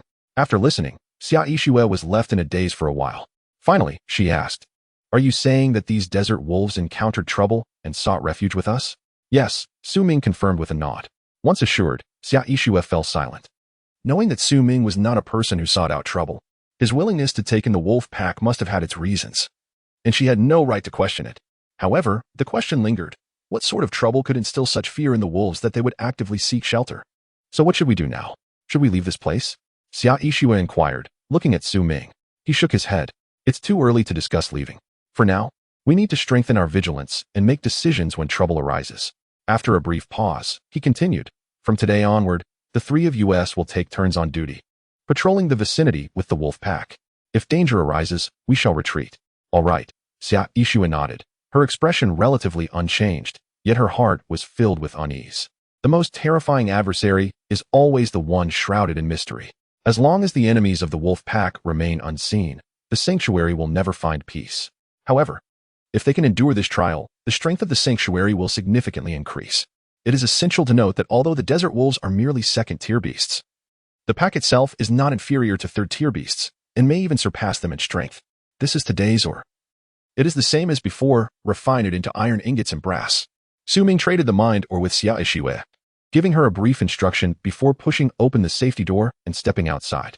Outside the sanctuary, the wolf pack was resting not far away. Upon seeing Su Ming, they quickly stood and lowered their heads, demonstrating their submission, quite polite indeed. Su Ming glanced at them, but said nothing.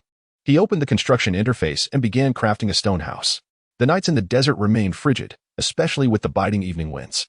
Although the stone house could not compare to the sanctuary, it effectively shielded against the cold winds.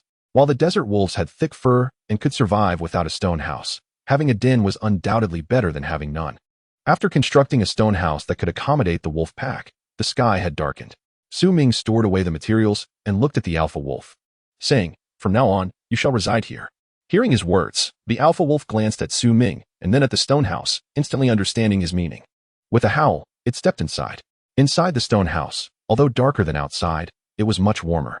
The floor was covered with blankets, making it incredibly comfortable.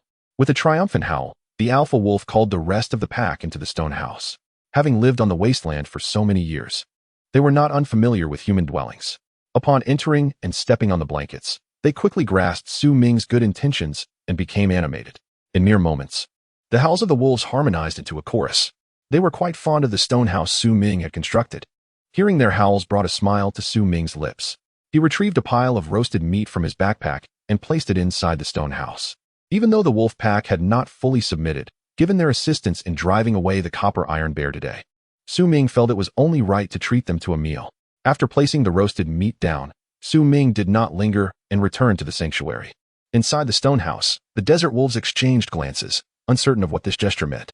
According to their rules, only after catching prey were they entitled to eat, and they had to wait until the alpha wolf had finished before they could partake. Thus, when Su Ming placed the food before them, they dared not touch it. After waiting for a considerable time and seeing that Su Ming had not returned, the alpha wolf finally understood that this food was meant for them. Hesitating for a moment, it stepped forward and picked up a piece of roasted meat to eat. Witnessing this, the other desert wolves followed suit and approached to consume the roasted meat. In total, there were 10 pieces, enough for each wolf to have one, barely filling their bellies. At this moment, as they savored the roasted meat, every desert wolf shared the same thought. They had made the right choice. Meanwhile, inside the sanctuary, Su Ming had no time to ponder the wolf's thoughts, for he had a more pressing matter at hand, cooking. After a hiatus of several days, he finally encountered chili peppers once more. This time, 7 peppers. None could be wasted. He removed the grilling rack from the campfire and placed an iron pot on it. Using a dagger, he sliced the venison into small pieces. The meat was low in fat, and after much effort, he managed to gather some fatty bits to toss into the pot. Moments later, oil began to accumulate in the pot. He then added the meat pieces, stirring them before tossing in the chopped chili peppers and finally sprinkling a bit of salt. A simple yet delicious dish of chili stir-fried venison was ready. As Su Ming inhaled the fragrant aroma, he could not help but exclaim, "Delicious." Beside him, Xiao Ishiwei swallowed hard. Although it was venison, the addition of chili still brought forth a burst of flavor. Gazing at the familiar dish, she momentarily felt as though she had not arrived in the wasteland at all. Unfortunately, the staple was merely bread. If only there were rice or steamed buns. With a sigh, Su Ming retrieved 3 pieces of bread and distributed them to Leona and Xia Ishiwei. "Let us eat directly from the pot." He produced homemade chopsticks crafted from wooden sticks and offered them to Xia Ishiwei and Leona. Xia Ishiwei reached out to accept the chopsticks, her expression somewhat dazed. For the past several days, she had been eating bread directly and had not had the opportunity to use chopsticks. At that moment, seeing the chopsticks gave her a feeling of nostalgia. On the other hand, Leona's expression was filled with curiosity, hailing from the kingdom of Lorden. This was her first encounter with chopsticks, and she had no idea how to use them.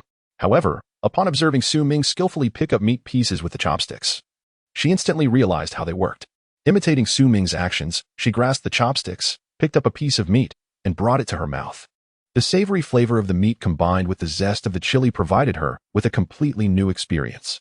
As the delightful taste danced on her palate, Leona's eyes sparkled, and she quickly reached for more, devouring 2 or 3 pieces of meat in quick succession. Unable to contain her enthusiasm, so delicious. In no time, the pot of meat was emptied by the three of them. Sated, they reclined on the sofa, wearing expressions of contentment. Nearby, the awakened Guzi stirred, drawn by the tantalizing aroma wafting through the air. He hurried over and peeked into the iron pot, only to find it empty.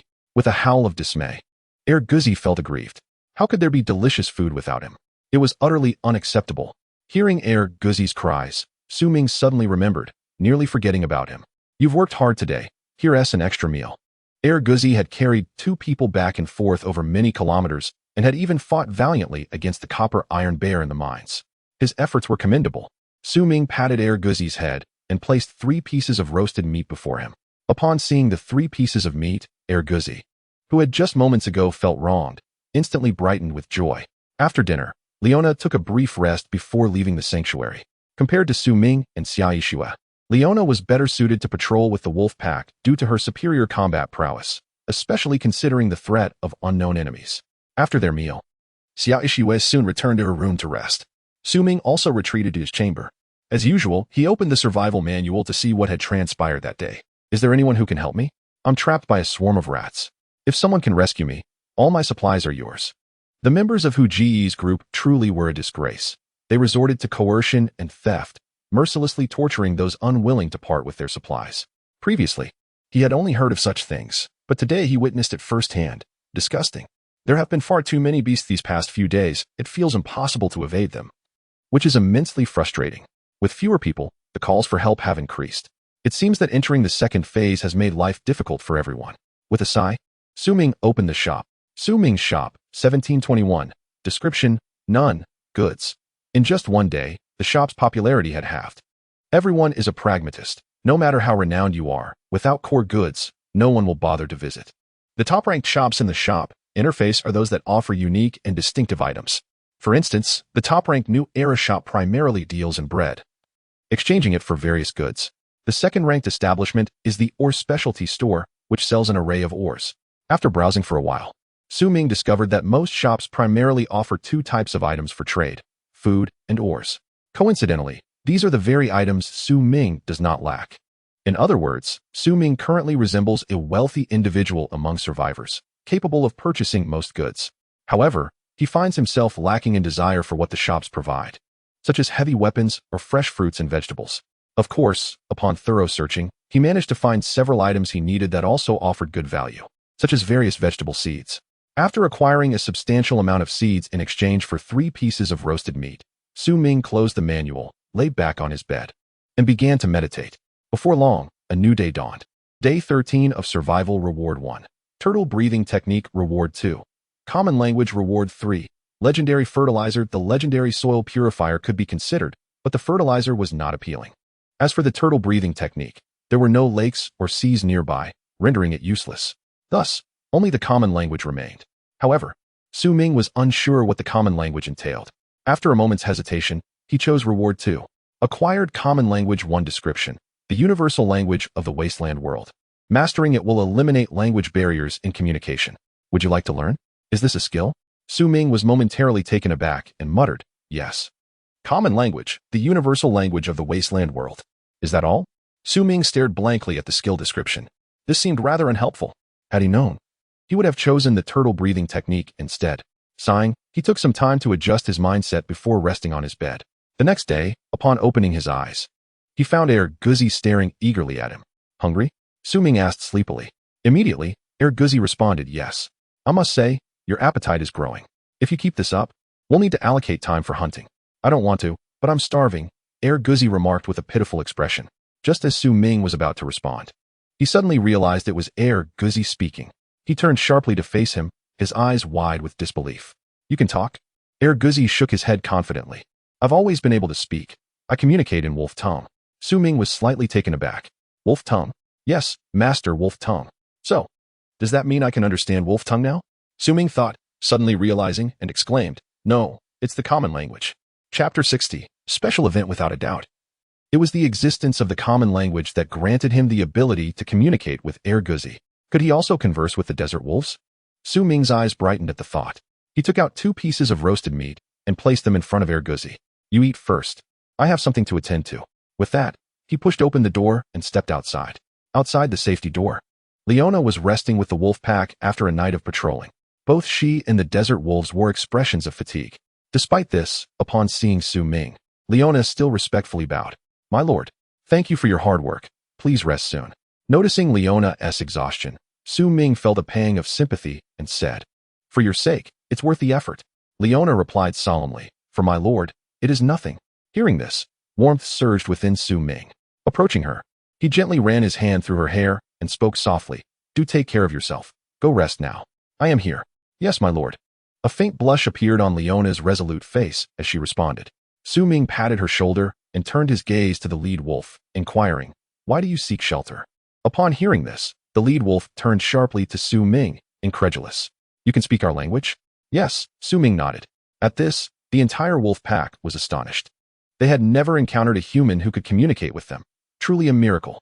Several desert wolves exchanged glances and whispered to one another, thinking they must be hallucinating. The lead wolf took a moment to regain composure and replied, "Honorable sir, to be frank, we seek your protection because we have provoked a powerful enemy." Just as expected, Su Ming appeared unfazed and asked, "What enemy?" The lead wolf hesitated before responding, "The Northern Lion Pack." "The Northern Lion Pack?" This was the first time Su Ming had heard of such a term, and his brow furrowed slightly. The only lion-type beast he had encountered was the three-headed giant lion. He knew that it was a fourth-tier beast. Had it not been for the three natives' desperate struggle, it would have been impossible for Su Ming to defeat it. Not to mention a lion pack. Even a single giant lion would be beyond his capability. Nevertheless, Su Ming maintained his composure and said calmly, "I need to know the strength of the lion pack." Of course, the lead wolf contemplated for a moment before answering. The Northern Lion Pack consists of 5 northern lions, 1 male and 4 females. The male is at the pinnacle of the 3rd tier, while the females are at the 3rd tier. 3rd tier? Su Ming was momentarily stunned, then quickly realized that the northern lions described by the desert wolves were entirely different from the 3-headed giant lion he had encountered. If it was merely 5 third-tier beasts, he might stand a chance of victory. However, he would need to prepare in advance.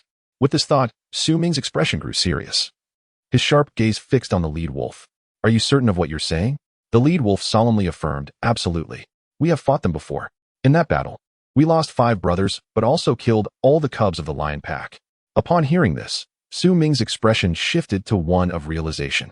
No wonder the wolf pack was being pursued by the lion pack. They had eliminated the latter's offspring.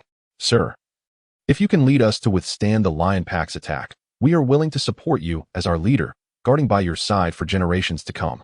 As the lead wolf spoke, it lowered its head and prostrated on the ground in a gesture of submission. The other desert wolves followed suit, bowing down. Special event. Request from the desert wolf pack. Description. To contest for territory, the desert wolf pack has formed a deep-seated enmity with the northern lion pack. Assisting the desert wolf pack in defeating the northern lion pack will earn you their allegiance. Upon hearing the sudden electronic synthesized voice, Su Ming was momentarily taken aback.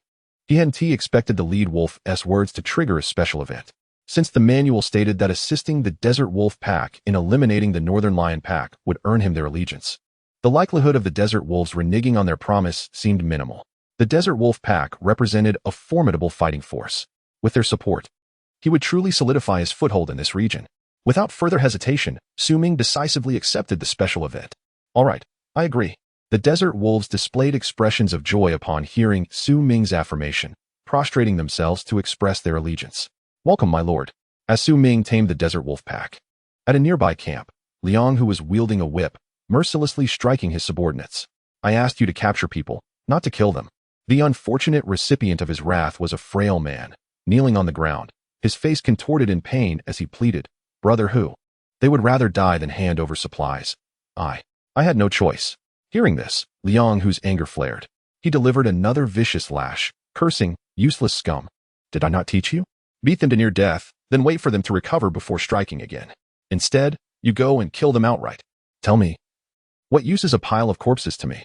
The whip struck the frail man, leaving a long gash across his skin, eliciting a pained scream. The man dared not offer further excuses. Yet, Liang, who was still unsatisfied and lashed out several more times, finally kicking him to the ground and spitting, "Good-for-nothing dog." He discarded the whip and looked outside the shelter, shouting, "Get someone to drag him out." At his command, 2 scrawny men entered, trembling as they lifted the beaten man and dragged him out of the shelter. Such utter waste. Liang, who cursed again, returning to the sofa, gulping down water greedily. and tearing into a piece of bread with ravenous intensity. Behind him, a strikingly beautiful woman watched him devour the bread, her mouth watering incessantly. Liang, whose camp was vast and populated, yet food was scarce. Only he and his guard could fill their bellies. Others, including the longtime follower, 36, could only afford a single piece of bread daily, barely staving off starvation. The camp's food supply had dwindled, and as the competition entered its second phase, with more exotic beasts appearing, obtaining food became increasingly arduous. Being able to eat even a piece of bread was already a luxury. After devouring 2 pieces of bread, Liang, who finally paused and glanced at 36, noticing her fixated on the crumbs on the ground.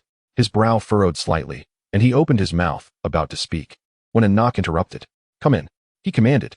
A gaunt man entered, kneeling and trembling as he reported, "Brother Hu, Yuan Jun and the others have gone missing."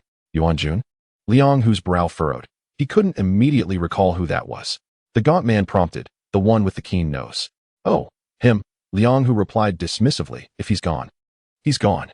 We can do without a few more bodies." The gaunt man hesitated before continuing, "But Brother Hu, they disappeared towards the south." "The south?" Liang, whose brow knitted again. "Towards the newly discovered salt mine?" The gaunt man nodded vigorously. "Yes, towards the salt mine." Liang, whose expression darkened, and after a moment, he cursed vehemently, "Useless dogs." After venting, he turned to the gaunt man, commanding, "Take 2 sharp-witted men and head south to investigate. Report back once you ascertain the situation." The gaunt man nodded earnestly. "Yes, Brother Hu. Get going." Liang, who waved him off impatiently. "Yes," the gaunt man replied before hastily exiting the shelter. Once alone, Liang, who sank back into thought on the sofa, his brow still furrowed. The newly discovered salt mine was a veritable treasure trove. Once the threat from the exotic beasts subsided, he could exploit the salt mine. Salt was a precious commodity in the wasteland. Many survivors struggled to find it, resorting to licking their own sweat or the scant minerals to supplement their salt intake. Thus, once the salt mine was operational, his camp would undoubtedly flourish, perhaps even surpassing Ming, the 3rd most powerful in the region. However, now there was trouble brewing in the direction of the salt mine. If Yuan Jun had merely been killed by a beast, that would be one thing. If it were something else, it could spell disaster. With this thought, Liang, whose frown deepened. After pondering for a moment, he stood up and strode purposefully towards the exit. Any matter concerning the salt mine was of utmost importance.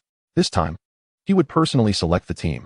After Liang, who left, 36, who had been standing behind the sofa, gazed at the crumbs on the ground, her eyes gleaming. After a brief internal struggle, she relinquished her last shred of dignity and lunged forward, licking the remnants off the floor. Though it was merely a few crumbs, a smile broke across her face. For the first time in an entire day, she had tasted food. In Ming's shelter, at the nearby cultivated land, several tomato plants that had been nourished with blood the previous day bore fruit. The tomatoes were of a perfect size for eating raw. Unable to contain his excitement, Ming quickly harvested them. Acquired 9 tomatoes, he bit into one, and the juices burst forth, flooding his palate with a rich tomato flavor, bringing him immense satisfaction. After 13 long days, this was the first time Ming had enjoyed fresh produce. When it was readily available, one often took it for granted. It was only in its absence that one realized how precious such simple things were. After devouring 3 or 4 bites, he consumed a tomato entirely and then retrieved 2 more, offering them to Leona and Xia Yishue. "Just pick them, give them a try." Leona and Xia Yishue accepted the tomatoes and took a bite, their eyes lighting up in unison. Despite the tomatoes appearing somewhat unripe, they were bursting with flavor. Seeing their satisfaction brought a smile to Ming's face. "From today onward, we'll each have 1 tomato daily. By the time we finish, the next batch will be ripe." With that, he took out a fresh batch of seeds from his backpack and began planting them. Soon, the land was brimming with vegetables and fruits. The tomatoes and peppers were already mature, while the remaining pumpkins, cabbages, and cucumbers were not far behind. Ming estimated that within 5 days, the new seeds would yield their harvest, granting him the freedom of fresh produce. Any surplus could even be sold at the market. Currently, it seemed that no one was trading vegetables or fruits at the market, save for a few survivors from the rainforest area selling unfamiliar fruits. Although these fruits were edible, they were of poor quality, merely serving to stave off hunger, falling far short compared to tomatoes and cucumbers. In the cultivated land, Ming stood still, gazing at the tomato in his hand, lost in thought. After a moment, he sighed, wondering where he might find bird eggs. It had been ages since he had enjoyed scrambled eggs with tomatoes. "Master." Suddenly, Erguzi approached Ming, looking grave. Ming turned to him, asking, "What's wrong?" Erguzi replied, "I sense the lion pack is approaching." After conversing with the wolf pack, Ming had shared the enmity between the wolves and the lions with Xia Yixue, Leona, and Guzi, ensuring they were all aware of the lion pack's existence. Hearing Guzi's words, Ming's expression sharpened. Are you certain? Guzi nodded earnestly. For a wolf of his stature, sensing the presence of an enemy was a fundamental survival skill. I can feel them nearby? Ming's brow furrowed further. He had anticipated the lion pack would take their time before showing up, but they were arriving sooner than expected. With one peak-level Tier 3 lion and 4 others of the same rank, without a proper plan, they might struggle against such odds. Guzi was a descendant of the great wolf Fenrir. Regarding bloodlines, it is indisputable that they are no lesser than the northern lion, and may even surpass it in strength. Should it engage with a male lion, even if it cannot slay it, it can certainly hold its own for a time. Leona is one of the most formidable female knights of the kingdom of Lordaeron. While she may struggle against colossal bear-like beasts, she faces little challenge from the smaller lion-like creatures. Though both I and Xia Yixue possess relatively modest individual prowess, our marksmanship suffices to contend with a weaker female lion. A pack of wolves would also find it manageable to take down a female lion. Thus, we are left with the task of dealing with just one female lion. Ming furrowed his brow, lost in contemplation. A trap could be feasible, albeit with minimal hope of success.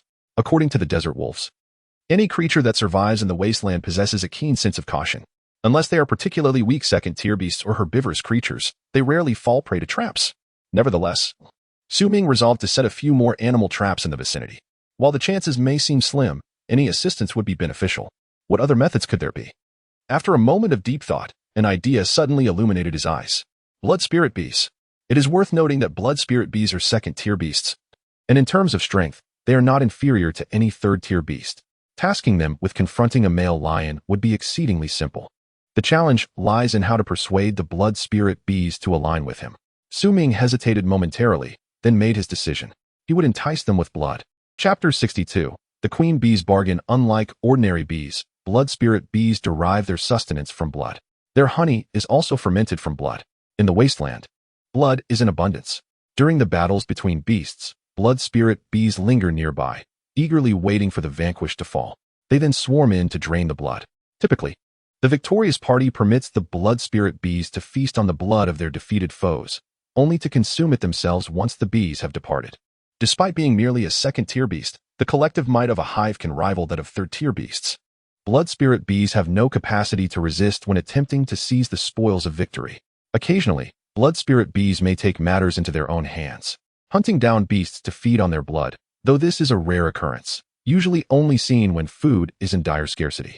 Although the wasteland currently offers no shortage of food for blood spirit bees, they can only consume the blood of first and second-tier beasts. Opportunities to feed on third-tier blood are exceedingly rare, and fourth-tier blood is an even more distant prospect. However, Ming's backpack contains quite a substantial amount of blood from third-tier and fourth-tier beasts. This blood could potentially assist the queen bee in ascending to third-tier status. Thus, enticing the blood spirit bees with this offer is entirely plausible. With determination, Ming made his way to the desolate forest. Following the direction etched in his memory, he approached the vicinity of the blood spirit bee hive. As he took a step forward, he was met with a cacophony of buzzing sounds. Release our leader. Release our leader. The moment the sound erupted, a dozen blood spirit bees materialized around Ming, swirling about him while chanting, "Release our leader." The leader they referred to was, of course, the queen bee. Disregarding their cries, Ming proceeded toward the small wooden shelter he had constructed. Inside, a bound blood spirit bee lay on the ground, staring blankly into space. The queen bee had been trapped here for over a day, attempting various methods to escape. All in vain. Given its physical structure, it was incapable of breaking free from the iron wires. Now resigned to its fate, it merely hoped that the human would, out of respect for the hive, provide it with food as he had done yesterday, ensuring it would not starve. A bit of yesterday's blood would be a welcome addition. Beyond that, it harbored no further aspirations. These humans are truly detestable. One day, I shall drain them dry. The queen bee seethed with curses directed at Ming. Just then, a voice pierced the air. Do you desire freedom? Freedom? The queen bee paused momentarily, then its eyes glimmered with intrigue. It looked up sharply to behold a human face.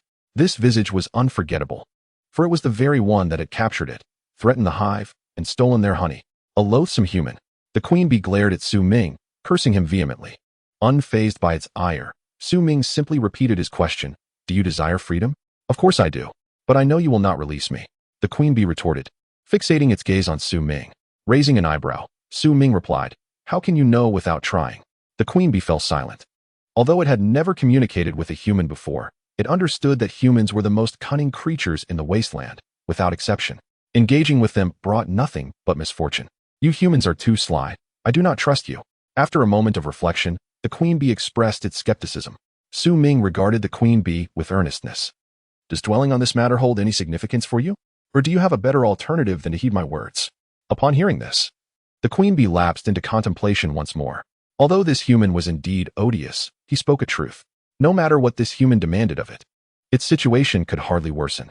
Realizing this, it looked to Su Ming and inquired, "What do you want me to do?" "Gotcha." A warm smile broke across Su Ming's face as he sat down, leaning in closer to observe the queen bee. "It's quite simple. Your hive will assist me in slaying a lion, and in return, I shall provide you with a vial of third-tier beast blood." "Third-tier beast blood?" The queen bee's eyes sparkled with interest, but a moment later, suspicion returned. "What kind of lion?" "A female northern lion," Su Ming answered candidly. The queen bee frowned.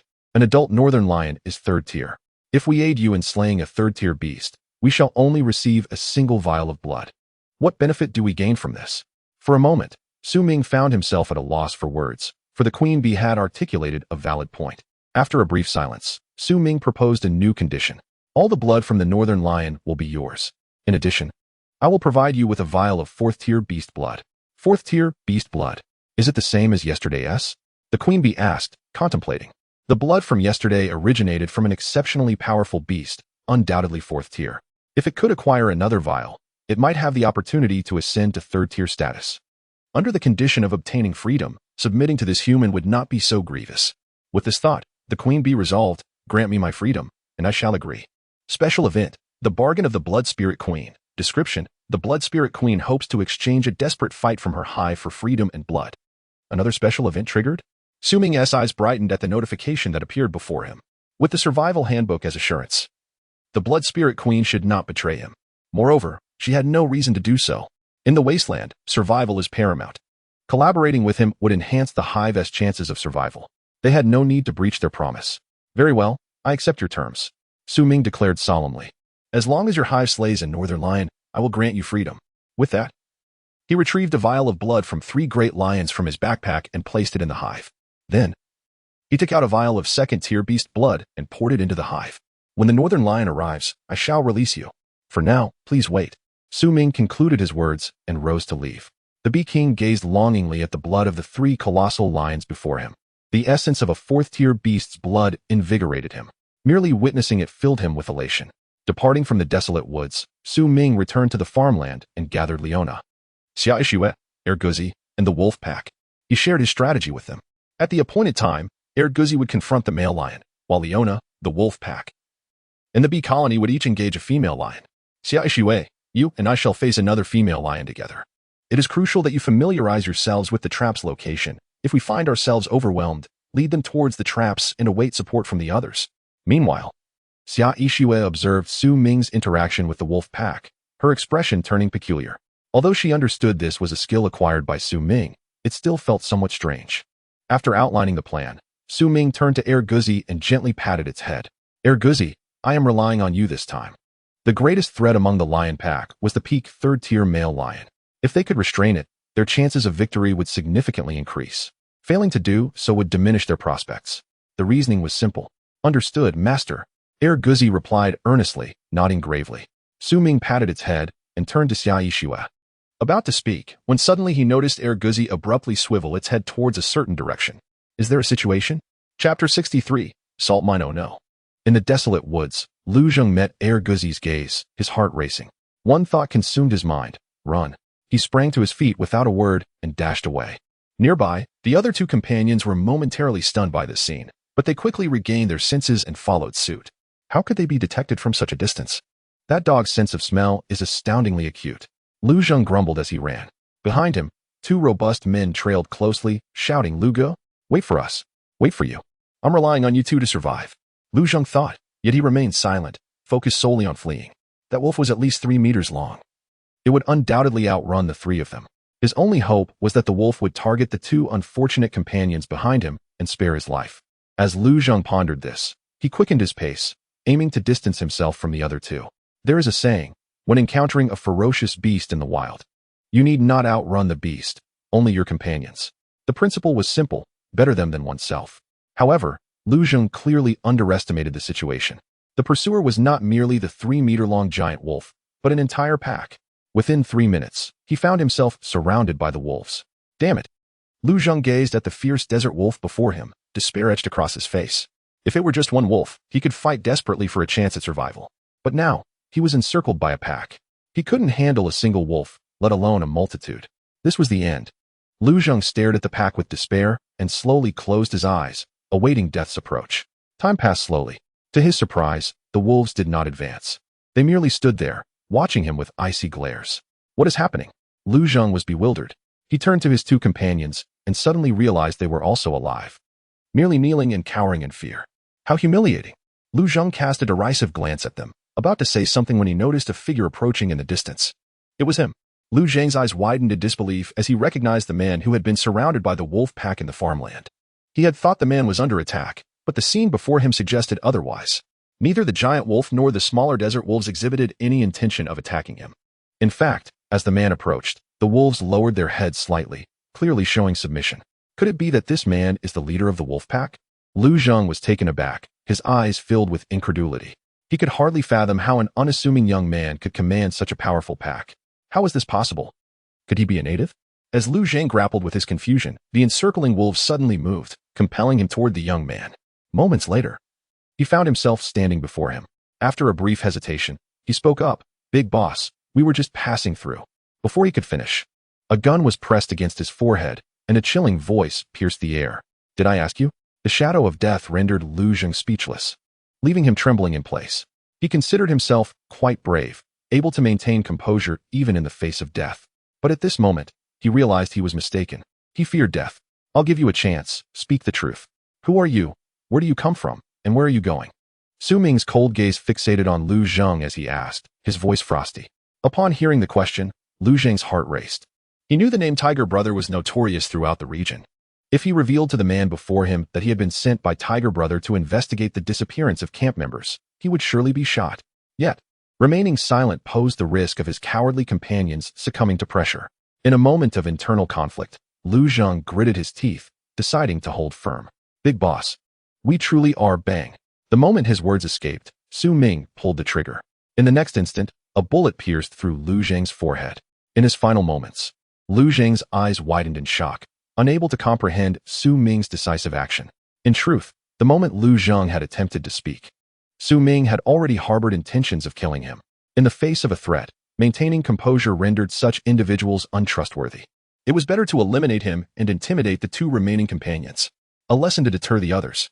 With Lu Zheng dealt with, Su Ming aimed the gun at the other 2, his expression still frigid as he reiterated his previous question. Who are you? Where do you come from? And where are you going?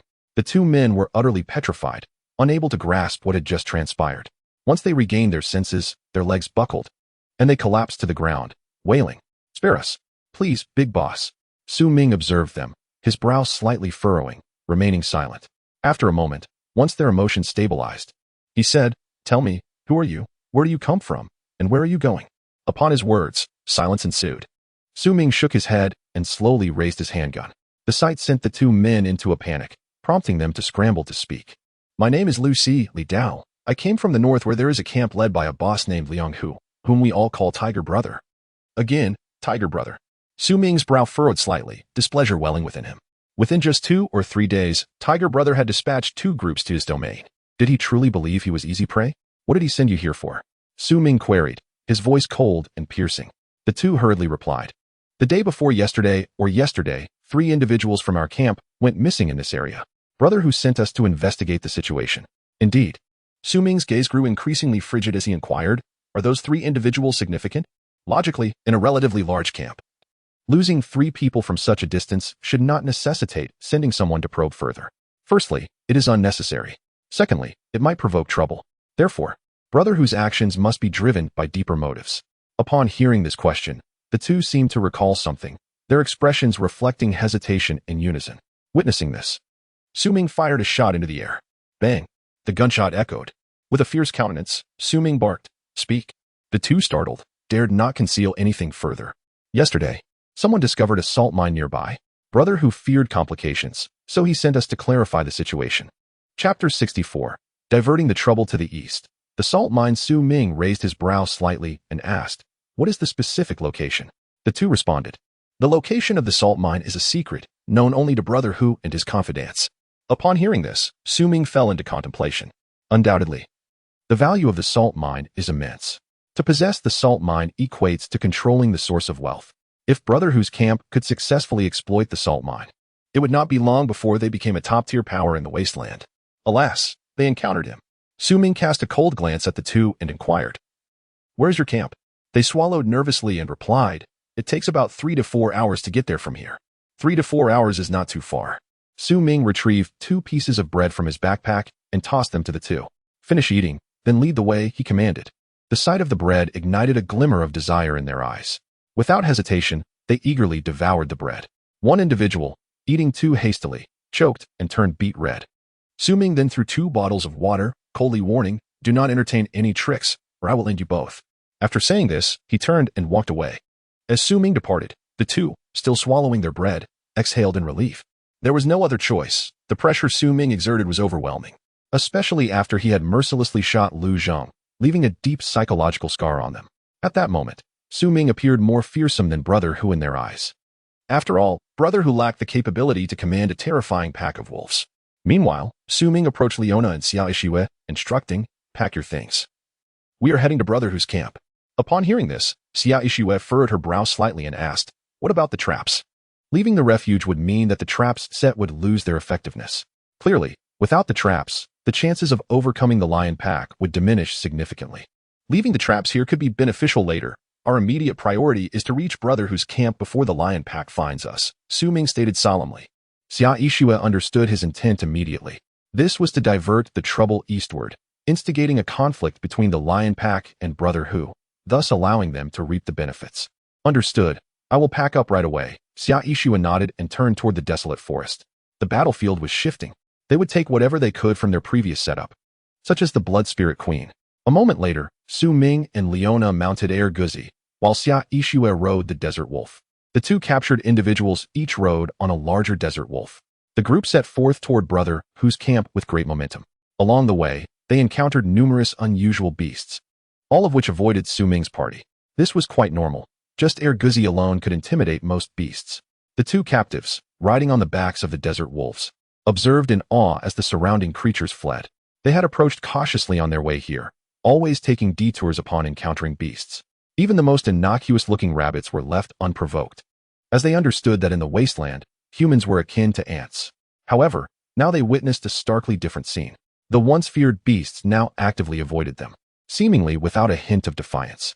For a moment, they even entertained the illusion that humanity had reclaimed its position at the top of the food chain. Yet deep down, they recognized that they were merely riding on the coattails of a formidable presence.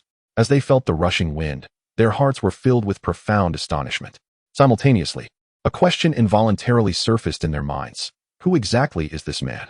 Time ticked away, and soon they spotted a familiar structure. It was the outpost of the camp. A guard would be stationed at the top of the outpost, reporting any issues to Brother Hu at the first opportunity. Upon seeing the outpost, the two turned to inform Ming, but before they could speak, Ming preemptively commanded, "Stop." At his command, the galloping wolves came to a halt. Ming leapt from Guzi's back, his sharp gaze fixated on the abandoned building not far away. Coldly, he stated, "There are people ahead." In the past, Ming had scavenged countless similar abandoned buildings, making him exceedingly familiar with them. Typically, the windows of such buildings would be grimy and neglected. However, this one was different. Some windows had clearly been cleaned for the purpose of observing the outside. It was evident that people were inside. "Boss, ahead is the outpost of Brother Hu's camp. There will be a guard stationed there, sending messages to Brother Hu every half hour. If no message is sent, Brother Hu will assume there is an issue with the outpost." Quite vigilant, one of the captives remarked. Ming glanced at them and asked, "How do we bypass them?"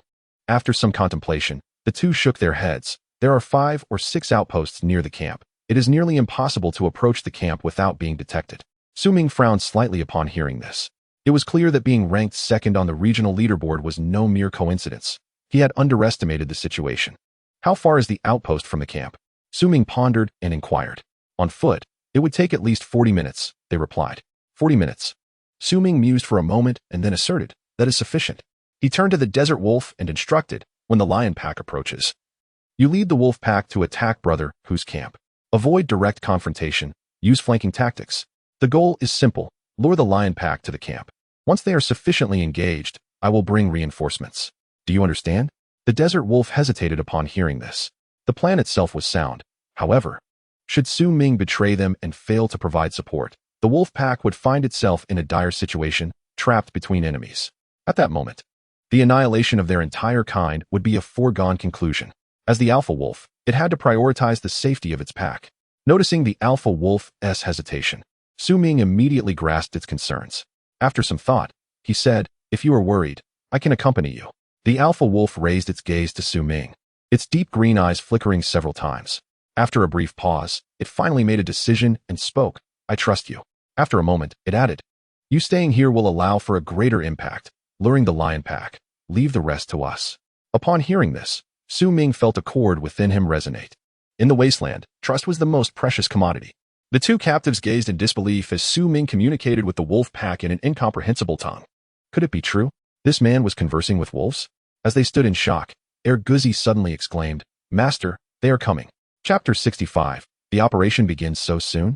Su Ming's gaze sharpened. Guzi nodded affirmatively, saying, Yes, Master. I can sense them nearby. Within 10 minutes, they will arrive. 10 minutes. Thus, it appeared that from the moment they set out, the lion pack had been tailing the wolves. It seemed the lions harbored even greater animosity toward the wolves than anticipated. This boded well for the plan. With this thought, Su Ming turned to the alpha wolf of the desert, speaking earnestly, let us commence. The alpha wolf nodded gravely, understood. With that, the pack advanced stealthily toward the outpost. Moments later, a long howl echoed through the air, and the wolves surged forward like a fleet of arrows, launching their assault on the outpost. In less than a minute, a body was hurled from the second floor by the alpha wolf, effectively neutralizing the guard. The wolf pack showed no signs of hesitation, racing onward to Tiger Brothers' camp, with Su Ming and the others following closely behind. They needed to find a nearby hiding spot, waiting for either the lions to obliterate the camp or the wolves to falter, ready to deliver a decisive strike. The operation was underway. Tiger Brothers' camp remained oblivious, functioning as usual. Inside the shelter, Liang Hu reclined on the sofa, resting his eyes, while 36 stood behind him, providing a shoulder massage. In the past, this would have been the time for Liang Hu and his trusted confidants to engage in strength training. However, following the onset of the second phase, with an increase in exotic beasts and a decrease in food supplies, they had suspended such training to conserve energy. After a brief respite, an idea seemed to strike Tiger Brother, and he opened his eyes, casually inquiring, any news from the salt mine? 36, his personal secretary, typically received 2 copies of all camp communications, one for himself and one for Liang Hu. Any messages Liang Hu neglected to read were relayed to him by 36. No. Tiger Brother, 36 hurriedly replied. Still no news? Liang Hu's brow furrowed slightly as he asked, how long has Lu Zhong been gone? 36 pondered for a moment before responding. For hours. For hours? Tiger Brother mused for a moment before commanding, ask him what he has discovered. Yes, Tiger Brother, 36 replied, not daring to delay, and promptly opened the survival manual to message Lu Zhong. Lu Zhong, Tiger Brother wants to know what you have found. 1 minute. 2 minutes. 3 minutes passed. Yet there was still no reply. 36 stared at the empty message log, hesitating before cautiously saying, Tiger Brother, Lu Zhong hasn't responded. No response. Upon hearing this, Tiger Brother sprang from the sofa, his voice icy. Lu Zhong brought 2 others. Where are they? Also no response. 36 replied. This revelation deepened the furrows on Tiger Brother's brow. In the past, even when encountering exotic beasts, those sent out would send a distress signal. However, this time, they had received nothing, and the 3 individuals had gone missing. His instincts told him that something was amiss. Tiger Brother. The 3rd outpost has not sent a message for 33 minutes and has not responded when questioned. 36 trembled as he spoke. According to camp regulations, the guards at the outpost were required to send updates every 30 minutes.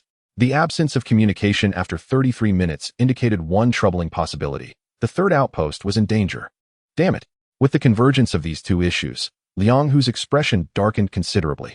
He retrieved a shotgun from his backpack, exited the shelter, and fired a shot into the air. Everyone, get over here. The workers nearby, startled by the gunfire, rushed over upon recognizing Liang Hu, not daring to show any sign of laziness. Tiger Brother. The crowd gathered, staring at Liang Hu with confusion, uncertain of what had transpired. Liang Hu scanned the group and shouted, "Grab your weapons," to the city wall. Though referred to as a city wall, it was merely a dirt mound less than 3 meters high, constructed over an entire day by the camp's inhabitants. While it offered little protection against larger exotic beasts, it was sufficient against smaller ones. Upon hearing this, the crowd exchanged glances. Liang Hu, noticing their hesitation, scowled fiercely and barked, "What are you standing around for? Waiting to die?" At his command, the crowd sprang into action, retrieving weapons from their backpacks. The better equipped carried crossbows, while others wielded machetes. And the least fortunate had only wooden stakes. Astonishingly, none possessed even a single handgun. Nevertheless, these weapons would suffice for dealing with ordinary exotic beasts. With Liang Hu's orders, the group climbed the makeshift wall, gazing upon the empty terrain. They murmured among themselves, "What's happening? Are we under attack?" Tiger Brother was the second strongest in the region. Who would dare challenge him? It was more likely an exotic beast. Would a beast attack the camp in broad daylight? Who could say? The camp had stood for 6 or 7 days, during which they had only bullied others without anyone daring to bully them. After all, Tiger Brother was formidable. Although he had a temper and was quick to lash out with a whip, he was undeniably powerful, capable of uniting people. Had anyone else been in charge, the camp would likely have disbanded long ago. Thus, when Tiger Brother declared war, it was likely against exotic beasts rather than other factions. Yet, the question remained, which exotic beast would dare attack the camp in daylight? What do you think this beast might be? Who knows? It could even be humans. Impossible. Tiger Brother is the second strongest in the region, and there is someone even stronger. As these words hung in the air, the crowd fell silent. Indeed, Tiger Brother was the second strongest, with the first being extraordinarily powerful, boasting a comprehensive rating 2 to 3 times that of Tiger Brother. This individual ranked third across the entire wasteland, a wasteland inhabited by 1 billion people. What did it mean to be ranked third among 1 billion? It could only be described in 3 words, beyond human comprehension. Enough speculation, whether human or beast, we shall soon find out. As those words faded, a cloud of dust suddenly rose in the distance. "They're here." Liang Hu stood at the center of the wall, peering into the distance, his brow furrowing. The area shrouded in dust suggested that at least 10 exotic beasts were approaching, each of considerable size. This was troublesome. Liang Hu clenched his teeth, finally making a decision. He retrieved 3 shotguns from his backpack and tossed them to his trusted subordinates. "Use them and return them to me." The 3 men were taken aback, having not anticipated Liang Hu's hidden firearms. They quickly regained their composure, excitement evident on their faces as they replied, "Understood, Tiger Brother." As the 3 received the shotguns, they fumbled with the ammunition. Suddenly, the approaching exotic beasts emitted a chilling howl. Oh whoa. Then, a shocking scene unfolded before them. Chapter 66. The lambs awaiting slaughter. To their astonishment, the pack of exotic beasts did not charge toward the camp, but instead veered off in another direction, sprinting away. Moments later, the onlookers atop the wall could only see vague shadows, unable to discern the forms of the beasts. What was happening? The onlookers were utterly astonished by the unfolding scene. Initially, they anticipated that the exotic beasts would assault the city walls, yet, unexpectedly, they did not. Moreover, their movements suggested they were waiting for something. Could it be that more of these creatures lurked behind them? Such thoughts ignited a wave of panic among the crowd. 10 of these beasts were already daunting enough. The mere prospect of additional ones was enough to instill dread. It seemed they were poised for something. Were more beasts indeed approaching? The anxiety was palpable as the crowd murmured in fear. Not only the spectators, but also Liang Hu, upon witnessing this spectacle, furrowed his brow in concern. He had never encountered such a simultaneous assault from so many beasts before. He felt a profound lack of confidence in their ability to withstand the impending attack. If even more creatures were to arrive, it would spell disaster. The prospect of retreat was equally unappealing, after all. It had taken him 7 or 8 arduous days to construct this camp, a place he had poured his heart and soul into. To abandon it would mean starting anew, a notion he could not bear. Cursing under his breath, Liang Hu fixed his gaze on the distant horde of beasts and signaled to a few trusted confidants. Descending from the city walls, the loyal companions promptly understood and followed him down. "Stay alert. The situation is dire. Do not remain idle and foolishly stand by," Liang Hu advised, his tone grave. His confidants exchanged glances, nodding in understanding. "We comprehend, Brother Hu." The implications were clear. The scenario was precarious, and they needed to escape before becoming prey to the beasts. With their leader lacking confidence, their own spirits were naturally low. Back atop the walls, they watched anxiously as the beasts rested nearby, their minds racing with thoughts of escape before any confrontation could occur. As moments ticked by, 10 minutes elapsed without a single movement from the exotic beasts. Just as everyone began to believe these creatures were merely passing through and would not attack, an unexpected change transpired. The beasts, seemingly aware of something, suddenly rose and charged towards the camp without warning. In broad daylight, they resembled ancient warriors launching into battle. Prepare your bows and crossbows. As soon as those beasts draw near, unleash your arrows. Aim true. Do not waste your shots. And you there. If they attempt to scale the walls, douse them with boiling water. Move swiftly. If we falter, none of us shall survive, bellowed the captain of the guard, a formidable figure who bore a resemblance to Liang Hu. At his command, the crowd sprang into action. Liang Hu's two confidants raised their rifles, their hands trembling as they aimed at the oncoming beasts.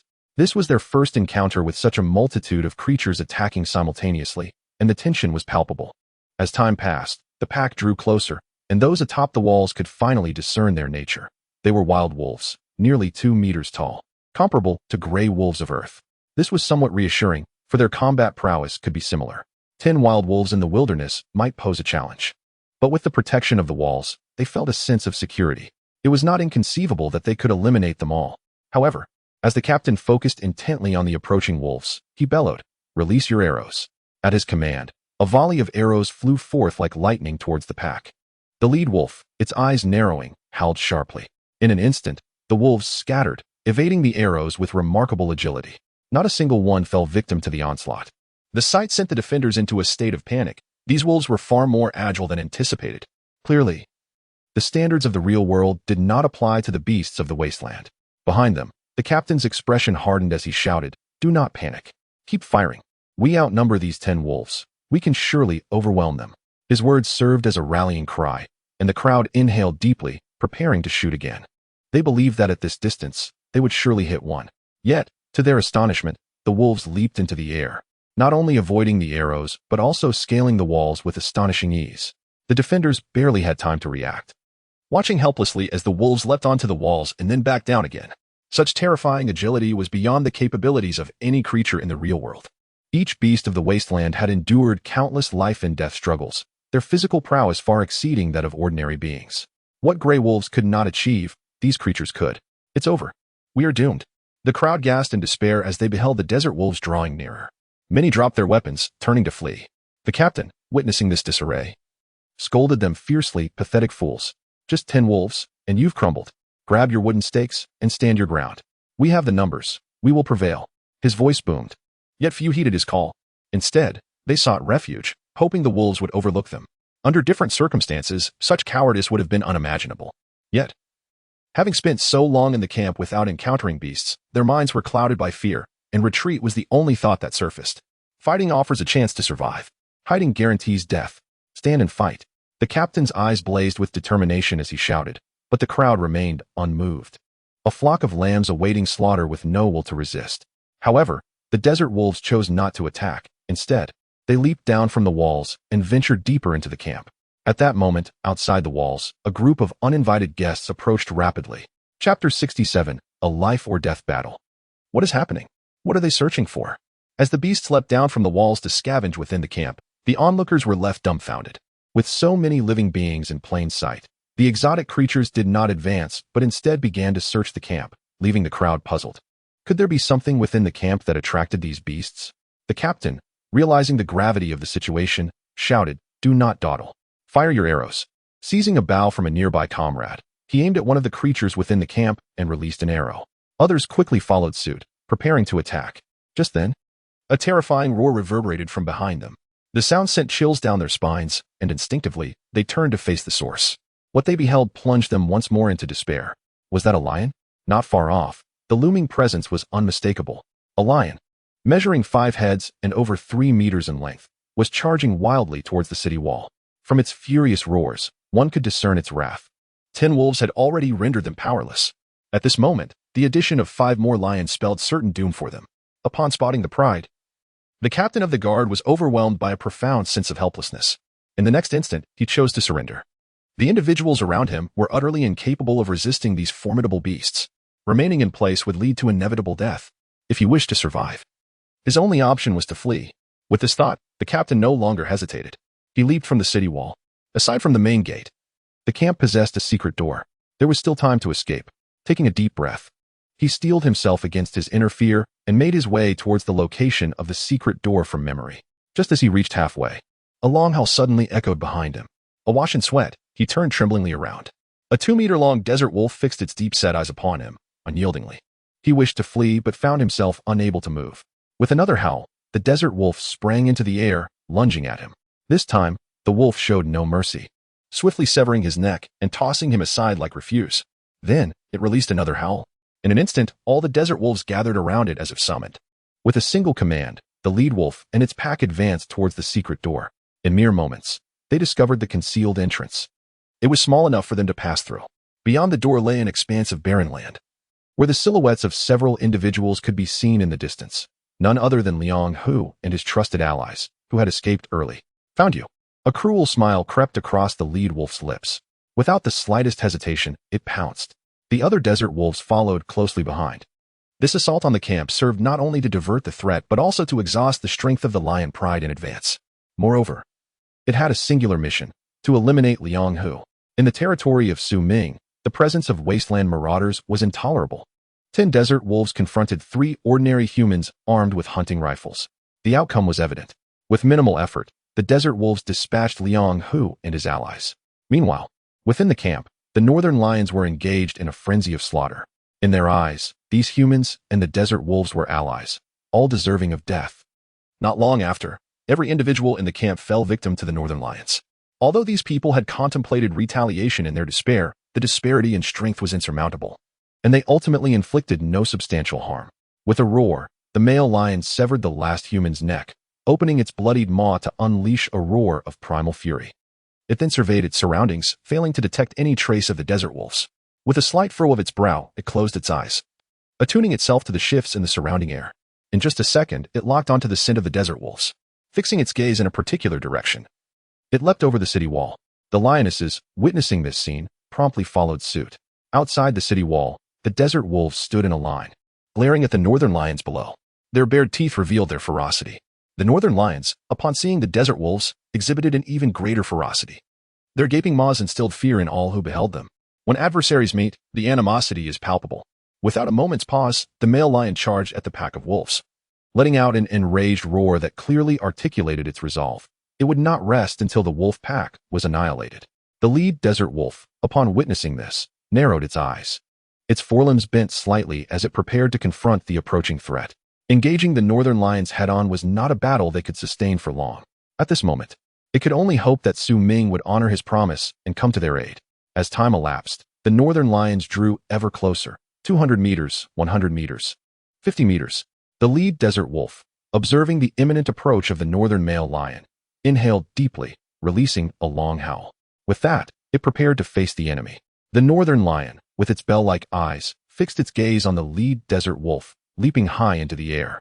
Its massive claws, fueled by all its might, struck down towards the wolf's head. The speed was beyond expectation. The lead wolf's eyes widened in instinctual response, attempting to evade the attack. Alas, it was too late. With its speed, there was no chance of dodging this blow. Just as despair threatened to consume it, a familiar wolf howl echoed from behind. A wolf, equally formidable as the lion, struck out at the lion. The two claws collided, yet neither inflicted significant damage. The lion, clearly taken aback, had not anticipated such a powerful ally behind the lead wolf. Failing to land its strike, it immediately retreated. Simultaneously, the agile wolf landed firmly in front of the lead wolf. With a resounding howl, it exuded an aura of majesty, its presence as commanding as that of the lion's roar. The lion, scrutinizing the new contender, narrowed its eyes. It could discern that this wolf was not a desert wolf. If it was not a desert wolf, why then did it oppose itself? The lion's mind was clouded with questions. Before it could process its next move, a dull thud echoed nearby. Bang! Gunfire! Humans! The lion's eyes widened in astonishment as it turned to the distance. 3 humans, wielding various weapons, were fixated upon it. Surrounding them, several blood spirits hovered ominously in the air. In an instant, the lion comprehended that the earlier humans were not allies of the desert wolves. The true alliance lay with this group. Realizing it had been deceived, the lion's fury intensified. It let out a thunderous roar, no longer hesitating as it lunged at the wolf. The wolf, not one to back down, surged forward in response. Thus commenced a fierce struggle between 2 beasts of the pinnacle 3rd tier.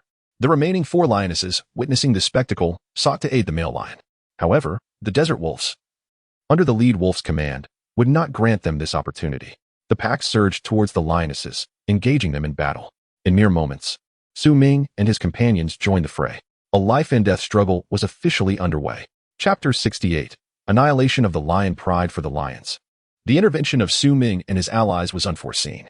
Faced with this unexpected occurrence, while they were not entirely at a loss, they struggled to adapt effectively. In contrast, Ming and his team had long since devised a strategy. Although the battleground had shifted, it mattered little. Consequently, from the outset, Ming's group held the advantage. Under the guidance of the Blood Spirit Bee Queen, the swarm launched a frenzied assault on one of the lionesses. The lioness, confronted with this onslaught, found herself utterly powerless, standing still in impotent rage. The other 3 lionesses fared no better. One was besieged by the wolves, consistently at a disadvantage. Another was locked in a tense standoff with Leona, the air thick with anticipation of impending conflict. The last lioness remained fixated on Ming and Xiaoyixue, her body low to the ground, baring her teeth, seemingly poised to pounce at any moment. Opposite her, Ming and Xiaoyixue stood resolutely, their gazes unwaveringly fixed upon her. Should she make a move, they would not hesitate to pull the trigger. If she remained motionless, maintaining their standoff would be advantageous for Ming and Xiaoyixue. Among those present, only Ming and Xiaoyixue possessed the weakest combat abilities. Should the lioness approach, they would instantaneously lose their fighting capacity. Time ticked away, and Ming remained in a standoff. Meanwhile, Leona had raised her shield and charged at the lioness, her battle cry resounding with unwavering determination. With a mighty swing of her heavy sword, she struck towards the lioness. The lioness, undeterred, retaliated with her sharp claws. In the next moment, the sword met the claws, leaving a gaping wound deep enough to expose bone. A piercing roar echoed across the desert, causing the other northern lions, including the peak-tier male, to tremble, their movements faltering. Seeing this, Erguzi's eyes sharpened with focus. Seizing the opportunity, he lunged forward, his claws striking the back of the male lion. The lion, hit on its back, let out an enraged roar, attempting to clamp down on Erguzi.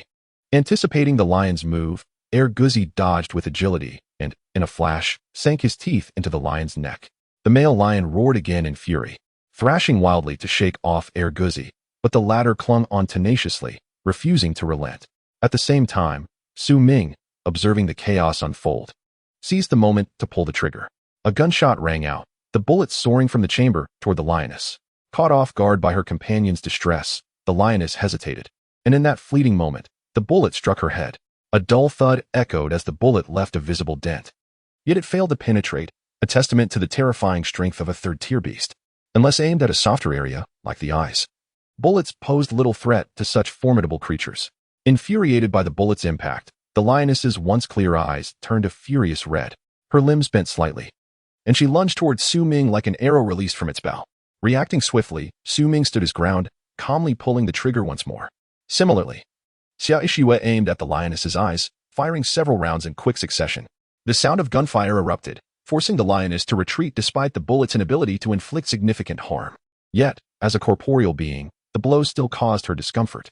After sprinting 500 or 600 meters, she finally halted, glaring at them with intense fury. While they took advantage of the respite to swiftly reload and continue their aim, denying her any chance to approach. At that moment, a howl from the wolves pierced the air. Ming glanced up and was suddenly struck by the sight of the desert wolves having vanquished their own lioness. Nearly 3 meters long, now lying lifeless in a pool of blood, her body marred beyond recognition. The desert wolves, too, bore their share of wounds, with 10 of them, including the lead wolf, all battered, and 2 gravely injured, gasping for breath on the ground. After a brief rest, the lead wolf howled, casting its gaze upon the strongest male lion, who was still entangled with Erguzi. The latter was covered in scars, some deep enough to reveal bone. Yet he maintained his grip on the lioness' neck. As time elapsed, the male lion began to crumble, attacking Erguzi with frantic swipes of its claws. The lead wolf, witnessing this, focused intently and let out a long howl before pouncing toward the male lion, followed closely by 6 desert wolves. The entrance of these 7 second-tier beasts dramatically altered the tide of battle. The once evenly matched confrontation now tilted decisively in favor of the wolves. With its neck gripped tightly, the male lion found its movements severely constrained, unable to utilize any means of defense aside from clawing at its assailants, who relentlessly tore at its flesh. As time wore on, the male lion accumulated more wounds, its once tawny coat now soaked in crimson. Blood pooled around it, forming a small lake. Eventually, the besieged lion could no longer withstand the onslaught and collapsed. Yet, the wolves persisted, continuing their assault until they had eviscerated it, leaving no trace of life behind. Exhausted yet victorious, the desert wolves collapsed, spent from their exertion. Erguzi, in even worse shape, lay on the ground, seemingly devoid of strength. Had it not been for a subtle blink, Su Ming might have believed him dead. With the mightiest male lion fallen, the remaining 3 lionesses, despite their best efforts, stood no chance of turning the tide. Upon witnessing their companions' defeat, they collectively emitted a mournful roar. One lioness, in a desperate bid for survival, turned to flee. In the wasteland, survival is paramount for all beasts. With the male lion dead, their chances of victory were nearly non-existent. Regardless of their anger or hatred, they had no choice but to escape, for fleeing offered a sliver of hope, while remaining would surely spell their doom. The other 2 lionesses, seeing one attempt to flee, also sought to escape. However, Leona and the blood spirit swarm were resolute in denying them this opportunity.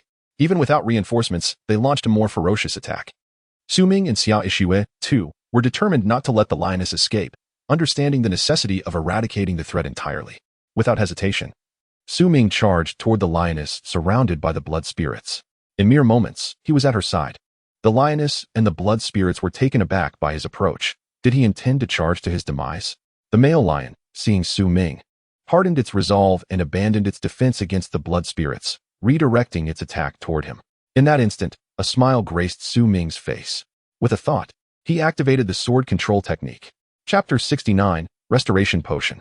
The technique unleashed. The lioness, suspended in midair, trembled as if struck by lightning, her eyes widening in shock before she crashed heavily to the ground, lifeless. It was the sword control technique. Xia Ishue, witnessing this, instantly grasped the situation, her eyes narrowing. Though she was aware of Su Ming's extraordinary ability, witnessing it firsthand left her utterly astonished. To effortlessly dispatch a 3rd-tier beast with a mere thought was an astonishing feat. Most remarkably, this prodigious skill had a cooldown of only 1 day, making it extraordinarily formidable. Xia Ishue stood in silence, watching Su Ming's silhouette, while the wolves and the blood spirits nearby also fell into a hush, unaware of the reason behind the lioness's demise. Yet they were convinced that the death of the lioness was connected to Su Ming. In other words, it was Su Ming who had slain her. In the eyes of these extraordinary beasts, Su Ming had always been perceived as a frail human, lacking any remarkable abilities aside from his 2 formidable guardians, Erguzi and Leona. However, the current situation suggested otherwise. Within Su Ming's seemingly weak physique resided a terrifying power, the nature of which remained unknown to them. You pursue the fleeing one. I shall handle matters here, Su Ming commanded, turning his gaze towards the swarm of blood spirit bees. The queen hesitated for a moment before acquiescing. Very well. Without further ado, she led the swarm in pursuit of the escaping lioness. Meanwhile, the battle between the lioness and Leona had reached its conclusion. In comparison to the copper iron bear, the lioness's combat prowess was utterly lacking. Within just a few exchanges, Leona had gained the upper hand. Following the demise of the male lion, the lioness's demeanor shifted, exposing her vulnerabilities. Each flaw, perceived by the knightess, presented an opportunity for victory. In less than a minute, she wielded her heavy sword and severed the lioness's head. Simultaneously, the blood spirit bees caught up with the fleeing lioness. Su Ming, Xia Ishue, and Leona converged upon her, swiftly eliminating the final member of the northern lion pack. From that moment forth, this desolate land would no longer be plagued by the northern lions. After their victory, neither Su Ming, Xia Ishue, Leona, nor their companions, including Erguzi, the wolf pack, and the bee swarm, possessed the energy to celebrate. Instead, they sat down to recuperate. Moments later, Su Ming rose from the ground and approached Erguzi to examine his injuries. Master, Erguzi said, struggling to rise, though his efforts were in vain. Witnessing this scene, Su Ming felt a pang of sorrow and hurriedly urged, stay still. He squatted beside Erguzi, gazing at the deep, bone-visible wounds on his back, his heart aching even more. Compared to vanquishing the northern lions, he fervently wished for Erguzi to remain unharmed. Taking a deep breath to steady his emotions, Su Ming opened the survival manual and searched for healing potions. Shop, search healing potions. In an instant, a plethora of shops appeared, offering various herbs with rather poor healing effects. Damn it, Su Ming cursed, closing the shop and opening trade. He posted a message, willing to pay a high price for healing potions. Please message me. As soon as the message was sent, a flurry of individuals contacted him, but their offers consisted solely of ineffective herbs. Given the sheer volume of people seeking to sell healing potions daily, It was unsurprising that Su Ming's message garnered little attention. After a considerable wait without receiving any healing potions, Su Ming gritted his teeth and disabled the anonymity settings on the communication and trade interfaces. He then reposted his message. I am Su Ming, currently offering a high price for effective healing potions, serious inquiries only. As soon as the message was dispatched, a deluge of responses flooded in. Is it really the esteemed Su Ming, ranked 3rd in the world? With a combat power exceeding 3,000. It truly is Sudalao. We worship you, Sudalao. Effective healing potions? Has Sudalao been injured? In the communication EU and trade interface, individuals using their real names were already scarce, and among prominent figures like Su Ming, the number was even fewer. Thus, the moment he posted under his real name, thousands flocked to observe. The number of private messages skyrocketed. Does Sudalao need a charm that shouts 666? If so, I can provide it. Front row, I admire you. Sudalao. Sudalao, I am the belle of Lynching Medical University, 172 centimeters tall, stunning in appearance, skilled in medicine. May I have a chance to join your team? As Su Ming perused these messages, his brow furrowed slightly, preparing to respond when suddenly, a message popped up. Sudalao, I have some. A normal grade potion for 5 pieces of grilled meat, a fine grade for 20 pieces, totaling 45 pieces. Recently, you saved my life. So I'll waive the change. How about a total of 40 pieces of grilled meat? The sender was Qian Hao, with whom Su Ming had previously traded. Surprised to see the message, Su Ming realized this fellow was still alive and seemingly thriving. Without hesitation, he replied, all right. User no. 2 has sent you a trade request. Trading items. 5 normal grade healing potions, 1 fine grade healing potion. Accept trade. Trade successful. Acquired 5 normal grade healing potions. Description. Restores 10 health upon use. Acquired 1 fine grade healing potion. Description. Restores 50 health upon use. Su Ming examined the potion descriptions with utmost seriousness. Muttering, I hope these will be effective. He retrieved the fine grade potion and held it to Erguzi's mouth, instructing, drink this. Yes, master. Erguzi, with unconditional trust in Su Ming, swallowed the potion without hesitation. Moments later, a faint white light enveloped his body, imparting an aura of holiness. The light persisted for approximately 3 minutes before gradually dissipating. It works, Su Ming exclaimed, his face brightening as he observed Erguzi's wounds healing. The fine-grade potion had indeed performed marvelously, fully mending the previously grievous injuries in a mere 3 minutes. It appeared as though he had never been harmed. Akin to a miraculous healing artifact. Erguzi, how do you feel? Su Ming inquired, watching him closely. Erguzi lay on the ground, staring at the healed wound on his back, a look of bewilderment on his face. Until that moment, he had yet to comprehend what had transpired. Just by consuming a potion, he no longer felt pain in his waist or fatigue in his legs and could stand upright. How extraordinary. Only when he heard Su Ming's question did he snap out of his daze, springing to his feet and jumping a couple of times on the spot. Realizing his body felt as good as new, he couldn't help but howl joyfully. Oh woo. After a while, he turned to Su Ming and exclaimed, Master, I feel completely rejuvenated. Seeing Erguzi in such a state, Su Ming needed no further confirmation. He knew he had fully recovered. Amazed by the efficacy of the healing potion, Su Ming sighed and shifted his gaze to the nearby wasteland. There, several severely injured desert wolves lay on the ground, regarding Su Ming with an indescribable expression, one of longing, confusion, and apprehension. They understood that their relationship with Su Ming resembled that of employer and employee. Su Ming bore no obligation to expend his precious healing potions on them. The injured desert wolves lay quietly, licking their wounds. The 2 gravely wounded ones barely opened their eyes, not due to a desire for rest, but rather from sheer exhaustion. In previous circumstances, members in such a critical state would likely be abandoned. Wolves are creatures of strong cohesion, for the sake of their pack's interests. Even if cast aside, they would harbor no resentment. Nevertheless, the 2 injured desert wolves still displayed sorrow in their eyes, occasionally letting out soft whimpers. Observing this scene, Su Ming did not hesitate. He approached them and retrieved 2 healing potions from his backpack, prying their mouths open to administer the potions. In the next moment, a radiant white light enveloped the 2 grievously wounded desert wolves. Within moments, their wounds visibly healed at an astonishing rate. Although the effect was not as remarkable as it had been for Erguzi, it was sufficient to restore their ability to move.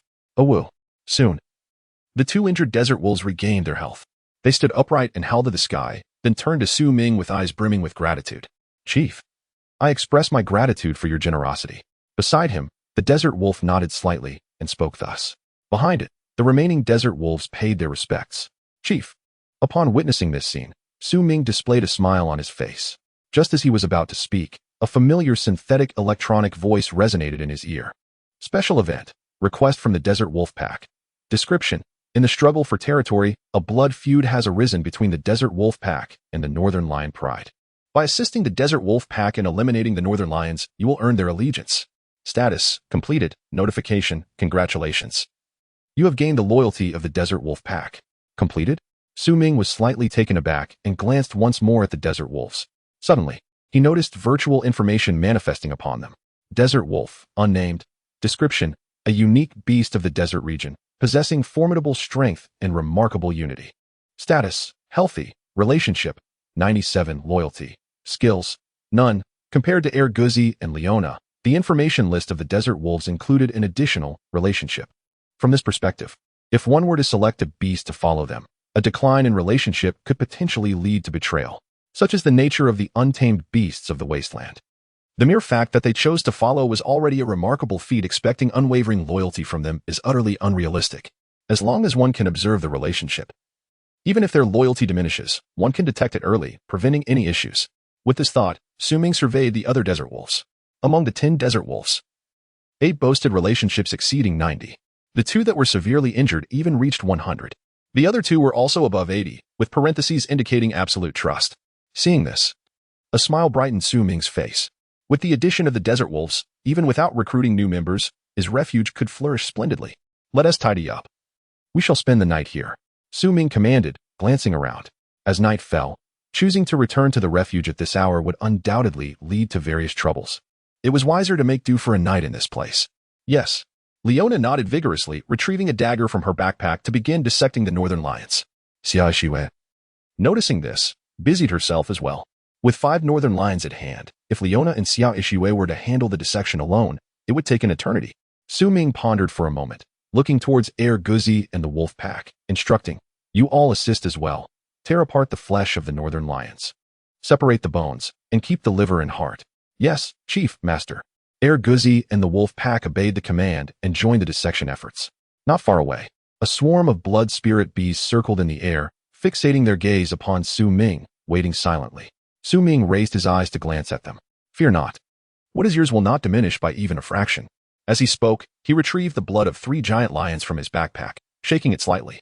This is the blood of the 4th-tier beast, the northern lion, as promised to you. Upon hearing this, the blood spirit bee king's eyes gleamed. With a flutter of its wings, it rushed over, voraciously consuming a bottle of blood in a single gulp. The other blood spirit bees watched eagerly. Yet none dared to approach. It was their tradition that the chief deserved to savor the finest blood. Having feasted, the blood spirit bee king alighted upon a branch, savoring the exquisite taste of the blood. How was it? Ming inquired, leaning closer with a smile. The blood spirit bee king exhibited a look of satisfaction and instinctively replied, good, very good. Ming chuckled and asked, would you wish to partake in such blood again in the future? Upon hearing this, the blood spirit bee king raised its gaze towards him. What do you mean? Ming elucidated, quite simply, if you pledge your allegiance to me, you shall have an endless supply of blood. At the very least that of 3rd-tier beasts, not to mention the ample blood of the copper iron bears and short-faced bears in my backpack. Just the blood obtained from the northern lions this time alone would suffice for the blood spirit bee swarm for an entire month. The blood spirit bee king clearly understood this. An endless supply of blood, at least that of 3rd-tier beasts. Such temptation was utterly irresistible for the blood spirit bees. After a moment's hesitation, the blood spirit bee king asked, what do we need to provide? One must give to receive. This is one of the fundamental survival laws of the wasteland. Ming replied, quite simple, patrol, guard, and report to me upon encountering enemies. It did not sound overly burdensome. The blood spirit bee king contemplated for a moment and agreed. Very well. We shall patrol and guard for you. And you shall compensate us with blood not less than that of 3rd-tier beasts. A deal. Ming extracted the blood of the copper iron bear from his backpack, opening the bottle. This shall be today's reward. The other blood spirit bees, witnessing this scene, displayed an unmistakable look of desire. Blood from 3rd-tier beasts was a rare delicacy for them. After all, they typically subsisted on the blood of 1st-tier beasts. Having even 2nd-tier beast blood was a rarity. 3rd-tier blood was beyond their wildest dreams. However, without the command of the Bee King, they still dared not act. At this moment, the Bee King slowly declared, from this day forth, this human shall be our leader. His commands shall hold the same weight as mine. And his words shall be as if I spoke them. Upon the conclusion of this statement, the swarm of blood spirit bees no longer hesitated, collectively exclaiming, "Chief! Chief!" A tumultuous cheer erupted as the swarm surged towards the bottle of blood, devouring it ravenously. Observing this scene, a smile crept upon Su Ming's lips. Indeed, in the wasteland, the most effective means of winning hearts is, without a doubt, food. While Su Ming was reflecting on this, a private message suddenly popped up. Su Daolao is amazing. Chapter 71. Rising to the top of the rankings not far away, within a certain refuge, Qianhao was visibly exhilarated. He exclaimed, "Su Daolao is incredible." Su Ming was somewhat bewildered and asked, "What is the matter?" Qianhao replied, "Don't you know? You are now ranked first in the world. Those foreign devils used to flaunt their superiority in front of us, claiming that nearly all of the top 10 were theirs. And now, not a single one dares to utter a word. The world number 1 is a citizen of our Huagua." The group had only been in the wasteland for a mere 10 days. In such a brief span, it is challenging to alter deeply rooted perceptions. For instance, the belief that those who are not of our kind must have different hearts. Thus, upon witnessing Su Ming ascend to the top of the rankings, all Huagua citizens were filled with unparalleled excitement. After all, Su Ming reaching the summit symbolized the extraordinary strength of the Huagua people. Upon hearing these words, Su Ming was momentarily taken aback. He opened the rankings. 1. Su Ming, overall score, 43-17. 2. Lawrence, overall score, 42-15. 3. Kane, overall score, 41-15. 4. Lin Wanqing, overall score, 4003. Indeed, the rankings had shifted. The top 4 remained unchanged, yet Su Ming had risen from 3rd to 1st, while Kane had fallen from 1st to 3rd. It was evident that the inclusion of the wolf pack and bee swarm had elevated his ranking. With this thought, Su Ming opened the communication. As anticipated, nearly everyone was discussing the changes in rankings. Su Daolao is amazing. I knew it. With Su Daolao's strength, it was only a matter of time before he topped the rankings. Haha, a sycophant. As if you've ever met Su Daolao. What do you mean you haven't tea? I've even spoken with Su Daolao. Oh, what did Su Daolao say to you? Su Daolao said deal. Su Daolao, I seek your patronage. Su Ming read through these messages, a smile playing at the corners of his mouth. The mindset, however, has not undergone much change. For him, the fluctuations in rank hold no significance whatsoever. After all, rankings lack substantial meaning. They merely serve as a reference to help one recognize their own capabilities, offering a slight advantage in interpersonal interactions. Su, I have the synthesis formula for the recovery potion here. Would you like it? Qianhao inquired, noticing that Su Ming had not responded for quite some time. In the past, Su had been a lifesaver to him. Now, Su had taken on an additional role as a prominent figure among the survivors, drawing widespread attention. If he could establish a connection with Su, it might prove advantageous in the future. Synthesis formula? Su Ming pondered for a moment before asking, "How much do you want for it?" Qianhao replied, "If you wish to have it, I'll gift it to you as a token of gratitude for saving my life. Without your roasted meat, I would have starved days ago." The implication was clear to Su Ming. It was merely an attempt to curry favor, given that Qianhao sought to please him. He saw no reason to decline, especially as he had no pressing need for assistance at the moment. With that thought, Su Ming agreed, "Very well." As soon as he spoke, a message popped up in the manual. Player 2 has initiated a trade request. Trade item, rough level recovery potion synthesis formula. Received rough level recovery potion synthesis formula X1. Note, using this will unlock the synthesis method for the rough level recovery potion, with the formula in hand. Su Ming contemplated and asked, "What is your name?" Qianhao paused momentarily, taken aback. "Huh?" Su Ming reiterated, "Your name?" "Ah, Su, my name is Qianhao." He responded excitedly upon seeing the words. Su Ming acknowledged this and updated player 2's note to reflect Qianhao's name before closing the manual. In the shelter, Qianhao was brimming with excitement. Regardless of the circumstances, he had ensured that Su Ming remembered his name. This transaction was well worth it. "My lord, the task has been completed." Leona approached Su Ming and spoke. Su Ming lifted his gaze. In the barren land before him, the once mighty northern lion's carcass had been reduced to a skeleton. Every part of it, from blood to flesh and organs, had been collected without waste. He nodded, "Well done." Leona, glancing at her packed supplies, inquired, "My lord, where shall I put these?" Su Ming contemplated, "Hand them over to me." "Understood, my lord." Acquired fresh meat X120. Acquired northern lion's heart X5. Acquired northern lion's blood X50. In an instant, Su Ming's backpack was filled to the brim with supplies. At that moment, the blood spirit queen approached him, saying, "Chief, this area is quite secure." Su Ming nodded, noted. He then turned to the others and commanded, "Everyone, stay alert tonight. Let us endure until morning, then we can rest properly. Yes, my lord chief. In the following hours, while the sun had not yet completely set, Su Ming and Xia Yushua hastily erected several makeshift tents nearby. While they may not provide true protection, they were sufficient to shield against the wind. As night fell, the stench of blood lingered in the air, deterring the surrounding beasts from approaching. Su Ming lay within the tent, free from many worries. Opening the manual, he navigated to the communication interface, where many were fervently discussing the changes in rankings. Particularly in the local channel, nearly everyone was engaged in this topic. Did you notice?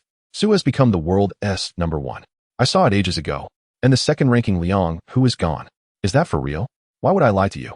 Look for yourself. It's true. You think Su eliminated Liang Hu. With this statement, a momentary silence fell over the regional channel, soon followed by an even more fervent discussion. That makes sense. Liang Hu had such a large force. Only Su would possess the capability to take them down. Good riddance. Those guys were nothing but marauders, worse than thieves. If I had the strength, I would have wiped them out long ago. Su is a hero for eliminating such threats. The wasteland marauders were a shadow looming over the survivors. Liang Hu and his camp were the most powerful marauders in the region, and their demise brought joy to countless individuals. For a moment, the phrase Su is a hero for eliminating threats dominated the entire channel. But soon, apprehension arose. With Su's prowess, what if he runs out of supplies one day? The unspoken concern was clear, fears that Su might become another Liang Hu. What are you thinking? Su is world #1. What does that even mean? Only one among a billion. A figure of such stature wouldn't lack for supplies. And even if he did, I trust he wouldn't behave like Liang Hu. Exactly. Has anyone heard of Su doing anything wrong in all these days? Before Su Ming could respond, a multitude came to his defense. After all, he represented the pride of their nation, naturally garnering goodwill among his compatriots. Observing these comments, Su Ming shook his head, unwilling to engage in explanations. He would certainly never become a wasteland marauder. However, should anyone provoke him, he would not show mercy. Closing the communication, he opened the shop, where a message appeared. Do you still want the orchid grass? Chapter 72, Legendary Fertilizer Synthesis Formula Orchid Grass? Su Ming was momentarily taken aback, suddenly remembering that he had yet to consume his strength potion. He retrieved a bottle, preparing to drink it. A message popped up, alerting him. Notice, you cannot use this item. Upon seeing the prompt, Su Ming quickly understood. It seemed that a person could only consume one bottle of the same potion. Nonetheless, the potion's value remained high, given that there were a billion survivors in the wasteland. How many do you have? Su Ming inquired. On the other end, Lin Wanqing promptly replied, not many, just 50 plants. 50 plants indeed did not seem like a large quantity. Without hesitation, Su Ming declared, I'll take them all. All right. Acquired orchid grass x 50. 50 plants of orchid grass could be refined into 25 bottles of strength potion. Selling them would yield a substantial profit. As Su Ming calculated, he suddenly recalled that he had yet to utilize the synthesis formula for the recovery potion. In haste, he retrieved the formula and used it. Rough level recovery potion, ordinary blood, 10, snow lotus, 2. Upon seeing the formula, Su Ming inquired of the shopkeeper, do you have snow lotus? Snow lotus? Lin Wanqing paused slightly, responding, I have only 2 plants. Su Ming asked, what is the price? Lin Wanqing hesitated before replying, not for sale. Su Ming considered for a moment and said, I can offer more. In a distant shelter, Lin Wanqing raised an eyebrow at this message and said, Snow lotus can heal wounds. I need it for myself. No amount of money will tempt me. Before she could finish speaking, Su Ming sent a new message. 2 snow lotus for 1 piece of roasted meat. Su Ming had witnessed the effects of the recovery potion firsthand. He was confident that in the future, recovery potions would become a necessity for survivors. Snow lotus was a crucial ingredient for the recovery potion, and a piece of roasted meat was not an exorbitant offer. On the other end, Lin Wanqing's expression faltered upon seeing the offer of roasted meat. While snow lotus could indeed heal wounds, its effectiveness was mediocre at best, barely qualifying as an herb. This was precisely why she had only harvested 2 plants. Consequently, the actual value of snow lotus was low. A single piece of roasted meat could easily buy 10 plants. However, the individual across from me did not even glance at the market price before proposing a valuation for a piece of roasted meat. Just how wealthy can one be?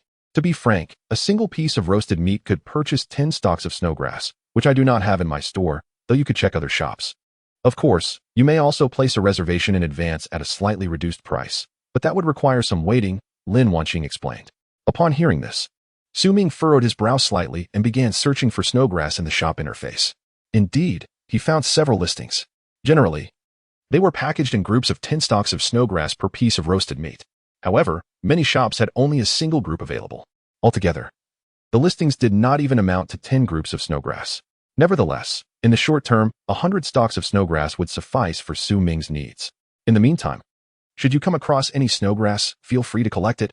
I shall purchase it all, Su Ming stated. Lin Wanqing beamed at this message, replying, "It's a deal." Su Ming echoed, "It's a deal." With the agreement solidified, Su Ming closed the manual and began to meditate. Before long, a new day arrived as promised. Day 14 of survival. Reward 1. Tortoise breathing technique. Reward 2. Rough contract. Reward 3. Legendary fertilizer synthesis formula. Please select. Reward 1 remained unchanged. Reward 2 transformed into a rough contract. Reward 3 shifted from a legendary fertilizer to a legendary fertilizer synthesis formula. Su Ming regarded the 3 rewards, his brow furrowing in contemplation. The tortoise breathing technique appeared to hold little value, while the rough contract could likely impose certain limitations on other survivors or exotic beasts, akin to the relationship he held with the wolf pack and the swarm of bees. As for Leona and Erguzi, there would be no issues with loyalty. Given the system's assurance, his own teammate, Xia Yuxiue, would also pose no problems. It was only those 2 guides who would require the contract. Had Reward 3 remained as a legendary fertilizer, Su Ming might have considered using the contract to keep 1 person as labor. However, with the transformation into a legendary fertilizer synthesis formula, its utility had greatly increased. After much deliberation, he ultimately chose the formula, deciding it was more appropriate to dismiss the 2 individuals. I select Reward 3. Acquired legendary fertilizer synthesis formula 1. Description. Unlocks the synthesis method for legendary fertilizer. Legendary fertilizer. Excellent blood. 11. Excellent blood? Is this the blood of a Tier 3 exotic beast? Su Ming pondered over the formula, retrieving all the blood samples from Tier 3 exotic beasts. 1 indeed transformed into 0. A single portion of Tier 3 exotic beast blood could produce legendary fertilizer. It was a lucrative endeavor. Unfortunately, synthesizing this substance required a potion-making platform. Otherwise, Su Ming would have been eager to attempt a synthesis right away. After claiming his rewards, it was time to rest. Su Ming stored the blood and closed his eyes. A night passed uneventfully. The next day, he awoke to find everything as usual. Stepping out of the tent, he discovered that Leona and Xia Yuxiue were already awake, seated on benches while having breakfast. The wolf pack and Erguzi gathered nearby, watching them with eager eyes, yet remaining silent. Scanning the surroundings, he noticed the swarm of bees was absent, likely out on patrol. How? Upon seeing Su Ming awake, Erguzi and the wolf pack hurried over. Leader, Master. 11 sizable exotic beasts stood before him, their eyes filled with longing, silently conveying their desires. Su Ming regarded them without uttering a word. From his backpack, he retrieved 23 pieces of roasted meat and placed them on the ground. Each desert wolf received 2 pieces, while Erguzi received 3. That would suffice for them. Thank you, leader. The desert wolves' eyes lit up at the sight of the roasted meat. However, they restrained their appetites, bowing their heads to Su Ming before approaching. Erguzi, having followed Su Ming closely, wasted no time and pounced on the food. In mere moments, the 23 pieces of roasted meat were entirely consumed. Witnessing this, Su Ming could only shake his head in resignation. The addition of the wolf pack had indeed significantly enhanced the combat power of the shelter, but correspondingly, food consumption had risen. Previously, the shelter consumed a maximum of 20 pieces of roasted meat per day. Now, nearly 30 pieces were required for a single meal. While he had over 400 pieces of roasted meat and nearly 100 pieces of fresh meat in his backpack, it would hardly last for long. By this reckoning, some plans needed to be expedited. With this thought in mind, Su Ming turned to Leona and inquired, "Where are those 2 individuals from yesterday?" Chapter 73. Harvest. Leona pointed to her right. "Over there."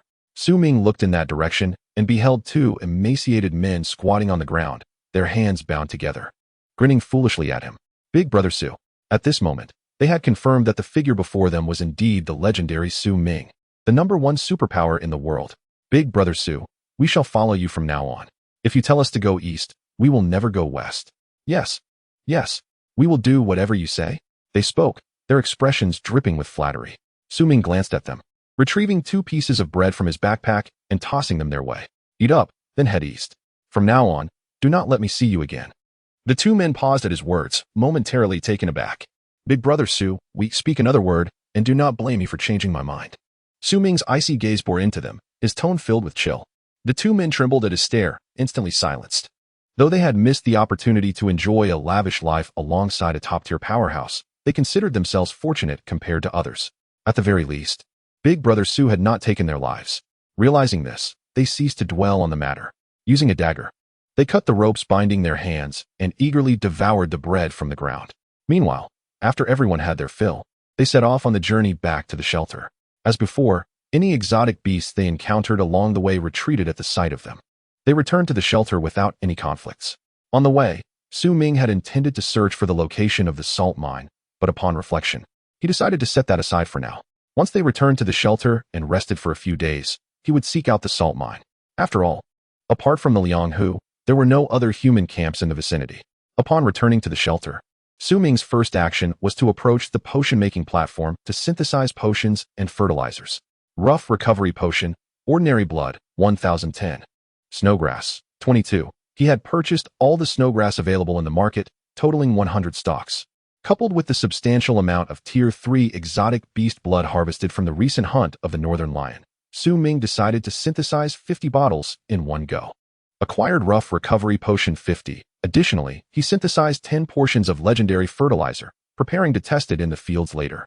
Acquired Legendary Fertilizer 10. After synthesizing the potions and fertilizers, Su Ming exited the shelter and addressed the wolf pack, inquiring, "Who still has not recovered?" The wolves exchanged glances, none stepping forward. Observing this, Su Ming added, "Even minor injuries count." Upon hearing this, 3 desert wolves emerged.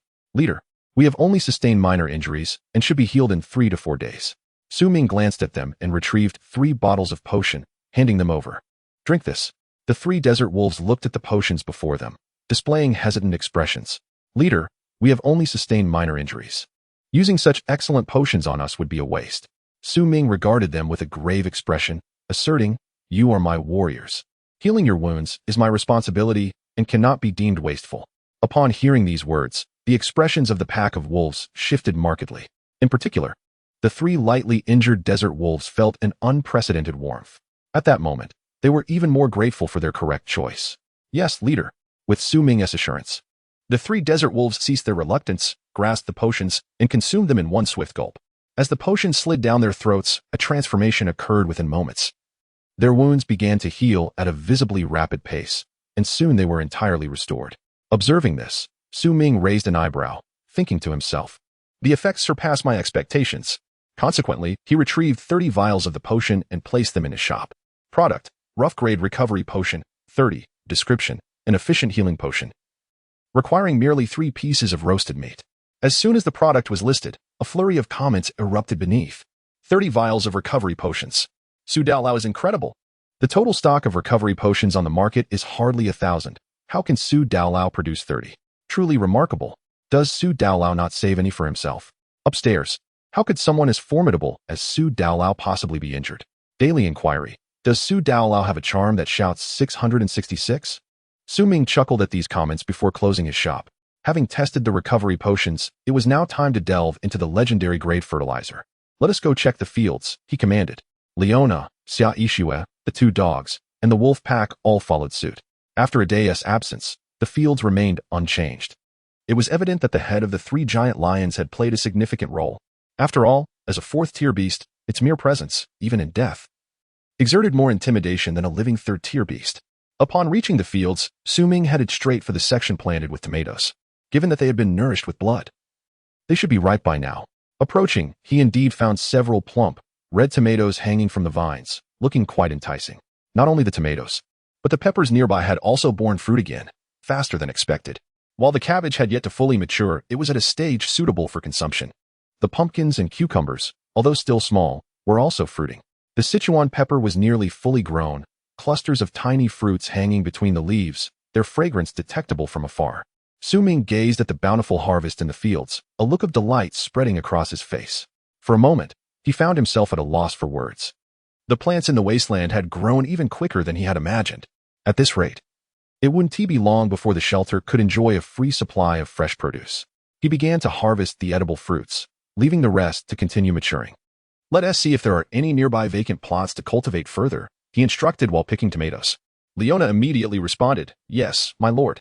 In the ensuing hours, the group that had just vanquished the northern lion pack morphed into diligent farmers. Some harvested fruits, while others plowed the fields. After a busy half-day, they managed to clear several new plots. After placing the rough-grade soil purifier, they busied themselves once more with sowing seeds and applying fertilizer. The legendary grade fertilizer resembled a nutrient solution for plants. It was liquid and could be directly dripped onto the seeds. Half an hour later, every seed had received its share of the legendary grade fertilizer, leaving Su Ming feeling utterly exhausted. At that moment, a surprised tremor echoed from behind him. Su Ming, look. Look at what? He inquired, turning towards the sound. What he beheld left him utterly astonished. Chapter 74. Training before him, the freshly sown seeds had sprouted tender shoots, exuding vigor and life. Su Ming stared at the thriving sprouts, momentarily speechless. He had anticipated that the seeds treated with legendary-grade fertilizer would grow rapidly, as it was indeed a legendary item. However, he had not expected them to develop at such an astonishing rate. He had barely sown them, and upon turning back, he found them sprouting already. At this rate, these seeds would reach maturity in no time. Within a day, they could yield fresh fruits. If that were the case, it meant he would never again lack for fresh produce. As he contemplated this, a smile crept onto his lips. He turned to Xia Yixue and instructed, Yixue, stay here and watch over the fields carefully. We must avoid any unforeseen accidents. Xia Yixue's expression turned serious as she nodded, understood. Fresh produce was exceedingly rare in the wasteland. Should these tender sprouts be trampled by passing beasts, the loss would be catastrophic. After all, even a can of expired fruit could fetch 2 pieces of roasted meat in the shop. If these sprouts successfully bore fruit, their worth would be incalculable. With this thought in mind, Xia Yixue's demeanor grew even more solemn. She retrieved her rifle and stood guard, vigilant. In truth, even if she were not present, the fields would likely remain safe, for this area was protected by blood spirit bees. In the fields, after observing the tender shoots for a while, Su Ming resumed applying fertilizer. As he finished fertilizing all the newly cultivated land, the sun began to set. Per his plan, after fertilization, he intended to visit the mining area to check on the 4 iron-eating bulls. However, glancing at the sky and estimating the time, he suddenly realized that if he went to the mining area now, he would likely have to spend the night outdoors. After a moment of contemplation, he decided to wait until the next morning to investigate. In any case, he had left ample food for the iron-eating bulls, so they could last for 3 or 4 days without issue. With twilight approaching, Su Ming resolved to practice swordsmanship with Leona. Although he possessed firearms, a reliable cold weapon could sometimes prove more advantageous in combat against beasts. Moreover, practicing martial arts would enhance his physical fitness, a quality he currently lacked. Leona, do not hold back. Give it your all in this match, Su Ming commanded, gripping a wooden sword as he fixed his gaze on Leona. Leona hesitated momentarily before responding. My lord. However, Su Ming interrupted her. I wish to ascertain the extent of our difference in strength. After hearing this, Leona pondered briefly before nodding. Very well, my lord. With that, she raised her wooden sword, her form flashing as she vanished from sight. The next moment, like a specter, she reappeared before Su Ming, raising her sword to deliver a powerful downward strike. Observing this, Su Ming's eyes sharpened, and he hastily raised his wooden sword to block. Bang! A crisp sound resonated as Su Ming felt a jolt through his hands, almost losing his grip on the sword. Opposite him, Leona had already withdrawn her sword and lunged at Su Ming. This time, he was unable to defend. The sword's tip pointed directly at his chest. Although there was still some distance, it was negligible for Leona. In just 2 moves, Su Ming had been defeated. All right, just like that. Rather than feeling disheartened by his defeat, Su Ming was invigorated, gripping his wooden sword and stepping back a few paces. A pair of determined eyes fixed intently on Leona, exclaiming loudly, let us have another round. Upon witnessing this scene, Leona's face broke into a smile. Grasping her wooden sword, she responded, yes, my lord. Initially, she had feared that Lord Su Ming might be disheartened, but it appeared he was not. Instead, the defeated Lord Su Ming had grown even more spirited, radiating an entirely different aura. He was no longer the ordinary individual experiencing combat for the first time. Truly, Lord Su Ming was exceptional. With this thought, Leona tightened her grip on the wooden sword and launched another attack. For the next hour, Leona and Su Ming engaged in 15 matches, each lasting an average of 4 minutes, with the outcome consistently favoring Leona. Were it anyone else witnessing this, they would surely conclude that Su Ming was inherently unsuited to be a warrior. However, Leona's perspective was markedly different. In her eyes, Su Ming's innate talent surpassed her expectations. In the first match, he lasted only 2 strikes under her assault. The second match yielded the same result. In the third match, despite his waning stamina and depleted strength, Lord Su Ming managed to endure 3 strikes, although he could only withstand 3 strikes until the end. This feat was commendable given that he was nearly incapable of lifting the wooden sword by then.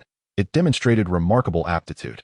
One must consider that in the kingdom of Lorden, untrained farmers often could not withstand even a single strike. Trained militiamen could endure, at most, 2 strikes. The fact that Lord Su Ming could withstand 2 strikes from the outset, and after an hour of training could still manage this, marked him as a promising knight in the kingdom of Lorden. As the 15th match concluded, Su Ming could no longer endure, collapsing onto the ground, too fatigued to lift his wooden sword. "My lord." Leona rushed forward, eager to assist him. However, Su Ming waved his hand dismissively. "It's all right. I just need a moment to rest." "My lord." Leona began, her face etched with guilt, but before she could continue, Su Ming interjected, "You performed admirably today. Setbacks are the precursors to progress." After a brief pause, he added, "If there is nothing else tomorrow, let us continue." Leona hesitated and advised, "My lord, I believe you should rest well tomorrow." Su Ming waved his hand again. "I am well aware of my own body. We shall continue tomorrow." Though he felt utterly exhausted, he was confident that a soak in the legendary bathtub would rejuvenate him without any adverse effects. Seeing Su Ming's resolute demeanor, Leona refrained from further protest, merely stating, "My lord is improving rapidly. I am certain it will not be long before you become a qualified warrior." Su Ming glanced at Leona, smiled, and remarked, "When did you become so adept at flattery?" Leona replied with utmost sincerity, "Please believe me, my lord, I am not flattering you. Every word I speak comes from the heart. Your talent exceeds my expectations, and your diligence is commendable. In the kingdom of Lorden, you would certainly become a top-tier knight." Hearing this, Su Ming chuckled, neither affirming nor denying her words. Just then, a voice from nearby interrupted, "Su Ming, come take a look." "What is it?" Su Ming mustered the strength to stand and turned to see a scene that left him momentarily stunned. The newly cultivated land was now lush and vibrant, adorned with an array of vegetables, cabbages, pumpkins, peppers, cucumbers, and more. Su Ming had initially estimated that the seeds would require at least a day's time to bear fruit. To his astonishment, reality surpassed his expectations. Within merely half a day, all the seeds had produced bountiful crops. Notably, just the tomatoes and cabbages alone were sufficient to sustain the entire refuge for nearly a week. What should we do next? Summer Ishua stood in the midst of the field, gazing at Su Ming, inquiring. If only a few plants had matured, it would merely involve harvesting and consuming them. However, with the entire plot ready to harvest, there was no way to consume it all. Upon hearing this, Su Ming furrowed his brow, feeling quite troubled. With such an abundance of vegetables, the mere act of picking them would require considerable time. How should he manage this? At the rate of harvesting every half day, even if he devoted 24 hours to the task without pause, he would not finish in time. If I had known the legendary fertilizer was this potent, I would have planted less, he lamented, standing amidst the verdant bounty with a resigned sigh. In that moment, any other survivor witnessing this scene would surely curse in their hearts, lamenting why they could not even obtain expired canned goods while this individual had an endless supply of fresh produce. "Tonight, I shall toil to harvest everything and then sell it at the shop," Su Ming decided after a moment's contemplation, turning to Summer Ishua and instructing her accordingly. Ishua nodded in agreement. All right. Without a moment's rest, they commenced the harvest. In no time, their backpacks were filled with tomatoes, cabbages, and peppers. Meanwhile, Leona, seeing this, naturally stepped forward to assist. Su Ming, wishing to help, found himself too sore to move, let alone engage in any physical labor. "I shall return to soak in the bath. I will come back to assist you shortly. Leona, please fetch me some water." "Yes, my lord." Shortly thereafter, Su Ming reclined in the refuge's bathtub, closing his eyes to rejuvenate while contemplating future developments. At that moment, he regretted having let those 2 individuals go. While they were cowardly, they had proven to be diligent workers. Allowing them to manage the fields would have freed up considerable energy for him. "Had I known the legendary fertilizer would yield such results, I would have planted less," he mused. Ultimately, he resolved to recruit a few individuals through the communication channel. Relying solely on Summer Ishua and Leona for harvesting was not a sustainable plan. They had other responsibilities to assist him with. With this thought, Su Ming opened his eyes and accessed the survival manual. In the Team's backpack, the quantity of various vegetables continued to increase. It was time to sell some. Su Ming retrieved the vegetables from the team backpack and opened the shop interface. Item: fresh tomatoes, 79. Description: delicious and juicy. 5 tomatoes for 1 piece of roasted meat. Item: fresh cabbages, 18. Description: a common vegetable. 2 cabbages for 1 piece of roasted meat. Item: Fresh peppers, 166. Description: a common seasoning, moderate spiciness. 10 peppers for 1 piece of roasted meat. Limited supply, first come, first served. Item: fresh cucumbers, 12. Description: refreshing and crisp, perfect for salads. In total, 8 types of crops were listed in the shop. In mere moments, a flurry of messages flooded in. Am I seeing this correctly? Tomatoes, fresh tomatoes, and cucumbers, pumpkins, and cabbages? I haven't seen these in days. I thought they were extinct. Whose shop is this? How could they accumulate such a bounty of fresh vegetables? It's simply miraculous. So it's Su Darin's shop. No wonder. Only Su Darin could manage to acquire so many rare items. Could these vegetables be homegrown? Is that even possible? How could anyone grow crops in the wasteland? Who said that? There are soil purifiers. Even with a soil purifier, you still need seeds. Care for them. Wait for them to sprout and grow. Who has the energy for that? How could one not admire the prowess of Su Daolao? Upon witnessing this, the expressions of the crowd shifted to a peculiar blend of astonishment and disbelief. If it were anyone else, they would find it hard to believe that someone could cultivate a substantial amount of crops on the 14th day of survival, with surplus fruits displayed for sale at the marketplace. Yet, when it comes to Su Daolao, such feats seem plausible. After all, Su Daolao is the foremost individual among humanity. A figure of such caliber cannot be assessed by ordinary standards. Perhaps Su Daolao truly planted the seeds a week prior, nurturing them until they flourished and bore fruit. If that were indeed the case, then Su Daolao is simply remarkable. As this thought crossed their minds, the crowd could not help but display expressions of admiration. At that moment, someone seemingly made a discovery and excitedly commented, 5 tomatoes for a piece of grilled meat. What a steal. And there are chili peppers too. Expired canned chilies cost 3 pieces of grilled meat, yet Su Daolao's 10 are just 1. Such incredible prices. I must seize more. Hearing this, the crowd snapped back to reality. Indeed, the focus now was not on marveling at Su Daolao's capabilities but on snatching up goods. Fresh vegetables at such low prices could vanish in an instant. With renewed urgency, they hurriedly placed their orders. Purchase tomatoes 5. Notice, this item is currently out of stock. Purchase chilies 10. Notice, this item is currently out of stock. Purchase. Notice, this item is currently out of stock. Out of stock. Out of stock. Everything is utterly depleted. You all are too quick. Not a single one left for me. Exactly. Over 100 chilies. And I didn't get a single one. High prices for chili peppers. Private messages only. I implore you, brothers. Show some mercy to those of us who haven't had vegetables in over 10 days. The goods are right there, want them? Let us compete based on our abilities. It's our first time in the wasteland. Why should I yield to you? Right. The one offering high prices for chilies, I managed to snag 10. How much grilled meat will you offer? Those who secured their purchases were elated, flaunting their success, while those who missed out lamented and cursed in frustration. Su Ming observed these comments with a smile tugging at his lips. After some contemplation, he decided to make an announcement. Greetings, everyone. I am the shopkeeper, Su Ming. As you may have guessed, this refuge has successfully completed the initial planting of crops. Therefore, barring any unforeseen circumstances, our shop will replenish various fruits and vegetables daily, with the timing being irregular. Additionally, to express gratitude to our esteemed customers, I have decided to provide an extra replenishment in 1 hour. This is a rare opportunity. Those who missed out this time should seize the next chance.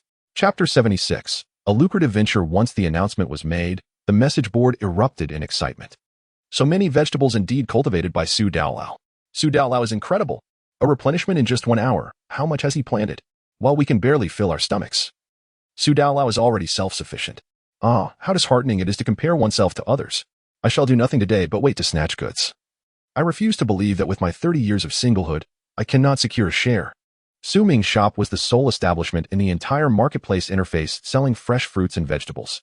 Consequently, within mere minutes, the shop's popularity soared to unprecedented heights and continued to climb. 37th place, 21st place, 3rd place, 1st place.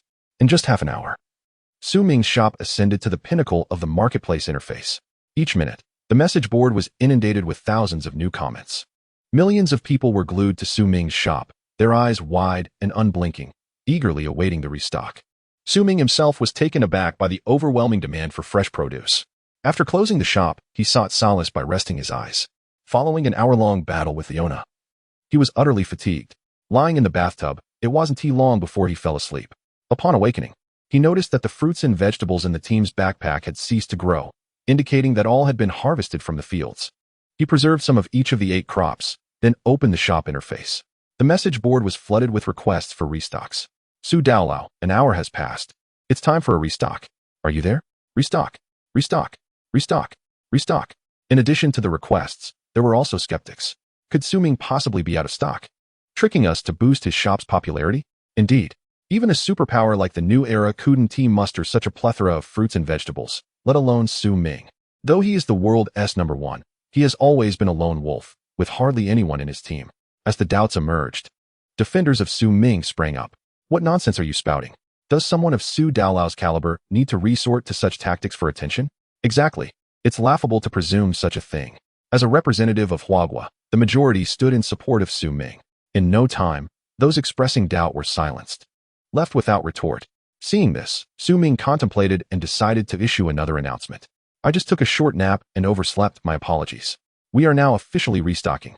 He made the announcement primarily to appease his supporters.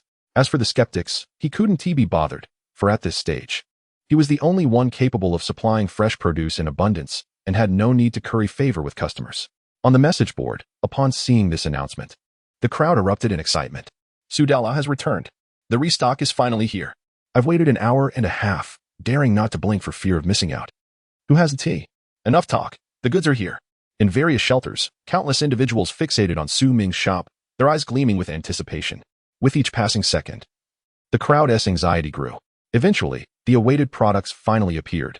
Product: fresh tomatoes, 312. Description: delicious and juicy. 5 tomatoes for 1 piece of grilled meat. Product: fresh cabbage, 75. Description: a common vegetable. 2 cabbages for 1 piece of grilled meat. Product: fresh chili peppers, 615. Description: a common seasoning, moderately spicy, 10 for 1 piece of grilled meat. Limited supply, first come, first served. Product: fresh cucumbers, 55. They have arrived. Upon seeing the numbers in parentheses change, hearts raced as the crowd hurriedly clicked to purchase. I got it. I finally secured some. 20 chilies will last me a while. I managed to get some too. I can finally enjoy tomato scrambled eggs. Damn, I didn't get any. Are there any brothers who secured some willing to trade? I'll pay a high price. 5 pieces of grilled meat for 1 portion of chilies. As before, those who succeeded were jubilant, while those who missed out lamented. Though Su Ming had restocked a considerable quantity, the sheer number of competing individuals made the odds of securing items slim. The majority still found themselves empty-handed, and these individuals, frustrated, began to leave comments. Su Daolao, when will the next restock be?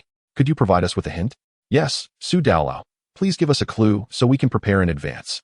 After considering these comments, Su Ming replied, the restock time is uncertain, generally in the evenings, and if all goes well, once every 2 days.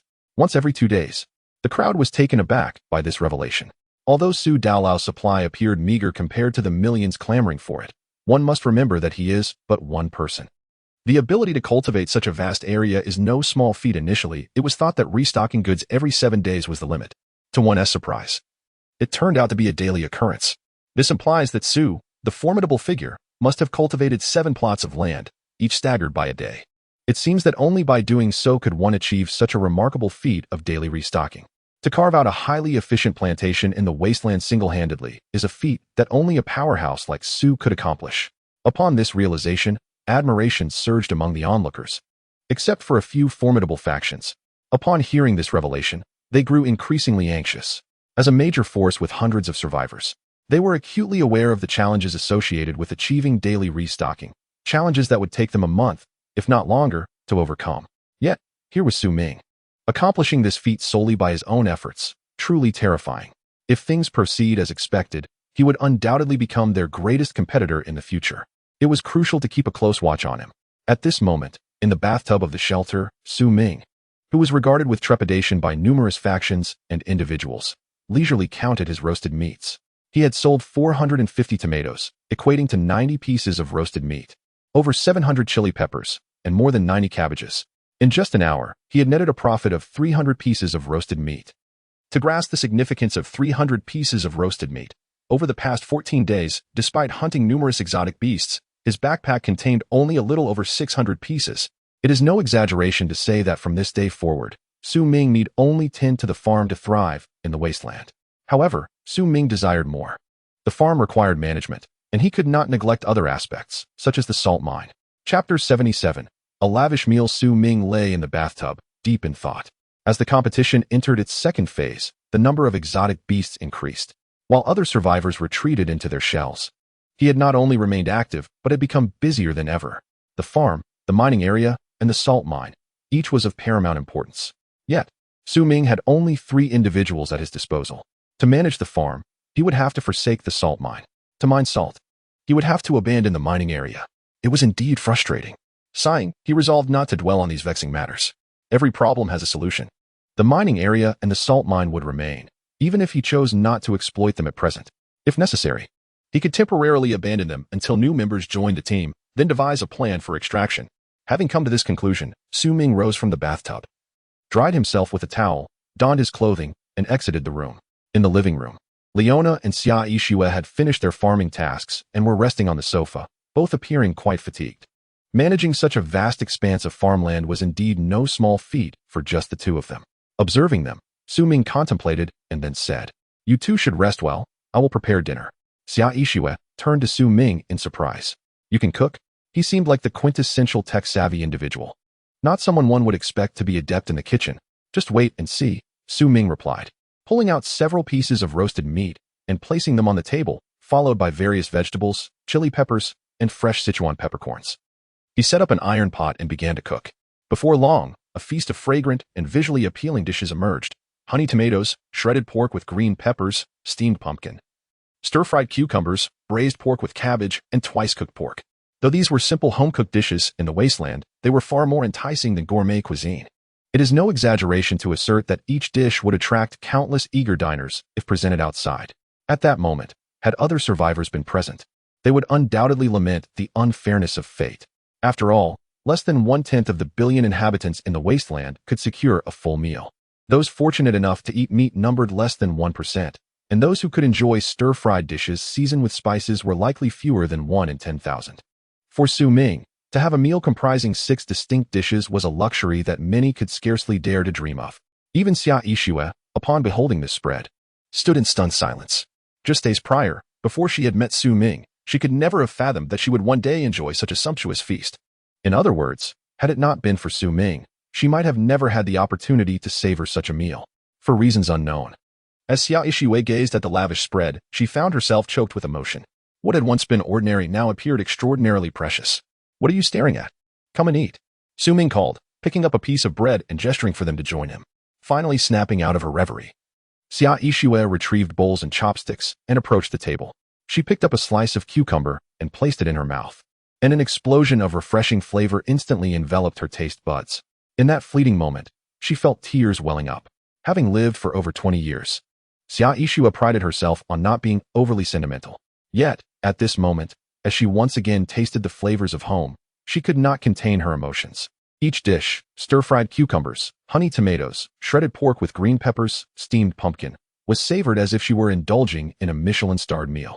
It must be acknowledged that Ming's culinary skills exceeded her expectations. Even without soy sauce, vinegar, or MSG, he was able to make common home-cooked meals extraordinarily delicious, a feat she had not anticipated. As they continued to eat, Xia Yixue could no longer hold back her tears. Beside her, Leona observed this scene with a perplexed expression, unable to comprehend why Xia Yixue would cry over a meal. Meanwhile, Ming understood perfectly. Xia Yixue's tears were not a reflection of the meal's flavor, but rather a poignant reminder of her past life and home. Unfortunately, her home lay far away on Earth. Having traversed to the wasteland, this was her second crossing. The emotional outburst had already been expressed earlier. He felt little sentiment now. While nibbling on his bread, Ming mused, if only there were rice. Without rice, even steamed buns would suffice, Leona interjected, hesitating for a moment before speaking. Indeed, bread is also quite good, Ming replied with a cheerful laugh, glancing at Leona. Xia Yixue looked at the two of them and contemplated before saying, "Rice is still preferable. It's a pity that this place isn't suitable for growing rice." "Who says it isn't suitable? I'll give it a try another day. We just need to find some rice seedlings. If that fails, we can purchase some wheat seeds to grow. We can make buns or bread from it." That makes sense. As the three of them dined and chatted, an inexplicable warmth enveloped them. Once they had eaten their fill, Ming stood up, retrieved some roasted meat, and placed it before the dog. He then opened the safety door to distribute roasted meat to the wolf pack before finally returning to his room. Lying on his bed, he opened the survival manual and discovered that his shop remained at the top of the interface. Clearly, The demand for fresh fruits and vegetables had far exceeded his expectations. After some consideration, he sent out a message. Everyone, don't wait. There will be no restocking today. Having sent the message, he closed the shop interface and opened the communication tab. The chatter was much the same. Some were venting their frustrations, while others were hurling insults. In the communication interface, someone has posted a so-called bounty notice. By eliminating a designated target, one can receive a substantial reward. It is clear that, before long, a new breed of bounty hunters will emerge in the wasteland, solely focused on fulfilling these bounties. Witnessing this, Ming shook his head and couldn't help but exclaim. It's becoming increasingly reminiscent of a game. Aside from the novelty of the bounty notices, the discussions among others were largely reminiscent of previous conversations. After observing for a while, Ming decided to take a break. Just as he was about to close the communication interface, a message suddenly caught his attention. Brothers, it seems there's a glowing relic near my home. It shines even at night. Does anyone know what to do? A glowing light at night? That's incredible. A natural street light. You've struck gold. Struck gold? With such brightness visible from over 10 kilometers away, I spend my days in constant fear. Who knows how to extinguish its light? A glowing relic? I have one near my home as well. Same question. Isn't it just a light? Blow it up, and it will stop glowing. Is there a more reliable method? A simple and reliable method is to go inside and take a look. It might just be a street light left by the natives. And there could be a switch inside. That makes sense. I've decided. I'll check it out tomorrow morning. Brothers, await my good news. Chapter 78. The No. 01 Replica Human. Glowing relic. Upon reading this, Ming suddenly recalled that earlier that morning, on his way back to the shelter, he had also spotted a glowing source. However, he couldn't discern it clearly during the day, so he remained uncertain. He resolved to examine the relic in the morning and, if it posed no danger, to seek out that glowing source. After contemplating for a moment, he made his decision. In the communication interface, the discussions surrounding the glowing relic continued. Ming observed for a while and realized that these individuals were merely speculating without any substantial evidence. Losing interest, he decided to rest. Whatever the situation may be, I shall know by tomorrow, he thought as he closed the communication interface and shut his eyes. Time passed swiftly, and a new day dawned. The electronic notification chimed promptly. Survival Day 15. Reward 1. No.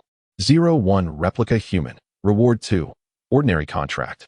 Reward 3. Meteorite, Greatsword. Please choose. As Ming gazed at the three options, a look of indecision crossed his face. Yet another challenging choice awaited him. All three rewards were appealing, but Ming ultimately opted for Reward 1. Although he was unsure what a replica human entailed, he surmised it must be a type of robot. At this stage, what he lacked most was a reliable aid. Though robots may not surpass humans in many respects, they possess one significant advantage. They are far less troublesome. As an assistant, that would suffice. I choose Reward 1. Acquired No. 01 Replica Human X1. Description: the first replica human designed and mass-produced by Star Industries. Disadvantages: weak combat capability and incomplete artificial intelligence. Advantages: long battery life and low cost.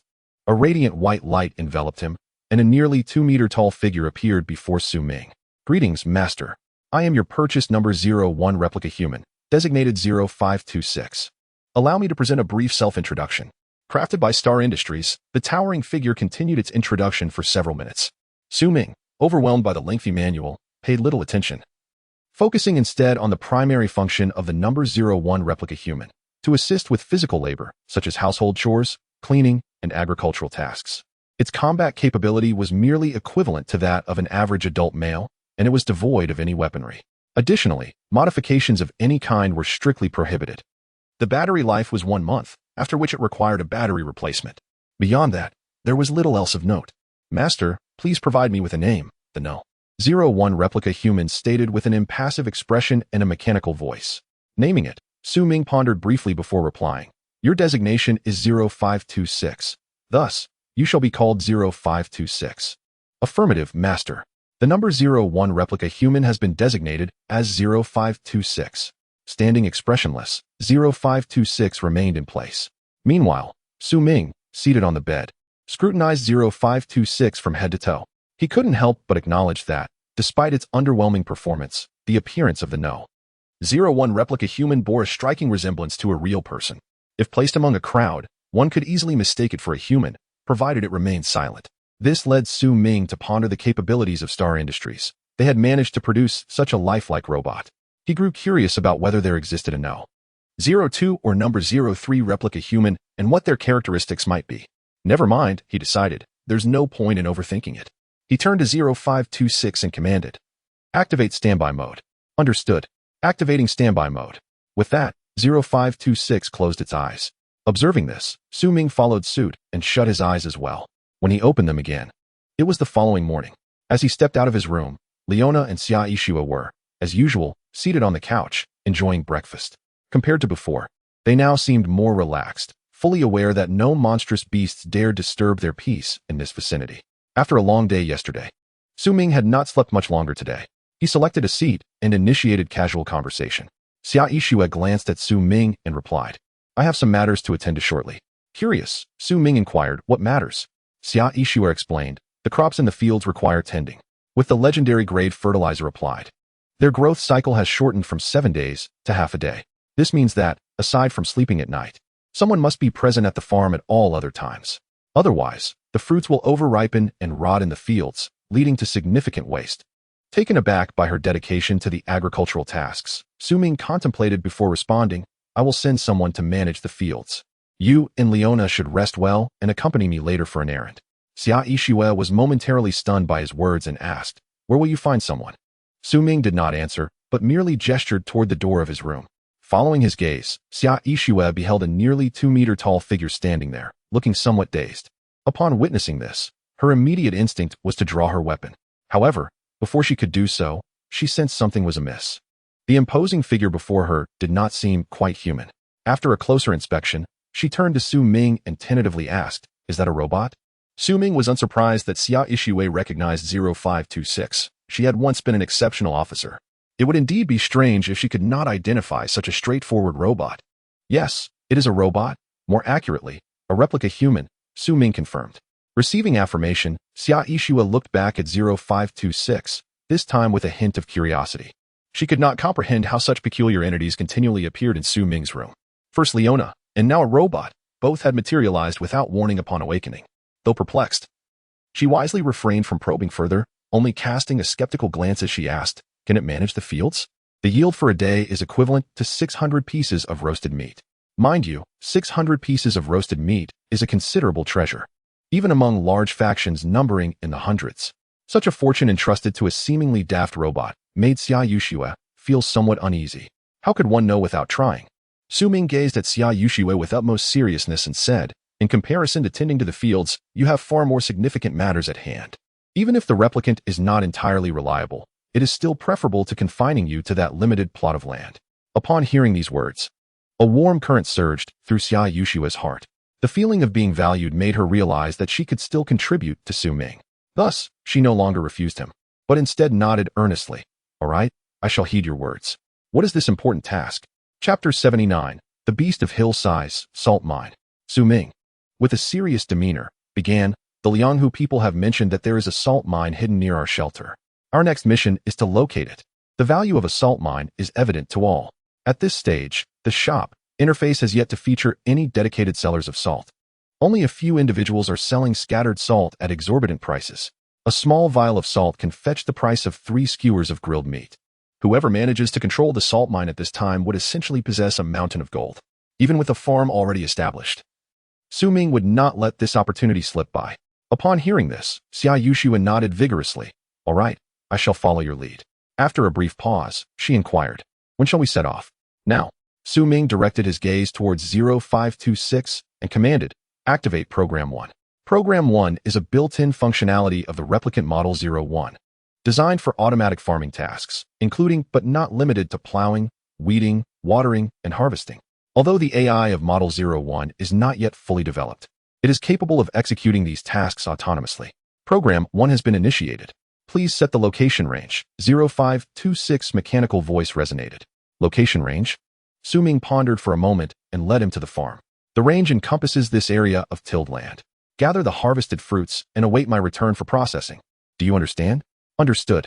Commencing program execution, 0526 responded and proceeded towards the fields, diligently getting to work. Ming and Xia Yishua stood by, observing for a while. They noticed that 0526 movements were gentle, causing no harm to the fruits and vegetables. It could discern which fruits were ripe and which were not. The unripe ones were left untouched, while the ripe ones were picked and set aside. It even automatically removed weeds. The efficiency of these actions exceeded Su Ming's expectations. Witnessing this scene, both Su Ming and Xia Yushua felt reassured. As long as 0526 maintained its current state, there would be no need for others to manage the farm. It could be entrusted entirely to him. They would only need to check in periodically. Of course, it was also necessary to establish a security presence. After all, 0526 possessed no combat capabilities and would be utterly helpless against any beasts. Su Ming stood in thought for a moment before deciding to assign 5 desert wolves to guard the area. The 5 desert wolves, in conjunction with the blood spirit bee swarm, boasted combat prowess comparable to that of a third-tier beast, making them more than sufficient to protect the farm. Thus, the alpha wolf and the other 4 desert wolves remained at the farm, while Su Ming, accompanied by Xia Yushua, Leona, Erguzi, and the remaining 5 desert wolves, set off northward in search of the salt mine. With Erguzi in tow, nearby beasts steered clear of Su Ming and his companions, resulting in a relatively trouble-free journey. For other survivors attempting to locate the salt mine in this desolate land, success would hinge purely on luck. Otherwise, they would face insurmountable obstacles posed by roaming beasts. After more than half an hour of searching, Xia Yushua suddenly pointed in a certain direction, exclaiming, "Look, what is that?" Su Ming and Leona turned to see a faint blue glow in the distance, resembling a light. Upon witnessing this spectacle, Su Ming's eyes sparkled with realization. He recalled the luminous ruins mentioned in the communication interface yesterday. Could this be another site of ruins? Let us go check it out. Regardless of whether it was indeed ruins, it was worth investigating. Thus, Su Ming and his companions altered their course towards the soft blue light. 10 minutes later, they concealed themselves amidst a grove of withered trees, closely observing the scene before them. Nestled between hills, a location resembling a cave entrance emanated a gentle blue glow. Surrounding it were various beasts, both large and small, numbering over 100. Long-toothed pig. Description: second-tier beast, known for its aggressive nature and carnivorous diet. Males are larger than females. Their primary attack method is a charge, and they possess tough skin with high defensive capabilities. Their weakness lies in their eyes and are not recommended for domestication. Rock crab. Description: second-tier beast, also carnivorous, with no significant difference between genders. When threatened, they attack using their 2 formidable pincers. Their exoskeleton is extremely hard, providing excellent defense. Domestication is not advised. Short-faced bear. Description: third-tier beast, known for its ferocity and omnivorous diet. Males are smaller while females are larger, exhibiting strong attack power and high defense. Currently, there are no apparent weaknesses and domestication is not recommended. Copper iron bull. Description: among the hundreds of beasts, at least 10 were third-tier creatures. A greater number than those Su Ming had previously eradicated from the northern lion pack. They gathered together, doing nothing, yet exuded a strong sense of threat. If these beasts were to launch an attack on the shelter, even with all his might, Su Ming would find it challenging to withstand their assault. After observing for a while, Xia Yushua could no longer contain herself and suggested, "We should retreat. Remaining here serves no purpose. Even if that cave is indeed the entrance to ruins and treasures lie within, it has no relevance to us at present. We must wait until we are stronger to return." Just a moment. Su Ming's sharp gaze remained fixed on the beasts before them. He pondered why so many beasts had congregated here. Logically, they should not be gathered in one place, and many were natural enemies, predating on one another. Yet, they coexisted here harmoniously, akin to a single tribe, which defied all reasoning. Based on Su Ming's biological knowledge, he concluded that such an occurrence could only be attributed to one reason: a formidable beast resided nearby. The gathered beasts were likely food or subservience to this powerful creature. Thus, they refrained from attacking one another. Otherwise, they would never coexist so peacefully. Boom, boom, boom. As Su Ming diligently searched for the powerful beast, the ground suddenly began to tremble rhythmically. "It's coming."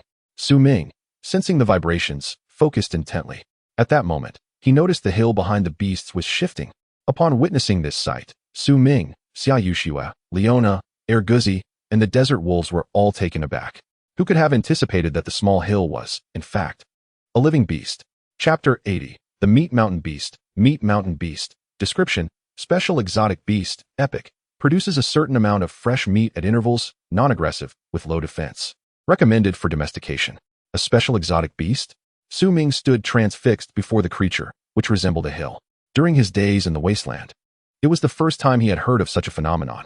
The idea that it could produce fresh meat at intervals suggested that possessing it would ensure an endless supply of meat, even without hunting.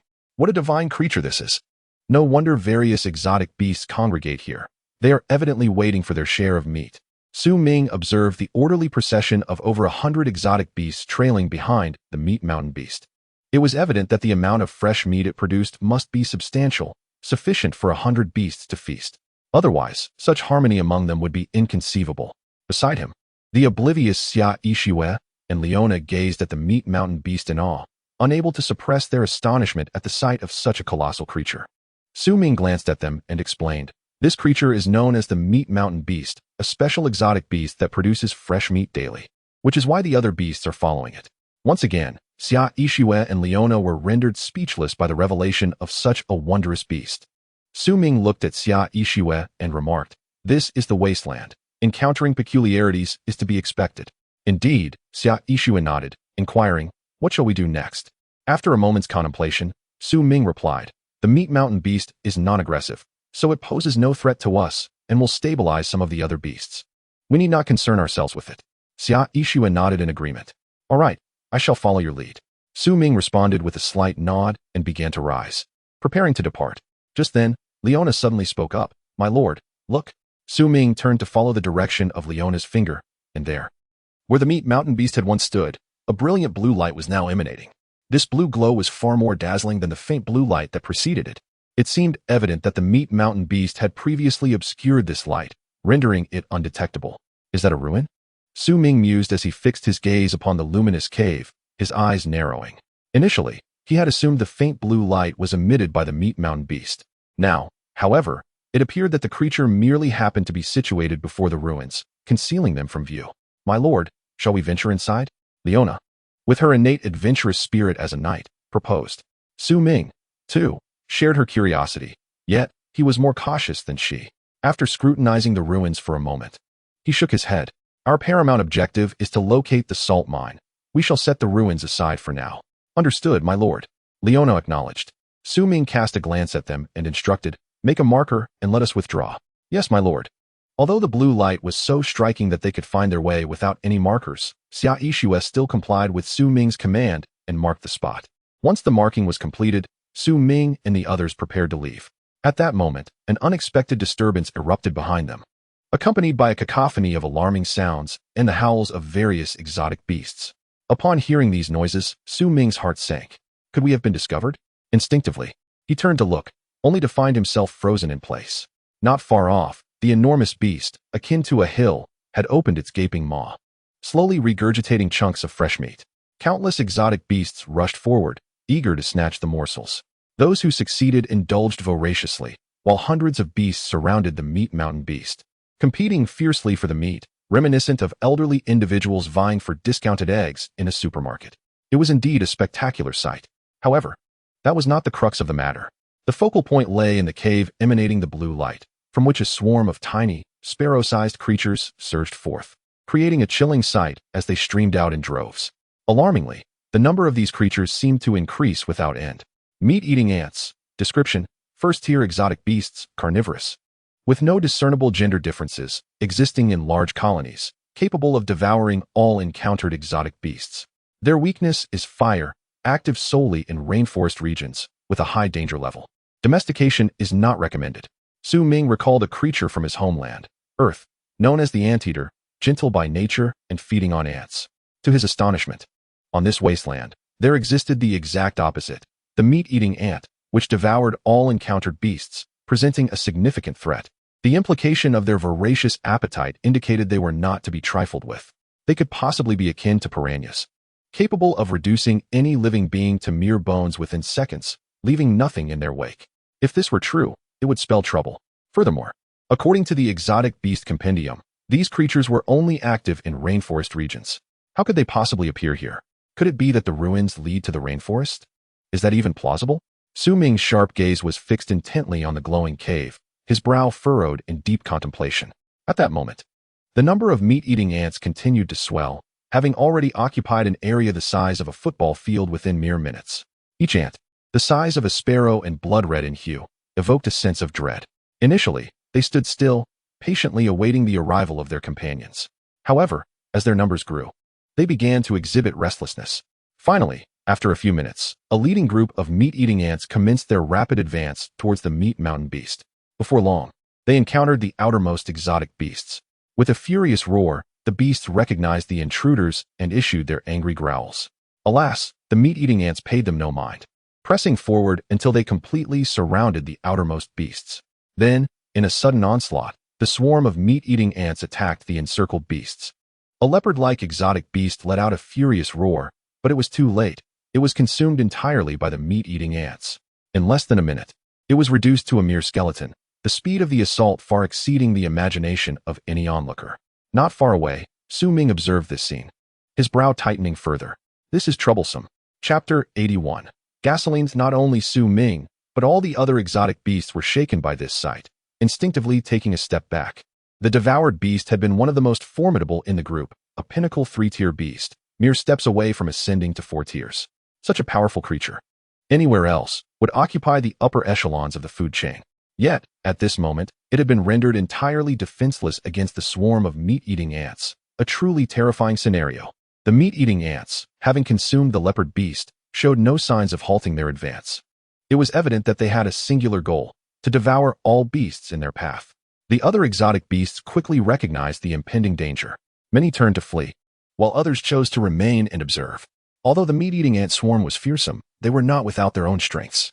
100 second-tier beasts might still stand a chance against the advancing horde. Most importantly, should they choose to flee, the mountain of flesh behind them would inevitably become prey for the relentless swarm of ant beasts. From that moment forth, they would no longer enjoy the luxury of effortless sustenance, feasting on meat daily. Hence, in a bid to protect the mountain of flesh, these extraordinary beasts resolved to remain. Roaring defiantly, hundreds of these creatures formed a formidable line before the advancing ant beast swarm, their furious growls echoing in the air, showing no intention of retreating. The ant beasts, undeterred by this display, continued their relentless advance. Within a mere minute, the two forces clashed. In this first confrontation, the robust and powerful beasts held a significant advantage. Regardless of whether they were second or third-tier beasts, a single bite was enough to crush an ant beast within seconds. The larger creatures could obliterate a dozen ant beasts with a swift strike of their claw. As time passed, the number of ant beasts diminished at a visible rate. However, from Ming's perspective, the swarm showed no signs of reduction, for within the glowing blue cave, countless ant beasts continued to emerge in an orderly fashion, seemingly endless. No matter how many were slain, an equal number would take their place, indicating that the population of ant beasts was far greater than anticipated. If this continued, the extraordinary beasts would not last long. A plan was essential to halt the swarm. Ming gazed intently at the scene before him, his brow furrowing slightly as he fell into deep thought. The location was not far from the refuge. Once the ant beasts consumed the extraordinary beasts and the mountain of flesh, they would undoubtedly proceed onward, soon reaching their sanctuary. With their insatiable nature that left desolation in their wake, if they were not stopped, this place would surely become a wasteland. Thus, a strategy to thwart them was imperative. They had a weakness. They feared fire. With so many ant beasts, incinerating them with wooden planks was out of the question, flammable and lacking in coverage. Gasoline seemed to be the only viable option. Ming, contemplating this, opened the shop, in his manual, and searched for gasoline. The result was a blank page. In the wasteland, automobiles were rare treasures. Many individuals did not even possess bicycles, let alone cars. Without a vehicle, what use was gasoline? Consequently, when people found gasoline, they typically discarded it to lighten their load. It was unsurprising that nothing appeared in the shop, but that did not mean it was unavailable. The wasteland abounded with ruins, many of which housed gas stations. For survivors living adjacent to these ruins, acquiring gasoline was not a daunting task. Provided they received a reasonable reward, they would willingly gather it for themselves. Realizing this, Ming opened communication and posted a message. 5 pieces of roasted meat for a barrel of gasoline, urgently needed. Limited opportunity, first come, first served. As the top-ranked individual, Ming was regarded as a legendary figure by many. Consequently, upon posting his message, countless replies flooded in. Su Daolao is on the front row. Gasoline? What does Su Daolao need gasoline for? Of course, to fuel a car. Exactly. We can't manage to find a car. But Su Daolao surely can. Su Daolao, I have half a barrel of gasoline. Can I trade it for 3 pieces of roasted meat? Upon seeing this message, Ming promptly replied, agreed. The other party has initiated a trade request. Trade items. 1 piece of roasted meat x 3. Acquired 1 piece of roasted meat x3. Thank you. Su Daolao. You are amazing. The individual, upon seeing 3 pieces of roasted meat in his backpack, was instantly filled with excitement. In his eyes, gasoline was the most useless item in the wasteland at this stage, bar none. To exchange half a barrel of gasoline for 3 pieces of roasted meat was an incredible bargain. On the other hand, Su Ming felt equally exhilarated as he gazed at the half barrel of gasoline in his backpack. If 3 pieces of roasted meat could procure half a barrel of gasoline, it wouldn't take long to amass enough gasoline. In due course, he would eradicate the ant beast swarm, monopolize the mountain of flesh, and soon recoup his investment. It was undeniably a lucrative endeavor. Just as Su Ming was caught up in his excitement, a barrage of messages flooded in. Su Daolao, I have 10 barrels of gasoline. I only need 40 pieces of roasted meat. Can I trade first? Su Daolao, there's a gas station next to my refuge. I can get you as much gasoline as you want. Su Ming's message was posted in the World channel, thus it was visible to tens of millions across the wasteland. Among them, at least several thousand resided near the ruins, making it easy for them to acquire gasoline. In just a few minutes, Su Ming's backpack was filled to the brim with gasoline. Not far away, the extraordinary beasts continued to hold their ground against the ant beast onslaught. The blue glowing cave still teemed with ant beasts emerging. At this moment, both factions found themselves in a temporary stalemate. Observing this, Su Ming wasted no time. He turned to Leona and Xia Yishue, commanding, Do you see the gasoline in the backpack? Pour it all out. Xia Yishue paused, slightly taken aback. Upon opening the team backpack, she was astonished to find it filled with gasoline, over 100 barrels. So much, she exclaimed. Realizing Su Ming's intention to use fire to eliminate the ant beasts, she understood that this was indeed the only feasible method to eradicate them. Understood, Xia Yishue replied, promptly retrieving gasoline from the backpack and pouring it onto the ground. Meanwhile, Leona accepted the gasoline Su Ming traded to her and began to pour as well. In mere moments, the ground where Su Ming and his companions stood was entirely coated in gasoline. Chapter 82. Encountering the Merchant Guild again nearby. The relentless ant beast swarm continued their assault. The furious roars of the extraordinary beasts gradually diminished. They were now utterly exhausted. They could barely muster the strength to roar, let alone raise a paw. They remained in place, acutely aware that choosing to flee at this moment would be tantamount to courting death. The instant they turned to escape, the ant beasts would pounce upon them, devouring them whole. Yet, remaining stationary proved futile as they could not withstand the surging tide of ant beasts. They found themselves trapped in an agonizing predicament. As time ticked by, the number of ant beasts emerging from the cave decreased compared to before. But the situation was far from over. The extraordinary beasts still resisting in front had completely exhausted their strength. Many lay sprawled on the ground, unable to move. A few remaining third-tier extraordinary beasts, witnessing this dire scene, could no longer hold on. With a furious roar, they struck down the ant beasts before them with their claws and, without a moment's hesitation, turned to flee. With the departure of the third-tier beasts, the entire defense line collapsed instantaneously. Countless ant beasts surged forth like a tidal wave, encircling the extraordinary beasts. Most of the extraordinary beasts had no opportunity to escape, being consumed by the swarm and reduced to mere piles of bones. In the span of mere minutes, hundreds of extraordinary beasts had vanished, leaving behind only skeletal remains.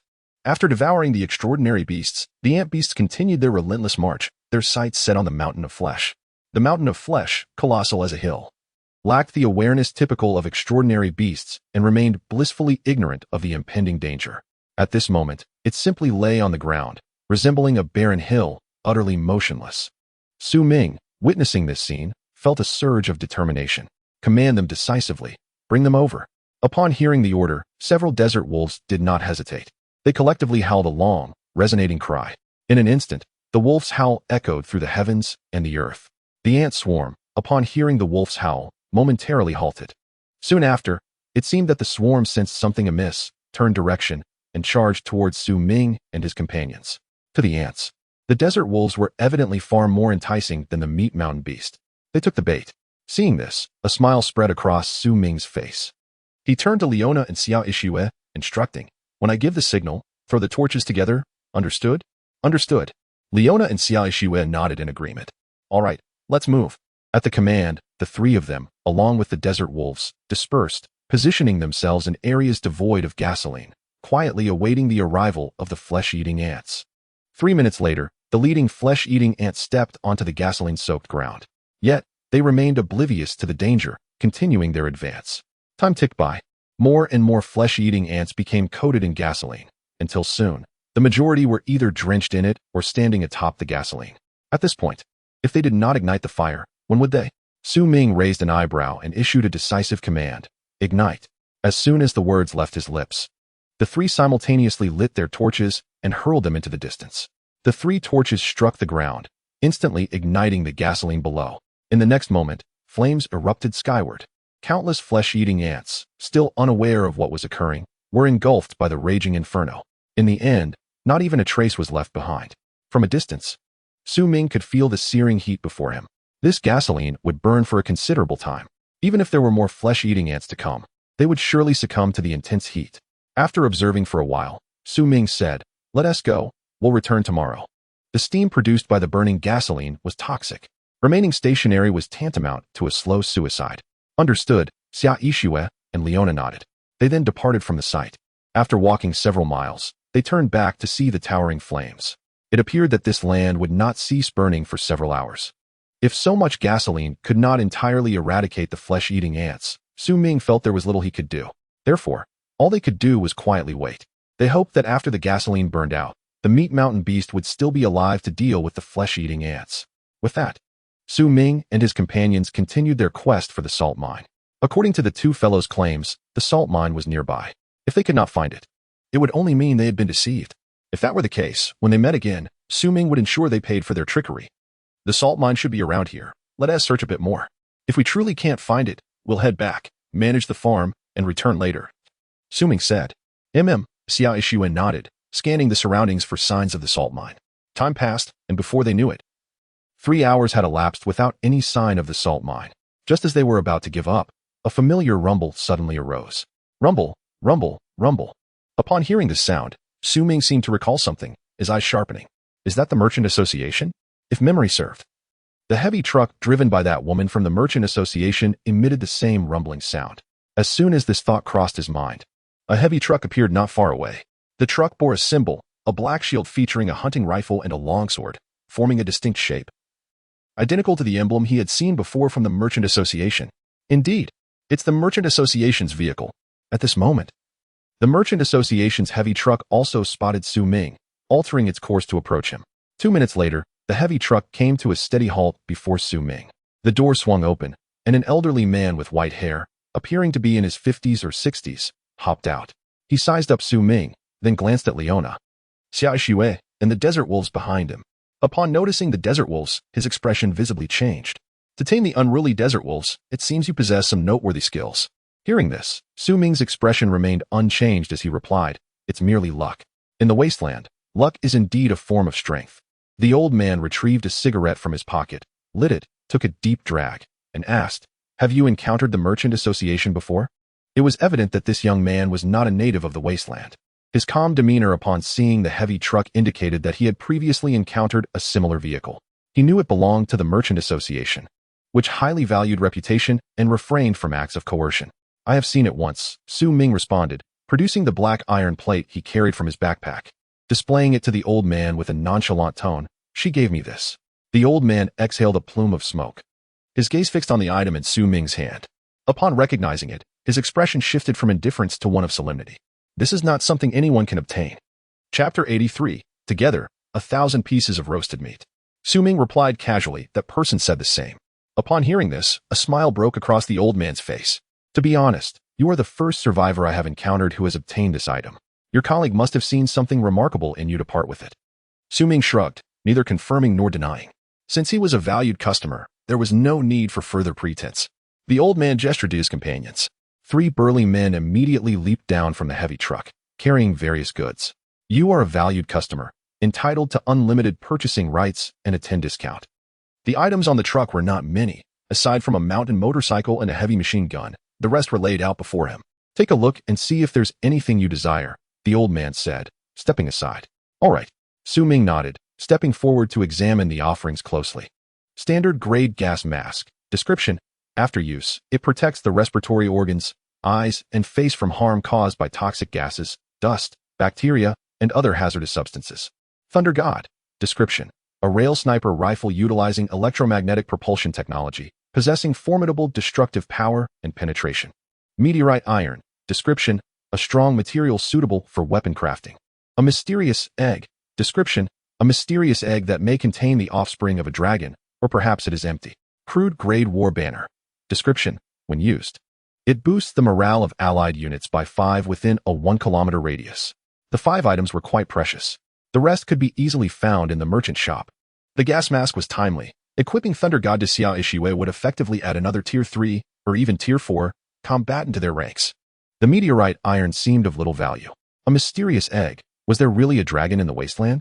The war banner appeared useful for morale. Among these 5 items, Su Ming desired all but the meteorite iron. He raised his gaze to the old man and inquired, "How much for these 5?" The old man followed Su Ming's finger, his brow arching in surprise. "Young man, you have a good eye. You've selected all my finest items." Turning to Su Ming, he continued, "Aren't survivors fond of trading with roasted meat? How about this? 5 items combined for 10,000 pieces of roasted meat. With a 10% discount, that would make it 9,000 pieces of roasted meat. What do you say? 9,000 pieces of roasted meat." Su Ming's expression remained unchanged. Yet his heart skipped a beat. He realized that he might not be able to gather even 1,000 pieces of roasted meat with all he had. 9,000 pieces of roasted meat. At this rate, it would take him at least a month to save up. What if I sell them individually? Su Ming inquired. Individually. Without a discount, the prices are as follows. The gas mask costs 500 pieces of roasted meat, the Thunder God 5,000, the meteorite 2,000, the egg 1,000, and the war banner 2,000, the old man replied. Upon hearing this, Su Ming fell into silence, realizing that the only item he could afford was the gas mask. After a moment of contemplation, he finally spoke. "I'm sorry, but I cannot afford it." The old man was taken aback, his eyes widening with disbelief. "You cannot come up with 10,000 pieces of roasted meat?" "No, I can't even gather 1,000 pieces of roasted meat," Su Ming admitted candidly. The old man scrutinized Su Ming once more, slowly stating, "It seems you indeed possess some unique qualities to have earned the status of a premium client from my colleague." In an instant, Su Ming understood. 10,000 pieces of roasted meat were trivial for other premium clients. No wonder that woman had hesitated for so long before deciding to grant him the token. If all goes well, it was likely she had mistakenly believed he was the one who had slain the 3-headed giant lion, deeming him to possess great potential. "Could you share what you did previously that made my colleague regard you so highly?" The old man inquired, gazing at Su Ming. After a brief silence, Su Ming shook his head. "I'm sorry, but I cannot." The old man fell silent as well. Moments later, he seemed to recall something and asked, "If I am not mistaken, you must have come from the south. Why was there a fire?" Su Ming initially wanted to retort, "What business is it of yours?" But reconsidering, he realized he had already taken up enough of the old man's time. Answering a question was not a significant burden. Thus, he responded truthfully, "The fire was set by me." The old man's surprise was evident as he asked, "Why?" Su Ming explained, "To eliminate the ant swarm." "The ant swarm?" The old man's brow furrowed slightly as he questioned, "What kind of ant swarm?" Impatience flickered within Su Ming, yet he replied, "Beast-eating ants." "Beast-eating ants?" The old man's pupils constricted, and he shuddered slightly, as if unable to believe his ears. In a trembling voice, he murmured, "This is a desert. How could there be beast-eating ants? Aren't they only found in rainforests?" Shaking his head, Su Ming said, "I don't know, but I did encounter beast-eating ants. And there were many of them. Within less than half an hour, they devoured over 100 exotic beasts." "Over 100 exotic beasts? Did you encounter a beast horde?"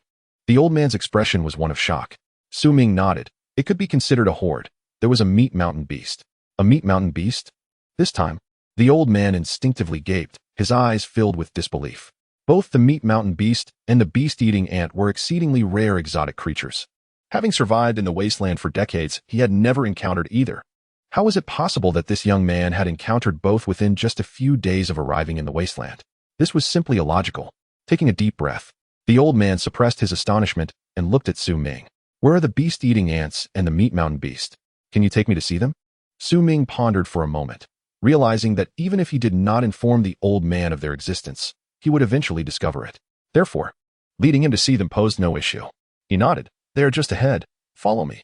"All right." The old man waved his hand, commanding his subordinates, "Follow this young brother and move out." 20 minutes later, Su Ming pointed toward the distant billowing smoke, saying, "The meat mountain beast is just behind the smoke. If you wish to see it, you'll have to wait for the fire to subside." Chapter 84. Installment payment. The old man with white hair jumped down from the heavy truck, gazing at the thick smoke before him. After hesitating for a moment, he said, "There's no need to go through such trouble."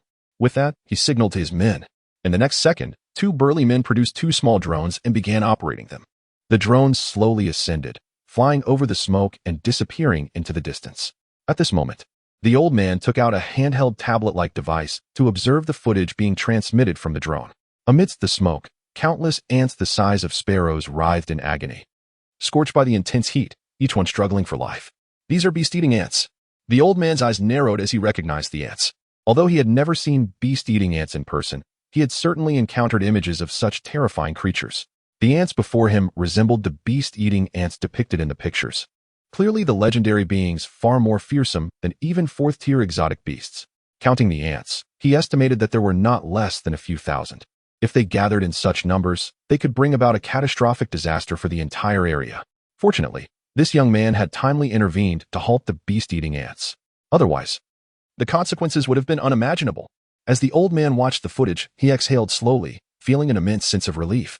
He was exceedingly grateful that this young man had been present. Otherwise, he would have found himself in deep trouble. After all, this was an area under his jurisdiction. And if anything went awry, he would be held accountable by headquarters. With this thought, the old man instinctively glanced at Su Ming. Su Ming stood still, his demeanor calm as he gazed at the sea of flames, as if nothing had transpired. His every gesture exuded an indescribable quality. Seeing this, the old man finally understood why his colleague had granted the premium client badge to a survivor who couldn't even muster 10,000 pieces of roasted meat. Undoubtedly, this young man possessed extraordinary qualities. The old man redirected his attention to the screen. As the drone advanced deeper, the scene began to change. The smoke gradually dissipated, and soon it was replaced by a barren land. In the midst of the barren landscape, a small hill stood out, appearing somewhat incongruous. The old man observed for a while, but did not spot any meat mountain beasts. Could it be that the young man had lied? Furrowing his brow slightly, the old man was about to speak when he suddenly noticed the small hill moving. Though its movement was slow, it was indeed shifting. In an instant, the old man realized that the small hill was none other than the legendary meat mountain beast capable of producing fresh meat. The young man had not deceived him. There were indeed beast-eating ants and a meat mountain beast here. Having lived for so many years, nearing the end of his days, he never expected to witness these two legendary exotic creatures. It was worth it. The old man observed the slowly moving meat mountain beast as it attempted to distance itself from the smoke, his expression turning increasingly excited. After a while, he calmed himself, exhaling a deep breath, and looked at Su Ming solemnly, saying, "You were right. There truly are beast-eating ants and a meat mountain beast ahead." Su Ming shrugged. "There was no need for me to deceive you. Indeed, the primary business of the trading company revolves around commerce. The meat mountain beast, being massive, produces a limited amount of fresh meat, which holds little value for them. Moreover, even if one deceives them, being so close, they would eventually see the truth." The old man with white hair chuckled and remarked, "That is indeed the case." After a brief pause, as if struck by a thought, he continued, "In the wasteland, the beast-eating ants are far more troublesome than fourth-tier aberrations. If you can eradicate them, it would be a boon for all humanity in this region." Su Ming shrugged, neither agreeing nor disagreeing. The old man contemplated for a moment before stating, "To be frank, this area is under my jurisdiction. The emergence of the beast-eating ants without my awareness is a dereliction of duty on my part. Your extermination of them has, in a way, aided me. In light of this, I am willing to offer you some assistance in my personal capacity." Su Ming raised an eyebrow and inquired, "What kind of assistance?" The old man hesitated, glancing at the truck behind him, and said, "The 5 items you are interested in can be paid for in installments, totaling 9,000 units of roasted meat, divided into 3 payments of 3,000 each." Before he could finish, Su Ming interjected, "I cannot produce 3,000 units of roasted meat." The old man's expression shifted to one of incredulity. "You can annihilate the beast-eating ants and yet cannot muster 3,000 units of roasted meat? Surely, you jest. How much can you offer then?" the old man asked. Su Ming calculated, considering he needed to reserve food for a day. Altogether, he could barely scrape together 1,000 units of roasted meat. "Only 1,000, he replied. The old man's lips twitched, and after a prolonged silence, he gritted his teeth and said, 1,000 will suffice. However, next month, you must repay 5,000 units. The following month, 3,000. We shall conduct this transaction here. If that is agreeable, let us proceed." Su Ming fell into contemplation. The daily yield from tilling the land is approximately 400 units of roasted meat, while the output from the mining area is around 200. Daily consumption amounts to roughly 60 units. Considering other expenses, the shelter could save 500 units of roasted meat each day, equating to 15,000 units in a month. Assuming no unforeseen incidents, 15,000 units, with the obligation to repay 5,000, would not pose an insurmountable burden. With this in mind, Su Ming turned to the old man and nodded. Very well, let us proceed with the transaction. Acquired standard grade gas mask X5, acquired Thor X1, acquired meteorite iron X50, acquired mysterious egg X1, acquired rough grade war flag X1. The transaction completed, Su Ming's backpack felt remarkably empty.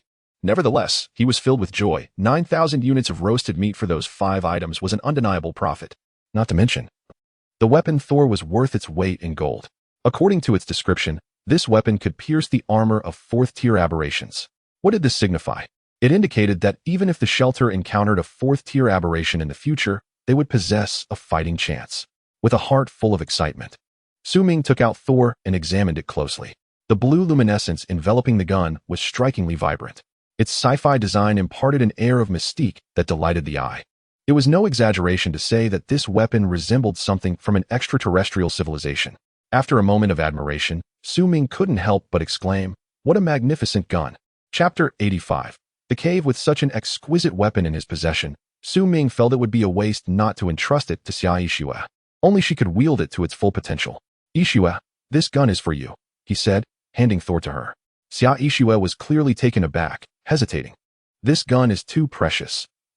Before she could finish, Su Ming interrupted. "Only in your hands can it achieve its utmost effectiveness. No one else, not even I, is worthy of wielding it." Upon hearing this, Xia Yixue's expression shifted, and after a moment of contemplation, she nodded firmly. "Very well, I shall accept it." After saying that, she reached out to take Thor. Compared to ordinary sniper rifles, Thor was heavier, yet Xia Yixue handled it with ease. Perhaps this was the hallmark of a true sharpshooter. After acquiring the weapon, she scrutinized it closely, her heart swelling with joy. For a marksman of her caliber, possessing such a formidable weapon was an immense fortune. After a brief moment of handling it, Xia Yixue lifted her gaze to Su Ming and solemnly bowed her head. "Thank you." She understood the value of Thor, 5,000 units of roasted meat. What did 5,000 units mean? It could sustain an individual for an extended period without worry. Such a precious item, anyone would cherish it, yet Su Ming chose to entrust it to her. This was no mere act of faith. She believed Su Ming truly regarded her as an equal partner in battle. "What thanks are necessary? I entrusted Thor to you merely because of your sharpshooting skills. If one day my marksmanship surpasses yours, the gun will return to me," Su Ming replied with a smile. Xia Yixue merely laughed, nodding in agreement. "I look forward to that day." With Thor now in its rightful hands, the remaining 4 items, except for the gas masks, found their way into Su Ming's backpack. The heavy-duty truck from the Commerce Guild had departed, and the inferno before them was gradually extinguishing. The thick smoke, stirred by the biting wind, dispersed in all directions. As Su Ming gazed at the faint blue glow in the distance, a surge of curiosity washed over him. What lay at the depths of that cave? Why had the beast-eating ants, creatures native to rainforests, appeared here? Could it be that the other side of the cave truly led to a rainforest? Lost in thought, Su Ming suddenly recalled the conversations from the previous night, when many had spoken of the glow and the relics. He wondered if any conclusions had been drawn by today. Opening the communication channel, he asked, "Is the brother who mentioned exploring the relics still present?" His statement was not anonymous, and he quickly received a response. "Su Daolao has appeared. Are you referring to that fellow who sought attention this morning? He entered the relics earlier and has yet to provide any updates. We don't know if he is alive or dead. The odds are he has perished. If he were alive, surely he would have sent word." "Oh, exploring the relics is no simple task. One misstep could lead to annihilation. We should remain cautious. Of course, Su Daolao is different. Someone of his caliber can surely turn danger into opportunity. By the way, Su Daolao, are you planning to explore the relics? Be careful." The crowd buzzed with chatter. Su Ming observed and shook his head. Despite the lengthy discussion, he gleaned no useful information. However, the fellow from yesterday had not provided any updates yet. In that case, it would be wise for him to proceed with caution. After a moment of contemplation, Su Ming retrieved the gas mask and donned it. He then produced 2 additional gas masks and handed them to Xia Yixue and Leona. "We should investigate that cave. We might discover a salt mine. We have scoured the surrounding area for miles and have yet to find one." If those 2 were truthful, only one possibility remains: the salt mine lies behind the thick smoke. Even if we do not enter the relics for the sake of the salt mine, we must traverse the smoke and take a look. "Agreed," came the enthusiastic responses from Xia Yixue and Leona, with Leona's endorsement being superfluous. The system had produced it. Even if Su Ming urged her to take her own life, she would not hesitate. Xia Yuxue, having endured so many trials, harbored unwavering trust in Su Ming, who had consistently handled every situation adeptly. Since Su Ming expressed the intent to investigate further, she believed there was little cause for concern. The duo donned their gas masks, and Su Ming instructed the others to remain behind, cautioning that if they had not returned by the next day, they should not wait for them. The gas masks provided by the Merchant Association were exclusively for human use, leaving the desert wolves behind. After organizing their gear, the three of them set forth into the thick smoke, where ashes blanketed the ground. With each step, they heard a creaking sound beneath their feet, a testament to the countless corpses of the beast-eating ants strewn about. It was evident that the raging flames had claimed a vast number of these creatures. After walking for several minutes, they finally reached solid ground. The once red-black soil, scorched by intense heat, had turned pitch black, but as they ventured further, the darkness receded. Approximately 5 minutes later, they arrived at the entrance of a cave, which still emanated a blue luminescence. Scattered beast-eating ants lay bewildered, their existence rendered meaningless without their colony. Su Ming hesitated, contemplating whether to capture a few to raise, as they might prove useful in a critical moment. However, after a brief reflection, he dismissed the idea. Recalling the exotic beast appraisal manual that advised against raising beast-eating ants due to potential complications. Thus, he turned to Leona and commanded, "Eliminate them." "Yes, my lord." Leona unsheathed her sword, swiftly dispatching the scattered ants. With the threat neutralized, Su Ming's gaze shifted back to the cave, which, despite its modest size, radiated a captivating blue glow. It could barely accommodate an adult human, while larger creatures, like the desert wolves, would be barred from entry. The nature of the cave remained obscured by the blue light, and after a prolonged stare, Su Ming decided to leave it for another time. "Let us explore the surroundings and see if we can locate a salt mine," he suggested. As they proceeded along the path, they soon encountered a colossal creature resembling a mound of flesh, sprawled on the ground, relishing a rare moment of tranquility. Su Ming hesitated but ultimately chose not to disturb it, opting to navigate around and continue onward. After 5 minutes, a dazzling expanse of white rock came into view, reminiscent of a snow-covered landscape, leaving them in awe. "Is that a salt mine?" Su Ming gasped, momentarily taken aback before a wave of elation washed over him. After such a lengthy search, they had finally discovered it. "Let us approach." However, as they drew near, an unexpected turn of events occurred. A massive rock at the mine's entrance suddenly stirred, moving slowly but unmistakably. Su Ming quickly assessed the situation and realized that a beast lay concealed behind the stone. Consulting the appraisal manual, he promptly retrieved his pistol. Before them stood a crab-like creature, shaking off the mineral salt to reveal its true form. Standing at 1 meter tall and 3 meters long, its body encased in a formidable shell, brandishing large pincers in a display of intimidation. Su Ming could not help but marvel at its size, pondering how long it must consume to sustain itself. Beside him, Xia Yuxue raised an eyebrow at his remark, her bright eyes sparkling with anticipation. "Let me give it a try." Su Ming turned to her, immediately grasping her intent. She wished to test the power of the Thunder God. Coincidentally, he too was eager to witness the might of the weapon, valued at 5,000 pieces of roasted meat. He nodded in agreement. "Very well, give it a shot." Xia Yuxue's face lit up with a smile as she retrieved the Thunder God from her backpack, adjusting her stance and aiming at the rock crab. At that moment, the creature remained oblivious to the impending danger, posturing in a futile attempt to intimidate them. Taking a deep breath, Xia Yuxue knelt and gripped the Thunder God firmly. With a squeeze of the trigger, a muted roar echoed as a brilliant deep blue beam shot forth from the weapon's muzzle. In an instant, the once menacing rock crab was pierced through by the radiant light, its hardened shell crumpling like paper before the might of the Thunder God. Su Ming's eyes narrowed in astonishment. The appraisal manual had warned of the rock crab's high defense, and he remembered the copper iron bear, which had proven impervious to both his and Xia Yuxue's firearms. Yet, against an equally ranked target, the Thunder God had effortlessly penetrated its defenses with a single shot. The weapon's immense power justified its exorbitant price. With the Thunder God in their possession, even facing 3 giant lions would pose little threat to their sanctuary. Both Su Ming and Xia Yuxue, still in shock, gradually came to terms with the astonishing display of strength. Tonight, they would feast on crab. Su Ming patted Xia Yuxue on the shoulder and approached the fallen creature. Xia Yuxue and Leona exchanged glances before following suit. The process of disassembling the crab required considerable effort. During this time, Su Ming tested the hardness of the crab's shell with both his knife and pistol, confirming that bullets merely left faint marks without inflicting any substantial damage. This further underscored the Thunder God's overwhelming power. After processing the crab, the trio finally arrived at the salt mine. Typically, salt deposits form over millennia underground, resulting in minimal contamination and high purity. Compared to sea salt, this was of superior quality. Ming knelt to pick up a piece of salt, examining it closely. The majority consisted of white crystalline formations, interspersed with only a few impurities, easily separable with water.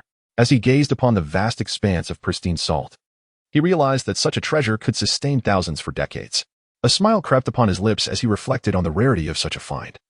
Even on his previous planet, and its unparalleled value in this desolate world, this was a remarkable windfall. Ming restrained his inner excitement. He retrieved a pickaxe and a shovel from his backpack, distributing them to the two companions. They decided to dig a bit first to see if they could extract salt. Good. Next, the three began their endeavor to harvest salt. After half an hour, their bags were nearly full of salt. They then stored their tools and headed back. As the distance to the shelter was not great, they could return any time to mine the salt, so there was no rush. Upon reuniting with the desert wolves, the sky was on the verge of darkening. Without lingering, Ming and his companions made their way directly back to the shelter. By the time they arrived, night had fully fallen. As usual, after distributing food to the desert wolves, Ming returned to the shelter. He had no time to eat. Instead, he opened the survival manual and inquired, who knows how to turn rock salt into table salt? As soon as the message was sent, it garnered considerable attention.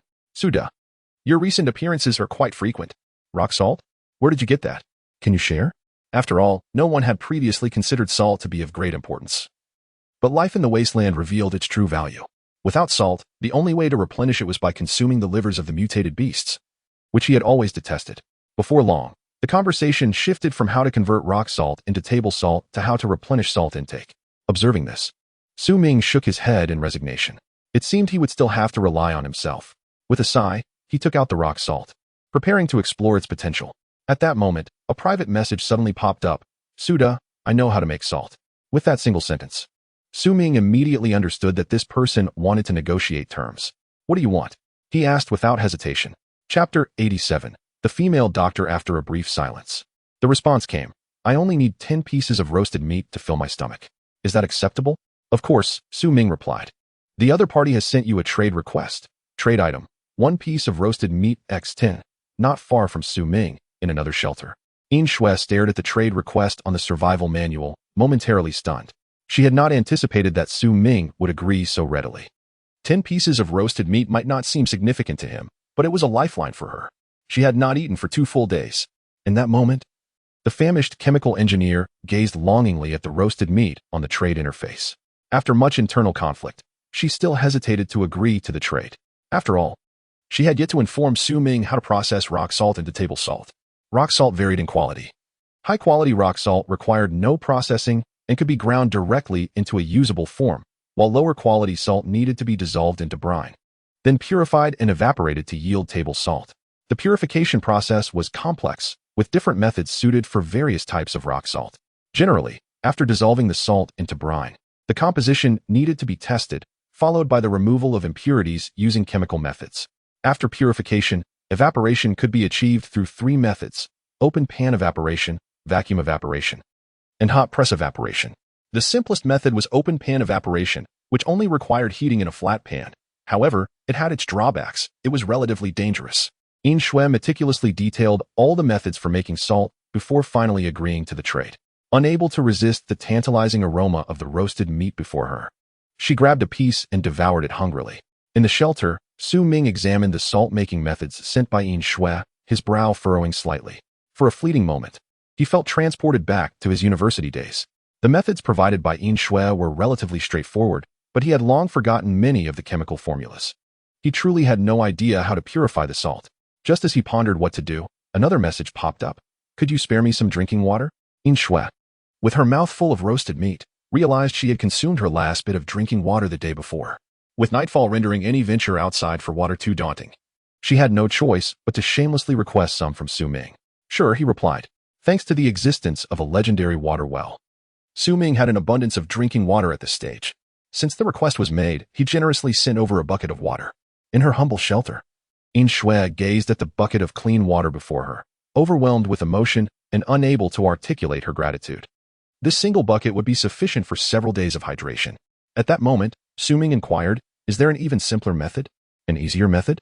Shui contemplated briefly before responding. In comparison, This is already the simplest method. Hearing this, Su Ming sighed. If that were the case, it would be impossible to extensively mine rock salt in the short term. After all, even if they managed to extract it, without the means to convert rock salt into table salt, it would be of little use. All right, thank you. He replied to Yin Shui and prepared to close the manual to attempt salt production. Suddenly, Yin Shui interjected, "Wait, is there anything else?" Su Ming asked. In the modest shelter, the chemical engineer, Yin Shui, surveyed her surroundings and made a decision. "Suda, are you in need of workers for salt production?" Just a few days prior, she would never have posed such a question. Her philosophy had always been to rely on no one.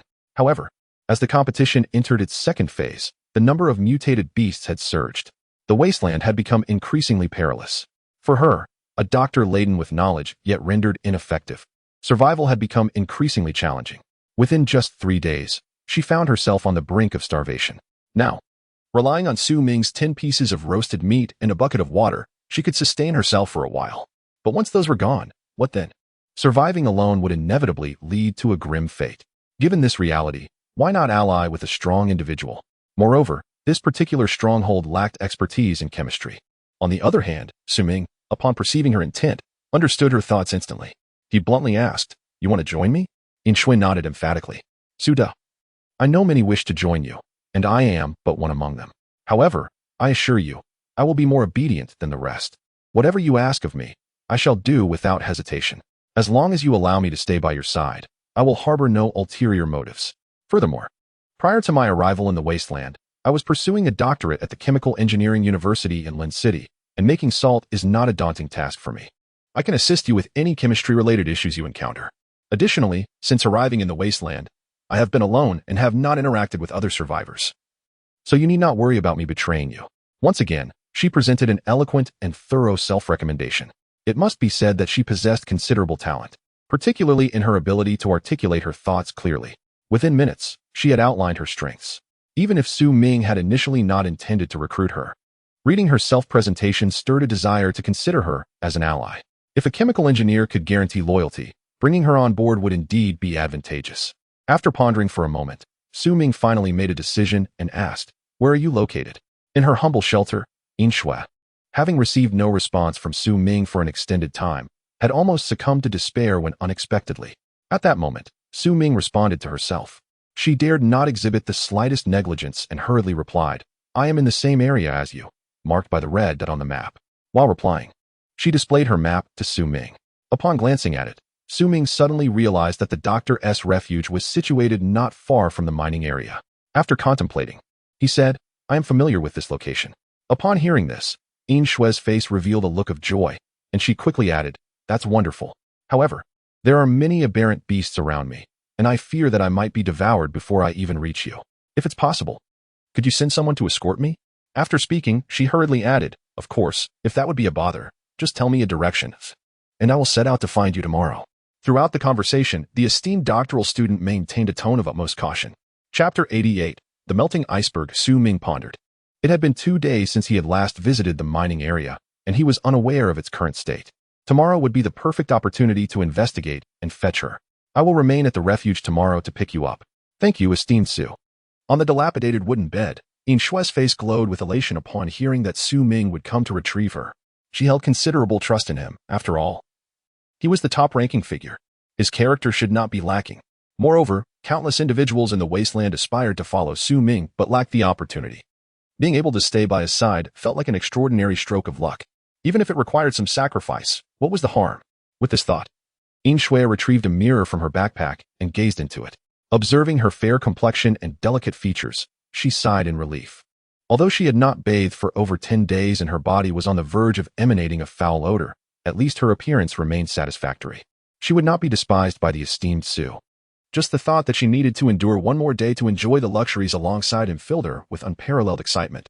Lying on the wooden bed, she tossed and turned, unable to fall asleep.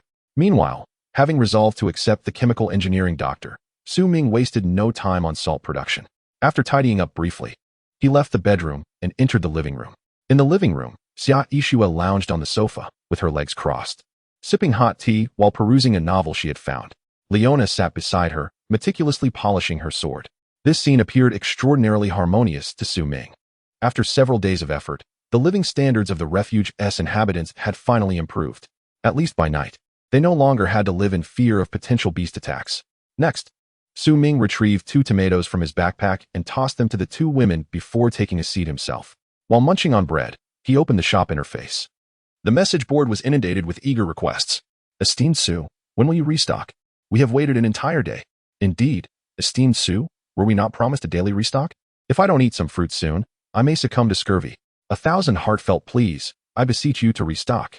In the entire wasteland, Ming was the sole vendor of fresh fruits and vegetables.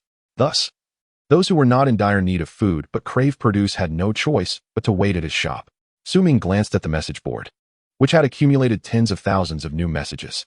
It seemed that, for the majority, fruits and vegetables were indispensable to life. Reminder, restocking in 5 minutes. After sending the message, Ming opened the team backpack.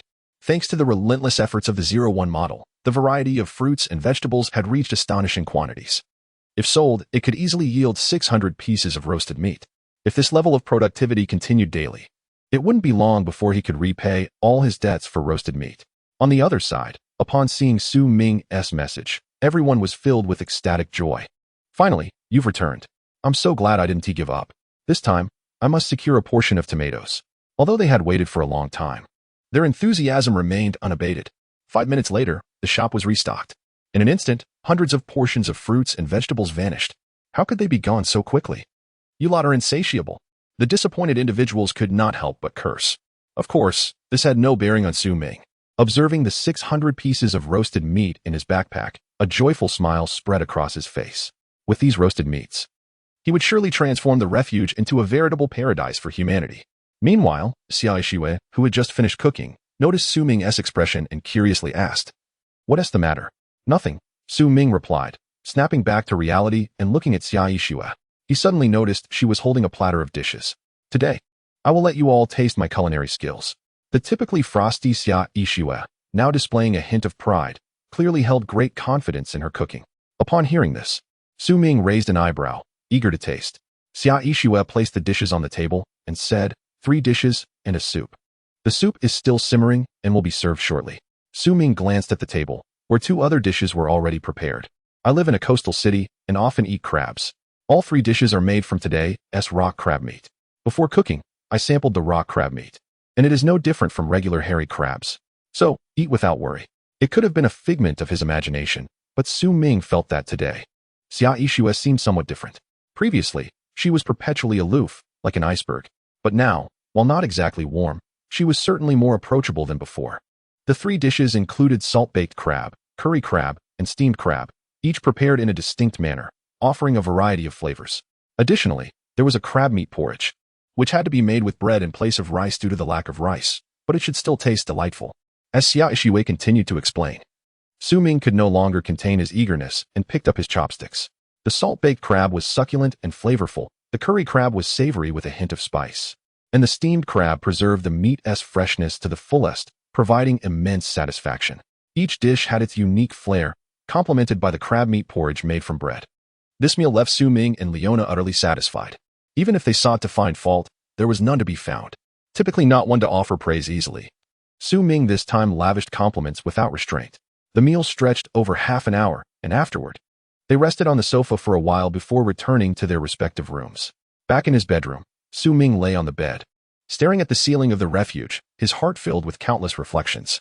After days of hard work, this small cavern finally began to feel like home. Unfortunately, it was somewhat cramped. Especially after placing the alchemy station, the already confined living room felt even more congested. The seating area barely accommodated 3 people at once, while the remaining space could only fit 1 person. With the addition of Erguzi, it felt exceedingly cramped.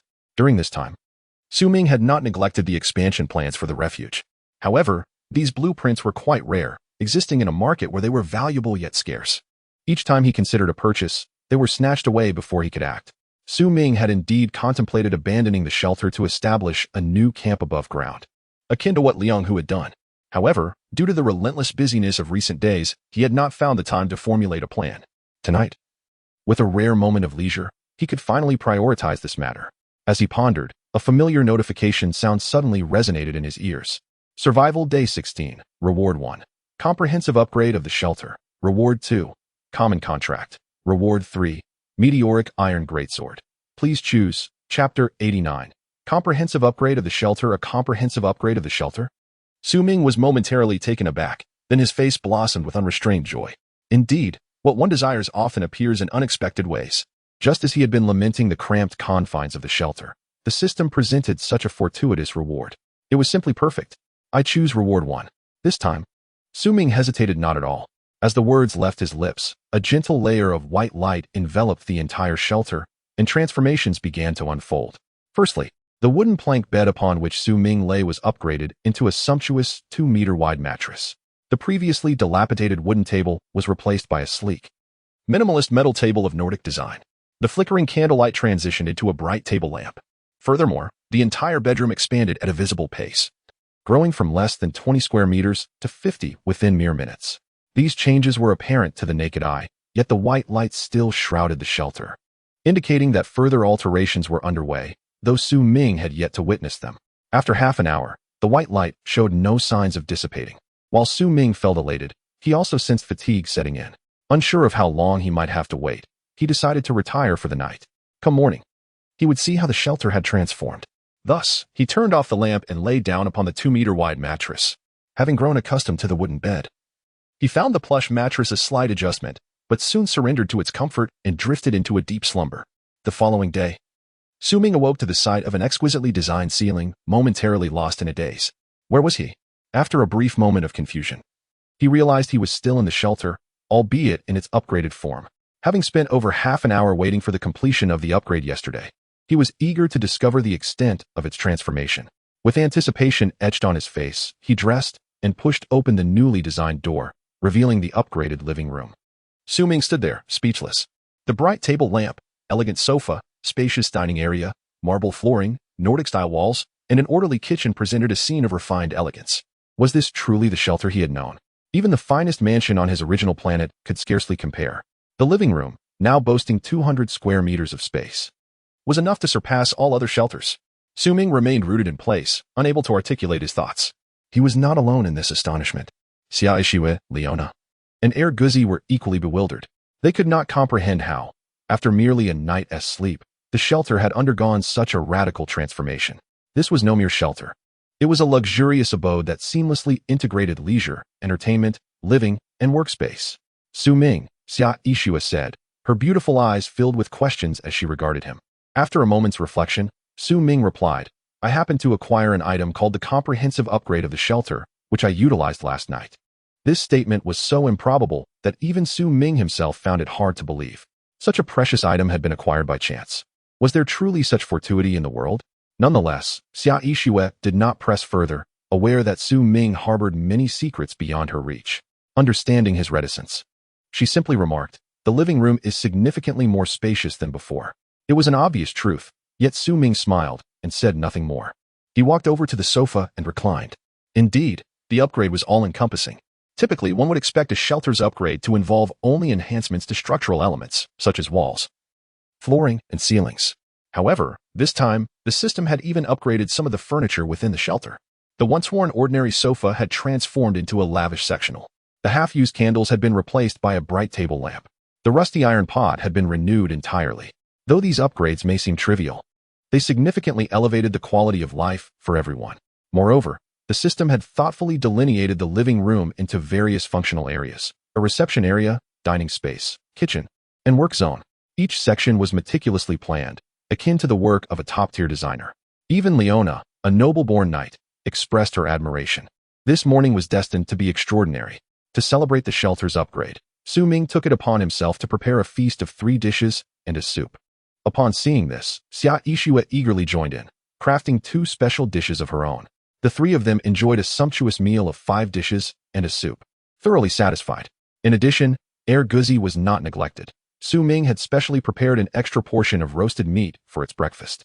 Having feasted, the trio settled onto the sofa, relishing the rare tranquility.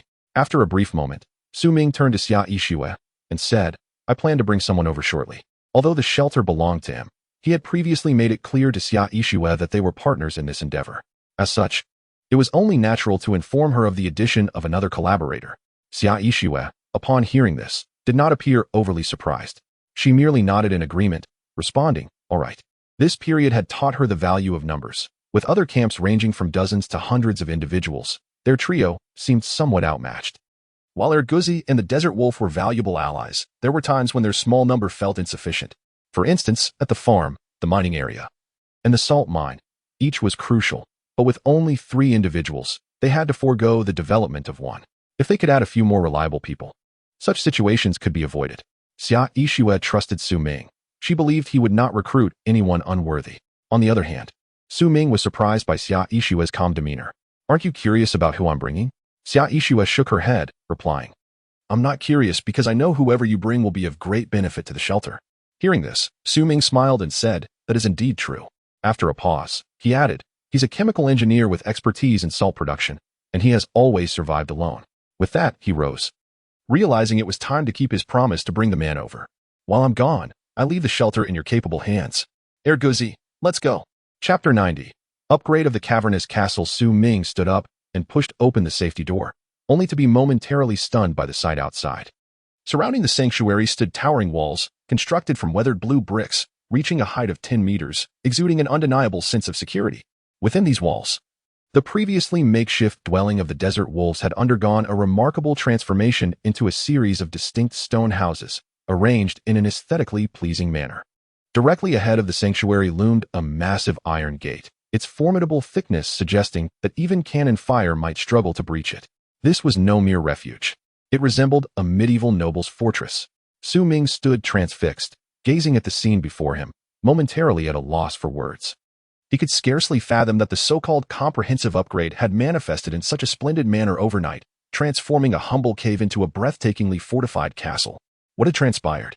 Within the main hall, Xia Yixue and Leona noticed Su Ming's stillness and, puzzled by the sudden change, approached him. Standing behind Su Ming, they followed his gaze and beheld the astonishing sight, their eyes widening in disbelief. "Where are we?" Xia Yixue's beautiful eyes reflected her astonishment, leading her to momentarily believe she had crossed over into another world. It was not until she spotted the desert wolves within the stone houses that reality sank in. She was still in the wasteland, albeit in an entirely transformed environment, residing in what resembled a castle. After a brief moment of astonishment, Xia Yixue instinctively turned to Su Ming, seeking answers. At that moment, Su Ming had recovered from his shock and, meeting her gaze, calmly remarked, "This is merely the first step in our endeavor to rebuild our home. The future will be even better." Although she recognized Su Ming was putting on a brave front, Xia Yixue felt a surge of excitement. In less than 20 days, they had transitioned from a small cave to a magnificent fortress. What lay ahead was uncertain, but perhaps, as Su Ming suggested, this was indeed just the beginning. Once the initial shock wore off, life continued. Neither Su Ming nor Xia Yixue had prior experience living in a castle, but thankfully, there was an honorable knight within the sanctuary who knew how to open the gate. Thus, Su Ming, accompanied by Erguzi and the desert wolves, made their way to the mining area. Despite having been absent for 2 days, they encountered no obstacles along the way. After several battles, Erguzi had developed a unique aura of menace, a palpable sense of threat that could be detected from a distance. As a result, they rarely spotted any mutated beasts. After all, Erguzi had reached the pinnacle of the 3rd tier and had become one of the wasteland's top predators. Unless faced with a 4th-tier beast, all others instinctively avoided him. An hour later, Su Ming arrived at the mining site. The heads of 3 giant lions still hung in place, indicating that no one had visited recently. Upon opening the iron gate and entering the enclosure, he found the 4 iron-eating bulls lounging on the ground, having just finished their meal and appearing even plumper than before. Su Ming raised an eyebrow at the sight, noting that they seemed to have fared quite well over the past 2 days. As he approached the fence to examine them, a smile crept across his face. The 4 iron-eating bulls, startled by his presence, quickly sprang to their feet and instinctively moved aside. Once they recognized him, they all gathered closer, exclaiming, "Human, hurry up and feed us. We thought you weren't coming back. If you keep us locked up, you ought to provide us with food." Their sounds, though initially simple, transformed into comprehensible words in Su Ming's ears. "Ah, I didn't realize you thought that," Su Ming replied, a teasing lilt in his voice. The 4 iron-eating bulls paused in shock, bewildered by the sudden conversation. Who was just speaking? Su Ming stepped closer, his piercing gaze fixed upon them. "Who else is here besides me?" The 4 iron-eating bulls were momentarily stunned and then utterly perplexed. "Aren't you a human? How can you speak our language?" Su Ming countered. "Who says humans can't speak your language?" His words rendered them speechless. You, The bull stammered as Su Ming leisurely drew out his pistol, casually remarking, "So, from your earlier comments, you consider me a servant?" The sight of the gun sent them into a panic, and they quickly denied, "No, no, no. We didn't mean that." "What did you mean then?" Su Ming pressed, and after a long silence, the bulls, unable to find a suitable excuse, knelt down and pleaded, "We understand our mistake. Please spare us. We promise not to kill us. Just let us live. We can run fast and serve as mounts for you humans. Our ancestors were once your steeds." In a desperate bid for survival, the four bulls revealed everything. Su Ming listened, his expression unchanged, but waves of contemplation surged within him. Their ancestors had once been mounts for humans? This suggested that the indigenous inhabitants of the wasteland had once enjoyed a glorious civilization. What had brought them to such a state? Did it have anything to do with the puppeteers behind the competition? After a moment of reflection, Su Ming noticed the four iron-eating bulls were now weeping profusely, begging for mercy. "Please spare us," they cried. Su Ming's brow furrowed slightly as an unfamiliar emotion surged within him. Previously, when slaying beasts, he felt no remorse, as their cries were devoid of meaning. Although tragic, the absence of comprehension prevented any deep sorrow. However, witnessing these creatures kneeling before him, pleading for their lives, stirred something within him. Yet, Su Ming was not one to be overly sentimental. He simply recognized how similar these creatures were to him. They merely wished to survive in this harsh wasteland. After a prolonged silence, he sighed and said, "Rise, I will not kill you." The four iron-eating bulls froze in place, astonished. They could hardly believe that Su Ming was genuinely willing to spare them. In the wasteland, the law of the jungle prevailed, where the tears of the weak held no value to the strong. Thus, they could scarcely comprehend this act of mercy. "Is it true? You truly intend to let us go?" Su Ming nodded, his expression impassive. "Of course." After a brief pause, he added, "Provided you contribute accordingly. Should I discover any laziness on your part, the consequences will remain the same." The finality of his words sent a tremor through the four bulls, who hastily agreed, "Yes. Yes. Whatever you ask of us, we will do. We will never slack off." Su Ming scrutinized them with sharp eyes, his voice as cold as ice. "I hope you won't disappoint me." With that, he retrieved some prepared mining scraps from his backpack and scattered them on the ground. Eat quickly. We must be on our way. "Yes, yes." The four iron-eating bulls did not dare to slacken their pace, eagerly responding and rushing forward to devour the scraps. In no time, all the remnants were consumed. Witnessing this scene, Su Ming opened the enclosure and followed closely behind, his voice cold as ice, warning them against any thoughts of escape. The four bulls trembled in unison, hastily nodding in agreement, assuring him, "Yes, yes. Rest assured, we will not flee." Hearing their assurances, Su Ming cast them a glance before disregarding them entirely, mounting his steed, Erguzi, and setting off. Not far from the mining area, in a humble refuge, Yin Shui curled up on a rickety wooden bed, quietly awaiting Su Ming's arrival. She understood this was a golden opportunity, indeed, her only chance. As long as she could remain by the side of the formidable Su Ming, her future would be secure, at the very least. She would not need to worry about basic sustenance. If fortune smiled upon her, she might even indulge in the occasional morsel of meat. The mere thought of meat made Yin Shui instinctively swallow hard, the tantalizing aroma of roasted flesh filling her mind. After many days in this desolate wasteland, she had survived on nothing but sour wild fruits and moldy bread. The rare occasion of tasting a non-moldy piece of black bread brought her immense joy. Just yesterday, she had received 10 pieces of roasted meat from Su Ming, of which she had only dared to consume one. That flavor was one she would never forget. The remaining 9 pieces were carefully preserved for Su Ming, as she felt it inappropriate to approach him empty-handed. During her time in the wasteland, she had come to grasp the harsh survival laws that govern this world. The weak are prey to the strong. The strong possess everything while the weak merely cling to life. Here, strength refers to combat prowess and survival knowledge, not to someone like her, a chemical engineering PhD. On her previous planet, she was among the elite of humanity, not entirely unparalleled but certainly esteemed. Yet in this wasteland, she was merely a worthless individual unable to procure food. Sighing, Yin Shui's mood turned restless as time passed. She was increasingly anxious, uncertain of what kind of person Su Ming truly was. No one in the communication channel seemed to have been bullied or robbed by him, which painted him in a favorable light. However, given Su Ming's prowess, he would likely leave no survivors if he chose to pillage. Perhaps those who had been robbed had all met their demise. After all, the dead do not speak. As fear washed over her, she realized she still possessed a degree of beauty. What if Su Ming laid eyes on her and harbored ill intentions? Should she submit to him or resist? Lost in such thoughts, she was suddenly jolted by a cacophony of beastly howls outside the refuge. Clearly, Multiple creatures had gathered. Yin Shui tensed up, panic rising within her. How could there be so many beasts? Would they discover her? The howls persisted, growing louder, and in her growing dread, she grasped the dagger at her bedside tightly. Her beautiful eyes fixed on the door. At the slightest sound, she would raise her dagger and plunge it into her own chest. She understood that her strength was no match for the beasts. If they breached the refuge, her only fate would be death. To be torn apart by those creatures was a fate she wished to avoid. It would be far better to take her own life, ensuring at least a degree of mercy in her suffering. Taking a deep breath, she steeled her resolve. Though she feared pain, she feared death even more. Yet, since death was inevitable, she could only face it with composure. This was the last remnant of rationality she, as a PhD in science, could cling to. As time ticked by, the howls outside grew increasingly frantic. Several times, she raised her dagger, ready to act. Fortunately, throughout it all, the beasts remained outside, failing to breach the refuge. On that rickety wooden bed, Yin Shui curled into a ball, growing numb. Only one thought lingered in her mind. When would Su Ming arrive? Indeed, in that moment, the hope that sustained her was Su Ming. If only she could hold out until his arrival, everything would fall into place. Despite the multitude of beasts outside, Yin Shui felt an inexplicable confidence. Once Su Ming arrived, all her troubles would dissipate. More accurately, it was not mere confidence, but an unwavering trust in the foremost human. As time continued to pass, the howls gradually softened, indicating that the beasts were retreating further from the refuge. The howls came in waves, almost as if the creatures were evading something.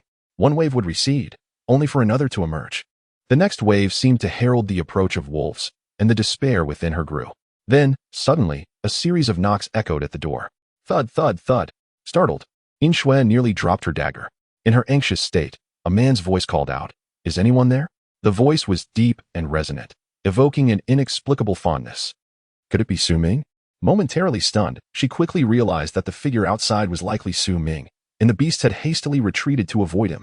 Summoning her courage, she called out, "Is that you, Su Ming?" The magnetic voice replied affirmatively, "It is I." With reassurance flooding her being, Yin Shui felt herself relax significantly. Though she knew it was likely Su Ming outside, she remained cautious, gripping her dagger tightly as she approached the door. Gently, she opened the wooden door of the refuge, which creaked in protest. A figure appeared before her, tall, standing at around 6 feet, with a sturdy frame and a refreshing hairstyle. Was this man truly Su Ming?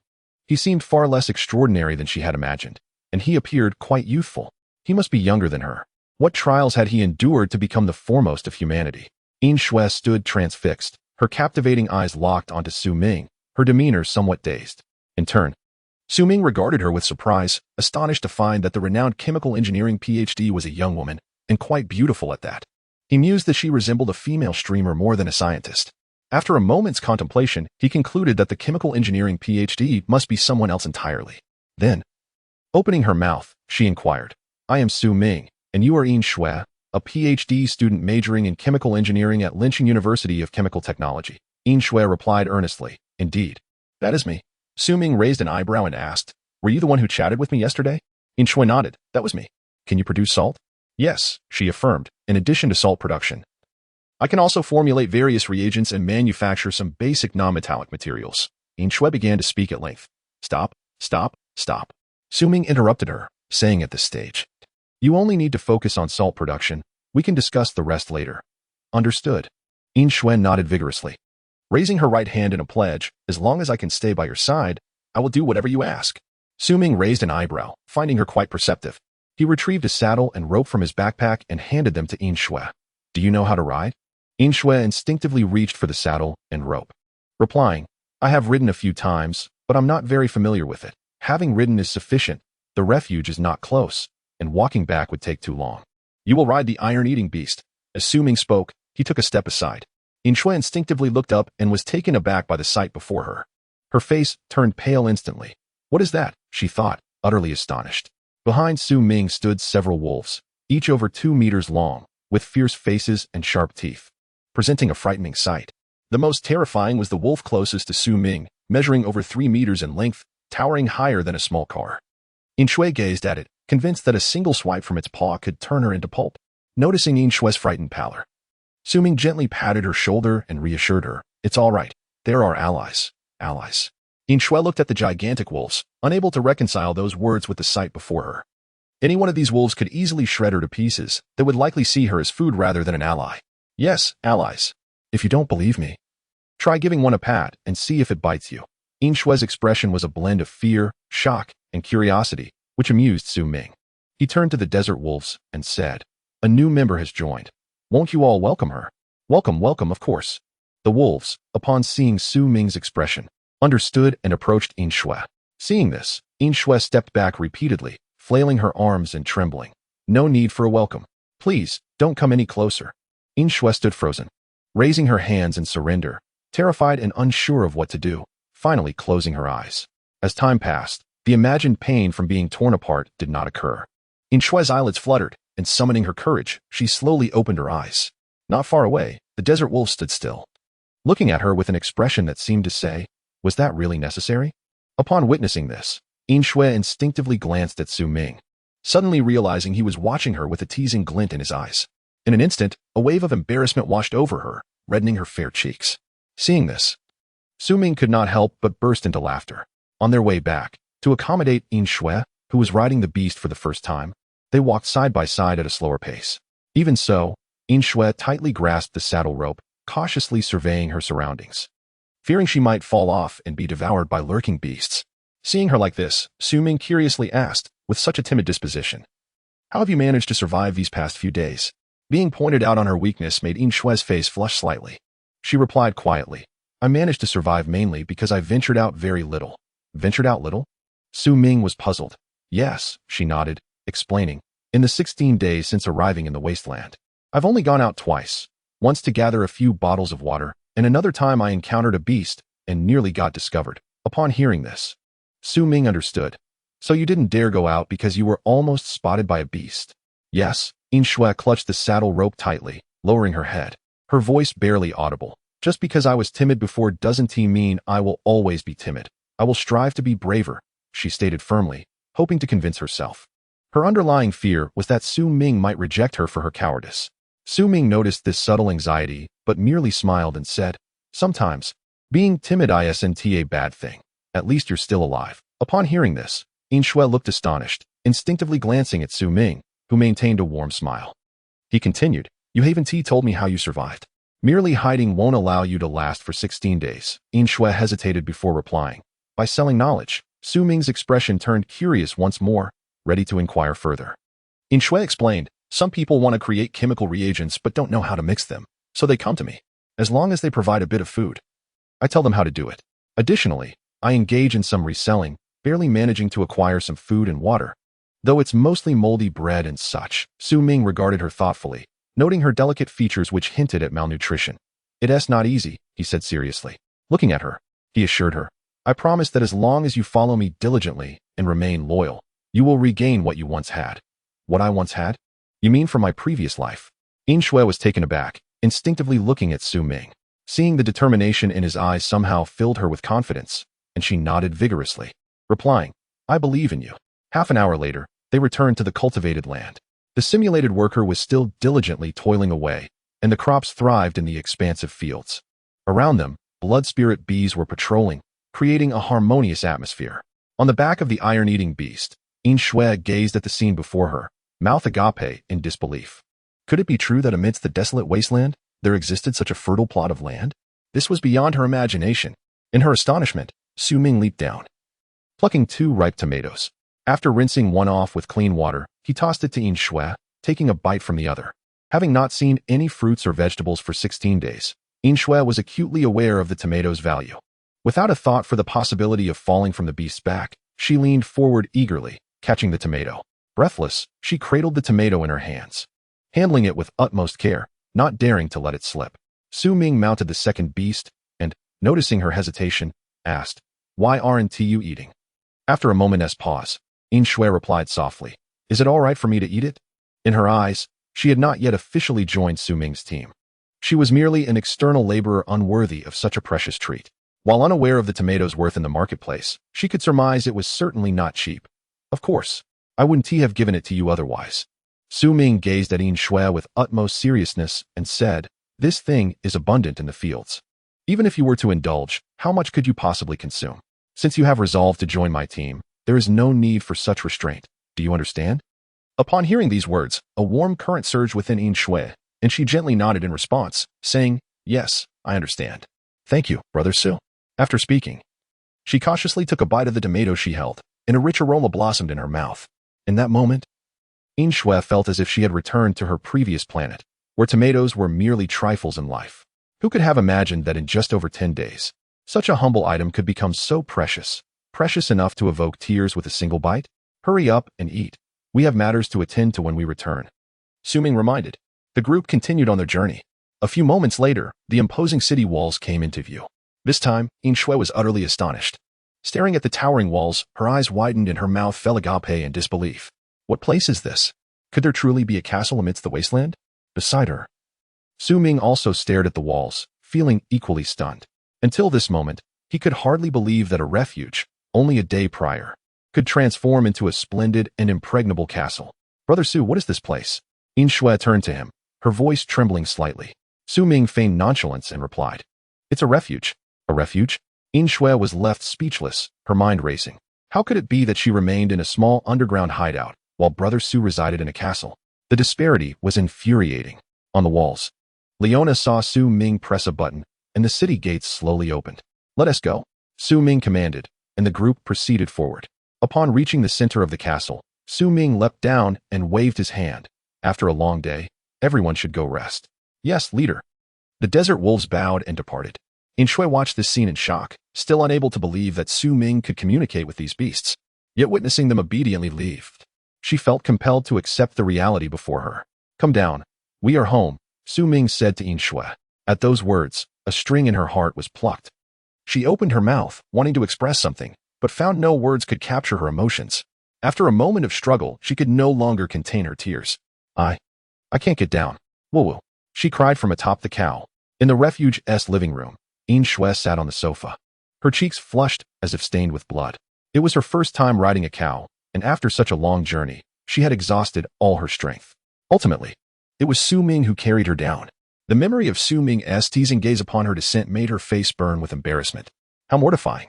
Meanwhile, Su Ming dismissed the incident from his mind and began discussing the plans for the upcoming days with Xia Yixue and Leona.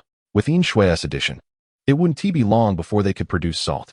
The production of salt would enable extensive mining operations, and when manpower became insufficient, they could recruit more hands.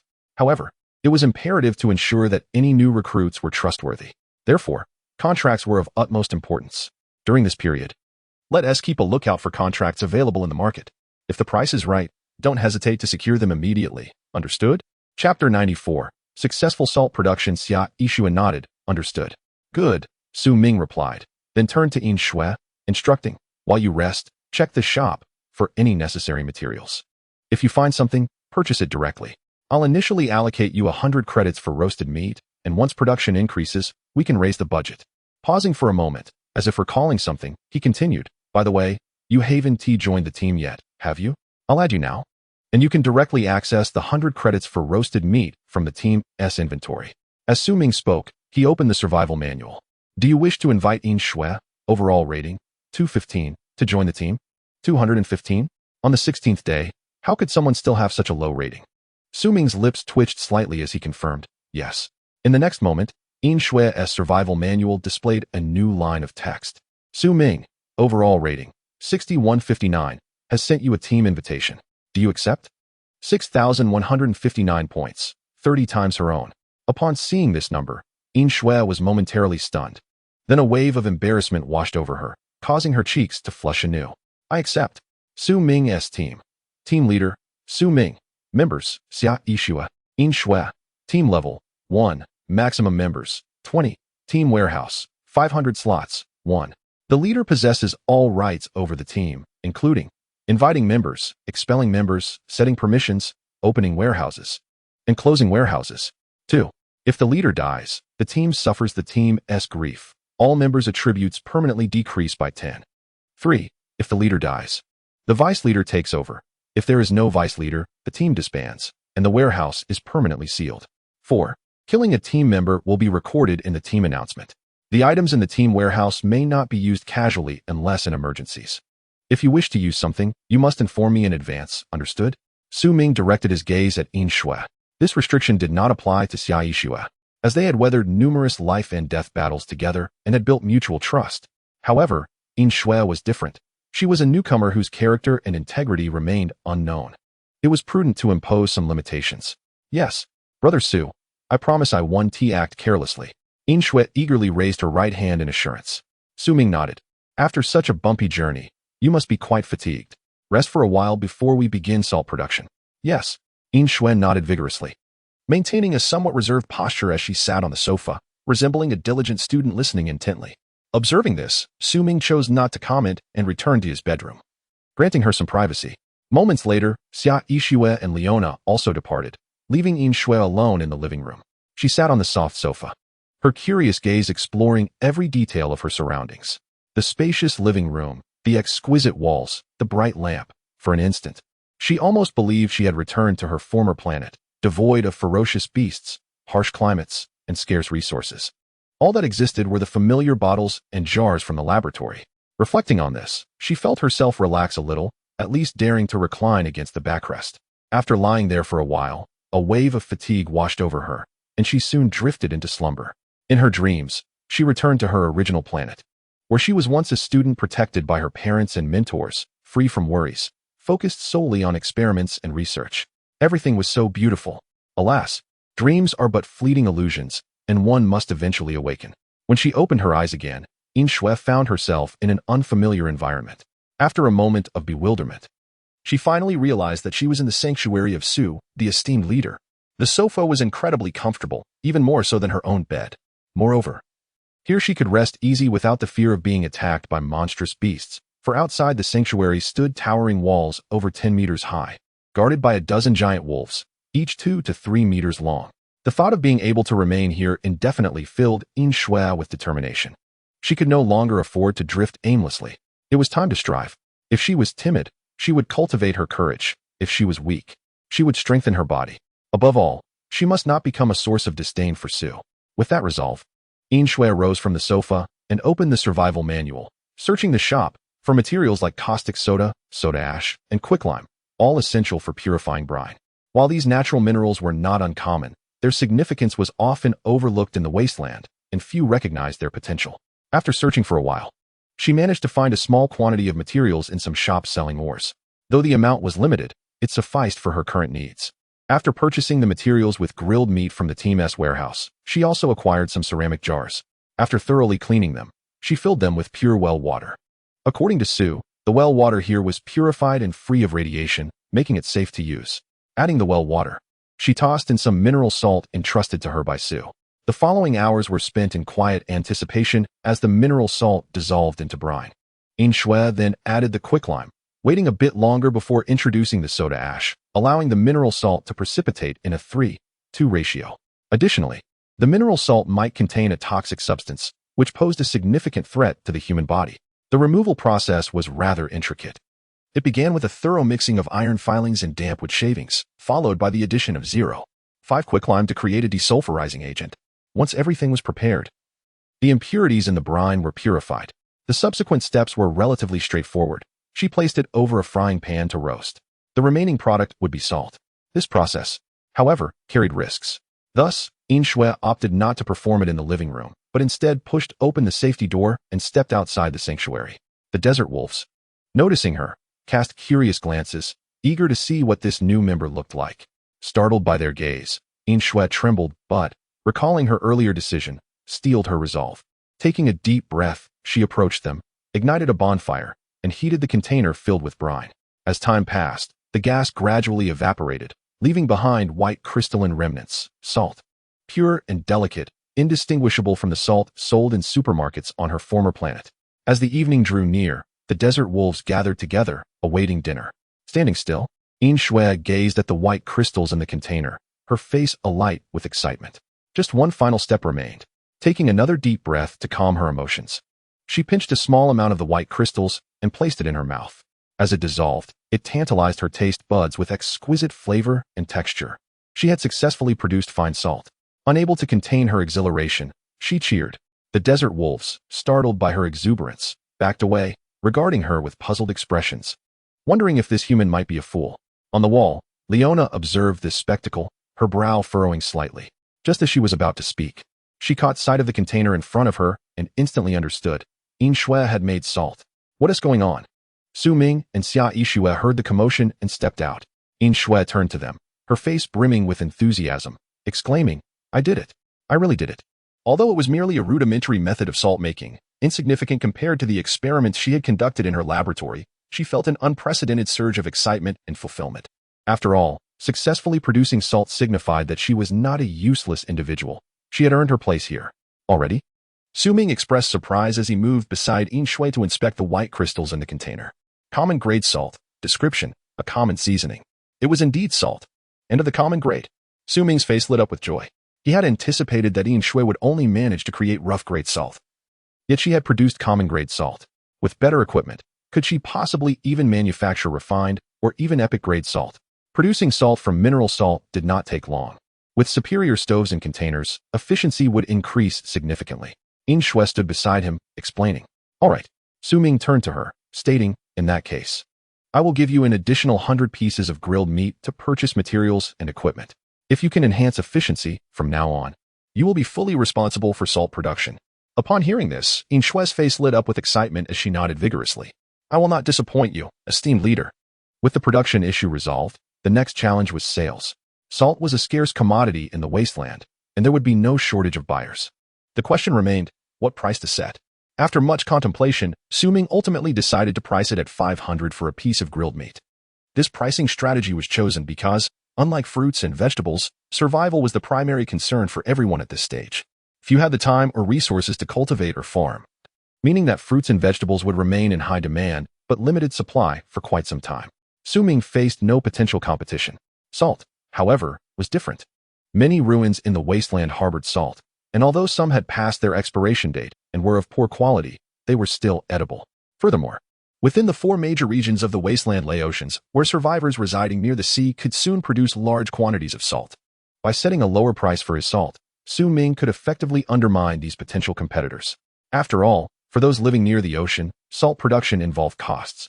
If Su Ming kept his prices low, they would have to wait until their equipment was refined and costs lowered enough to turn a profit before they could compete with him in the market, which would take a considerable amount of time. As darkness enveloped the land, Yin Shui wished to produce more salt, but Su Ming halted her. To make salt, one does not need to rush this moment. Let us first have dinner. After dinner, we can recruit a few workers to procure raw materials and officially commence work tomorrow. Yin Shui, eager to comply, responded promptly, Yes, I will follow your lead, esteemed leader. Seeing her enthusiasm, Su Ming felt somewhat speechless. He opened his mouth, intending to say something, but after a moment of hesitation, he ultimately refrained. After all, it was the first day, she would surely acclimate in due time. He took out the grilled meat to feed the desert wolves and returned to the living room, where Xia Yixue and Leona had already prepared the meal. To welcome Yin Shui's arrival, they had prepared a feast of 6 dishes and a soup for the evening. Stir-fried cucumbers, honey tomatoes, shredded meat with green peppers, steamed pumpkin, curry crab meat, braised pork, and crab meat porridge. Every dish was exquisitely delicious. Yin Shui stood beside the dining table, gazing at the array of culinary delights. Swallowing hard, for the past 16 days, her meals had consisted solely of moldy bread and sandwiches, barely enough to stave off hunger. Occasionally, she would find a piece of coarse black bread mixed with small stones, which had become a rare delicacy. 6 dishes and a soup? That was something she could hardly dare to dream of. Su Ming returned from outside and took a seat at the head of the table, ready to eat. Suddenly, he noticed Yin Shui standing there in a daze. Why are you just standing there? Aren't you going to eat? Yin Shui hesitated for a moment, then cautiously asked, May I? Su Ming, somewhat exasperated, replied, All these dishes were prepared for you. In the future, it may not be so easy for you to have such a feast. Upon hearing this, a wave of warmth surged through Yin Shui's heart. She carefully sat down, one hand clutching a piece of bread and the other holding chopsticks. Staring at the table full of delicacies, unsure of how to begin. After a while, once everyone else had started eating, she finally picked up her chopsticks. That meal left her immensely satisfied. It had been so long since she had tasted such delectable food. Even when she was full, she hesitated to put down her chopsticks. Only when she could no longer bear the fullness did she leave the table and settle onto the sofa. Are you full? Su Ming asked her. Yes, Yin Shui nodded. Her cheeks slightly flushed. She was aware that her earlier eating habits had been somewhat unrefined. Let us take a break, and then we can address the issue of raw materials. I did a quick search, and it seems the materials you need are quite scarce in the shops. So, I spoke with a few shopkeepers who sell ores. From now on, whenever you need materials, just inform those shopkeepers and place your orders in advance. They will set aside the materials for you during their mining. In Shuehanti expected Su Ming to be so efficient. She was taken aback for a moment before nodding, understood. Now about the equipment, Su Ming continued. I searched for quite a while, but couldn't find suitable equipment. You will need to resolve that issue yourself and see if you can find any alternatives. If you can't find anything, let me know, and I will arrange for custom equipment.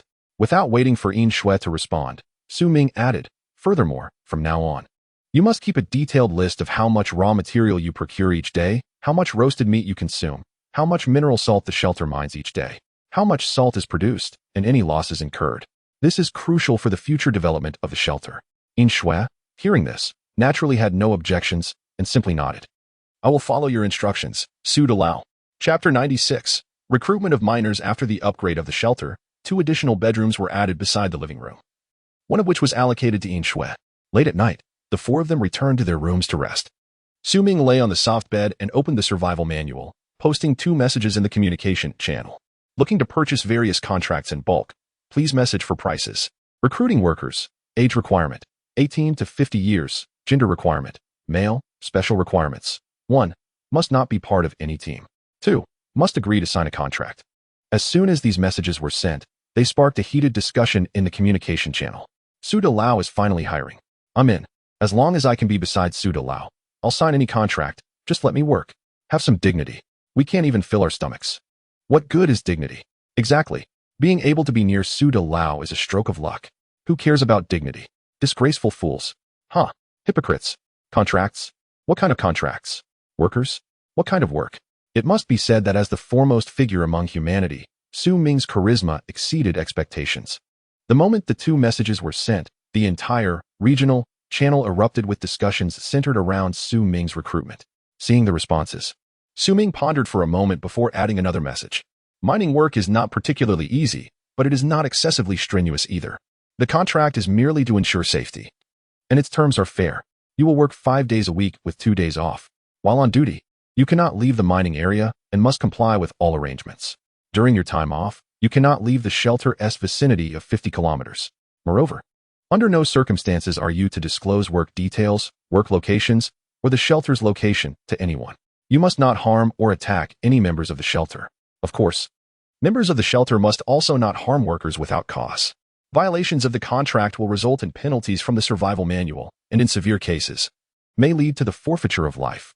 Once this message was sent, the channel fell into a momentary silence, followed by an even more fervent discussion. Forfeiture of life? Who would dare sign that? I would dare. If this continues, we will starve to death anyway. Signing means death. Not signing also means death. It's better to sign. At least I might get a few meals. I would too. I trust Su Dalao. 5 days of work, 2 days off. Only 10 hours a day. This is far better than a grueling schedule. Exactly.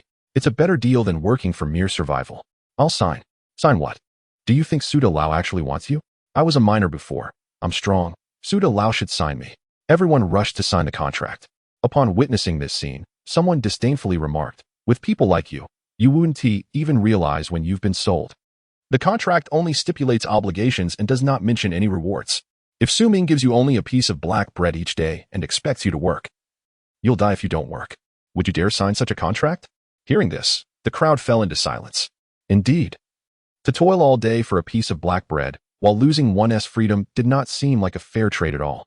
In the shelter, Su Ming saw this comment and without hesitation, swiftly responded. As for rewards, you will receive 6 pieces of bread, 1 piece of roasted meat, 1 tomato, and 1 cucumber each day. Of course, this is the minimum standard. If you perform well, there will be additional rewards. If your performance is poor, your rewards will not be reduced. However, if you show prolonged negligence, I reserve the right to unilaterally terminate the contract. All of this will be clearly stated in the contract. Once this message was posted, it immediately stirred up a huge uproar. 6 pieces of bread, plus roasted meat and vegetables. Only 5 days of work a week, and just 10 hours a day? Is there really such a good opportunity in the world? Su Dalao is incredible. As the crowd beheld the conditions laid out by Su Ming, they instantly descended into a frenzy. Within a few short minutes, over 100,000 people had sent him private messages. This was just within the regional channel. Had these messages been sent to the global channel, the number of private messages would have increased by several multiples. Su Dalao, I used to be a worker. I'm strong and can work. And I've been surviving alone these past few days. Sudalao, I'm a miner with rich experience. Sudalao, I don't need 6 pieces of bread. 5 will suffice. I only need 4 pieces of bread and half a piece of roasted meat. I don't need roasted meat. Just bread will do. 3 pieces. As Su Ming observed the influx of messages, he frowned slightly. After much deliberation, he ultimately selected 5 individuals who lived relatively close to the shelter and had previous experience as miners. The reason for choosing only 5 was not due to concerns about managing too many people, but rather because there were only 5 contracts available. Despite the shelter being guarded by the desert wolves, even if 20 individuals were recruited, if they were all robbers, they would pose no real threat. However, Su Ming harbored a profound obsession with the concept of safety. Unless security could be guaranteed, he would not readily accept other survivors. The rationale was simple in the wasteland. Human nature is unpredictable. The absence of binding agreements rendered anyone capable of betrayal. Naturally, In Shui was an exception. There was little choice. The number of chemical engineering doctors who had survived to this point was exceedingly rare. To reject In Shui would mean a daunting quest to find another individual skilled in salt production within a reasonable distance. Congratulations, you have been chosen. Please sign the contract that has been sent to you. Henceforth, beginning the day after tomorrow, all matters must adhere to the stipulations outlined in the contract.